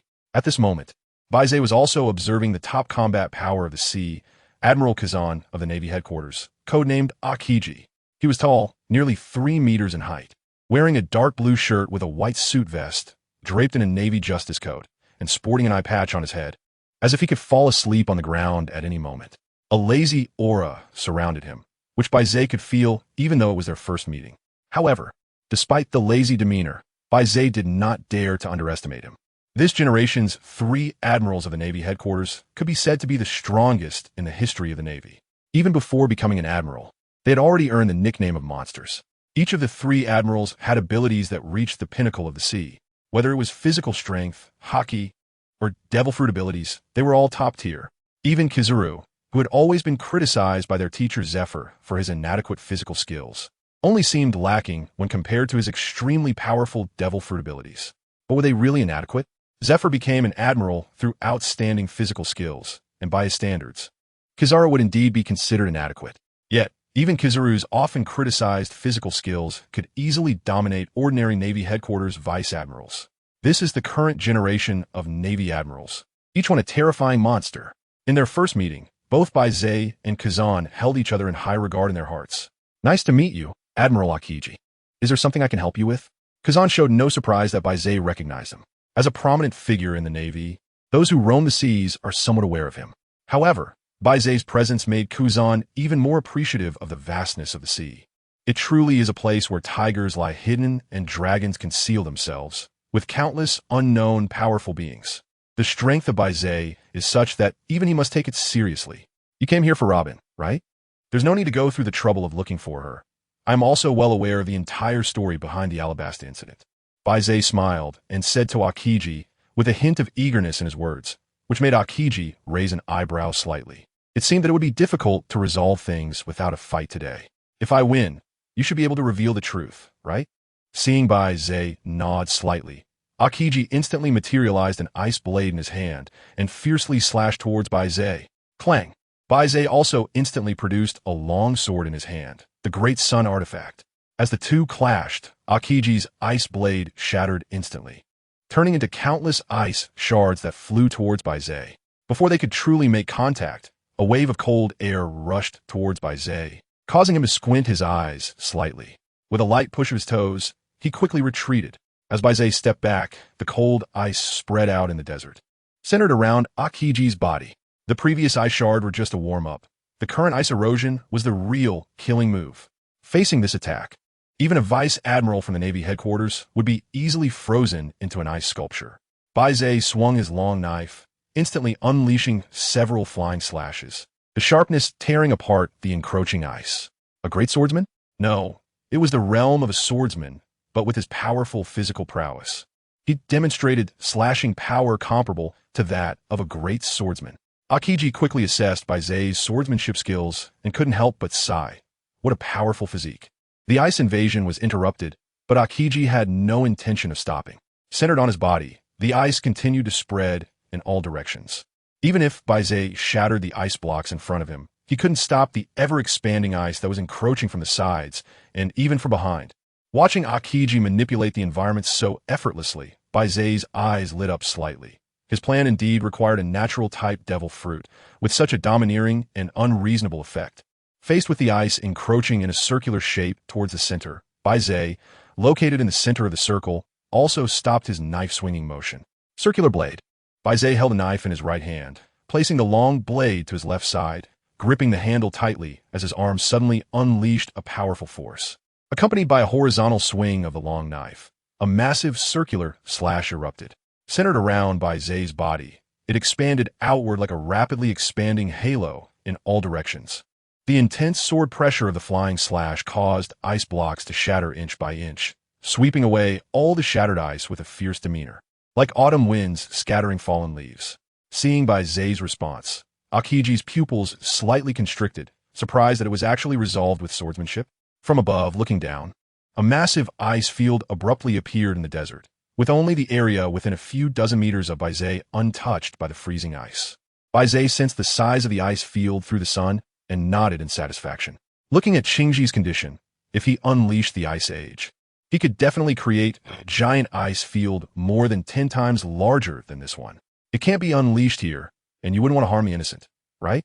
Go to the largest golden desert in Alabasta, where you can unleash your full potential. Baize pointed his long knife at Aokiji, his gaze also directing towards the city that was faintly emerging behind Aokiji. The desert ice field created by Aokiji was primarily centered around him. However, at that city, it left a large gap in the ice field. Aokiji slightly turned his gaze to the city behind him, still unclear about Baize's stance. But if he truly went all out, he couldn't fully guarantee the safety of the city behind him, since Baize took the initiative to mention it. Then let us follow him to the Yellow Sand Desert. The strength of the Marine Headquarters Admiral made Aokiji completely unafraid of any traps. Fine, lead the way. I hope that after the fight, you can be honest with me. Baize nodded, smiled as he sheathed his long knife, and turned to head towards the Golden Desert, while Aokiji followed at a leisurely pace, carefully observing the surroundings. In the depths of Alabasta, in the Golden Desert, two figures appeared one after the other. Baize manifested the long knife once again, its handle unusually ancient, with a mythical beast symbolizing war and slaughter at the end. The blade was exceptionally sharp, with faint golden patterns extending along the edge to the tip. Under the refraction of sunlight, the golden light was striking. Aokiji had not closely examined the long knife in Baize's hand earlier, but now his attention was drawn to it. Just by looking, he could sense the extraordinary nature of the knife. No wonder it was able to shatter my ice blade in the previous clash, Aokiji thought. But his hands showed no hesitation. A fierce chill erupted from his hands, instantly frosting half of his cheek, and an ice bird soared towards Baize. The wings flapped violently, unleashing a chilling air that transformed the once dry and hot desert, as if the seasons had changed, plunging it from the scorching summer into a biting winter. Admiral Aokiji, there's no need to test anymore. Haven't you already done so? Show your true abilities. Baize flipped his right hand, directly slicing the ice bird in half. The exploding frost refracted countless rays of sunlight, creating an incredibly brilliant spectacle. Accompanied by this strike, Baize was no longer limited to displaying swordsmanship. A faint golden glow enveloped his body, as if gathering the surrounding sunlight around him. After preparing his defenses, Baize's body shot forward like an arrow released from a bow, crossing the distance between the two in the blink of an eye, and appeared before Aokiji, bringing down his long knife with a heavy slash. Facing this powerful blow, Aokiji remained completely calm. Most of his body turned into ice, and he released an ice bird right in front of him. However, it was a pity that the ice bird was instantly shattered by Baize's long knife, and the momentum of the knife continued to strike down towards Aokiji's body. As a divine weapon that grew alongside Baize, its sturdiness far exceeded ordinary expectations. Even the hardest supreme blade in the world couldn't budge this divine weapon in the slightest. In the face of this ferocious strike, Aokiji chose not to dodge, allowing the long knife to fall upon him. Boom! The sharp blade struck down heavily, sending countless ice shards flying in all directions. And Aokiji's body was mostly shattered by this slash. However, Baize knew that such a physical attack had no effect on a natural-type devil fruit user. Aokiji's face was covered in frost as he allowed Baize's long knife to embed into his body, with countless splattering ice falling onto Baize. To his disappointment, the layer of golden light covering Baize easily melted the frost.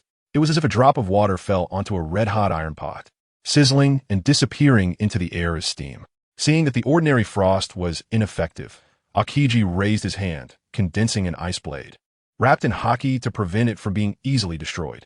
Clang! Clang! In the blink of an eye, the two had exchanged dozens of blows, and Baize couldn't help but marvel in his heart. No wonder they were referred to as the strongest three admirals in naval history. Each one was a hexagonal warrior, excelling in physical prowess, dual-color haki, and even their relatively unknown swordsmanship, all of which were at a remarkably high level. Not to mention the most talked-about abilities of the three admirals, their natural-type devil fruit powers.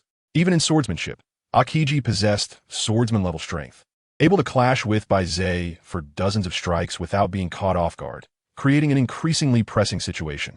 Clang! Baize's long sword and Aokiji's ice blade collided fiercely. However, this time they did not separate immediately. Instead, they seemed to stick together as both sides began to wrestle. Accompanied by the enhancement of their powers, both weapons emitted creaking sounds. As their strength stalemated, a violent impact was formed, causing the ice beneath Baize and Aokiji to shatter instantly. Centered around the two of them, the cracks in the broken ice spread outward, extending for hundreds of meters before finally stopping. It's hard to imagine that a top-tier powerhouse like you remains unknown. Have you really not considered joining the Navy to uphold justice? The power transmitted from the ice blade shocked Aokiji immensely.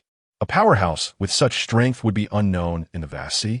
It is known that in the world of One Piece, most strong individuals possess the ambition to become stronger, whether for power and status, for wealth and riches, or for personal pursuits. It takes a determination to chase after strength. Very few can remain unambitious and steadily climb to the peak of the sea. Such existences are truly rare. This is why Aokiji was so shocked. Baize possessed the strength of a top powerhouse in the sea, yet remained inconspicuous. Even someone as laid back as him couldn't help but feel a sense of regret for such talent, wanting to invite Baize to join the Navy to uphold justice together. No, I'm used to being free and unfettered, always doing what I want, and I'm not accustomed to being constrained, Baize said casually, but the power he wielded showed no sign of weakening. I see, what a pity. It seems we can only settle this with force, which is a method I dislike. However, understanding the Alabasta incident is very important to me, so I apologize and I will give it my all. Aokiji also spoke in a relaxed tone, but there was a hint of regret in his voice. Nevertheless, the strength in his hand showed no sign of diminishing. Instead, it subtly intensified. As the power continued to surge, faint golden patterns began to appear on Baize's arm, and with a crisp cracking sound. This contest of strength finally reached its first turning point. Aokiji glanced regretfully at the ice blade in his hand. At the point where the ice blade met Baize's long sword, a barely noticeable crack had appeared. Yet, this crack symbolized the significant strength disparity between Aokiji's ice blade and Baize's long sword. It's a pity that if he had a better matching blade, perhaps he could have fought more freely. Baize also noticed the crack in Aokiji's ice blade and said with a slight regret. Then, he suddenly exerted strength with his right hand, and the golden patterns began to emit a faint golden glow as Baize's power surged. The ice blade could no longer withstand the impact of both forces, shattering with a loud crash, and a long knife slashed forward diagonally, cutting Aokiji's body in half. Faced with his shattered body, Aokiji remained indifferent, his right leg gathering haki, and with a right whip kick, he struck towards Baize with a chilling air. Indeed, a natural-type devil fruit user has an innate advantage. Baize raised his hand to block, and faint golden patterns emerged on his forearm. This is the Sun Spirit pattern, which has various characteristics, such as enhancing strength, improving defense, resisting damage, isolating toxins, and providing immunity to foreign invasions. Bang! Baize seemed to be struck by an iceberg, his body slightly leaning to the right, his right leg suddenly stomping down, directing the powerful impact into the ground. The ice blocks, already cracked, suffered another heavy blow, turning into fragments as small as rice grains. Baize was not willing to back down either, lifting his leg to kick Aokiji in the abdomen. Initially, Aokiji didn't pay much attention. However, as the sun patterns on Baize's leg began to glow, his observation haki kept warning him. By the time he realized, it was already too late to dodge. When the kick landed squarely on Aokiji's lower abdomen, he felt as if he had been struck head-on by a fast-moving warship, his body uncontrollably flying backward. He crashed to the ground hundreds of meters away, countless ice shards scattering around him. Slowly getting up, he felt a sense of dread in his heart. If he hadn't activated his elementalization in time, it would have been far more than just a messy situation. Baize's figure followed closely behind, delivering another heavy slash that split Shinji's body into countless ice shards. Subsequently, a series of flying slashes were unleashed, not giving Shinji a chance to reassemble his body.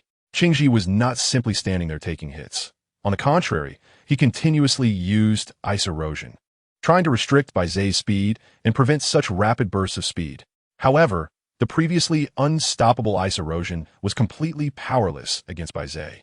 The faint golden glow enveloping Baize seemed to condense the blazing sun around him, melting all the nearby ice blocks.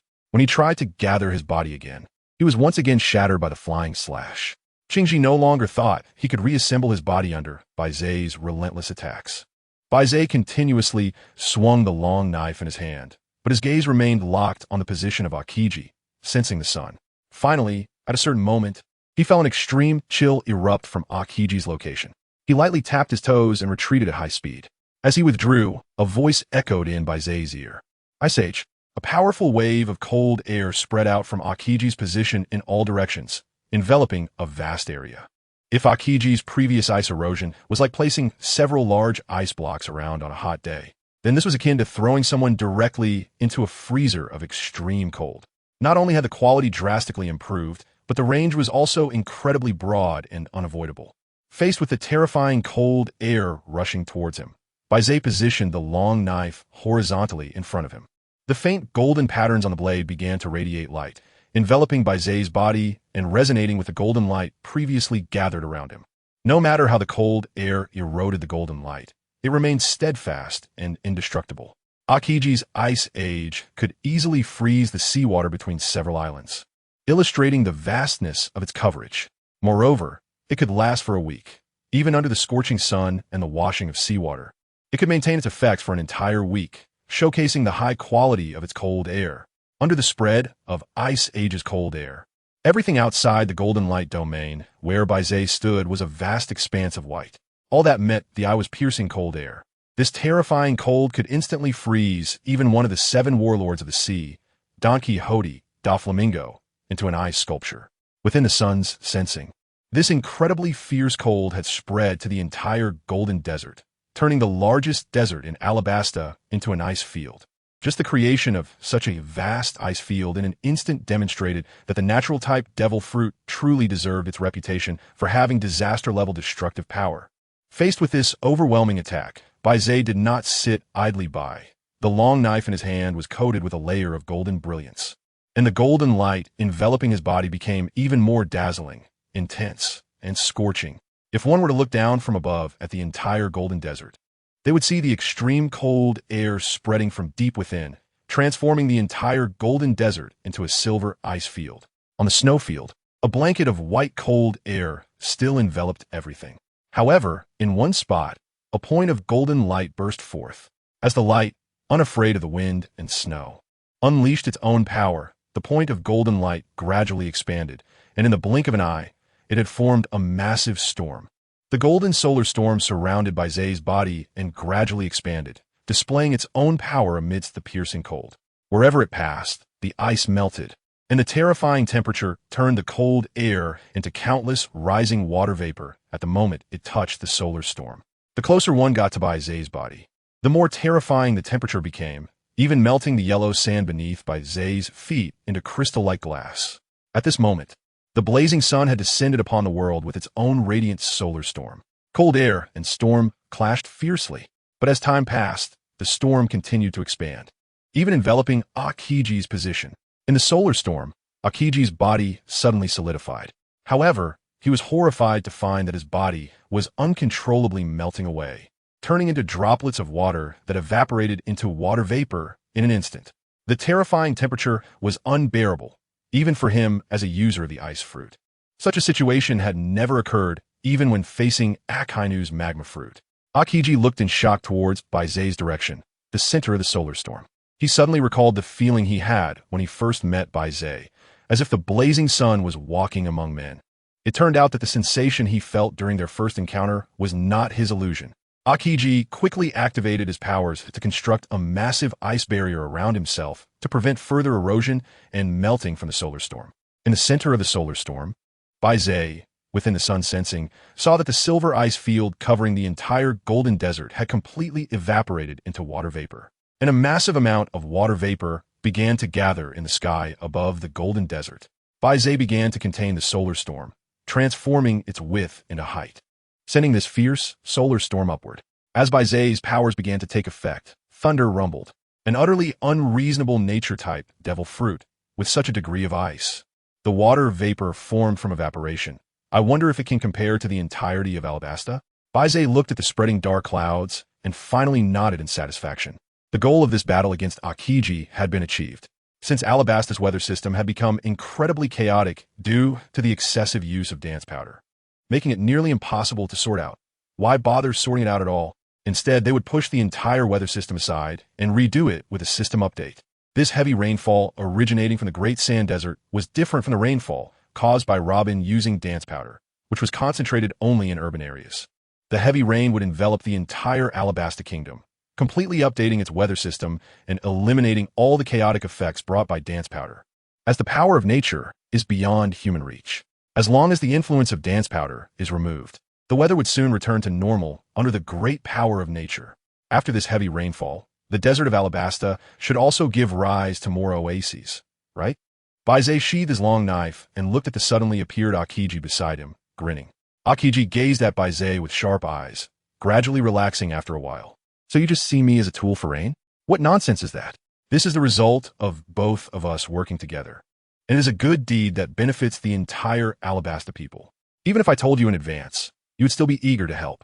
Akiji raised his head and looked at the sky, non-committal to Baize's words. Now you should tell me the truth about Alabasta, right? Of course. Raindrops fell sporadically, nourishing the barren and dry land. Baize and Akiji walked through the desert, slowly recounting what he knew. There was no choice back then, but now there is. I want to be a good person. Akiji repeated this sentence and asked Baize, did Robin really say that? Of course, she said it herself. I'm quoting her directly. With Baize's affirmative answer, Akiji finally relaxed his expression. He had understood the ins and outs of the Alabasta incident. He was also clear about Robin's actions. It seems that Soro did not save the wrong person back then, nor did he misjudge anyone. Akiji actually had one more thing he wanted to say, which was that he himself had not misjudged anyone either. The little girl he had personally freed had finally not grown up to become an evil person maintaining a territory. Baize gently nodded, just as Robin had said. If there were no choice, who would want to be the bad guy? Now that she could finally make her own decisions. Robin followed her heart and chose to be a good person, even when facing reports from members of Baroque Works and the pressure from the world government. Robin was still willing to change for the people of Alabasta, although her actions were somewhat extreme. Using dance powder nationwide further deepened the chaos of the weather system. If it weren't for Baize's help, by the time Robin was captured by the Navy or the world government, Alabasta's climate would have become erratic, with disasters occurring continuously. All right, now that I understand the truth of the matter, I should head back. Arriving at the edge of the desert, Akiji looked up at the distance, where the road to leave was. What? Aren't you going to meet Robin, that little girl you let go back then? Baize smiled and said to Akiji, even though he was not that old himself, how could he call Robin a little girl? After all, he was older than you, right? And now that he knows the truth, understanding that she has not turned to darkness and can maintain her kindness, that is already enough for me. There is no need for us to meet. Akiji slightly lowered his brows and glanced at Baize. His handsome face still showed some youthful features. As for the handling of Crocodile, let's leave it to Peach Rabbit. She has been traveling with you recently. Haven't you taken the opportunity to teach her a bit? It's okay. I feel like my mindset is a bit more mature. Baize responded with a smile, saying that he hadn't thought about interfering too much with Crocodile's handling and that leaving it to the Navy was fine. He occasionally sparred with Peach Rabbit, but she was already a master swordsman at the great swordsman level, and with his swordsmanship, he couldn't provide her guidance. Speaking of which, you really are a monster, able to possess top-tier strength in the sea at such a young age. I really don't know how you trained. Did you start cultivating from the womb? Akiji looked at Baize again, and at such a young age, he seemed to see a rising star ready to stir up the waves of the sea. Starting to cultivate from the womb is an exaggeration. My current strength is only enough to fight two opponents of the same level, and I still have a long way to go. Upon hearing Baize's words, Akiji couldn't help but twitch his mouth, speechless. Although the previous battle ended without a clear outcome, he indeed lost. With Baize's solar storm, he could easily break through his ice age, and it was basically impossible for him to escape the range of solar storm. The solar storm centered around Baize, and their speeds were not much different. In fact, Baize was even slightly faster than him, making it impossible to avoid the solar storm's attack. Even Akiji couldn't withstand the direct impact of the solar storm. In fact, in his mind, Akiji had already placed the power of Baize's solar storm above Akainu's magma fruit. He had only endured for a few minutes in the solar storm and had already consumed a lot of stamina. The ice dome he created would be evaporated almost instantly. According to Akiji's own estimate, maintaining the ice dome under the impact of the solar storm for just a few minutes had already evaporated an iceberg the size of a small island. Akiji couldn't use any moisture to create ice in the solar storm.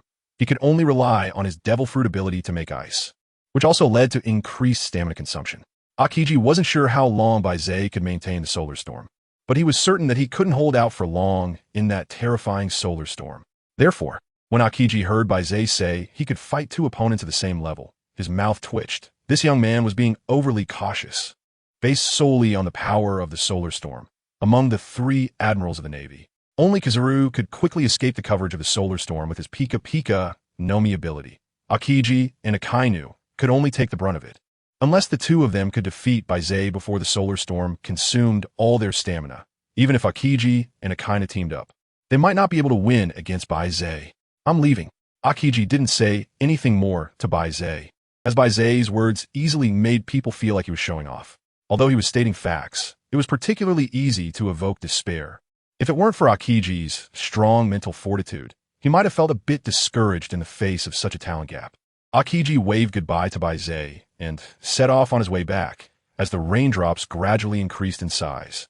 A long frost corridor slowly extended into the distance with Akiji's footsteps. Take care.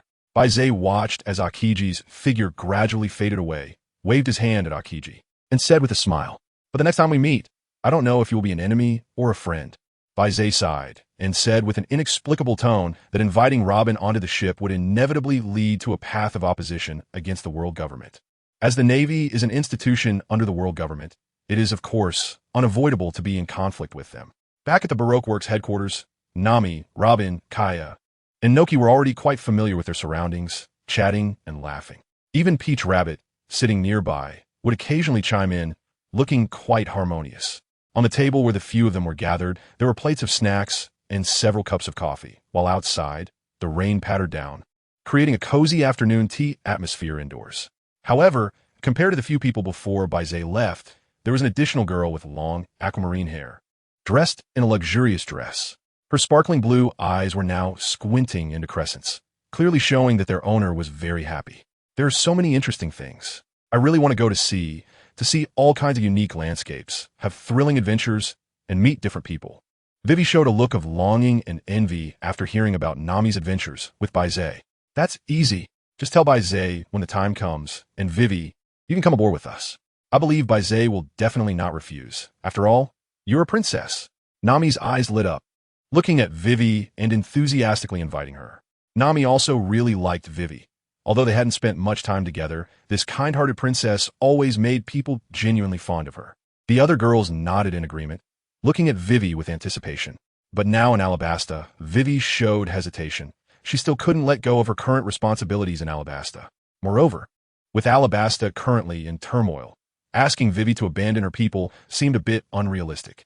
Noki sighed, feeling regretful that they couldn't invite Vivi onto the ship.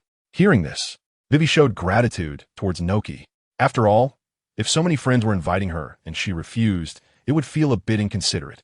Now that Noki was helping to ease the situation, it would make it a little easier for Nami and the others to avoid feeling uncomfortable for being rejected.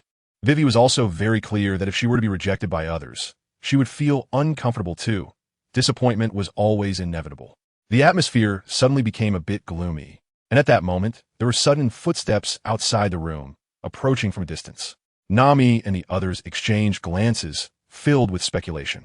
Robin was even more excited, standing up and quickly walking to the door, opening it wide. Sure enough, the figure that appeared was Baize. Robin looked at Baize with anticipation, eagerly taking his hand, wanting to know if he had resolved the situation in Alabasta. Don't worry, everything has been successfully resolved. I informed Admiral Akiji about the situation in Alabasta, and he is now on his way back to headquarters.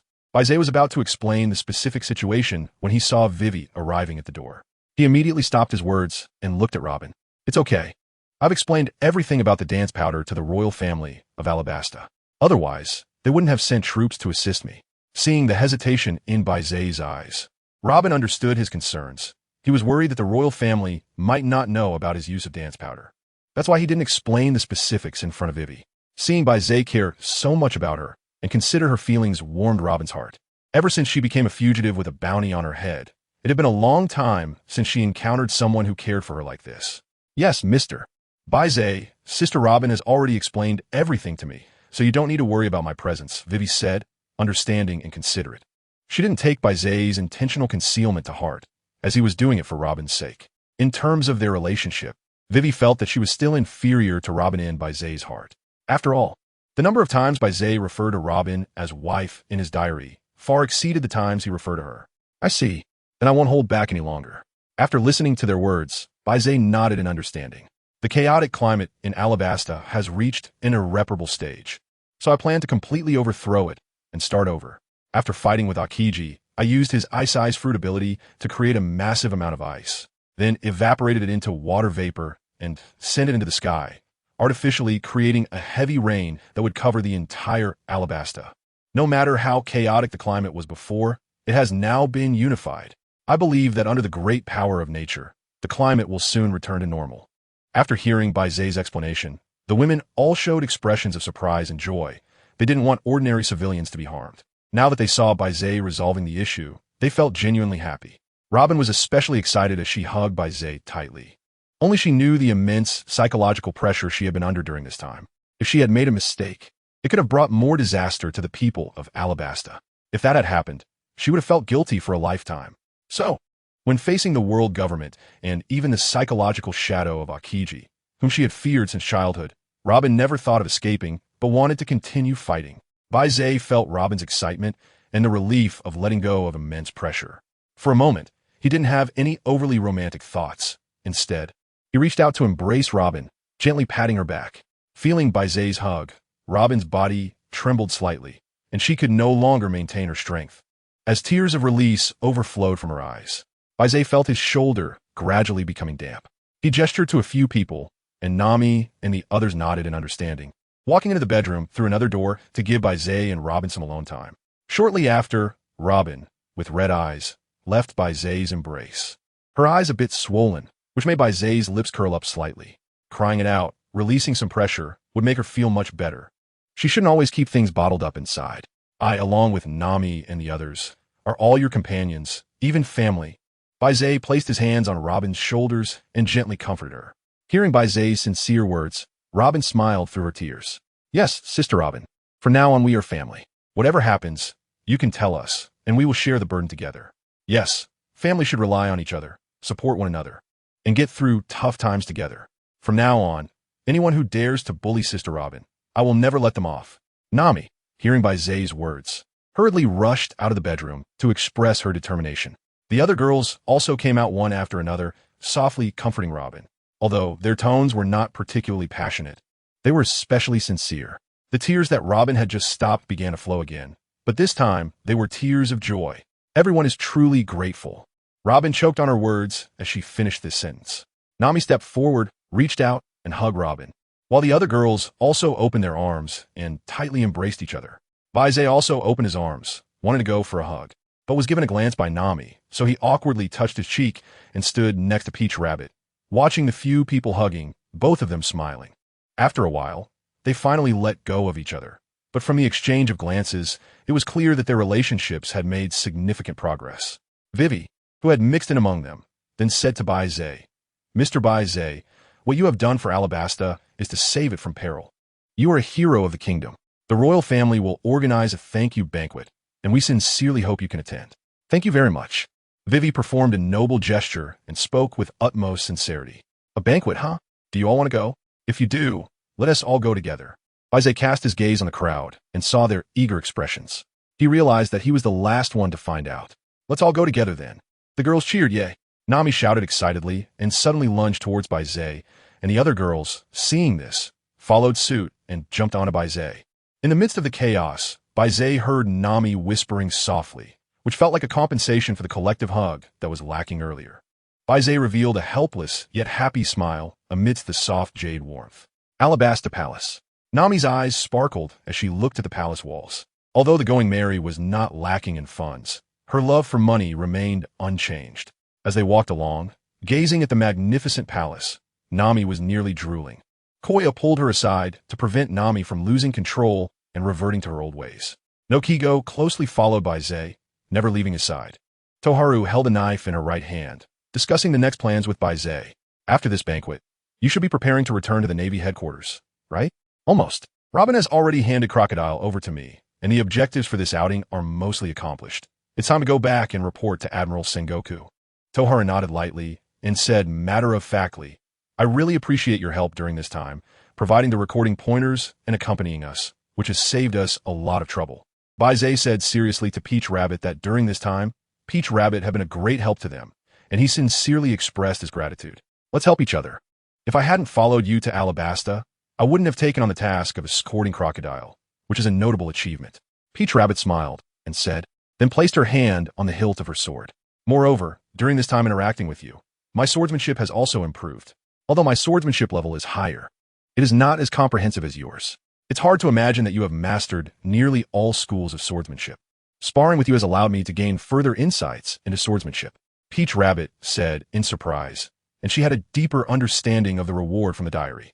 The reward from the diary was not only of high quality, but also extremely abundant, simply based on Baize's swordsmanship rewards. Reaching the intermediate level in swordsmanship equates to the swordsman level in the world of One Piece. Therefore, all of Baize's schools and skills would reach the swordsman level. Ordinary swordsmen focus on one school, which already occupies all their energy. If one wants to be proficient in everything, it can easily lead to mediocrity in all areas. Haha, let's progress together. Let's progress together. Baize chuckled and vaguely brushed over the topic. After all, he couldn't openly say that he had a cheat that allowed him to master all swordsmanship styles and techniques. When we meet again, you should be at the Great Sword Master level, right?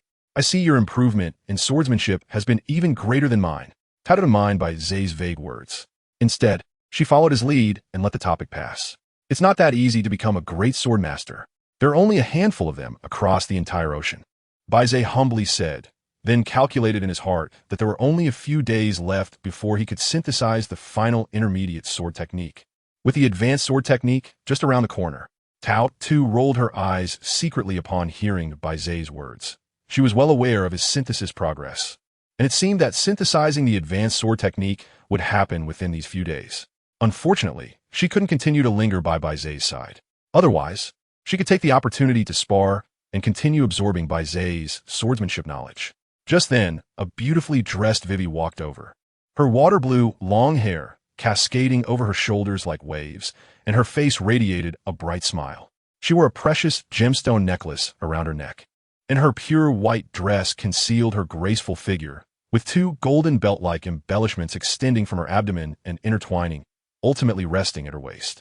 Draped in smooth and soft light purple silk, symbolizing elegance, it did not overshadow the girl, but rather accentuated her charm, making her look extraordinarily beautiful and noble.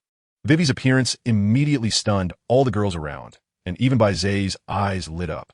The girls gathered around, marveling at her, and Vivi's outfit was undoubtedly the most stunning sight at the banquet.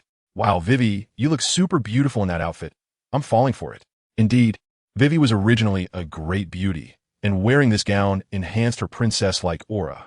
Even as a fellow girl, I couldn't help but feel my heart race. Wow, no way. Vivi, you have to let me wear that later. I really want to wear such a beautiful dress. Amidst the praises from the many girls, Vivi's face also revealed a radiant smile, thinking to herself that it was worth the long time spent getting ready. While handling the compliments from the girls, Vivi secretly glanced at Baize, and seeing him staring at her intently made her feel even more satisfied. All right, the banquet is about to start. Please follow me, Vivi said with a smile, leading the way while explaining to everyone. Considering that this was specifically to thank everyone, she did not invite anyone else, just holding a thank you banquet for the royal family, allowing everyone to relax and enjoy the banquet freely. Does that mean we might get a chance to meet the king of Alabasta? Nami asked curiously, as someone from an ordinary background. She was certainly very curious about the king. Yes, this time, my father is personally hosting a banquet to express his gratitude to everyone. After all, you all have saved the future of the Alabasta kingdom, Vivi said with a smile, her words filled with courtesy, showing no hint of disdain for Nami's surprise. By the way, isn't Robin's sister going to attend the banquet? It seems I haven't seen her around. She said she would come later.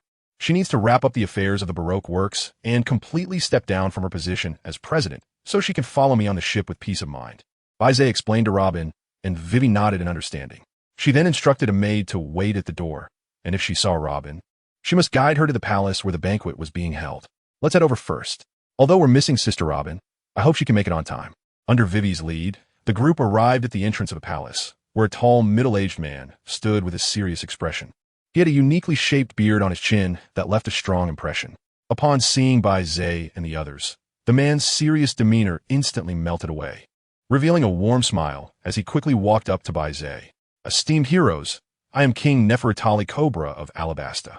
It is a pleasure to meet you all. Cobra warmly welcomed Baize and the group, even standing at the palace entrance to wait for them, showing how much he valued their presence. After a brief exchange of pleasantries, Cobra was about to lead Baize and the others into the palace to start the banquet, when suddenly a voice came from behind Baize. "It seems I haven't arrived too late. I just made it in time for the banquet to begin." Robin, dressed in a sleek black evening gown that flowed down to her ankles, had a gown that was different from the usual ones, with a slit that reached mid-thigh. Coupled with her high heels, Robin appeared even taller. "I apologize for being late. I had to take care of some matters," Robin said, nodding an apology to the host of the banquet. Cobra quickly shook his head and smiled as he replied, "Speaking of which, the improvement in Alabasta's situation is also thanks to Miss Robin's help. Now, let's not linger at the door. Let's go in and enjoy the banquet." Cobra welcomed the group inside, and they were greeted by a grand palace adorned with luxurious decorations. Beautiful music echoed in the air, and the tantalizing aroma of food wafted around, demonstrating Cobra's attention to the banquet. At this moment, Vivi wore a mysterious smile, bowed to Baize and Cobra, and then turned to leave the palace. "Your Majesty, where is Vivi going?" Robin asked curiously, since Vivi was also a key figure in this banquet, and it was strange for her to leave before it even started. "Vivi has gone to fetch the gift prepared for you. I believe you will all like them. Please enjoy the banquet in the meantime," Cobra said with a smile. Hearing Cobra's explanation, everyone relaxed, glad that Vivi was all right. Baize took a seat, with Nuachi Gao on his left and Nami on his right. The other girls, not managing to grab a seat next to Baize, sat down in order and focused on the dishes, enjoying the banquet to the fullest. Baize looked at Cobra in front of him and remembered that he hadn't written in his diary today, so he decided to write about matters related to Cobra. Speaking of which, as the king of Alabasta, Cobra's ultimate fate is quite tragic. The first sentence of the diary made many girls shift their gazes. However, they had been training beside Baize for a long time and showed no unusual expressions on their faces. Yet, when their eyes caught a glimpse of Cobra, there was a subtle sense of pity. Cobra, sitting on the main seat, was originally enjoying the banquet with the hero who saved the kingdom, but suddenly felt a chill in his heart, and his body felt a bit cold for no apparent reason. However, Cobra was also an experienced host and knew that as the organizer of the banquet, he must not show any signs of discomfort. Therefore, he suppressed his strange feelings and maintained a warm smile while continuing to entertain Baize and others. At this moment, Vivi, holding a box and walking down the marble corridor, suddenly paused upon seeing the content of the platinum diary. Her smile gradually faded, and she stared blankly at the diary. Feeling a bit scared, "Father," Vivi whispered, taking a deep breath, and chose not to rush back to the palace. She knew that she would definitely lose control of her emotions and couldn't return to the palace to avoid being noticed by Baize. As the king of Alabasta, Cobra loved his people and was deeply loved in return. However, everything changed dramatically after Crocodile arrived. It's uncertain whether Crocodile is Cobra's nemesis. If it weren't for Robin's intervention, Cobra might soon face consecutive assassination attempts by Crocodile. Now safe and sound, it's uncertain whether he can escape death in the future. During the upcoming World Government's Allied Nations Conference, Cobra would be exposed by the current highest authority of the world government, the Gorosei. As a former member of the 20 Kings, Cobra could actually be considered a celestial dragon, yet he ultimately died at the hands of another celestial dragon, which is indeed a tragic ending. The fundamental reason for Cobra's death was his desire to explore the Void Century, the D family, and the ancestors of Alabasta, Nefertari Lily. The empty throne located in the Holy Land, Mariewa, has actually been occupied by a person for the past 800 years, reigning over all the celestial dragons. Known as the King of the Celestial Dragons, Baize stopped here and did not continue to elaborate on the matter of the Celestial Dragon King, seemingly only writing a diary for Cobra. Vivi looked at the word count displayed in her diary, which was sufficient, and then chose to submit it to receive her diary reward. In the corridor, Vivi's eyes were already red, tears streaming down uncontrollably. Her face was smeared with tears, and her heart felt suffocated. If she wasn't leaning against the wall, she probably would have collapsed to the ground. Her father died at the hands of the 5 elders. She found it extremely hard to accept, and couldn't even dare to believe it, because Vivi remembered that the World Government's Alliance Conference was just a few years away. "No, I can't let this happen. I don't want my father to die so tragically, to die from an enemy's sneak attack. But what can I do? With my strength, I am completely powerless against future events.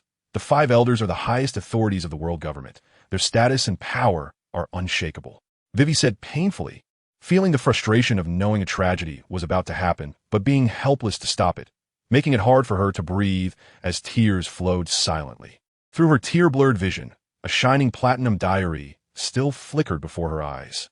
Vivi suddenly froze, wiped her tears, and looked back at the platinum diary. That's right. The regular rewards and special rewards. Both could elevate my strength tremendously. In just a few years, my strength couldn't possibly grow enough to challenge the world government. The only possibility lies in relying on Baize.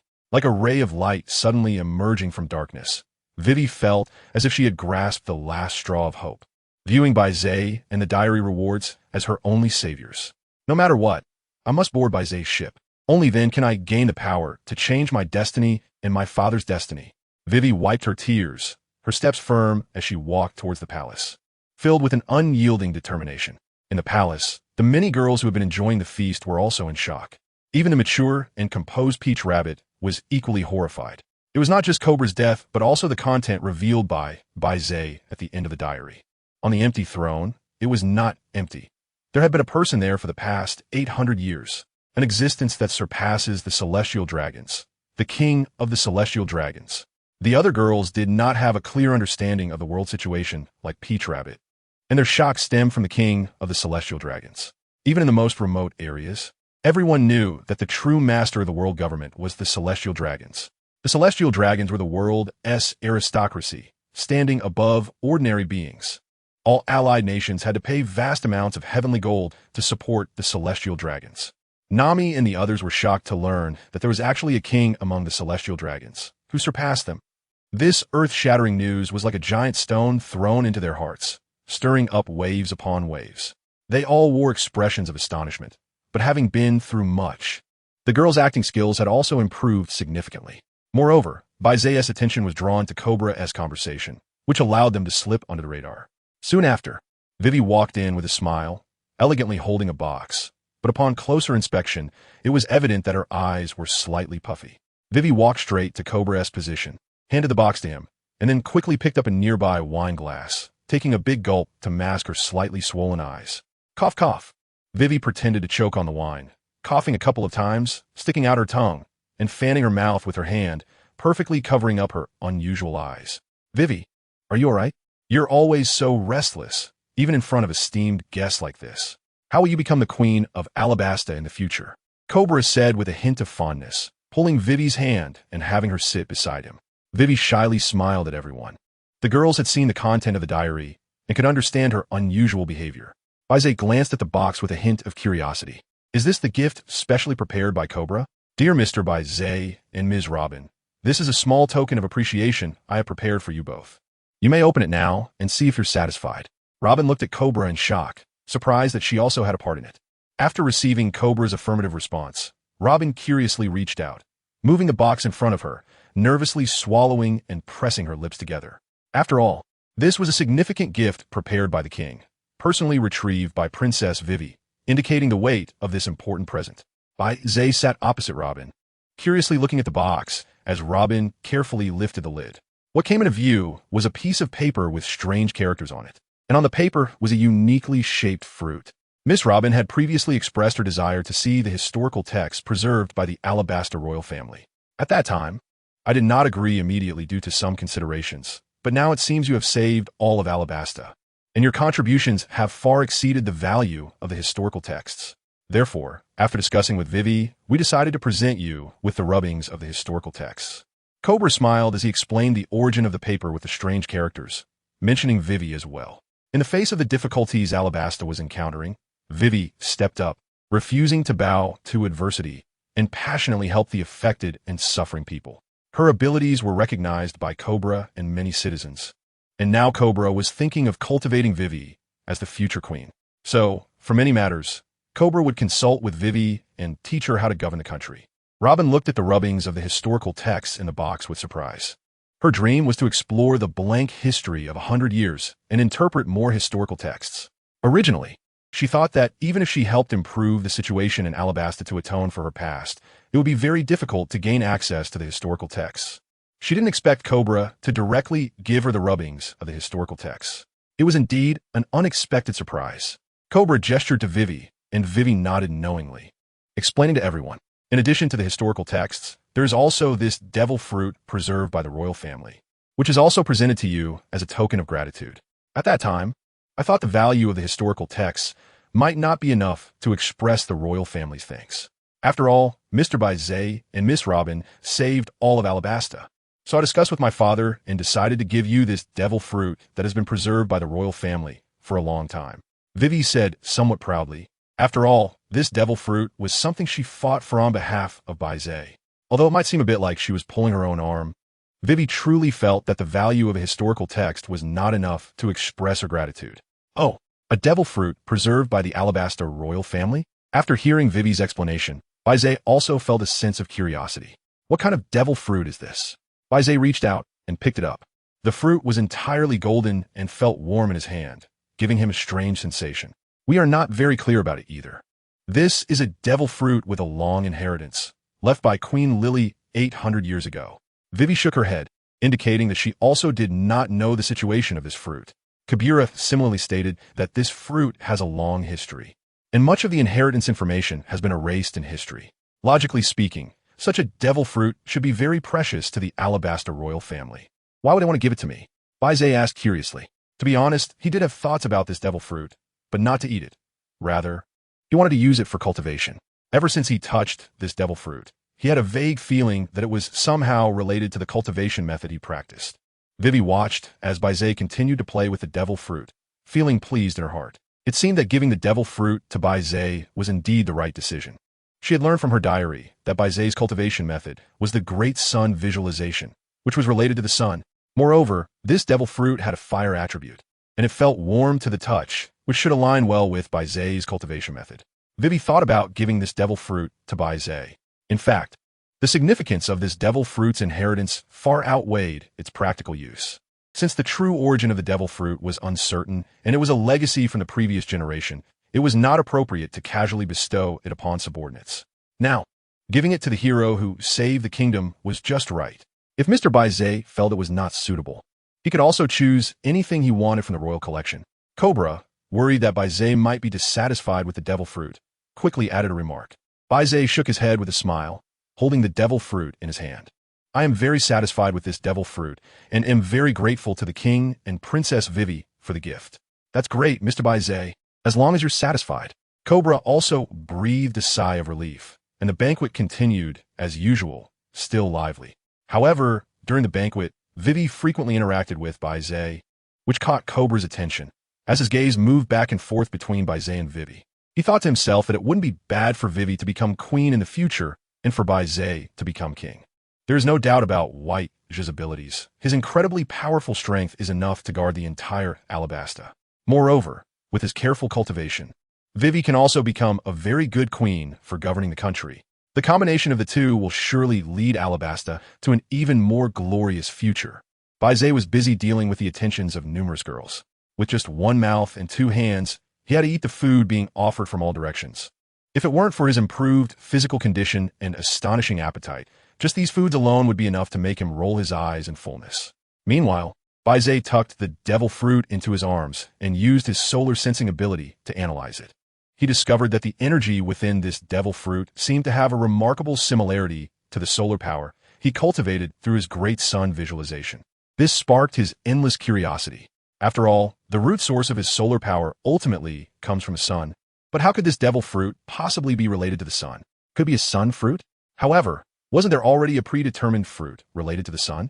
That's right, we're talking about you. The human fruit, mythical beast type, Nika form. Baize sensed the energy contained within this devil fruit. Although it was similar to the power of the blazing sun, its intensity was far inferior, perhaps because it had not yet been fully developed. This peculiar devil fruit piqued Baize's curiosity, and he might start to invest some thought into it. Eating it was definitely out of the question, given his significant advantages. Consuming the devil fruit would only add a weakness to water, which seemed unwise. After all, with his current strength, he no longer needed to rely on eating devil fruits for enhancement. Being immune to water also provided him with more options when facing powerful devil fruit users in the future. The banquet lasted until deep into the night, and it was a joyful occasion for both hosts and guests. Baize, along with the women, stayed in the palace annex arranged by Cobra. Robin naturally followed and stayed with Baize.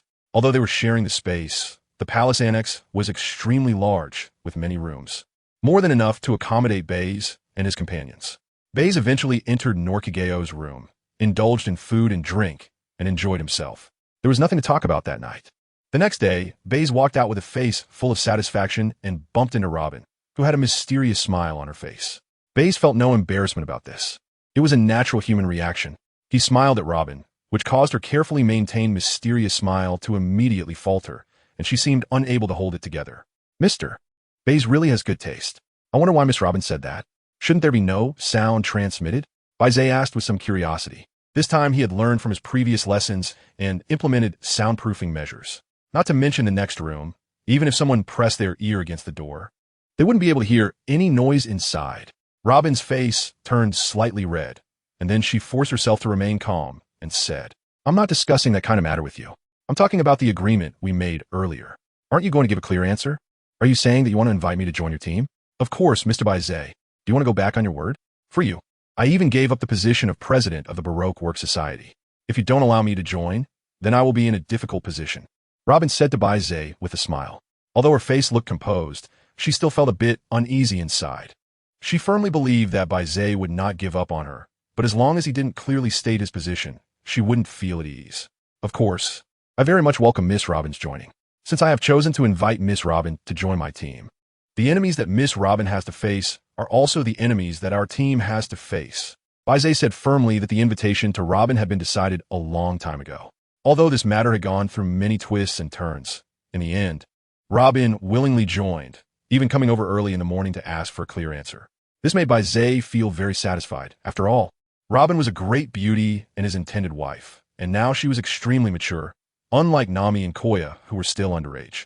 Faced with such a mature woman, Baize certainly wouldn't push her away once the time was right. Robin didn't know that in this brief moment, Baize's thoughts were racing. And finally, receiving his confirmation made the heavy stone in her heart fall to the ground, allowing her to breathe a sigh of relief.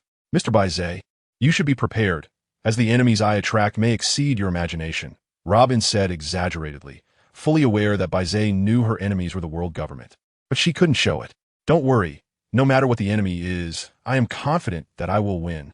Baize waved at Robin, then turned his gaze to the other side of the corridor where a figure was fully prepared, looking ready to leave. Tao placed her hand on the hilt of her sword and glanced at Robin with indifference. Robin smiled at Tao, not minding her cold gaze. Seeing this, Tao didn't continue to engage with Robin, but instead approached Baize's side and said somewhat reluctantly, Baize, I'm leaving. Baize looked gently into Tao's eyes, then smiled sincerely and said, Safe travels, until we meet again.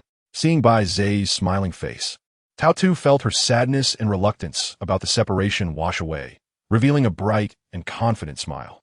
Until we meet again, I look forward to seeing you again and exchanging swordsmanship experiences. Baize said affirmatively, Of course we are good friends, aren't we? Yes, we are good friends. But when the time comes and our positions are opposed, I wonder if we can still hold on to such feelings. Tao glanced at Robin with a somewhat complicated expression. Choosing to bring Robin onto the ship meant standing against the world government and, by extension, against the Navy. In fact, from the very beginning, Tao understood that Baize was not aligned with the Navy, nor with the pirates, nor with any faction. He acted on his own whims. In the capital of Alabasta, Baize stood in the sunlight, watching as Tao gradually went further away. Accompanying Tao were several Navy members, as well as the mastermind behind this incident, Crocodile. Goodbye, Tao Tuesday. I hope that when we meet again, we won't draw our swords against each other. Baize put his hands in his pockets and said with some emotion. He has a good impression of Tao, and if there is a possibility for further development in the future, it would be a wonderful thing. However, for now, he should go find Robin.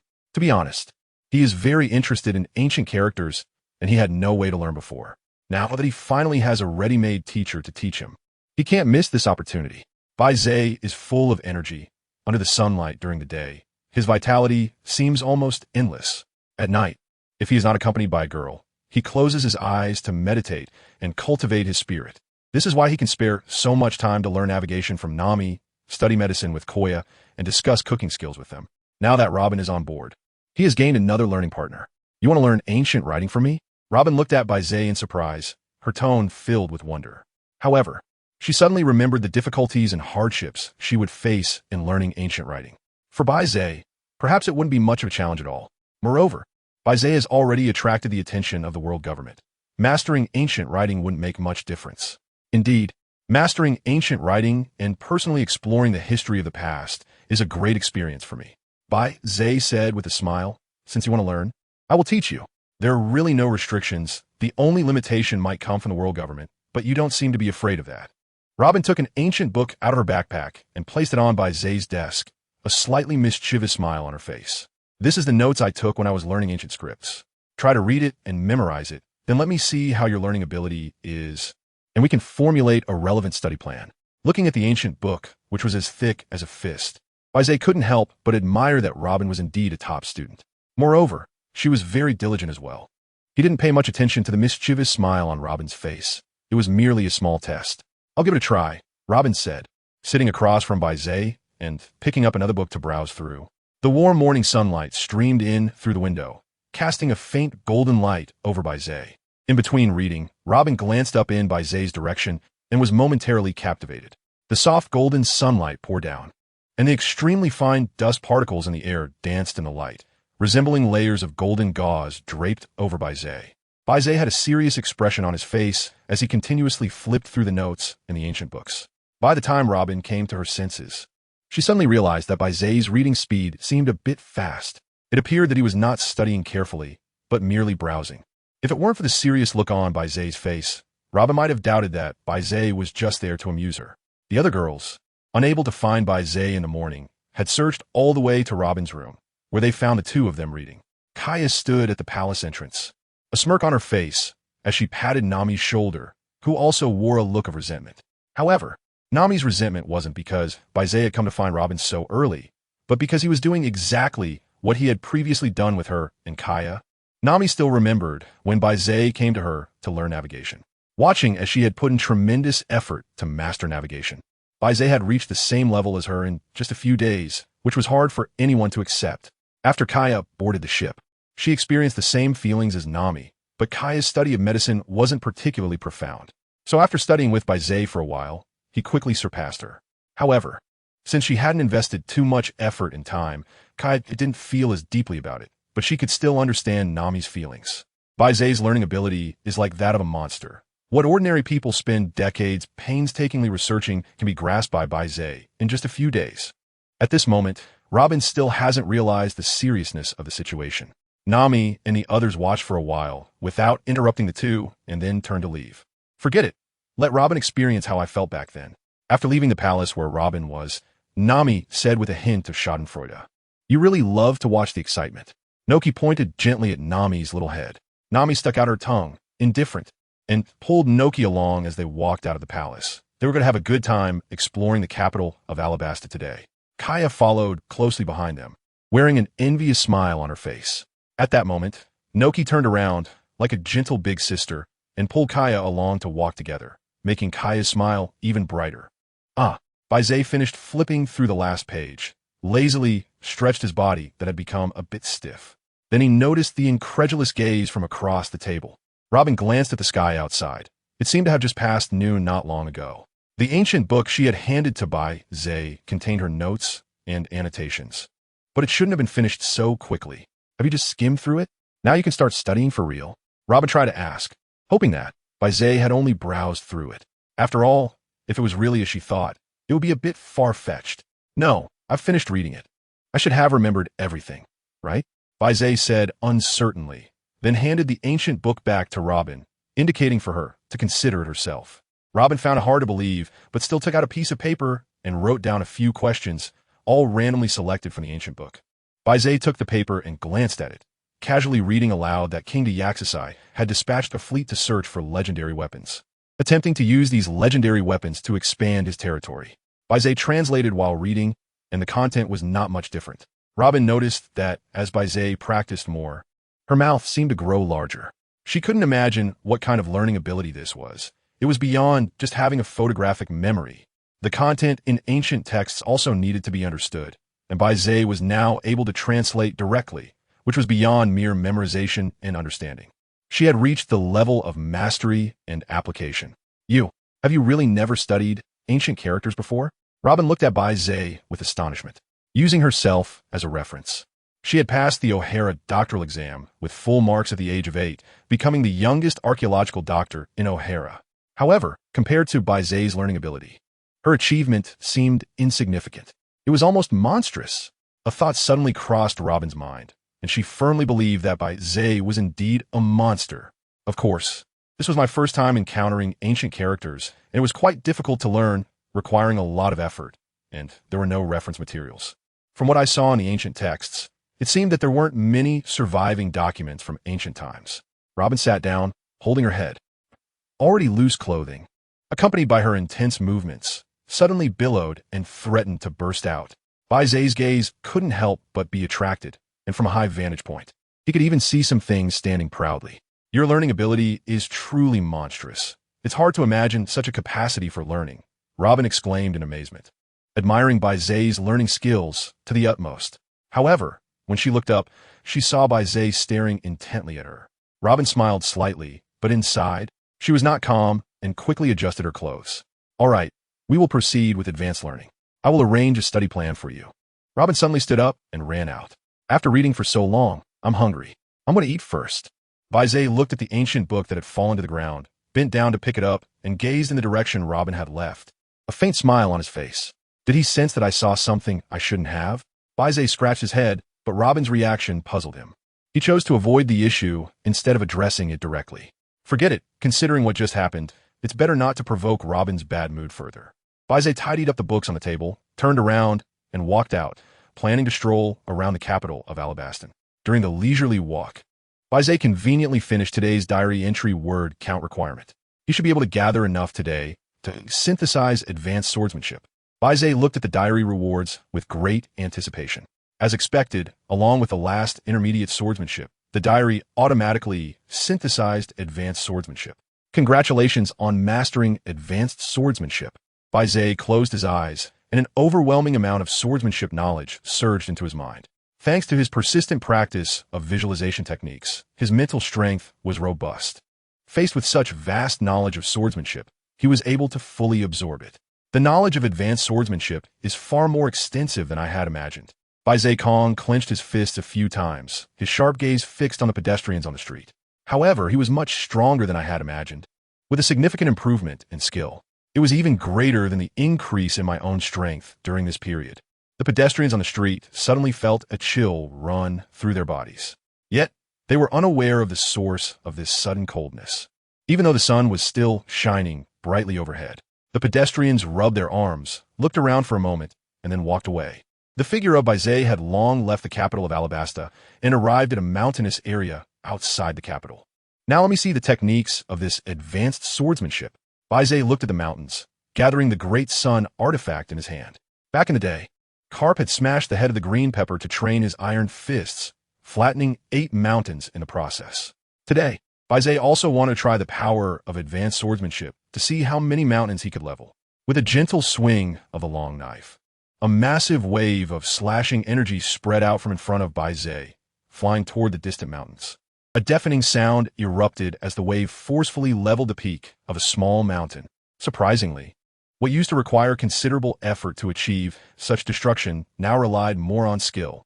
Baize immediately no longer hesitated, wielding his long knife to continuously slash out vast and magnificent golden waves, completely leveling the mountains in front of him.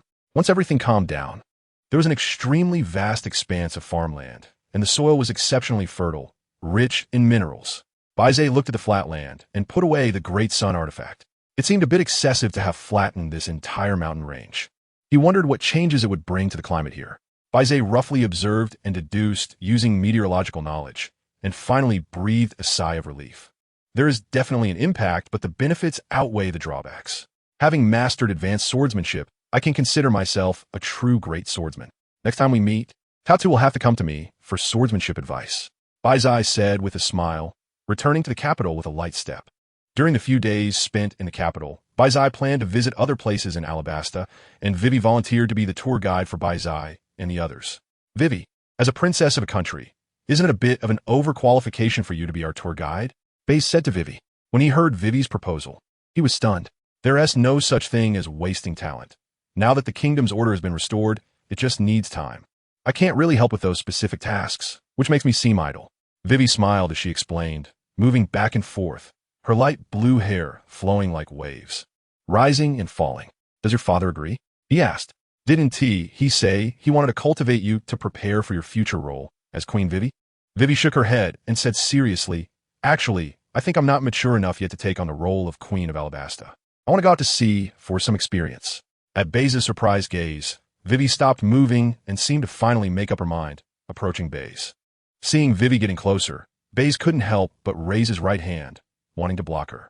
However, Vivi took hold of Baize's hand with both of hers and said sincerely, Mr. Baize, I want to board your ship, go out to sea for some experience, see a broader world, and then come back to take on the role of queen.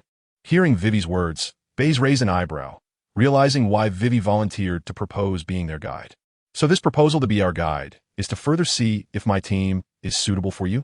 There's that consideration, but actually, I also want to have more contact with you, Mr. Baize. It's my father's intention, and it's my wish as well. Vivi's sincere and straightforward words echoed in the hall, and the other girls watching were wide-eyed, astonished. Is this a confession? Is this a confession? The girls murmured. Vivi is so bold, directly launching an attack to confess to Baize. Inside the hall, the atmosphere seemed to come to a standstill. The girls' gazes kept drifting between Baize and Vivi, anticipating the development of the situation. Vivi's actions could be seen as providing an example for them. If successful, it could serve as a successful model to reference and implement. If it failed, it would prove that a direct approach had no effect on Baize, and they would have to choose a more indirect method. Bailey looked at Vivi in front of him, a smile spreading across his face as he reached out to touch her water blue long hair. This must be a confession from a princess. How direct? It's my first time experiencing this, of course. It also has a lot to do with the fact that I've had very few interactions with princesses. Vivi should be the first real princess I've interacted with. I have to admit, my heart skipped a beat. Vivi nervously clasped her hands together, unable to focus on her diary, feeling the warmth of Bailey's palm, and her body trembled slightly. Is this a yes? Sure enough, Bailey smiled and said, of course. Welcome to join us, Princess Vivi. That's great. Thank you so much, Mr. Bailey. Vivi jumped up joyfully, genuinely happy to join Bailey's team. Since you've already joined my team, there's no need to be so formal. Just call me by my name. Okay, you don't need to add princess either. Just call me by my name, Vivi said, looking at Bailey with sparkling eyes filled with deep affection. The other girls around saw the contents of Bailey's diary and nodded secretly in their hearts. Vivi's straightforward approach was a successful example. However, even though they knew this information, some girls still found it difficult to try, especially those like Kaya, who were more introverted and reserved. Nami, on the other hand, didn't try because she wasn't old enough yet. Robin wore an elegant and composed smile, thinking to herself that she didn't expect Bailey to like this kind of approach. Perhaps she could give it a try someday. Girls from around the world reacted differently upon seeing the diary's content. Some more reserved girls turned beet red at Vivi's bold confession style, while bolder girls were inspired by its effectiveness and thought about trying it themselves. In the kingdom of women, Empress Hancock looked at the diary's content and let out a couple of proud hums, lifting her head high like a proud peacock, revealing her snow-white, delicate neck. The Princess of Alabasta posed no threat. As long as she made an appearance, there would be no need for her to confess. Bailey would surely fall at her feet. Hancock was extremely confident in this. It was her confidence in her own beauty and charm.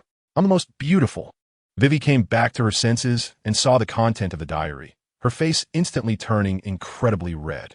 Was what she just said really that bold in the eyes of others? Was it a confession? Feeling the gazes of the other girls around her, Vivi felt extremely uncomfortable, her head spinning, and her eyes seemed to swirl like a spiral, as if she was about to faint. Baize looked at Wei Wei, who suddenly turned red, clearly indicating that she was shy, which left him filled with confusion. How slow could Wei Wei be to react? She had just confessed, and I had already agreed, yet she only started to feel shy now. I need to go inform my father about this matter. I'm leaving, Wei Wei said, and her legs seemed to be fighting against each other as she stumbled out. Is Wei Wei really okay? She looks like she's about to fall. Baize watched Wei Wei's departing figure and asked the others, it should be fine, right? She just hasn't recovered yet. Should I go check on her? Kuya also responded with some concern. Maybe I should go too. Robin gently held Kuya's shoulder, saying, she might be like this because of us. Let's let her be alone for a while. Kuya tilted her head and thought for a moment before understanding what Robin meant. A teasing smile appeared on her face as she nodded in agreement. All right. Let's take this time to have some fun. After this, we'll be leaving the capital and heading to other cities. Baize waved his hand and took the lead to walk out. The girls exchanged glances, and instead of choosing to follow the child out shopping, they gathered together. Now that everyone had received Baize's power enhancement, with everyone sharing equally. They should have guessed it, right? Robin was the first to speak, seeing the agreement on everyone's faces. Since that's the case, should we practice a bit before boarding the ship? There might not be such a large space for us to spar later. Upon hearing Robin's suggestion, Nami, Nojiko, and Kaya exchanged glances, their eyes showing intent. They were all very curious about the special reward Robin had received. Being so recognized by Baize meant her abilities were definitely extraordinary. Nami looked at Robin with fiery eyes, filled with fighting spirit. Great! There's a plain not far from the capital that was flattened by Baize, just right for our battlefield. That's too much. What battlefield is there? It's just sparring. Nojiko quickly tried to diffuse the situation, putting out the slightly ignited gunpowder smell. Kaya also looked at Robin with eager eyes, sparkling with anticipation. I'm also very curious about how powerful the special reward that Sister Robin received truly is. Nojiko looked at Nami, then at Kaya, sighed as if resigned, and stopped persuading. Then she looked up at Robin. Me too. The group quickly agreed and set off towards the plain outside the capital. The four rode desert mounts, kicking up dust as they finally arrived at the plain Baize mentioned, where the traces of sword energy were still visible. When Baize spoke about this matter, I didn't feel much at the time. But now that I'm truly here, I realize how ridiculous Baize's words were. Nami, riding her mount, gazed far into the distance, where the traces of sword energy stretched endlessly. Looking at the plain that seemed to have no end, Nami was once again shocked. It is not impossible for a person to change the terrain. But how much time would it take? Not as 10 years. There was no way. When Baize mentioned this, his tone was so calm, as if he had just casually crushed a few small stones. And I didn't pay much attention either. Nojiko then spoke up, but like Nami, she rested her hand on her brow and gazed into the distance, unable to suppress a bitter smile at the endless plain. Is this really something a human can achieve? It's simply monstrous. Kaya nodded in agreement with Nojiko's assessment. If the power Baize displayed before was to change the weather, then what he showed now was to flatten mountains. Such a level of power seems to be only mentioned in myths. As the strongest among them, Robin looked at the boundless plain and felt a bit unsettled. After receiving the special reward, she had full confidence in her strength, even thinking she had the power to rival a general. But this scene before her made her deeply doubt whether her strength was really that strong. After all, until now, Baize still rated her as a general in his diary. Robin was roaring internally. If this kind of strength can still be called general level, then what is the upper limit of generals? Stop lamenting. Aren't we here to spar? This ridiculously large venue is just right for it. Nami regained her senses first, looking at Robin with fighting spirit, and Robin did not retreat, smiling slightly with her arms crossed. Accompanied by a rumbling sound and the shaking ground beneath their feet, an enormous Buddha statue slowly appeared before them, with thousands of arms behind it. The Buddha's face showed no joy or sorrow, as if beneath the statue. All beings were equal. Nami and the others gaped, their eyes wide as they saw Robin standing atop the 100-meter-high Buddha statue, smiling, and their mindset completely shattered. Hey, this is too ridiculous. This must be at least 100 meters tall. Can I hit it with my head? Nami immediately exclaimed, looking at the giant figure, not feeling an ounce of fighting spirit. Nojiko wiped the cold sweat from her forehead. Facing such a colossal being required immense courage. This height would make even the giants she had seen before look like children. She remembered the giants were only about 20 meters tall. Kaya's legs went weak, and she sat right down on the ground. Fortunately, the ground was still soft sand. Otherwise, she would have fallen hard and would have been in pain for days. Isn't fighting a giant just like fighting a child? Now I feel like I believe Baize, and I understand why he esteemed the special reward so highly. Seeing Nami and the others' reactions, Robin knew the sparring couldn't continue. The confidence that had been shaken by Baize returned to her at that moment. It seems it's not my problem. I'm still normal. Baize is the one who's abnormal. Robin silently told herself, completely unaware that in the eyes of Nami and the others, she was also seen as abnormal. This sparring ultimately ended without conclusion. It simply could not continue. When Baize returned to the temporary palace and saw Nami and the others looking lost, as if they had suffered some kind of blow, he asked, "What is wrong? Who upset you?" Baize didn't ask, but once he did, Nami shot him a resentful glance. "It's all because of you and Sister Robin that I'm feeling this way." Baize looked puzzled. "Haven't you already experienced my power? Why does it still affect you?" Noki walked over, wrapped her arm around Baize's, and kindly explained, "We were just about to go outside to spar with Robin in the plains you mentioned earlier."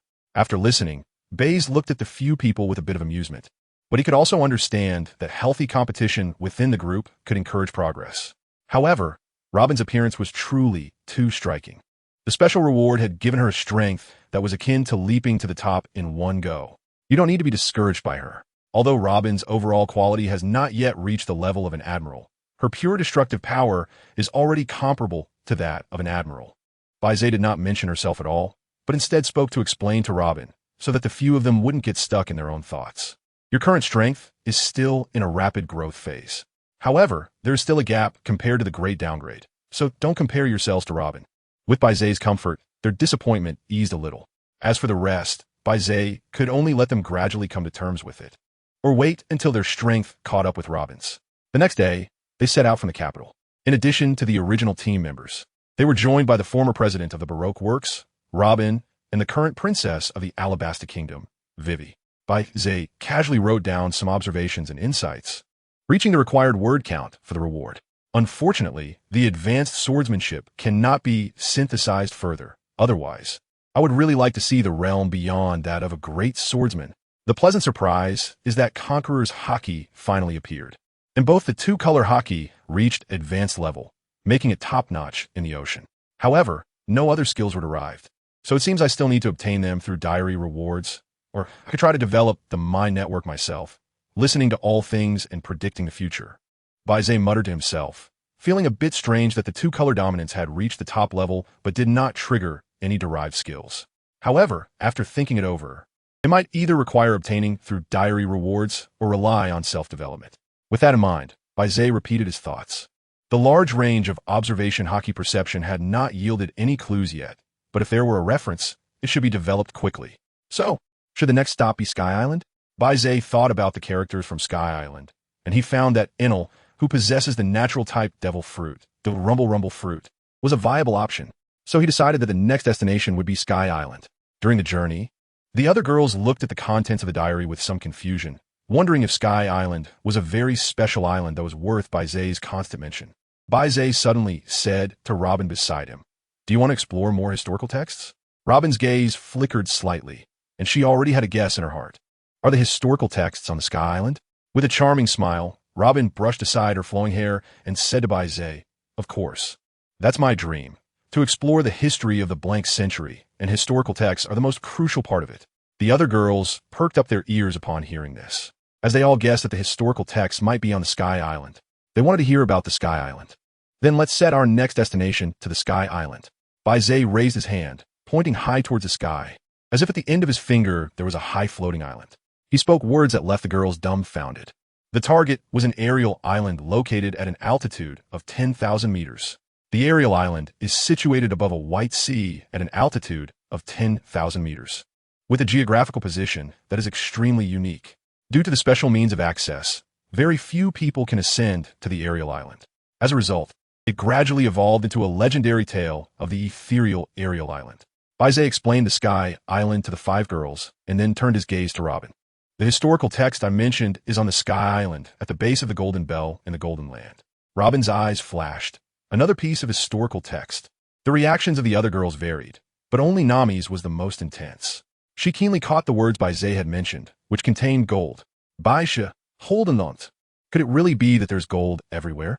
It can't just be a name that misleads people, right? Nami looked at Baize with sparkling eyes, nearly drooling, as if she thought Baize was a delicious dish that made one salivate. Seeing Nami's expression, Baize smiled and raised his hand, playfully ruffling her short hair until it was a mess. "We'll talk about it later. Isn't it better to explore it yourself, rather than me telling you?" Nami shook her head vigorously, shaking off Baize's hand, and while tidying her disheveled hair, she somewhat agreed, saying, "Indeed, since we are going to the Sky Island anyway, it would be even better if there is gold. So when do we set off?" Vivi asked with some concern. After all, going out to sea with Baize and the others meant she would be far away from the land she had grown up on and wouldn't be able to return in a short time. "No rush. There are still some places in Alabasta we haven't visited. At our pace, it should take about 2 to 3 days." Baize looked up at a tall mountain peak within his sight, took out the treasure map, checked the location, and said with great anticipation, "I hope this treasure map, obtained from the pirates, really leads to treasure." Exactly. That group of pirates didn't have any savings at all. They just used this treasure map to fool us. If there isn't any treasure, then all of today's efforts would be in vain. Nami leaned over, glanced at the treasure map, and seeing Baize's neatly organized short hair, his hands itched again. Sensing Baize's gaze, Nami quickly covered her hair, shot him a glare, huffed, and moved away from him. Soon after, a rumbling sound echoed, and Baize and the others ran out of a collapsed cave, with Nami carrying a large backpack. Despite having just walked on the edge of danger, there was no fear on Nami's face. Instead, she looked pleasantly surprised. We struck gold. This treasure we dug up is worth at least 100 million berries. I didn't expect that group of pirates, who looked poor, actually had a genuine treasure map. Although it was a bit dangerous, we almost got buried alive. Nami patted her chest, a little shaken, and the other girls also carried some treasure to varying degrees. Seeing Nami's greedy expression, the other girls couldn't help but laugh and cry. This time, we reaped a lot. Let's go to the nearby city and have a big meal. Baize held the bag in his hand and proposed, while the other girls showed surprised expressions. Isn't money meant for enjoyment? Now that they've earned it, they should definitely go out and have a big meal. Nami nodded in agreement.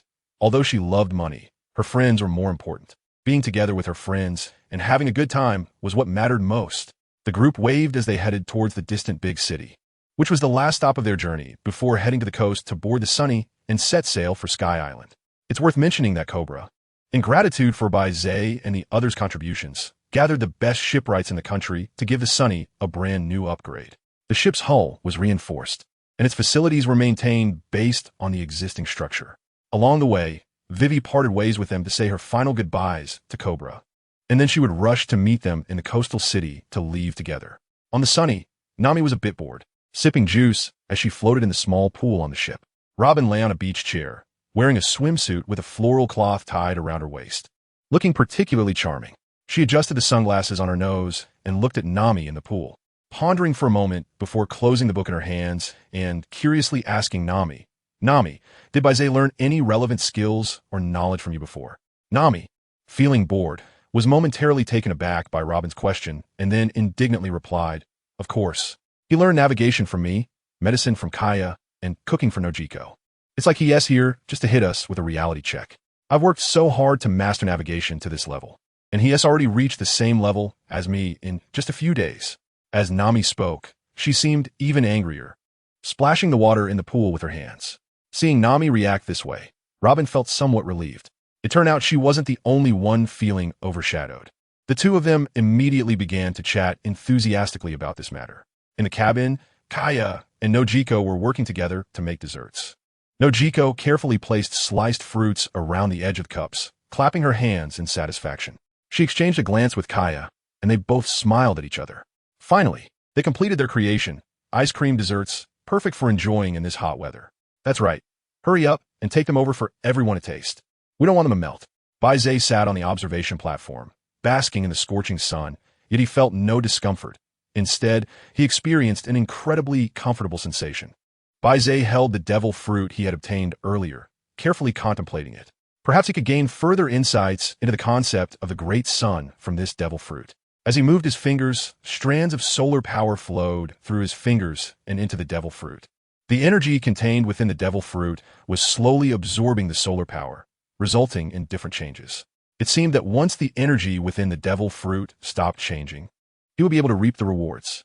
Baize's solar perception is focused on the devil fruit, sensing the energy within it changing for the better. He is certain that the energy of this devil fruit is related to the power of the blazing sun. He can use it to deduce the subsequent changes in the power of the blazing sun, and perhaps through the changes in the devil fruit, he can gain insight into the future progression of the great sun visualization. However, this seems like a long process, and there should be no immediate results. He can only wait patiently. He hopes that the seeds he has planted can eventually grow into towering trees. As soon as Baize finished speaking, he heard Noki shouting at him from below. Baize, come down quickly. We have prepared ice cream desserts. Baize's gaze slightly dropped, and he saw Nuachi dressed in a refreshing outfit, looking stunning from top to bottom. All right, I'm coming down. Baize leaped gracefully and landed lightly in front of Nokigo. Before Nokigo could react, he reached out and wrapped his arms around her slender waist, which was barely enough to hold. What's going on getting so close? Don't make the ice cream melt. Nokigo blushed at Baize's sudden initiative. Baize opened his mouth wide, and Nuo Chigao, upon seeing this, chuckled lightly and gave him an annoyed glance. She then scooped up a spoonful of ice cream and fed it to Baize. It's so cool and refreshing, perfect for this hot weather. I want more. Nuo Chigao helplessly leaned tightly against Baize, unable to move, as Baize's strong arms wrapped around her waist. However, she had no intention of breaking free and simply went along with Baize's intentions. Oh, I just arrived and I get to witness such an envious scene? Wei Wei climbed up from the side and saw Baize hugging Nuo Chigao, with Nuo Chigao feeding him ice cream. At that moment, Kuya had just finished distributing ice cream to Robin and Nami and came over, coincidentally spotting Wei Wei's arrival and seeing Baize and Nuo Chigao, which she found unremarkable. Wei Wei is here. Come try the ice cream dessert I made. Great. I was so hot from the journey. Wei Wei happily took the ice cream, took a big bite, and looked at Baize and Nuo Chigao, saying somewhat helplessly in this hot weather, "Aren't you two going to get faint from being so close together?" After Nuo Chigao finished feeding the ice cream, she gently pushed Baize away and smiled at Wei Wei, saying, "Actually, it's fine. Baize is quite warm, but not hot." Wei Wei looked skeptical, rolling her eyes. "You two should have some limits when flirting. In this hot weather, you say it's warm, but not hot? I don't believe that." Nuo Chigao opened her mouth, just about to explain, when she saw Baize making a gesture beside her. Baize smiled, opened his arms, and made a gesture as if to embrace. "If you don't believe it, you can come and try." "I'll give it a try," Wei Wei huffed. And amidst the surprised gazes of Kuya and Nuo Chigao, she directly pounced onto Baize. She even rubbed her face against Baize's clothes, wiping her sweaty face on him, which made Baize feel a bit annoyed. Hey, it must be said that the feeling on Baize's body was indeed very strange. Very warm, but not hot. Wei Wei enjoyed it for a moment before leaving Baize, saying with a face full of amazement. Baize pointed at Vivi's forehead with his finger and shook his head helplessly.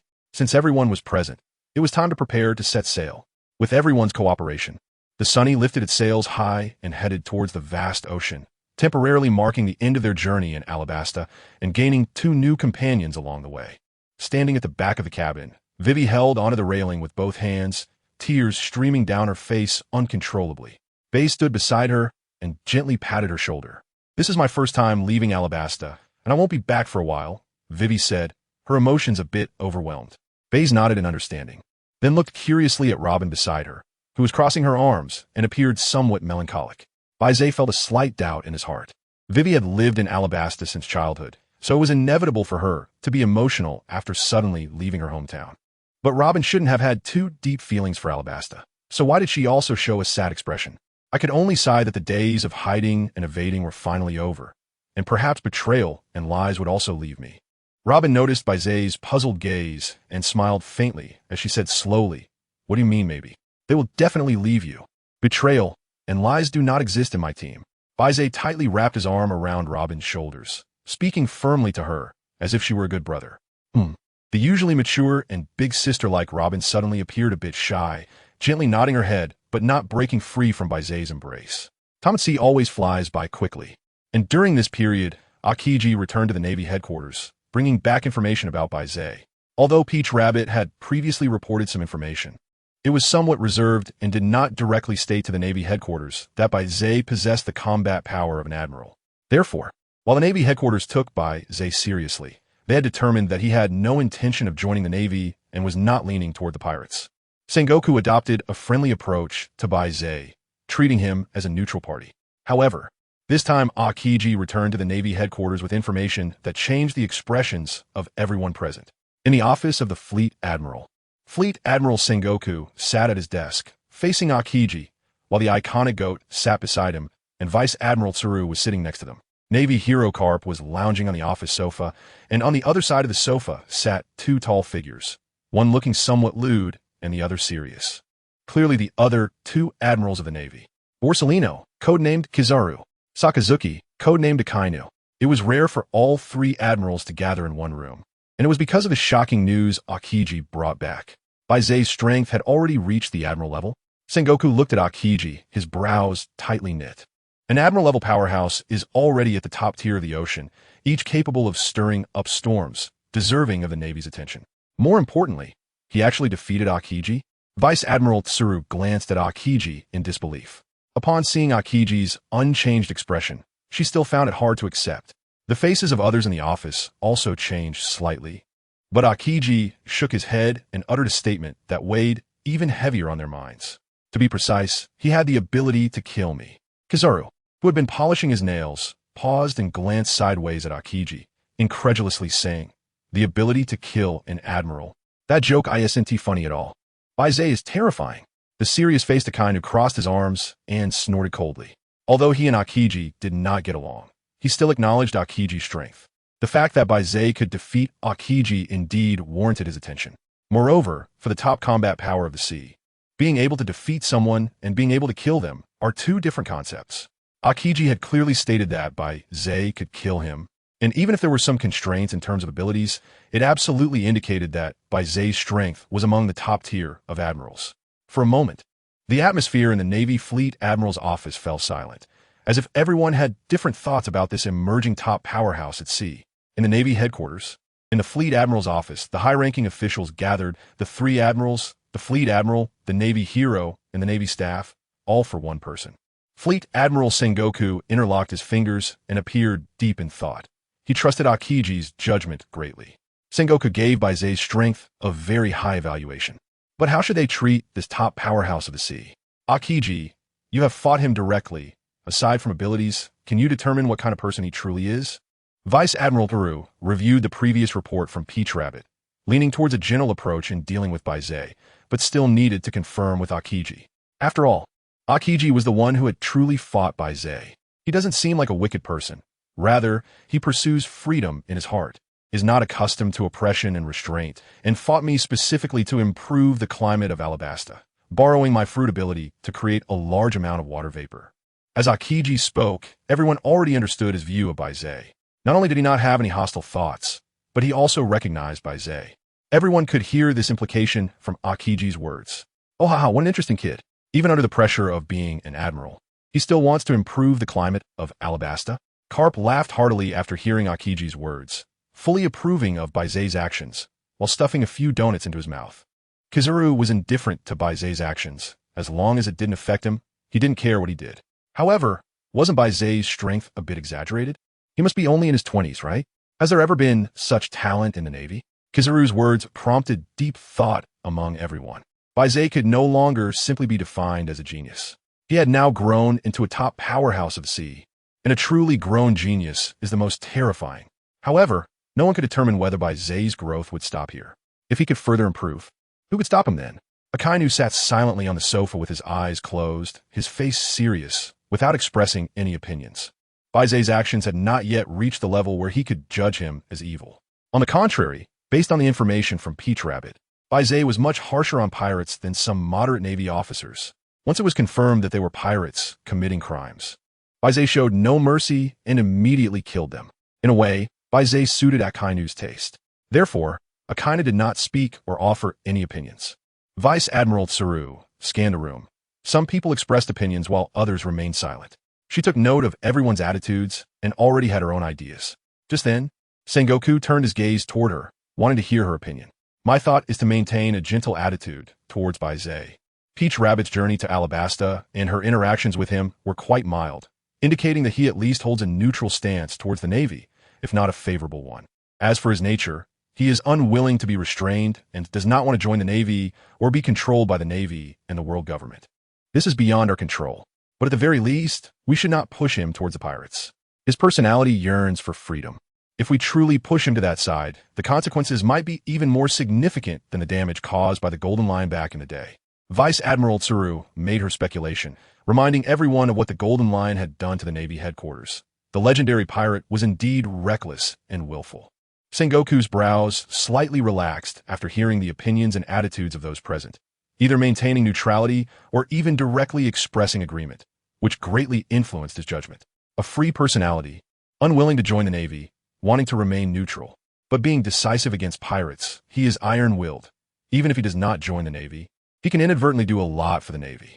In that case, let us continue to maintain the current attitude towards Baize. Sengoku ultimately made this decision, and reactions varied among the group. Carp did not pay much attention, continuing to eat snacks nonchalantly. Kizaru pouted and blew on his finely polished nails.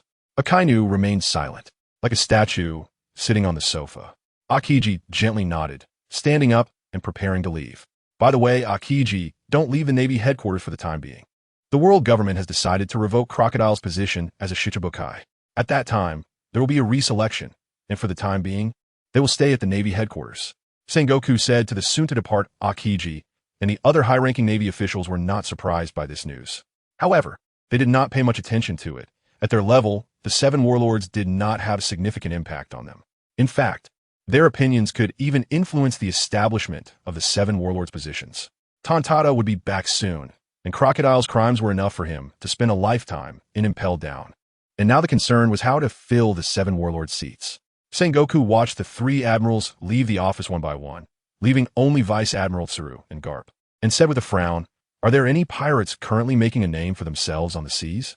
Sengoku looked at Vice Admiral Tsuru, who flipped through some documents and shook her head gently, saying that there were no particularly prominent pirates at the moment, and the other pirates were not qualified to hold the position of 7 warlords. Then let's put this matter on hold for now. As for Nico Robin's bounty, let the world government discuss it. However, they were still unaware that at this moment, Nico Robin had already boarded the White Jaw Sunny and was sailing on the sea.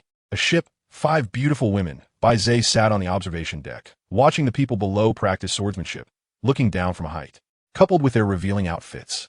Baize was truly enjoying the view. Moreover, each of them had a generous figure, and when they moved, it was even more stunning than the raging waves of the sea, at least in terms of visual impact. No more, I'm so tired." Nami threw her wooden sword on the ground and said to Nojiko, who wiped the sweat from her face. After the sparring, her skin was flushed and looked particularly enticing. "Then let's take a break for now, but Nami, your progress is a bit slow. I'm almost catching up to you." Nami scratched her head in frustration. Ever since Baize learned about the daily reward mechanism, he began to treat everyone on the ship equally. The advantage she had previously accumulated was gradually worn down, and not to mention Nojiko, even Kaya was almost catching up to her. "What can I do?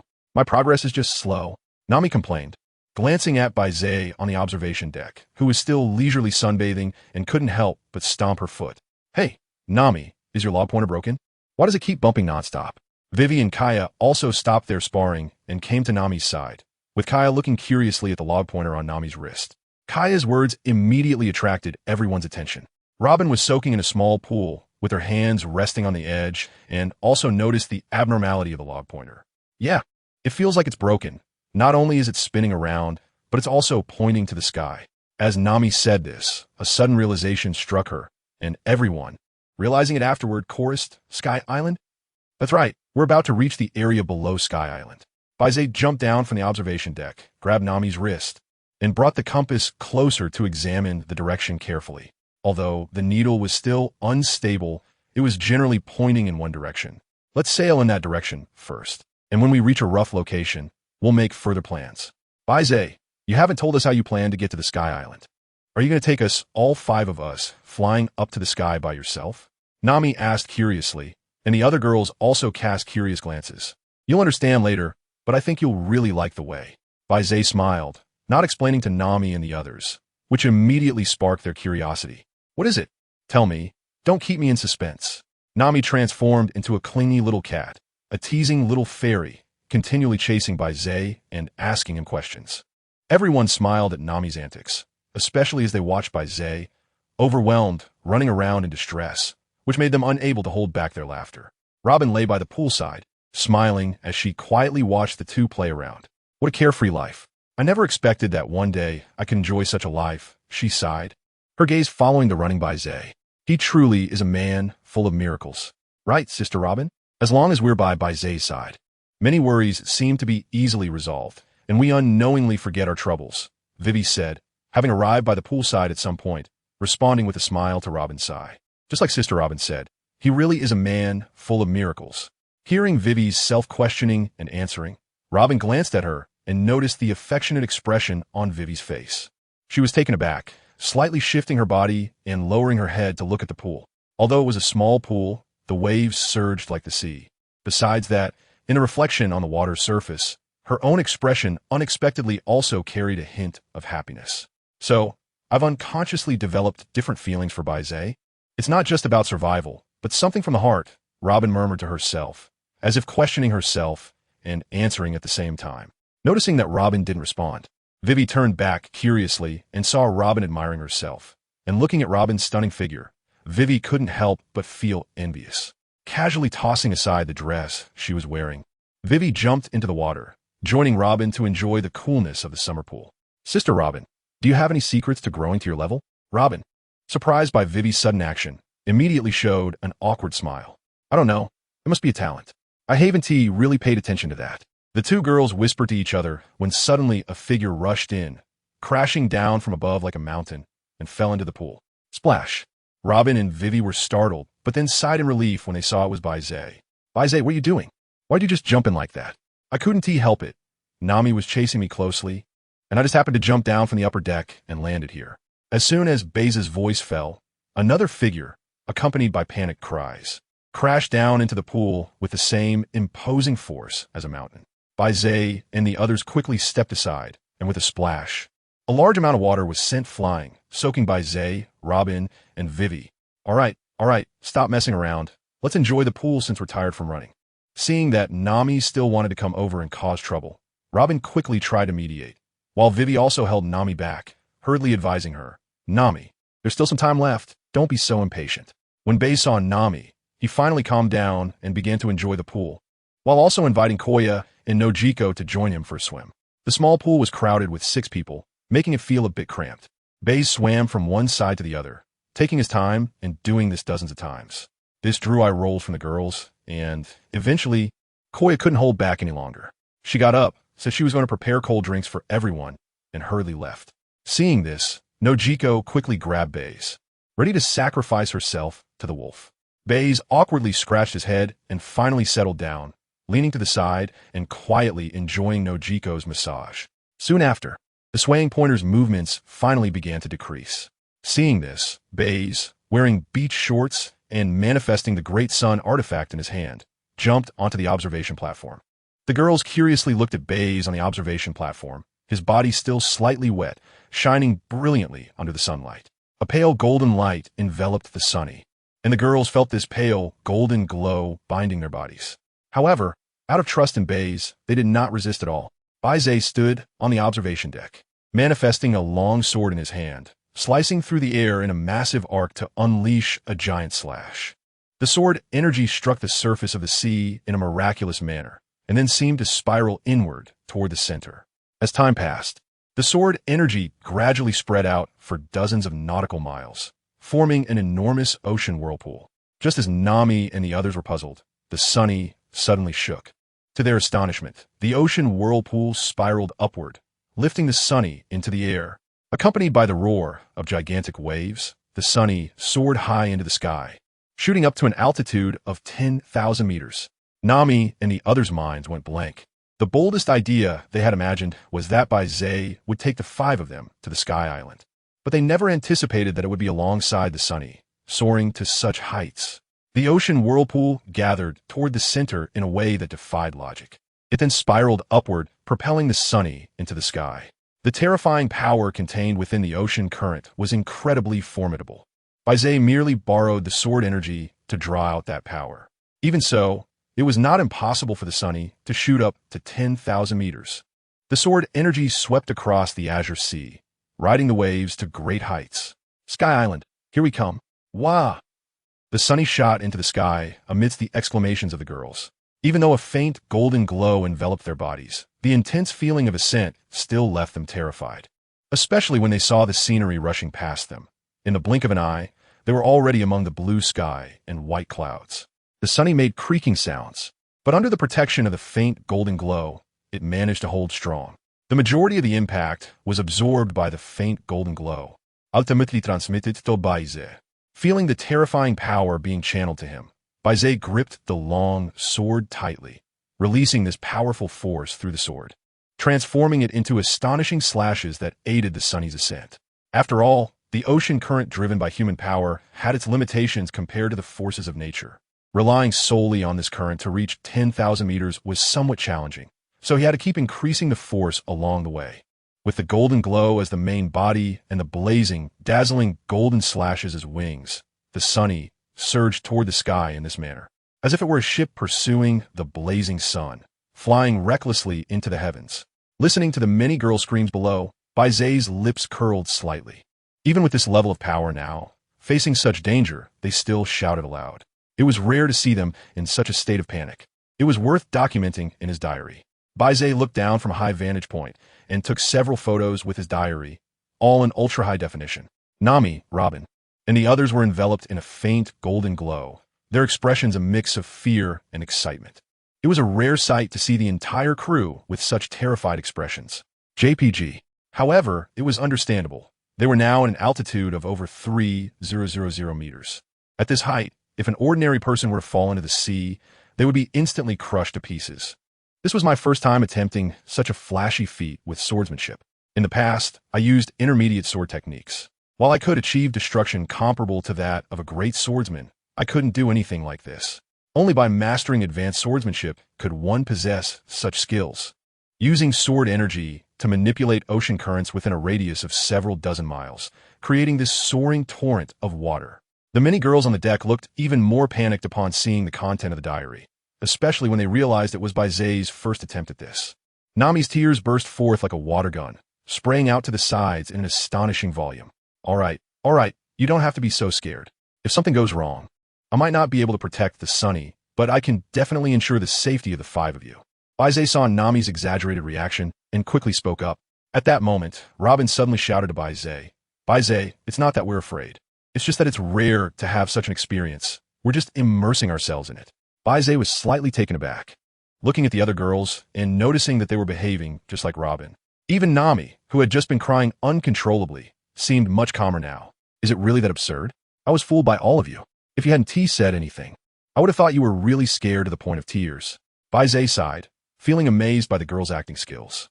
Their performance just now even made Baize think he was about to face death. While Baize was reflecting, Nami cast a wary glance at Robin. Fortunately, Robin was quick-witted and immediately came up with an excuse. Otherwise, if Baize connected their ability to know the contents of his diary, it would be a disaster.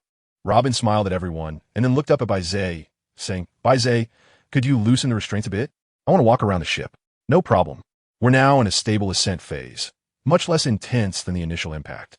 As soon as Baize's words fell, Nami and the others felt the restraints on their bodies weaken significantly, allowing them to walk freely. However, the faint golden glow enveloping them did not disappear, still holding them in place on the ship. Experiencing this for the first time, Nami and the others rushed to the railing to look down. Watching the sea surface grow increasingly distant in their view, the height inevitably brought a sense of fear, causing their palms to sweat slightly. "Is this what flying feels like?" "I feel a bit anxious," Kaya said, patting her chest a little nervously. "That's because it's your first time flying at such a high altitude. Your body hasn't adapted yet. Once you get used to it, it will feel just like usual." Baize came to Kuya's side and smiled at her, saying that the Liang had now entered a stable flight phase, and that after a while, they would successfully enter the White Sea. "Is that so?" "That's right. And didn't you see in the medical books that some people suffer from acrophobia? Just being a little higher up can make their bodies go weak, feel dizzy, and nauseous. Of course, that's a medical condition and shouldn't be used as an example. But for us ordinary people, reaching a high place can also feel a bit uncomfortable." When Baize mentioned ordinary people, many girls rolled their eyes internally, thinking if you were an ordinary person, then there would be no ordinary people in the world. "Everyone, look, is it the White Sea Baize mentioned? It seems like it. It really looks like an ocean in the sky. Now that we have reached the White Sea, does that mean we are currently at an altitude of 7,000 meters? Nami said in surprise, stretching out her hand to feel the climate conditions at 7,000 meters. However, under the soft golden light, she didn't feel any abnormalities. It was still warm as ever. "That's right, we are now over 7,000 meters high. After flying for a while longer, we will be able to land on the White Sea and officially see the Sky Island." Baize looked around at the peculiar landscape, shrouded in mist, as if in a fairyland. Originally appearing high in the sky, various symptoms would manifest, but now, under the cover of a faint golden glow, everything was completely isolated. The power of the blazing sun truly is an all-encompassing ability. Baize sighed inwardly, then unleashed several sword energies to add some power to the Liang. After reaching advanced swordsmanship, his skills had greatly improved, and combined with the meteorological knowledge he had learned from Nami, he was able to generate upward thrust for the Liang solely through sword energy. Initially, by using sword energy to stir the air and create an upward airflow, along with the impact of ocean currents. He could indeed reach an altitude of over 7,000 meters. However, now that he was at high altitude, where the air was thin, using such a method required even greater strength. Baize muttered to himself, but he wasn't worried at all. A stronger power was gathering the surrounding air, which meant nothing to him. Just then, Baize looked up into the distance, where a dark red figure was rising and falling amidst the clouds. The other girls also noticed that figure and cast curious glances at it. As the sunny ship continued to ascend, the red figure drew closer, and Nami and the others finally saw what the red figure was. A gigantic shrimp? Robin, with curiosity on her face, said, "A shrimp living in the sky?" Kaya then exclaimed sincerely, "The world is so vast and full of wonders. This is too amazing. A shrimp that can survive in the sky." Nami quickly followed up, "And it's so huge. It's dozens of times larger than the Sunny." As they watched the giant shrimp approaching, Baize narrowed his eyes slightly and sensed the surrounding environment. After recalculating the speed of the Sunny, he realized that at this speed, they definitely hadn't reached the White Sea yet. However, this giant ultra-fast shrimp was indeed a specialty of the White Sea. It was an ultra-fast shrimp, a powerful creature that lived in the White Sea, known for its incredible speed and very hard shell. Upon hearing Baize's words, the girls showed expressions of realization and curiously looked at the approaching ultra-fast shrimp. Their eyes filled with interest rather than fear. Robin, however, keenly caught that there was a problem with what Baize had just said. "Baize, you just said that the ultra-fast shrimp lives in the White Sea. But we shouldn't be at 10,000 meters yet, which means we are not in the White Sea." "That's right," Baize replied. "Although I don't know what brought this ultra-fast shrimp here. As long as it doesn't provoke us, we can treat it as if nothing happened." Baize nodded. Although there was still some distance to by sea, he encountered a super-fast shrimp. He found it somewhat strange but didn't think much of it. However, in the eyes of the super-fast shrimp, the entire blazing sun ship wrapped in a faint golden light was particularly striking. The super-fast shrimp rushed toward the blazing sun ship at an extremely high speed, its two massive pincers constantly clamping, looking quite aggressive. Baize blinked his eyes, rushing to be reborn, right? The sun's sensing coverage discovered that there were small blackened spots on the body of the super-fast shrimp, as if it had been struck by lightning. Struck by lightning? Could it be the work of Enel, the user of the Rumble fruit? Baize casually remarked, but his hands showed no hesitation. Just as the claws of the super-fast shrimp were about to clamp down on the sunfire, a golden slash severed its claws, suddenly suffering a heavy blow. The super-fast shrimp struggled violently, and its other claw came snapping toward the sunfire. Not learning its lesson, right? It lost one claw and still wanted to lose another. Another golden slash directly severed the shrimp's claw. After taking consecutive hits, the super-fast shrimp finally realized that this light golden creature was not to be trifled with and hurriedly ran away. Haha, what a silly creature. It really is a bit foolishly cute. It should have run away when it first took a hit. Didn't it seem very foolish when it charged in at the beginning? The crowd discussed the super-fast shrimp in a few words, while Baize unleashed two sword energies, the strong sword winds pulling the two floating claws back. It was just right to taste how this shrimp was. Baize opened his mouth to speak, and the eyes of many girls lit up as they quickly ran to the side of the ship. Baize had thoughtfully disassembled the claws. Nami and the others selected a portion that looked the freshest, while the rest had to be abandoned. The claws were simply too large, much bigger than the Sunny. Watching the girls focus on the kitchen, Baize felt relaxed. Being high up in the sky allowed him to experience the Sunny up close, which was quite a unique feeling. Robin and Vivi, as the two new crew members, were also very enthusiastic about the cooking competition on the Sunny. They had already participated several times during previous voyages, and, of course, they didn't want to miss this one. The many girls in the cabin were busy and lively. Previously, Cobra had gathered the best shipwrights in the country to reinforce and renovate the Sunny, focusing on expanding the kitchen area. Even with 5 girls working together, there was enough space to move around. Baize, come in and be the judge. Nami peered her little head in, calling for Baize to enter the cabin. Coming. Ever since the cooking competition on the Sunny began, Baize naturally became the judge. After all, Nami and the others were learning to cook primarily for him. Upon entering the cabin, the girls very harmoniously chose different cooking methods. There wasn't a single dish that was repeated. Baize looked at the dazzling array of dishes, illuminated by a faint golden glow, as if they were radiating light. Good. You've made dishes that shine. Your cooking skills have finally made some progress. Baize joked with a smile, and the women rolled their eyes while laughing. They learned about the origin of the glowing dishes from Baize's notebook during a cooking competition. Later, when they asked Baize, he told them the truth. Stop talking nonsense. Hurry up and taste it to see who the winner is this time. Baize nodded. The cooking competition was more playful in nature, so he didn't feel any pressure as a judge. He just needed to pick the dish he thought was the best. After tasting a few dishes, Baize chose a steamed prawn, which elicited the expected expressions from the girls. Sure enough, it was Sister no Kigo again. There was nothing to be done. After all, Sister no Kigo was more dedicated, spending even more time in the kitchen than Koya. Haha, I still have to study medicine. Hey, Baize, don't finish it all. I want to try too.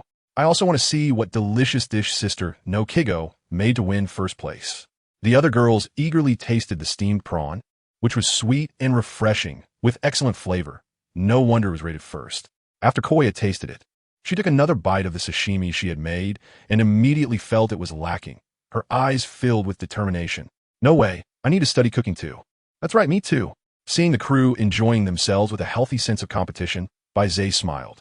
Just then, the ship suddenly shook violently, and Baize's solar sense expanded, discovering they had arrived at a peculiar ocean. Baize raised his head and saw that all the girls' gazes were focused on him. A smile appeared on his face. Ladies, we have arrived at Baibai Sea. The Sky Island is just within reach. Wow, we finally made it. I want to see what kind of island can justify all the hardships we've been through. An island in the sky. Isn't that the island of angels? History. Here I come. Listening to the various words of the girls, Baize stood up and walked to the deck, looking at the mist and the vast white sky. He couldn't help but softly say, Sky Island, I'm coming. Finally reaching the Sky Island. Such a beautiful scenery. I feel like I've only seen this once in my life. Nami exclaimed in admiration, and the other girls nodded in agreement. Not necessarily. In the future, we will embark on more adventures and see more beautiful and enchanting sights. Baize smiled and said to Nami and the others, raising his eyes to look into the distance. Amidst the swirling clouds and mist, a dense jungle suddenly appeared among the clouds, while the land part of the island was obscured by fog, making it completely invisible. Within the mist, there were many magnificent buildings, and some towering vines seemed to hang down from the sky. In the haze, these vines appeared to be descending from the heavens, carrying an aura of mystery and divinity. The sunny splashed down onto the sea's surface, which was different from the ocean below. It was made up of a peculiar substance that allowed it to float in the sky. How amazing it is to be able to sail in the sky. This must be a scene that sailors all over the world find hard to imagine, Nami exclaimed, leaning over the railing to look down. Her eyes curiously fixed on the undulating water surface. These are sea clouds, formed by keratin particles ejected into the high atmosphere during volcanic eruptions, which combine with water vapor in the atmosphere, resembling seawater and possessing strong buoyancy, allowing the sunny to sail. As for the other type of cloud produced by the combination of keratin particles and water vapor, it is the island cloud, which allows one to walk freely on it, being a very elastic type of cloud. Baize explained to Nami that the Going Merry was gradually approaching the Sky Island. Just then, Baize noticed a figure standing on the beach, holding something in her hand and staring intently at him. Hey, look, there's a person over there. How amazing. Does she have wings on her back? It looks like she really has wings. Could there be angels on the Sky Island? Are there really angels in this world? That's incredible. The girls were discussing the figure on the shore in a few words when, with a dull thud, the Going Merry crashed into the island cloud. The elastic island cloud perfectly absorbed the impact of the Going Merry, even gently pushing it back a short distance. Are you from the Blue Sea? Nami exchanged glances with Kaya, while Robin looked enlightened. Baize jumped over to the figure's side. Yes, we are indeed from the Blue Sea below. It's been a long time since I've seen adventurers from the Blue Sea, so I'm a bit uncertain. Hello, I'm Conies. Conies, holding a harp, introduced herself enthusiastically. And judging by what this gentleman just said, he seems to know a lot about the Sky Island. I thought he was from Sky Island. No need to be so formal. My name is Baize. You can just call me by my name. As for my knowledge of the Sky Island, it's all from books, so I actually haven't set foot on the Sky Island. Baize smiled and said to Cornice, then introduced Nami and the others one by one. The girls quickly became familiar with each other, curiously sizing up Cornice. Cornice was wearing a high-necked, ultra-short dress, barefoot, showcasing a pair of fair and delicate long legs. With a very cute little fox by her feet, her smooth and beautiful golden hair was tied into two braids that stood up, and her gem-like emerald green pupils were full of innocence and curiosity. Of course, the most eye-catching feature was the pair of pure white wings on Cornus's back, and she held a harp in her hands, looking like an angel playing divine music. However, Cornus's personality was not like the cold and aloof angels of legend. She was warm and cheerful, enthusiastically introducing the local customs and culture of the Sky Island to Nami and the others. Cornus, if this question is not too presumptuous, may I ask what's the deal with the wings on your back? Nami finally couldn't hold back and asked about the pure white wings on Cornus's back. Upon hearing Nami's question, Cornus glanced back at her white wings and then swept her gaze over Baize and the others. This is a characteristic of the residents of Sky Island. We have wings on our backs, which is different from the people of Qinghai. Mr. Baize should know a lot about this. After all, it is the most prominent feature of the Sky Island residents. Cornus's emerald green pupils looked at Baize, her beautiful face full of smiles. Indeed, but I've only read about it in books, so I can't take it seriously. I would still like to ask you, as a resident of Sky Island, to help us understand it better. It would be a pity to not fully enjoy our time on the Sky Island after all the trouble we went through to get here. Upon hearing that Baize wanted to delve deeper into the Sky Island, Cornus's expression suddenly changed dramatically. Mr. Baize, it's not that I don't want to, but the current situation on Sky Island is very dangerous. There is a supreme god on the island. Under his dark rule, the entire Sky Island is his territory. If outsiders rashly enter, it will surely provoke his anger, and it would not be good if the god would blame us. Nami and the others exchanged glances, wondering how suddenly a god appeared. Weren't there no angels? Then what was this god all about? Are you talking about Enel? Baize smiled and spoke a name, causing Cornus's pupils to constrict and her expression to turn pale with shock, as if she had been startled and took a step back, unable to help but glance around nervously. Mr. Baize, calling out the name of the god on the Sky Island, could very well be heard by the god, bringing about punishment. Seeing Cornus's reaction, Nami and the others dismissed their initial doubts. A question arose in their minds. Is it possible that there are truly deities on the Sky Island, all-powerful gods? Don't worry, Enel's heart network cannot penetrate my barrier. He cannot hear us speaking here at all. Baize smiled and comforted him, saying that he now possessed the top-tier two-color Haki of the sea. Enel's observation Haki could only achieve an extremely wide range of perception by combining the powers of the devil fruit. However, his own level of observation Haki definitely couldn't reach the pinnacle of the sea. Baize's observation Haki could easily shield against his perception. Compared to Baize, while Enel's observation Haki had a vastly superior range, it fell short in strength and precision. Cornus was stunned, looking around and indeed not finding Enel's figure. Feeling a sigh of relief, her gaze towards Baize was filled with reverence. He could actually block the perception of God. Could it be that, Mr. Baize, you're also a deity? Cornus asked Baize hesitantly, her tone carrying a hint of expectation. They had endured long enough under Enel's dark rule. How wonderful it would be if another deity could come to save them. I'm sorry to disappoint you, but I am not a deity. However, that guy who calls himself a god, Enel, is just a stronger devil fruit user, Baize replied. Cornus felt a bit disappointed upon hearing the first part, but her eyes sparkled with hope after Baize's explanation. She buried this seed of hope deep in her heart. Having just met Baize, she felt embarrassed to ask him for help. Since I can shield against the god's scrutiny, let me take everyone to explore Sky Island. Sky Island is isolated from the blue sea and has many unique products, the most peculiar of which are the various functional shells.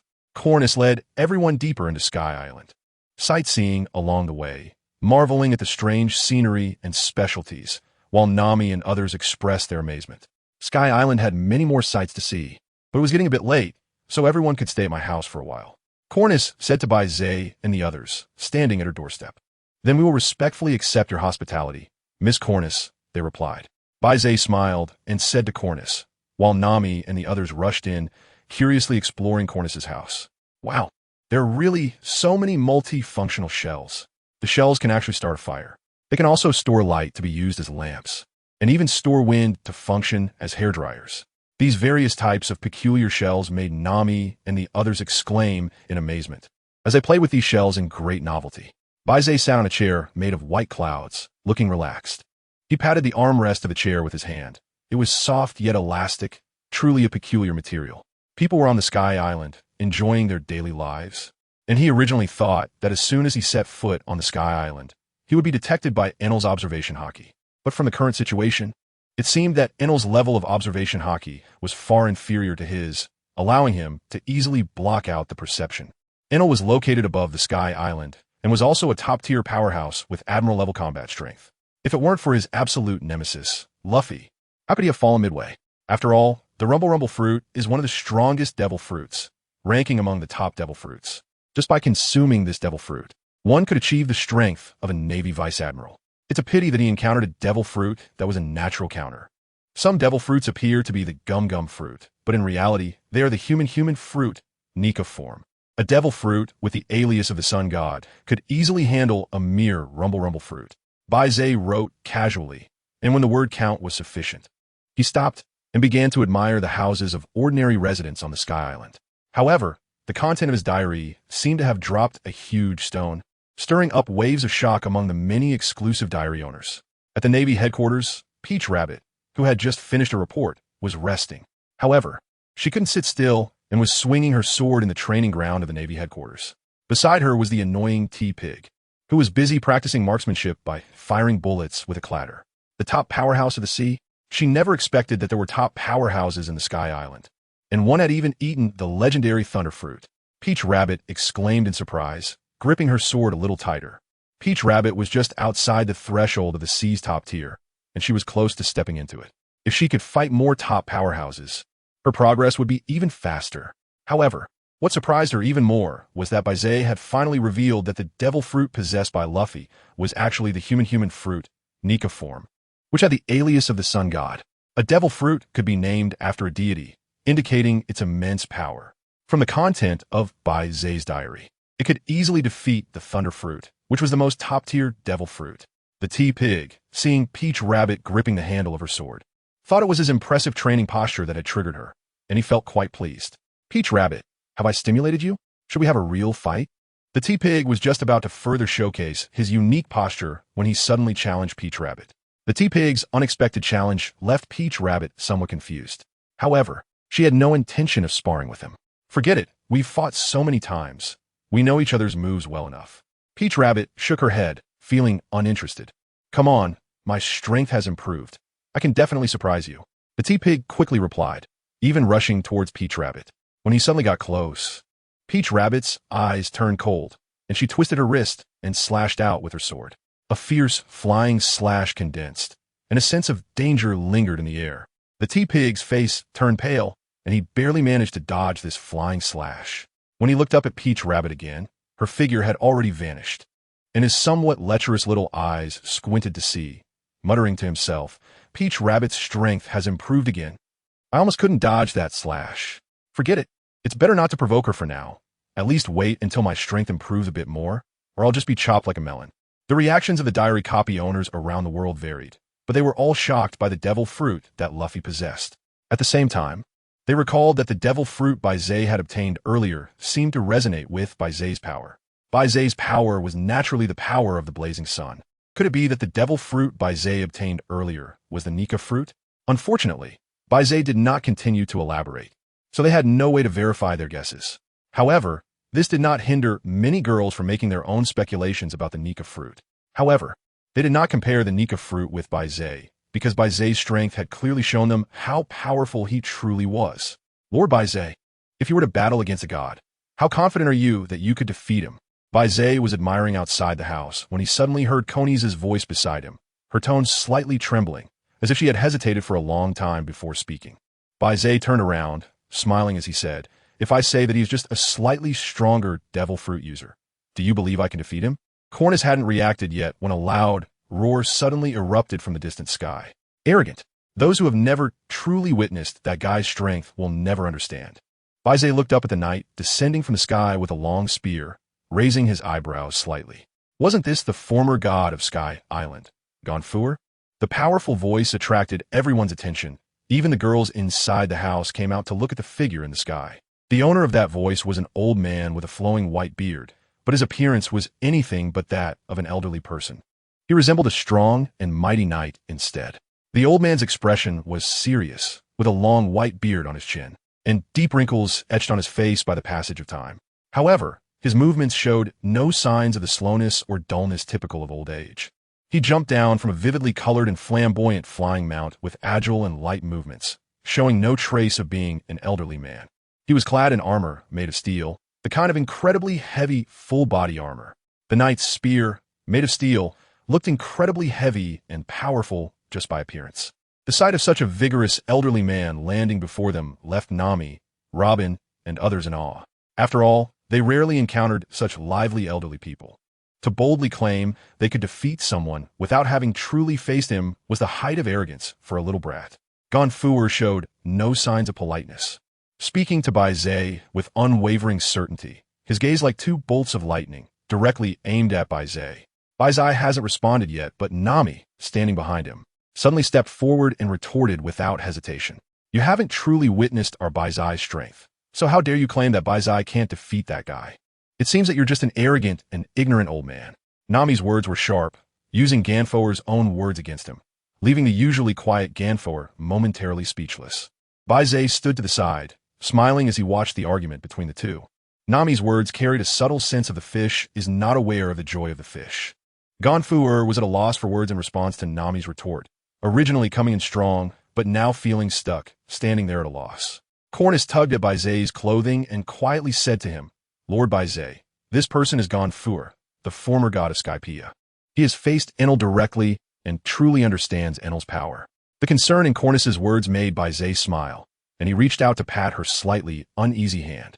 Then he turned to Gonfuer and said, as my companion mentioned, if you haven't witnessed my strength, how can you dare to assert that I cannot defeat Enel? Gonfuer furrowed his brow, taking a moment to reflect on Nami's earlier words, and he let out a cold snort.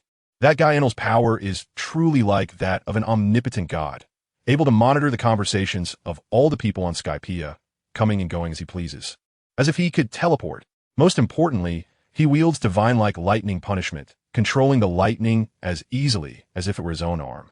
The power of lightning is something you cannot imagine, Gonfuer said with a serious expression. He had passed by and accidentally heard Baize's words, not wanting to see this young man rashly challenge Enel, fearing he might die for challenging a god. It was precisely because he wanted to save this young man that the usually reticent Gonfuer spoke at length, drawing everyone's attention to him. Thank you for your warning. Former god of Skypiea, Gonfuer. However, as I mentioned at the beginning, you do not understand my strength, which leads to your erroneous judgment. Baize smiled at Gonfuer, which made Gonfuer frown even more tightly. Faced with the young man's stubborn attitude, he began to lose his patience. Since you want to go to your death so badly, there's nothing more I can say. I hope you don't involve the ordinary people of Sky Island. After finishing his words, Gonfuer nimbly jumped onto his flying mount, completely ignoring Baize and the others as he left. The onlookers exchanged glances, thinking that this old man was a bit impatient. Cornus was also worried, but seeing Baize and Nami's relaxed expressions eased her concerns a bit. In any case, everyone must be hungry, right? I'll personally cook for you. Cornus shook her head, putting the incident behind her and warmly inviting everyone into her house. Baize watched Gonfuer leave without paying much attention. Although Gonfuer was very fond of the residents of Sky Island, the psychological shadow left by Enel was too deep for him to overlook. He didn't believe that a few of his words could persuade Gonfuer, so he didn't intend to waste his efforts. By the time the final result came out, Gonfuer would understand. Lord Baize, don't just stand outside the door. Coming quickly. Coming. That little brat really drives me crazy. Why is he so resistant to advice?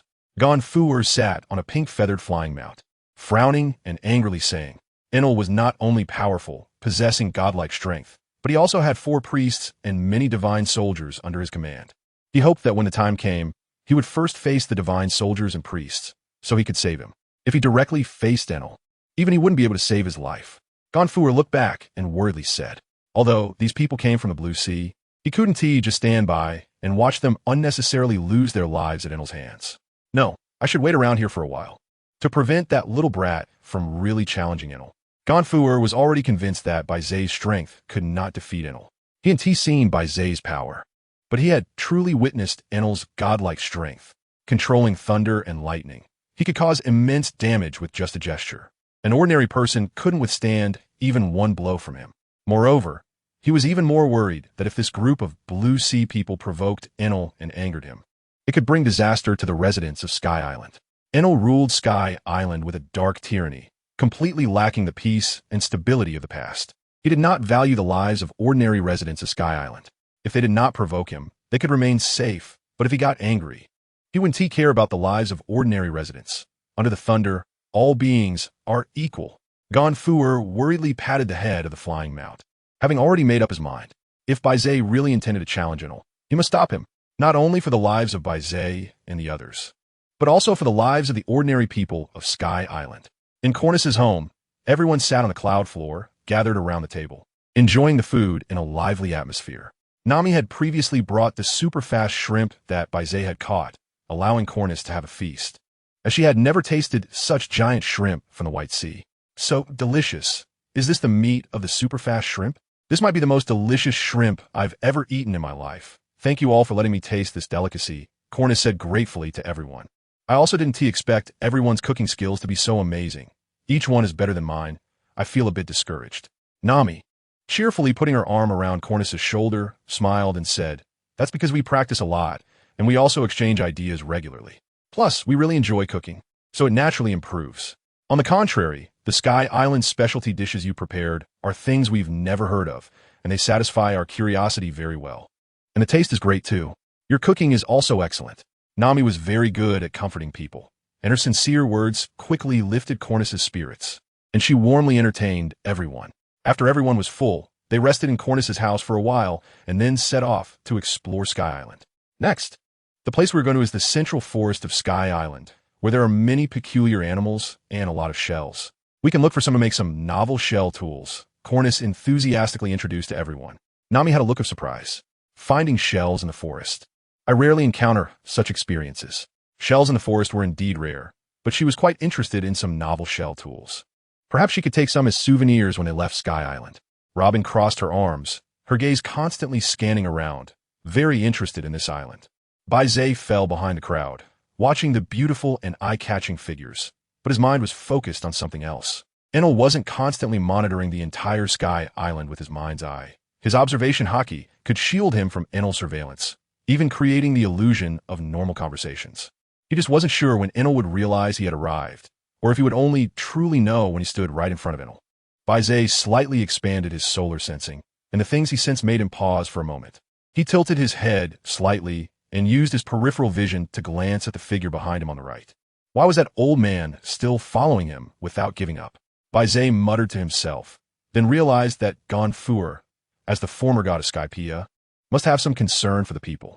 Gonfuer was likely worried that if he rashly went to challenge Enel, it would provoke Enel's anger. Enel, in his fury, might punish other ordinary residents of Skypiea, which was why he had been following him. He planned to stop him when he was about to challenge Enel. After all, in Gonfuer's heart, his own strength was far inferior to Enel's. Although the intention of following was good, Baize was still a bit uncomfortable being tracked. However, mere words wouldn't persuade this old man, so he decided to use a little force.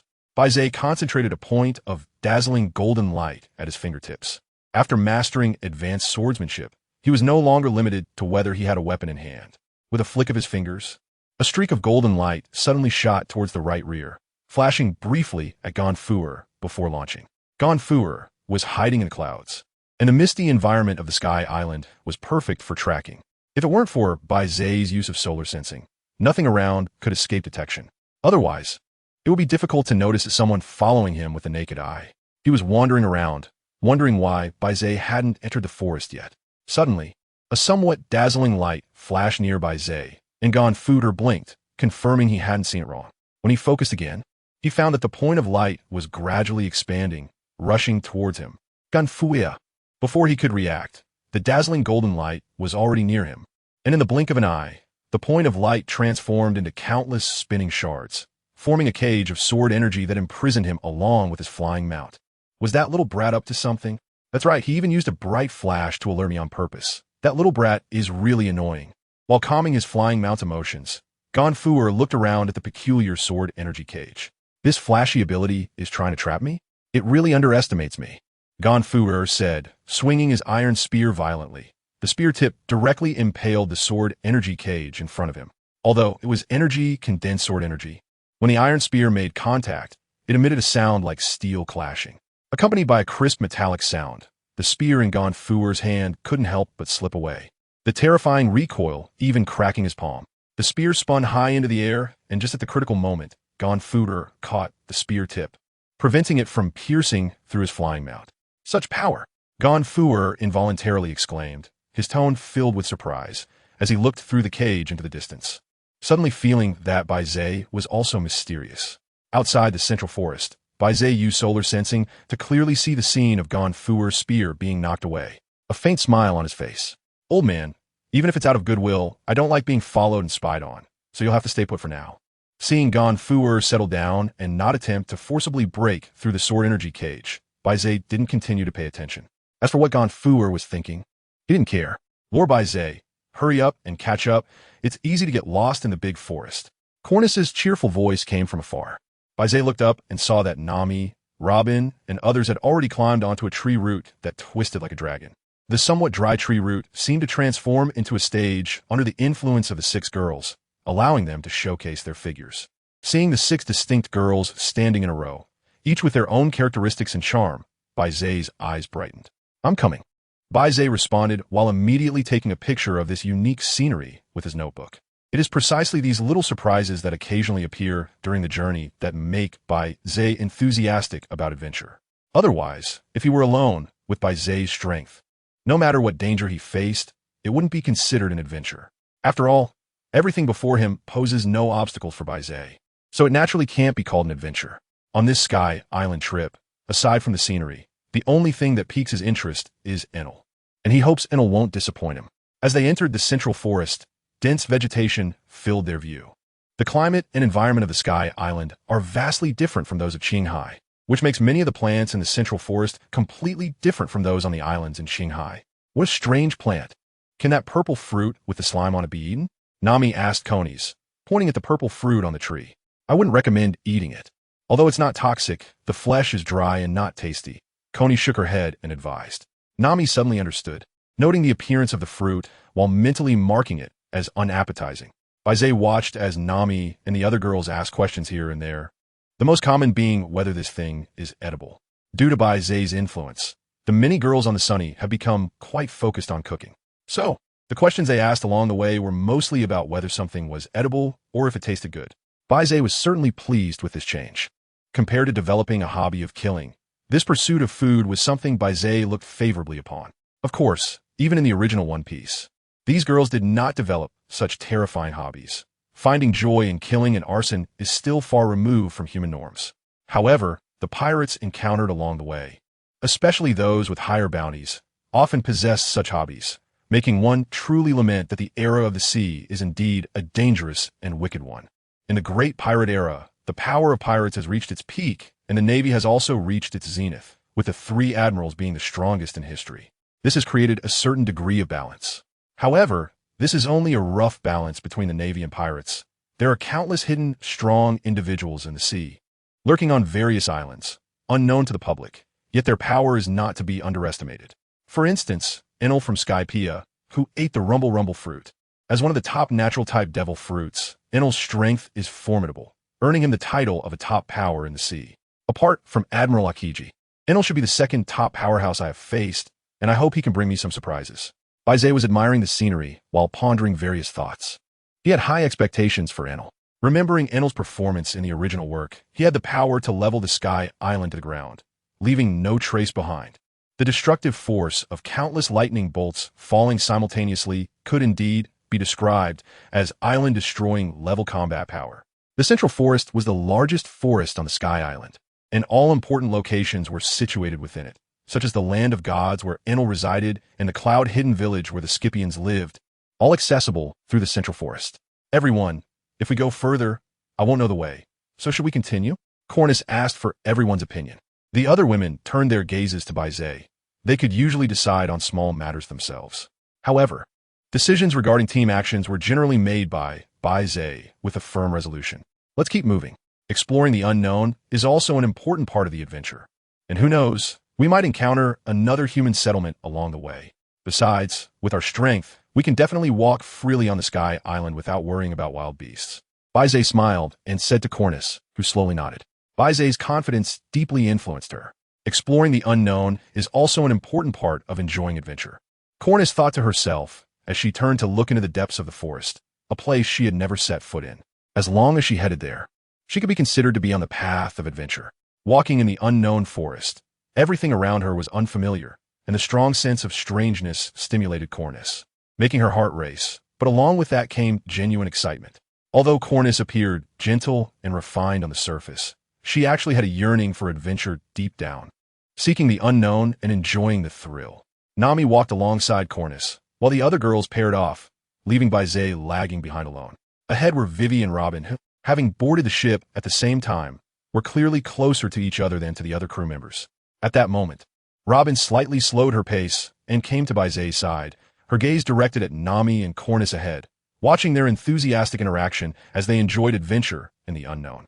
Robin smiled at Baize and ran her fingers through her somewhat messy hair. "Did you know all along that Cornus had a yearning for adventure?" Robin asked Baize curiously. After all, Cornus wasn't the only one who had a diary, so how could Baize understand her so well? "If I said it was a coincidence, would you believe me?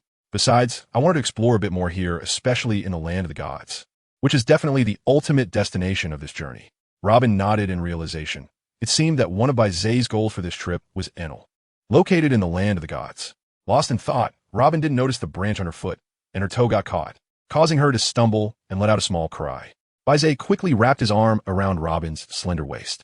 Robin's waist truly was as described, hardly enough to be grasped in one hand. "Thank you, Baize," Robin said with a smile. And then she turned to her companions who looked back at her due to her shout, offering an apologetic smile. When walking in the forest, one must still pay attention to their feet. Baize wrapped his arms around Robin's waist and led her forward. Robin was taken aback for a moment, but then smiled, not breaking the moment, allowing Baize to hold her. "Is the historical text you mentioned earlier located in the land of the gods?" Robin inquired with curiosity. Although she had browsed through books in Cornus's home, she had not found the answer. Hearing Robin's question, the girls walking ahead also slowed down, wanted to hear Baize's explanation clearly. Yes, the land of the gods is actually composed of Angel Island and Apaya Island. Angel Island is where the ordinary residents of the Sky Island, like Cornus, live, while Apaya Island, known as the Holy Land, is where Enel resides. In fact, Apaya Island was part of Gaia Island, which was struck by a massive sea current 400 years ago. The residents of the Sky Island have never seen real land. So this part of Apaya Island, which carries the land of Gaia Island, is revered as a holy place by the Sky Island residents. They also renamed Apaya Island to the Island of the Gods and expelled the indigenous Sandia people from Apaya Island. This is the origin of the long-standing territorial dispute between the Sandia people and the Sky Island people. Cornus, walking at the front, showed surprise, not expecting Baize to be so knowledgeable about the history of the Sky Island, as if he were a historian of the Sky Island. The historical text is located in the land of gold, Shandora, which is indeed on Apaya Island. So our destination this time is the Island of the Gods, which is Apaya Island. After Baize finished speaking, he looked at Conies, who had already stopped and turned to face him, along with the other girls. They were all very interested in the historical evolution of the Sky Island. "So, Conies, are you interested in going to Apayado Island to see the traces of historical evolution? To see the legendary land of gold, to ring the legendary golden bell, the sound of which is considered by the Sky Island residents to be the voice of the gods?" Listening to Baize's increasingly passionate words, Conies couldn't help but feel excited to witness the historical evolution of the Sky Island over the past 400 years. To witness the golden bell sound, passed down through generations by the Sky Island residents, as the voice of the gods. "I want to," Conies said with an equally excited tone, and the other girls echoed her sentiments. Robin's eyes sparkled with anticipation and curiosity about the historical texts. She was filled with excitement about the historical evolution of the Sky Island over the past 400 years. Robin was already deeply fascinated by history, and just hearing Baize briefly talk about the Sky Island's development over the past 400 years had stirred her emotions. Not to mention the prospect of personally investigating and witnessing this piece of history. "Having Baize come on board is definitely the best decision I've made," Robin said with a hint of excitement, eager to head to the land of the gods, to see the legendary land of gold, and if given the chance, to ring the golden bell herself. "Then let's go, heading towards the Island of the Gods." Baize pointed in a direction where there was an extremely powerful life force sensed by the sun. Undoubtedly, this life force belonged to the strongest person on the current Sky Island, God Enel. As Baize and others walked through the forest towards God's Island, Enel was sitting on a chair, surrounded by his 4 divine officers representing joy, anger, sorrow, and happiness, each with unique and bizarre forms. Enel was very dissatisfied with the progress of the ark's construction. Leaning back in his chair, Enel's robust figure was fully displayed before everyone, his sharp and strong physique showcasing his status as a god. He wore a white headscarf, and behind him was a drum surrounded by 3 hook-shaped jewels. His wrists were adorned with golden bangles. The most eye-catching feature was, of course, Enel's extremely long earlobes that hung down to his chest, decorated with golden ornaments, giving him an imposing presence. Coupled with his unusually long earlobes, he exuded a divine aura distinct from ordinary beings. Hearing Enel's voice, the 4 divine officers below displayed different reactions, but none of them spoke at that moment. Use all means to speed up the progress. The day the arc is completed will be the day the prophecy is fulfilled.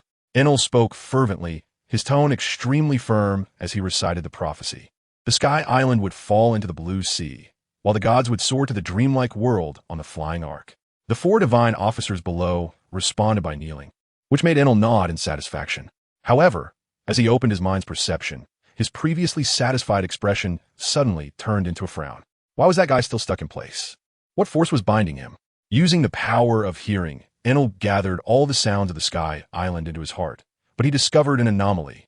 As the former god of Sky Island, the Sky Knight Gonfor was someone Enel paid close attention to every time he used his mind network. However, Gonfor's current state puzzled him.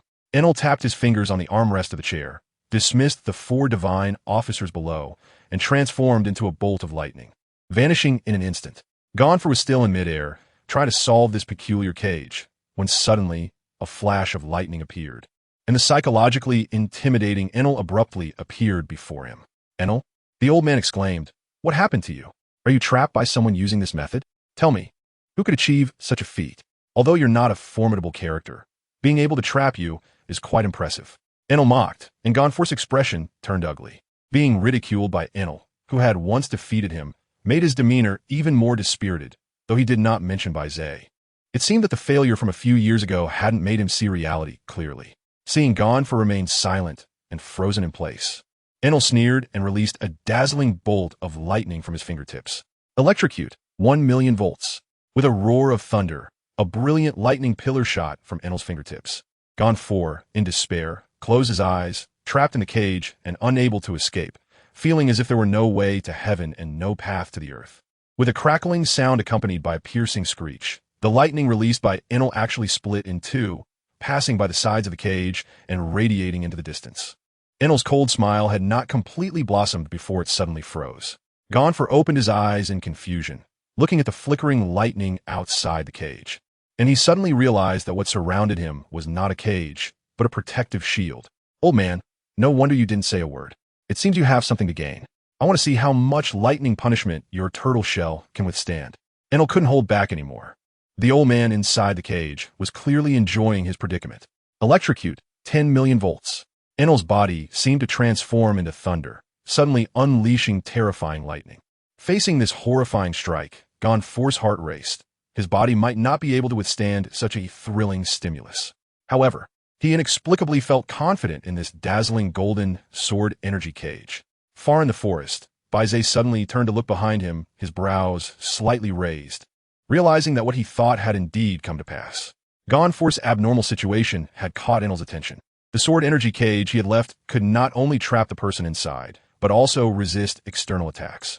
However, the remaining power of the blazing sun was not much, and the intensity of the attacks it could withstand was also insufficient. It seemed that the external attack had triggered the shield and consumed a portion of the blazing sun's power, indicating that the attack's intensity was quite high. Next, Enel would have to truly go all out. Even if the sword energy cage could withstand it, it would have to shatter. It was time to return. Although he was being followed, that old man wasn't entirely bad at heart. Baize explained to the girls, and they kindly agreed to let Baize go save Gonfor. Only Cornice did not have a clear understanding of Baize's abilities, her face filled with worry.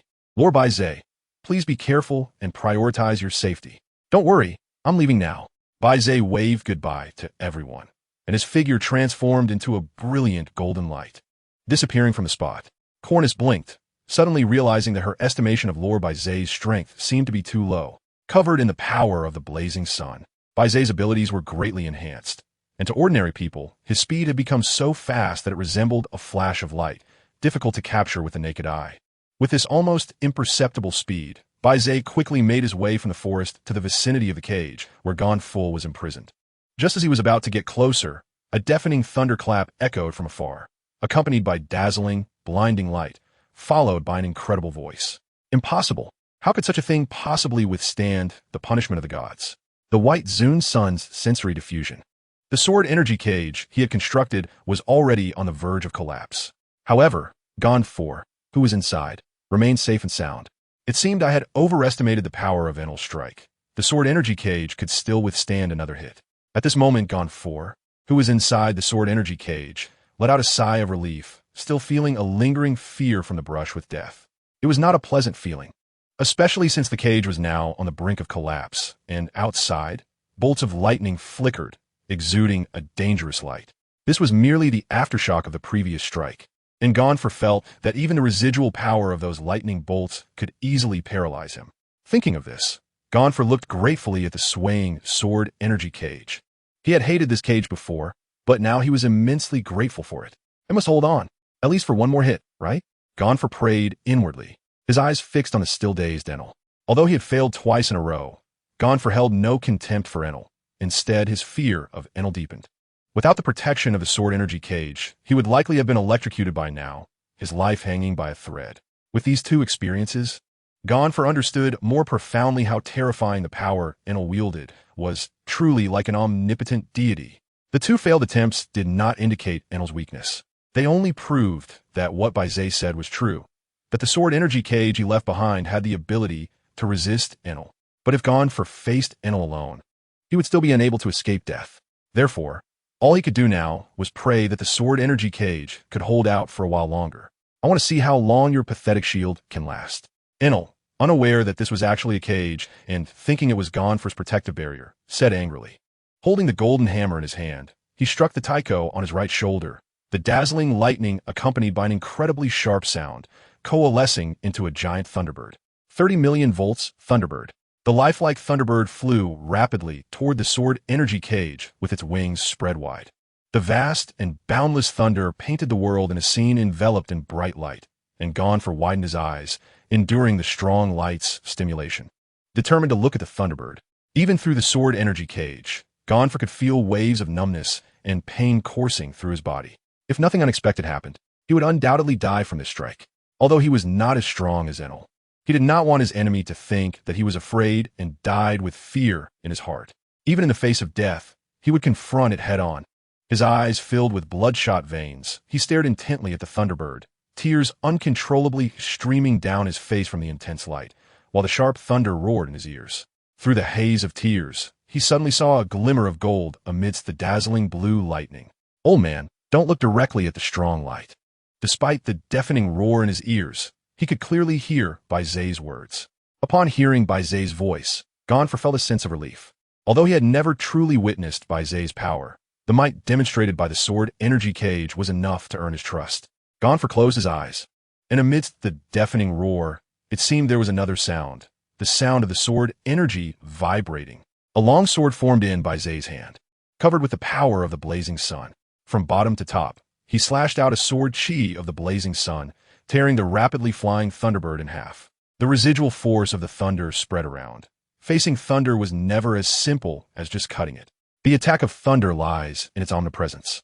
Even if the Thunderbird was cut in half, it could not completely erase the might of the thunder. The Thunderbird was severed by Baize's sword, and the dispersed thunder indiscriminately attacked everything around. The power of the blazing sun enveloped his body, a faint golden light resisting the omnipresent thunder snakes. When the thunder snakes touched the golden light, it was as if heavenly thunder stirred the earth as fire, erupting in dazzling bursts of light. Thus, Baize was surrounded by golden light, his whole body crackling with thunder, strong light flickering continuously as he met Enel for the first time. Floating in the air, Enel looked at the suddenly appearing Baize and the stunning sword chi strike that effortlessly tore the Thunderbird in half. He glanced behind Baize, seeing Gonfor's unharmed figure, along with the sword chi cage that, though wobbling, still stubbornly held its ground. So it was you who created that old guy's protective shield. I thought he could never have such ability. Enel dug at his ear with a finger, seemingly unable to endure the roar of thunder, speaking in a lazy tone. However, Enel was particularly furious inside. Time and again, his punishment of Gonfor was being erased. This made Enel, who always regarded himself as a deity, feel greatly insulted. The dignity of a deity was repeatedly undermined by this suddenly appearing guy. As for the origin of the sword chi cage, there was some misunderstanding. It may not be as you understand it. It is not protection, but confinement, Baize explained with a smile, casually swinging his long knife to dispel the remaining thunder around him. Then, he slashed behind him, sending Gonfur along with a sword aura into the distance. Trapped in a sword aura cage. The strength of the sword aura cage would not withstand Gonfur's close observation of the battlefield. It doesn't matter. Are you ready to endure the wrath of the gods? Enel spoke in a relaxed tone, revealing a disdainful and arrogant smile. I don't know where your confidence comes from, considering yourself a god. Perhaps it's because in this small area of Sky Island, you have nurtured such arrogance in your mindset. Baize shattered the long knife in his hand into fragments, transforming them into pieces of armor that adhered to his body, ultimately forming a set of armor that significantly enhanced his defensive capabilities and resisted elemental attacks. If you take a walk in Qinghai, you will find many people as powerful as you, not to mention that there are definitely not just a few. If someone of your caliber can be called a deity, then deities would be too cheap. Baize expressed this fact without any contempt, yet it only made Enel angrier. Are you implying that I'm short-sighted? He retorted. No, I'm just stating a fact. Enel ground his teeth in frustration. It was a perfectly ordinary statement, but when it came from Baize's mouth, it inexplicably felt infuriating. Fine then, let me see where your so-called confidence comes from. Just then, Baize finally assembled his full armor, transforming into a streak of golden light and instantly appearing in front of Enel. With his ability to resist physical attacks, Enel was not afraid of Baize's sudden appearance. In fact, he was somewhat curious to see Baize's astonished expression when he realized his attack was ineffective. Any attack against me is useless. Mortal attacks are completely ineffective against deities. Enel boasted arrogantly, watching Baize's sudden appearance without making any attempt to block or evade. Even without elementalization, Baize's attacks could not harm him at all. Stupid mortals always have to face the facts to understand how foolish they were before. Enel continued to laugh heartily, mocking Baize's overestimation of himself. However, in the next instant, a hand gripped his neck tightly, abruptly cutting off his laughter and leaving only heavy gasps for breath. How is this possible? Baize's fingertips were enveloped in the most advanced armament haki, effortlessly capturing an unprepared Logia-type devil fruit user. Nothing is impossible. Just like I mentioned to you before, in the Qinghai, there are indeed more powerful beings like you and me, and they can't even be counted on two hands. Baize looked at Enelu with disbelief and explained to him with a smile. Although the Logia-type devil fruit you have consumed is extremely rare, it is not unique. Besides thunder, I can easily name more than 3 others, such as frost, light, and lava. There are indeed ways to deal with Logia-type devil fruit users. The only method is the use of armament haki, which is quite common in the Qinghai. In fact, there is a country where everyone has mastered armament haki. With advanced armament haki, one can grasp the physical body of a Logia-type devil fruit user. Do you understand what I mean? This plain question echoed in Enelu's ears, deeply engraved in his heart. Although Baize spoke to Enelu in an explanatory tone, his words implied that Enelu was narrow-minded. Enelu felt a terrifying power coming from his neck. His eyes widened as he stared intensely at Baize. His whole body was radiating dazzling lightning, and his long-held pride made it impossible for him to accept failure. 100 million volts, Enelu hoarsely shouted, struggling as he unleashed an incredibly bright lightning. Before he could fully unleash it, Baize suddenly sank down, using his arm to forcefully thrust Enelu, who was in mid-air, down into the forest below. Since you won't be obedient, then I'll make you be. Boom. The entity captured by Baize was Enel's neck, which was forcefully struck against the big tree, causing intense pain that made Enel's eyes widen suddenly. Crack! It was unclear whether it was the sound of the tree trunk breaking or the sound of Enel's neck bone shattering. With this blow, Enel's 100 million volt attack was completely interrupted. Enel's body emitted a faint lightning glow, but amidst the flickering lightning, blood flowed from the corner of his mouth. Could it be that even a deity bleeds? Baize looked at the bloodstains at Enel's mouth and said with some disappointment. To be honest, he had high expectations for Enel before, but in the actual battle, he was far inferior to the equally top-tier Akiji. Although his strength had made significant progress compared to when he fought Akiji, it was still not enough, especially since he hadn't even used his true abilities. Enel, despite possessing a top-tier devil fruit power, still had some shortcomings compared to the Marine Admirals. Although he mastered the characteristic heartnet and had an extraordinary level of observation hockey, he fell short in other aspects.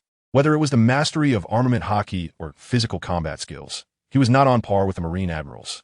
Enel opened his mouth wide, blood filling it, but unable to speak. That last strike had already destroyed his vocal cords. Baize did not release Enel's neck. This time, he was able to catch Enel in one strike due to his arrogance. However, Baize would not let go easily, as he had to consider the other innocent residents of Skypiea. If he were to truly let go and fight, just Enel's lightning could destroy the entire island. This doesn't even take into account Baize's destructive power. Therefore, being able to deal with the god of Skypiea in such a straightforward manner was certainly to Baize's liking. I know you still have many powerful abilities that you haven't used, but that's how battles are. When you're arrogant, you should consider the consequences of that arrogance. Baize exerted more force on his hand and said to Enel with a serious expression, even the top natural-type devil fruit users cannot survive if their physical neck is snapped. So take one last look at the world. Hearing Baize's words, Enel's eyes widened in shock, filled with resentment and unwillingness. His mouth opened as if to say something, but he was unable to speak. Bang! The power pierced through, and his right hand completely smashed through the large tree, which slowly fell with a creaking sound. The sound of the tree crashing down was like a final farewell symphony for Enel, the god of the Sky Island, who thus died in the forest in an unnoticed manner. Looking at Enel's now stiff face, his wide eyes still holding on to resentment and unwillingness, Baize reached out to close his eyes.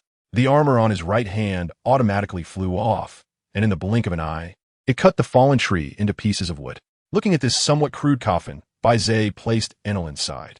Although this coffin was somewhat unworthy of the title of God of the Sky Island, a person's death is like a lamp being extinguished. Baize arrived at Angel Beach with a coffin. Sea burials are a very common funeral rite among pirates. After all, with the sea as the main focus, there isn't much land on the islands for a proper burial. As the currents carried the coffin further away, Baize watched it drift off, feeling emotional. A top-tier powerhouse was quietly sent away by him, and he wondered about the extent of his own strength now. Never mind, he thought. It's better not to take a photo. The diary is filled with memorable pictures, and adding a photo of a coffin would feel a bit strange. Baize put his hands in his pockets and ultimately gave up the idea of taking photos as mementos. Enel has fallen, and his dark reign has ended. Hopefully, Sky Island can have a better development. Baize murmured to himself.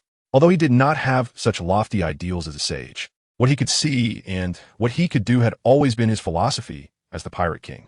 With his ideals achieved and his thoughts clear, his mood became much lighter. Baize picked up his pace and headed towards the place where Nami and the others were staying. Fighting Enel did not bring him the excitement he had expected. He would rather go spend time with his lovely crew. Baize was walking halfway and felt like he had forgotten something. After dealing with Enel, is there anything else I need to pay attention to in the Sky Island? Baize mumbled to himself, but the feeling of forgetting to do something always lingered in his mind.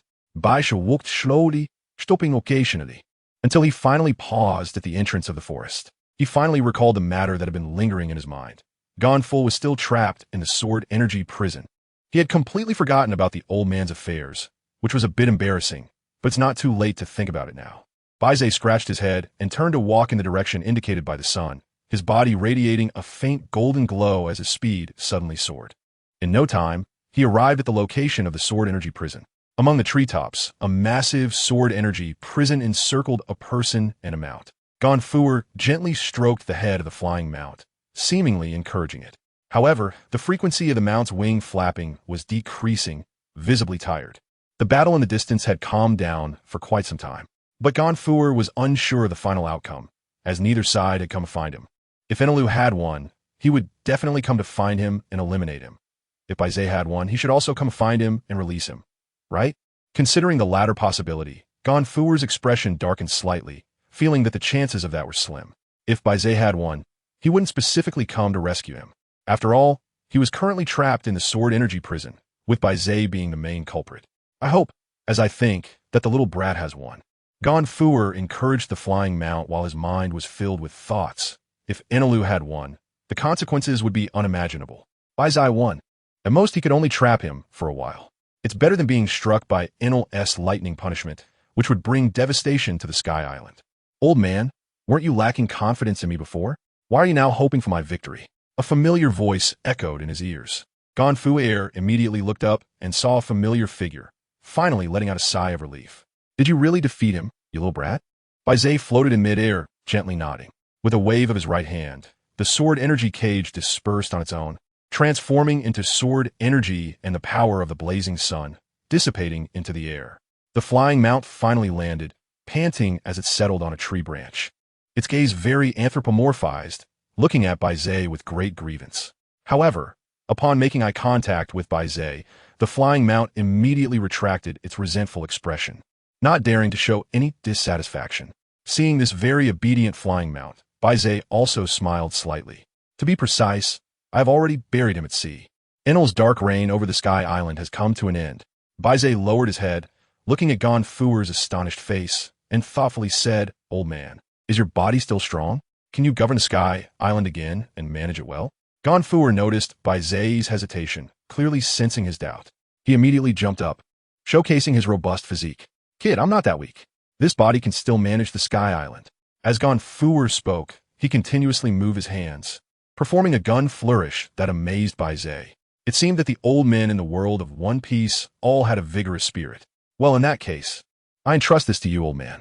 After all, managing an island requires a lot of effort, especially after it has been under dark rule." Baize waved his hand at Gonfuer, and his figure transformed into a beam of light, disappearing from spot. Gonfuer, who was still showing off his gun tricks, looked up at Baize's words, only to see the distant flicker of light. Baize's figure had long since vanished. This little ghost really doesn't respect the elderly at all, but the entire Sky Island should indeed be grateful to him. Gonfuer thought as he looked at the place where the light had disappeared, speaking sincerely. In the forest, at the spot where they had previously separated from Baize, Nami and the others were sitting on a tree trunk, chatting idly. Although it looked like everyone was participating, creating a lively scene. Any discerning eye could see that the girls' minds were not on the conversation. They were somewhat distracted, as if waiting for someone. Nami, feeling a bit bored, played with the recording pointer on her wrist. Noticing the atmosphere suddenly grow quiet, she asked, "By the way, it seems like it's been a while since the thunder and lightning appeared. The battle should be over, right?" Nokigai plucked a plant and held it to her nose, sniffing it gently, her brows slightly furrowing as she responded to Nami's question. "It should be, but why hasn't Baize come back yet?" The two exchanged questions and answers, not considering the possibility of Baize being defeated at all, which puzzled Cornus.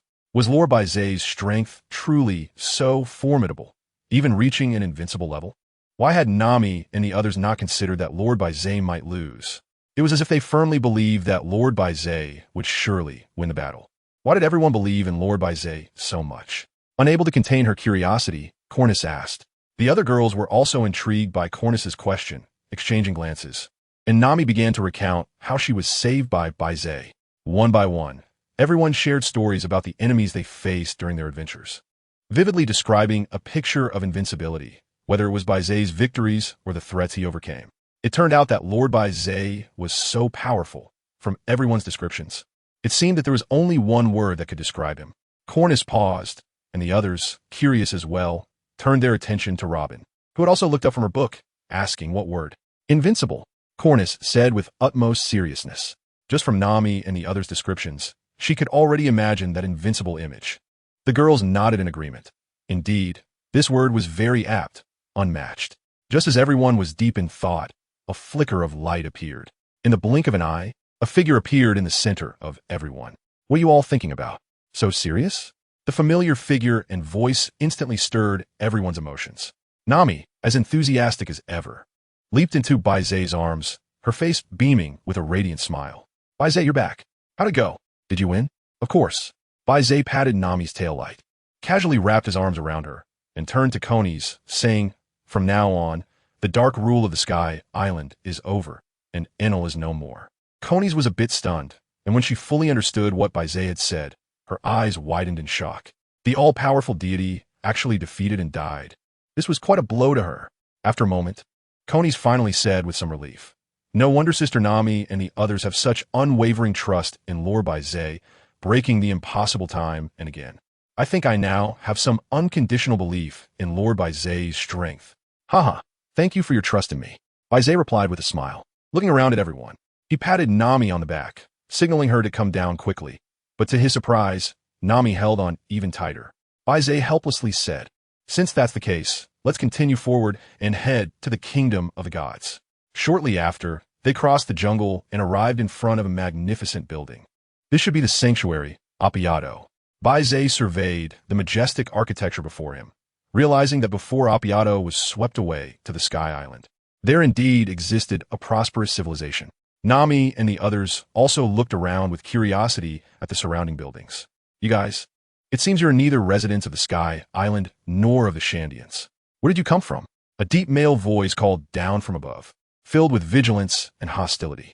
We come from Qinghai. Your boss, Enel, has already been defeated. How about skipping the fighting and surrendering directly? Baize smiled and said to the man above, unexpectedly provoking his anger with that one sentence. The man immediately called over others, intending to take Baize down. Robin looked at the large group of people that suddenly appeared, casting a somewhat helpless glance at Baize, without substantial evidence. How could these people easily believe just your word? However, despite her helplessness, Robin was not overly worried. The enhancement of her strength ultimately gave her the confidence to remain calm. The newcomers did not come with good intentions. Baize looked at a large group of fierce and intimidating people and sighed, but he didn't seem to take them seriously. Robin leaned over with his arms crossed and quietly said to Baize, "We are the ones who have arrived. It doesn't matter, you will make your move." Baize rubbed Nami's tail light, making her blush and jump down from him. "These guys, I'll leave them to you to handle. The results of your training need to be tested in real combat. Robin can sit this one out, but the rest of you must participate." Upon hearing Baize's words, Nami became serious. As for Baize's special allowance for Robin to not participate, Nami and the others had no objections. After all, the scene they witnessed in the Alabasta Desert had scared them out of wanting to spar with Robin. If Robin went all out, there wouldn't be enough people for her to fight. Watching Baize and the others act so nonchalantly, the rushing priests and divine soldiers couldn't help but shout and charge forward. Nami and the others met them head-on, and a great battle was about to erupt. Baize held Connie's hand and led Robin away from the battlefield, observing the fight with a scrutinizing gaze. The overall performance of the group was quite good, and they were able to hold their own even in the first half of the Grand Line. Baize nodded in satisfaction, and even when faced with real-life combat, they did not show any fear. Their psychological quality was quite good. After all, they were trained by you. Robin said to Baize, while Connie's, with her hands tightly clenched, looked nervously at the battle on the field. Hearing the conversation between Baize and Robin, she curiously glanced over. "Lord Baize, Sister Robin, aren't you worried about Sister Nami and the others?" "Don't worry, with Baize here, he can control any situation," Robin explained with a smile. "Why is it that Lord Baize specifically allows Sister Robin not to participate? Is it because Sister Robin isn't suited for the current battle?" Connie's asked curiously. In her impression, Robin was always the image of a scholar, constantly holding books. Moreover, Robin was the only one who had asked her for books related to the Sky Island, because once she makes a move, the others won't have a chance to act. Baize smiled and explained to Cornus that Robin's strength was far superior to others. "No way. Sister Robin doesn't look like someone who would fight at all," Cornus instinctively said, but quickly realized she had said the wrong thing and looked at Robin with some apology. "It's fine. What Baize said is also true," Robin said calmly as she brushed her hair. Cornus looked at Robin curiously. She had a scholarly demeanor that was completely different from the fighting Nami and others in the arena. By the time Cornus came to her senses, the battle had already ended, and Nami and the others returned unscathed. "How did our training pay off during this time?" Nami was the first to ask Baize, and the others looked at him with curiosity as well. "Great. Your fighting mentality is also very good. You were able to decisively and efficiently deal with the enemies." Seeing the eager expressions of everyone seeking recognition, Baize certainly wouldn't hold back his praise. "Given your performance in this battle, all training will be paused before leaving Sky Island, as a reward for you." "Awesome." Nami cheered and jumped up. Even the usually quiet Robin showed a smile. Although Baize's training was very effective and led to improvements in strength, it was indeed exhausting. "Let's go check out the Land of Gold."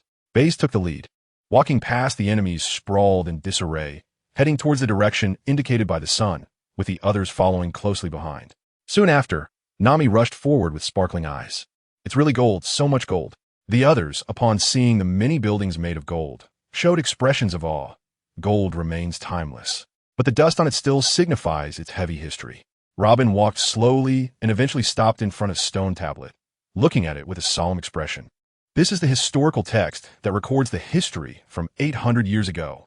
Robin raised her hand to touch it, feeling an overwhelming excitement. Although she had already obtained a rubbing of the historical text from the Alabasta royal family, this was brand new and held extraordinary significance for her. Is this the historical text that Sister Robin has been pursuing? What is written on it? I can't understand. Cornus leaned over and, seeing the stone tablet filled with text, felt a bit dizzy. Baize patted Cornus's shoulder, signaling her to keep quiet. Cornus turned around and saw Robin staring intently at the stone tablet, understanding the situation, and carefully covered her mouth. One of the 3 ancient weapons, named after the god, the Sea King Poseidon, is located on Mermaid Island. Robin softly interpreted the content of the stone tablet, her brows slightly furrowing. Her ideal was to seek the truth of history, not ancient weapons, and the content of this stone tablet left her somewhat disappointed. Robin, come and take a look here. Baize called Robin over and pointed to the side of the stone tablet. Curious, Robin walked over and saw a line of text that seemed to be newly carved, different from the writing on the front of the stone tablet. I came to this place to guide this text to the final destination. Robin looked at Baize with some confusion, and Baize smiled as he explained. This is a message left by the pirate king, Roger. The general meaning is that all historical texts must be connected to form a complete record of the blank 100 years of history, and then find the answers about the blank 100 years at the final destination. The girls exclaimed, "The pirate king, Roger." They never expected to find a message from the famous pirate king on the Sky Island. "The pirate king, Roger?"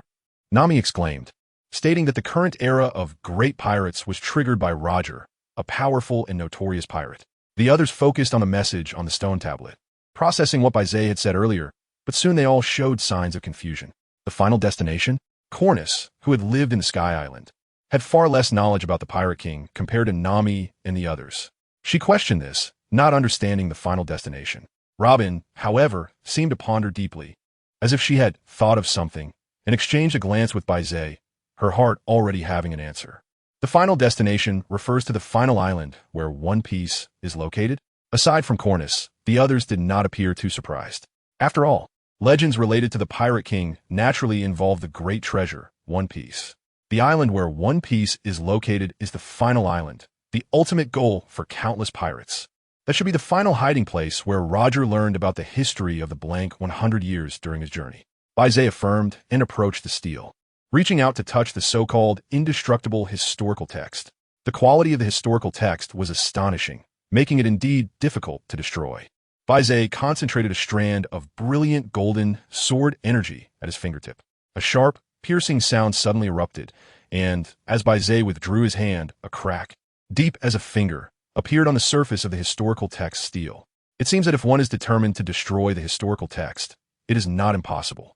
Baize muttered to himself, and everyone came back to their senses, looking at the traces left by Baize without much surprise. "Let's stay here for a while," Robin said, "and make rubbings of the historical text to preserve them, so that when we need them later, we won't have to rely solely on memory to recall." Baize said to everyone, and Robin gently nodded, taking out tools from her backpack to carefully make rubbings of the historical text for future research. The others then dispersed to explore the remaining areas. Especially Nami, who was utterly captivated by the golden buildings, couldn't keep her hands off them. She touched this and that, wishing she could take all the gold away. Baize leaped to the top of the golden bell, taking advantage of the height of the Sky Island to bask in the strong sunlight. Half sitting on the gold, Baize spread his arms wide, striking a pose of praising the sun. The concept of the great sun visualization is indeed profound, and progress has been minimal so far. In the original world, it should belong to the highest level of cultivation methods, with practice measured in thousands or even tens of thousands of years. If one wants to comprehend the great sun visualization again, it seems they will have to start from the diary. Baize took out his diary and speculated that to obtain the special rewards from the unique mechanism of the diary, one must have a significant impact on the world. The last time he received a special reward was thanks to Noki Gao's efforts. However, Baize thought that there shouldn't be only one way to obtain such rewards. If one could only rely on female characters to create a significant impact, it would be too thin.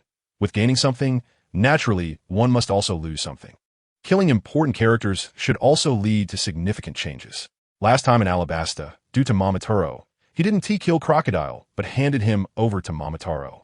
This time, facing Enel alone, Baize didn't hold back and seized the opportunity to strike down the enemy in one blow.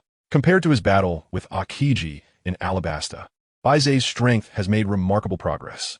Not only have both of his hockey types reached the top level, but his swordsmanship has also reached the pinnacle, climbing to the peak of the Pirate King world in terms of skills. When he bid farewell to Aokiji, he said he could handle one opponent easily, but two would be somewhat challenging. Now, Baize can confidently say that he can kill one top-tier combatant effortlessly and take on two top-tier combatants just as easily. Under full effort, he can fight and kill two top-tier combatants. For the top powers of the sea, killing and defeating are two different concepts. And with his current strength, in a one-on-one situation, even the top powers of the sea would be quickly killed by him. After both hockey types and swordsmanship reached the top, the rewards turned into physical or mental enhancements. Occasionally, rare treasures from the Pirate King world would appear, such as long-lost famous swords or exquisite wines with lost brewing techniques. However, these do not significantly help improve my strength. Baize looked at his palm, where he had recently crushed a top powerhouse of the sea. Enel could definitely be considered a significant character, and his defeat should have some impact. He wondered if it would be enough to trigger a special reward. Baize is somewhat looking forward to tomorrow's diary rewards. This time on the Sky Island journey, Enel's performance disappointed him. However, with Enel's death, he hopes to be surprised. Baize, the imprint is complete. Do you want to come down and take a look? Robin shouted under the golden bell. No need. You should go have some fun too. There's plenty to see around here. Watching Robin finish packing her tools and follow Nami and others to explore nearby, Baize opened his diary. The historical texts recorded events that reminded him of the must-visit islands in the future. He obtained the historical text, which documented the Sea King Poseidon, one of the three ancient weapons. To be named after a deity truly lives up to the title of the three ancient weapons. The ability of Sea King Poseidon is to command sea kings. Simply comparing the three ancient weapons, currently, the Underworld King Pluto, Sea King Poseidon, and Sky King Uranus. The Underworld King Pluto can obliterate an island in one strike, showcasing extraordinary power. Moreover, due to its battleship nature, it has replicability, which is the true terror of Underworld King Pluto. This means it can mass-produce weapons that surpass the destructive power of top-tier sea warriors. Of course, although Underworld King Pluto is a battleship, the manufacturing difficulty should be extremely high. Otherwise, the high-tech kingdom from 800 years ago wouldn't have been defeated. After all, with the terrifying destructive power of Underworld King Pluto, even through military force, it could suppress the entire world. In comparison to the top-tier warriors of today's era, their destructive power pales in comparison to that of Underworld King Pluto. Except for top natural-type devil fruit users who can flatten an island, other top warriors cannot obliterate an island in an instant. Sea King Poseidon can command sea kings, which may seem insignificant, but in reality, it is even more terrifying than Underworld King Pluto. Those sea kings over 5,000 meters long usually hide in the deep sea, making them hard for humans to see. However, if they were to attack an island, the destruction caused by sea kings over 5,000 meters would likely exceed that of Underworld King Pluto. Moreover, there are not just one or two sea kings over 5,000 meters, but a whole group. A large group of sea kings comparable in size to islands. If they were to intervene in human wars, the destruction would be unimaginable by today's humans. As for Sky King Uranus, the situation is unclear, but it seems to be a terrifying weapon capable of striking from high altitudes. When the time comes to visit Fishman Island, he will witness the power of Sea King Poseidon, the power that can destroy the world, and the Fishman Princess Shirahoshi. This power, named after deities, feels like it transcends the limits of this world. The Underworld King is still in a more distant new world, and Sky King Uranus is nowhere to be found. The only one he can explore is Sea King Poseidon, hoping that the power within Shirahoshi can bring him some surprises, to see if it is the limit of this world or transcends the limits of this world. However, Shirahoshi is currently not capable of mastering the power of the Sea Kings, which is somewhat frustrating. Otherwise, he might as well focus on the Underworld King. In the distance, Robin stands in front of a peculiar golden building, her eyes filled with a sense of exploration, when she suddenly sees the platinum diary flashing. Did Baize write something again? Could it be about this historical text? Robin wondered curiously in her heart. She opened the diary, and her pupils slightly constricted. It was a detailed introduction to the second of the three ancient weapons, but the abilities and forms of the Sky King were not revealed. Not even Baize knew. Underworld King Pluto, Sea King Poseidon, just from Baize's descriptions, one can feel their immense power. The Underworld King is located in the New World, but the exact location is not specified. The Sea King is located at Fishman Island, and it turns out to be this generation's Fishman princess, Shirahoshi. The ancient weapon is actually a living being, which surprised me. However, looking at Baize's descriptions, he seems to hold the power of ancient weapons in high regard, even speculating that it could break through the world's limits. So, it seems, even if it is a living being, it doesn't seem too strange. Robin analyzed Baize's diary in her mind. Although she didn't have a strong interest in the ancient weapons, she was very interested in Baize. Understanding more about what Baize cares about deepens her understanding of him. Far beneath the sea, 10,000 meters down in Fishman Island, inside the royal palace, there's a peculiar tall tower, the door of which is covered in weapons, as if it is under constant attack. This tower is the hard-shell tower where the Fishman princess lives. Because King Dekin IX covets the power of the Fishman princess and desires to marry her. After his unsuccessful courtship, he became enraged and, out of love turned to hate, began to threaten the Fishman princess. As a result, Shirahoshi has been living in the hard-shell tower to avoid Dekin IX's threats for 8 years. Every day was spent in fear, and Shirahoshi's character appeared very weak, often crying and seeming very fragile. However, everything changed with the sudden appearance of the Platinum Diary. Having been trapped in the hard-shell tower and unable to live outside, Shirahoshi yearned for the world outside. However, to avoid worrying her father and brother, she did not recklessly run outside but stayed in the hard-shell tower. She didn't even attend her mother's funeral. But the longer she stayed in the hard-shell tower, the more she longed for the outside world. The appearance of the Platinum Diary suddenly gave Shirahoshi a channel to connect with the outside world. Watching Baize casually record his experiences and insights in the diary, and seeing the beautiful scenery, delicious food, and beautiful people he captured in photos, Shirahoshi felt for the first time that the world was indeed so wonderful. Baixing has more desire and expectation for the colorful world outside the hard-shell tower. Every day, the most important thing for Baixing is to open her diary and read the bits and pieces recorded by Baize. Unknowingly, Baixing's feelings for Baize have changed. From initially seeing Baize as an older brother to now yearning for him to save her and help her break free from the monotonous hard-shell tower to truly enjoy the vibrant world outside. Baixing has placed her hopes and desires for connecting with the outside world on Baize. Today's diary entry made Baixing's heart race, especially when she saw that she was actually the Sea King. Baixing was dumbfounded and completely at a loss. Although she has had special abilities since childhood, her mother warned her not to misuse this power. However, Baixing never expected that she was one of the legendary 3 ancient weapons, the Sea King Poseidon. Baize's diary even mentioned possessing the power to destroy the world. Seeing Baize's interest in her made Baixing's heart leap. Later, when Baize considered that he could not control the power of the Sea King and shifted his focus to the king of the underworld, Baixing finally breathed a sigh of relief. I am actually the Sea King. Baixing's weak and delicate face was filled with entanglement. She vaguely understood why Duke Dekin IX had been so persistent in pursuing her. It was probably because he was attracted to the Sea King power she possessed. The root of her inner turmoil was actually Baize. Before seeing the content of today's diary, Baixing had an immense hope that Baize would come to Mermaid Island to rescue her.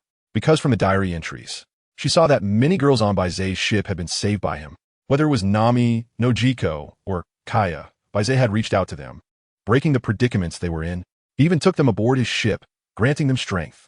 Baixing also yearned for the salvation of Baize, wishing to no longer be alone in this monotonous hard-shell tower. However, seeing Baize's interest in her power, Baixing felt a bit afraid. She didn't know how Baize viewed her abilities or how he would treat her. Would it be like Dekin IX, who desired her power, or something else? It was precisely because of this uncertainty that Baixing felt conflicted. On one hand, she longed for Baize to rescue her. On the other hand, she was somewhat fearful of him, afraid that he only craved her power. However, Baixing then looked at her diary and softly read aloud the last passage from Baize. It's still not enough to master the power of the Sea King. Perhaps it's better to focus on the king of the underworld for now. It seemed that Lord Baize had changed his mind again. Baixing furrowed her brows and tilted her head in thought, realizing that this indeed seemed to be the case. Understanding this matter, she immediately rolled around happily on the bed, holding her diary with a smile on her face, joyfully saying, I can't wait for Lord Baize to come and save me. Unlike the excited Baixing on Mermaid Island, anticipating Baize's rescue on Daughter Island, the pirate Empress Hancock was frowning, deeply impressed by the power of the Sea Kings. The ability to command Sea Kings over 5,000 meters long was indeed extraordinary. Hancock slowly spoke. Daughter Island was located in the calm belt, and she had dealt with sea kings quite a bit.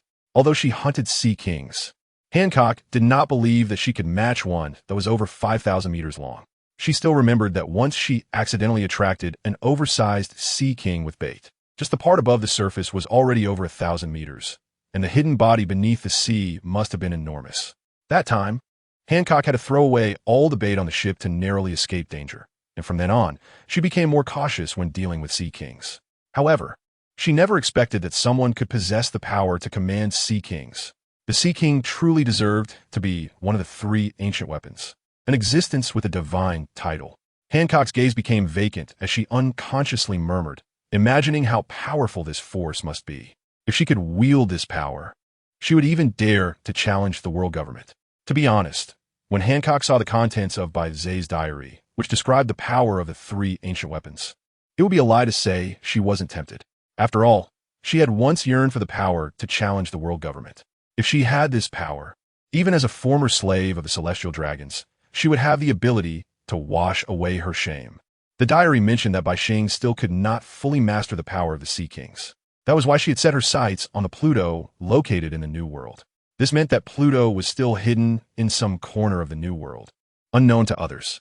Unfortunately, Baize did not mention where exactly Pluto was buried. Otherwise, she would want to go and compete for it.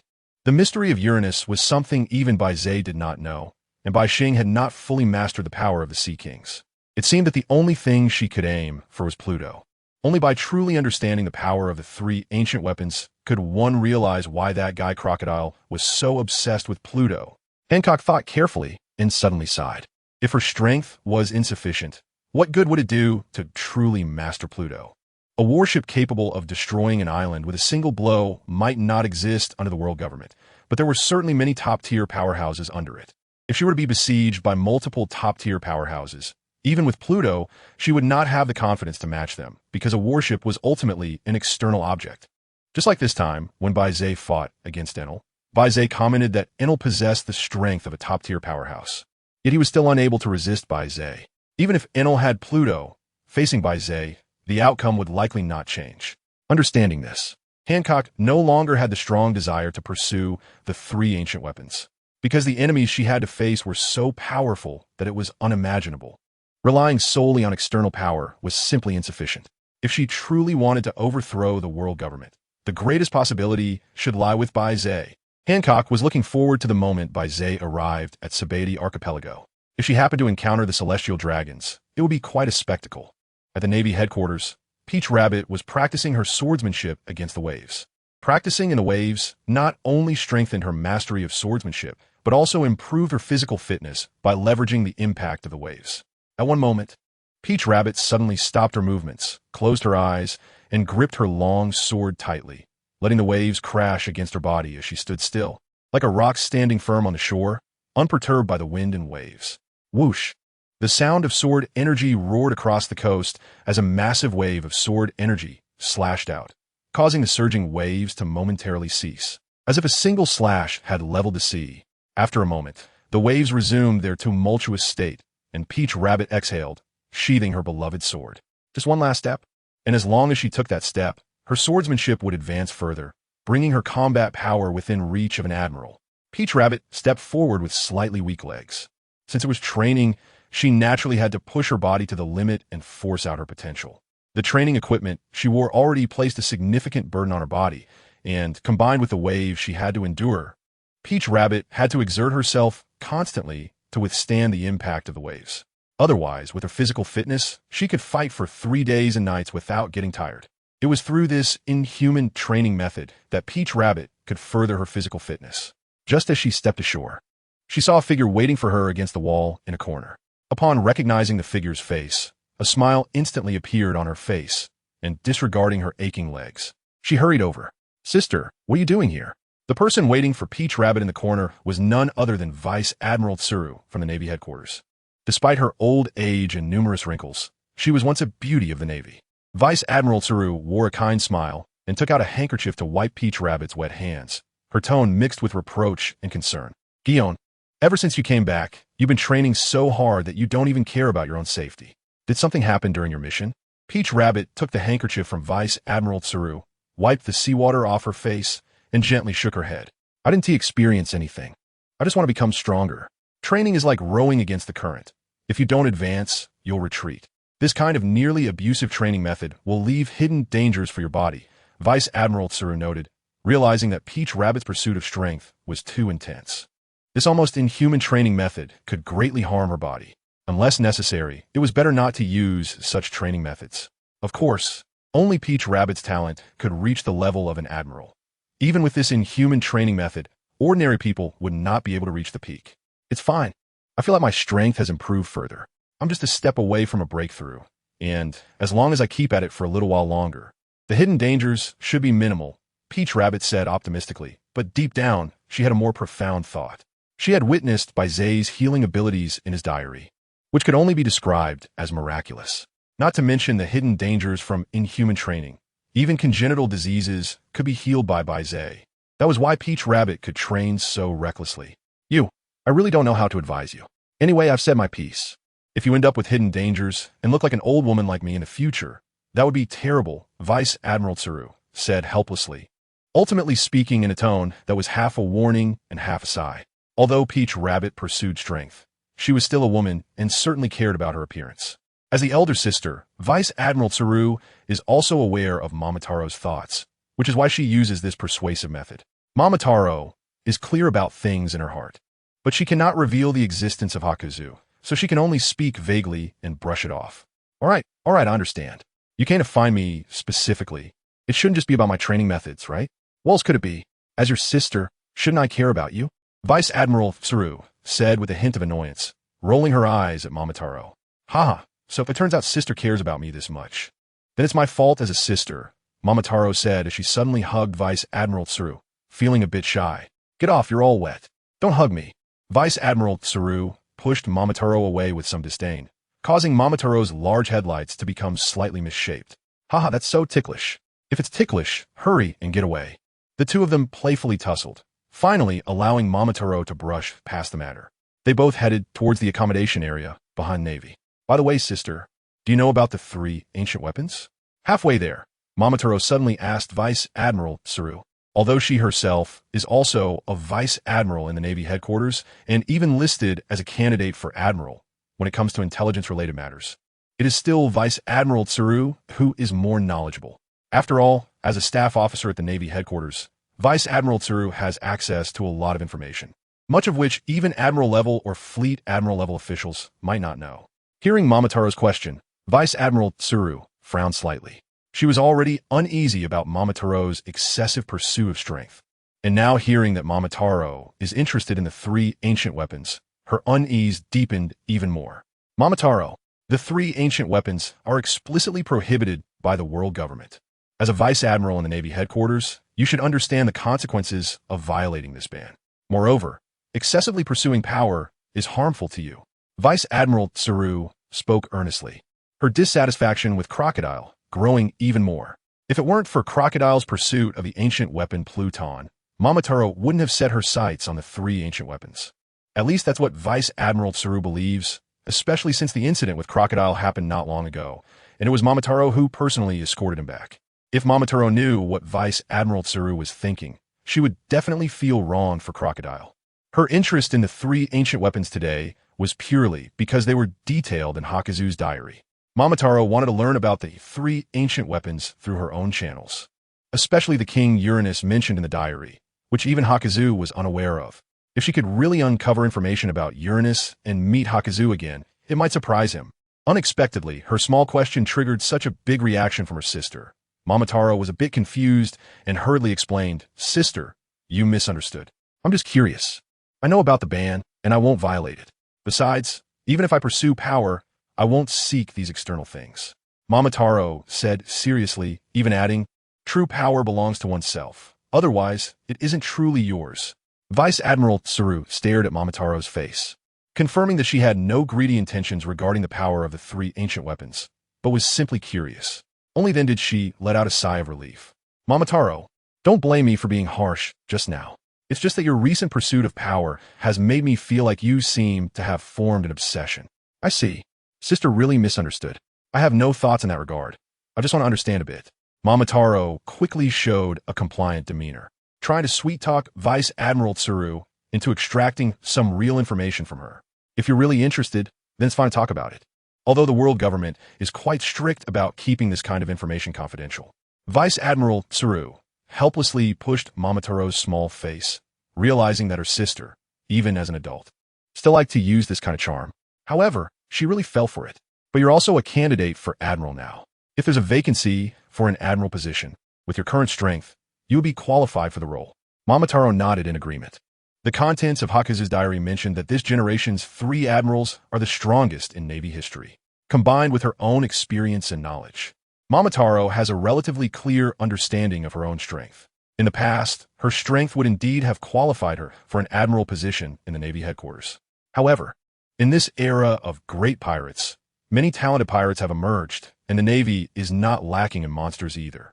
Recalling the strength of the 3 admirals of the Navy headquarters, even someone as strong as Momotaro felt a sense of helplessness when thinking about competing with them. Let's talk about it later. There are too many people on the street. Just as Momotaro was looking forward to Vice Admiral Tsuru's next words, she heard Vice Admiral Tsuru's next sentence and quickly pushed her towards her home. All right, I'm already impatient. Why are you still acting like a child? So impatient. First, tell me what you know about the ancient weapons. Vice Admiral Tsuru didn't start explaining immediately, but instead asked Momotaro what she knew.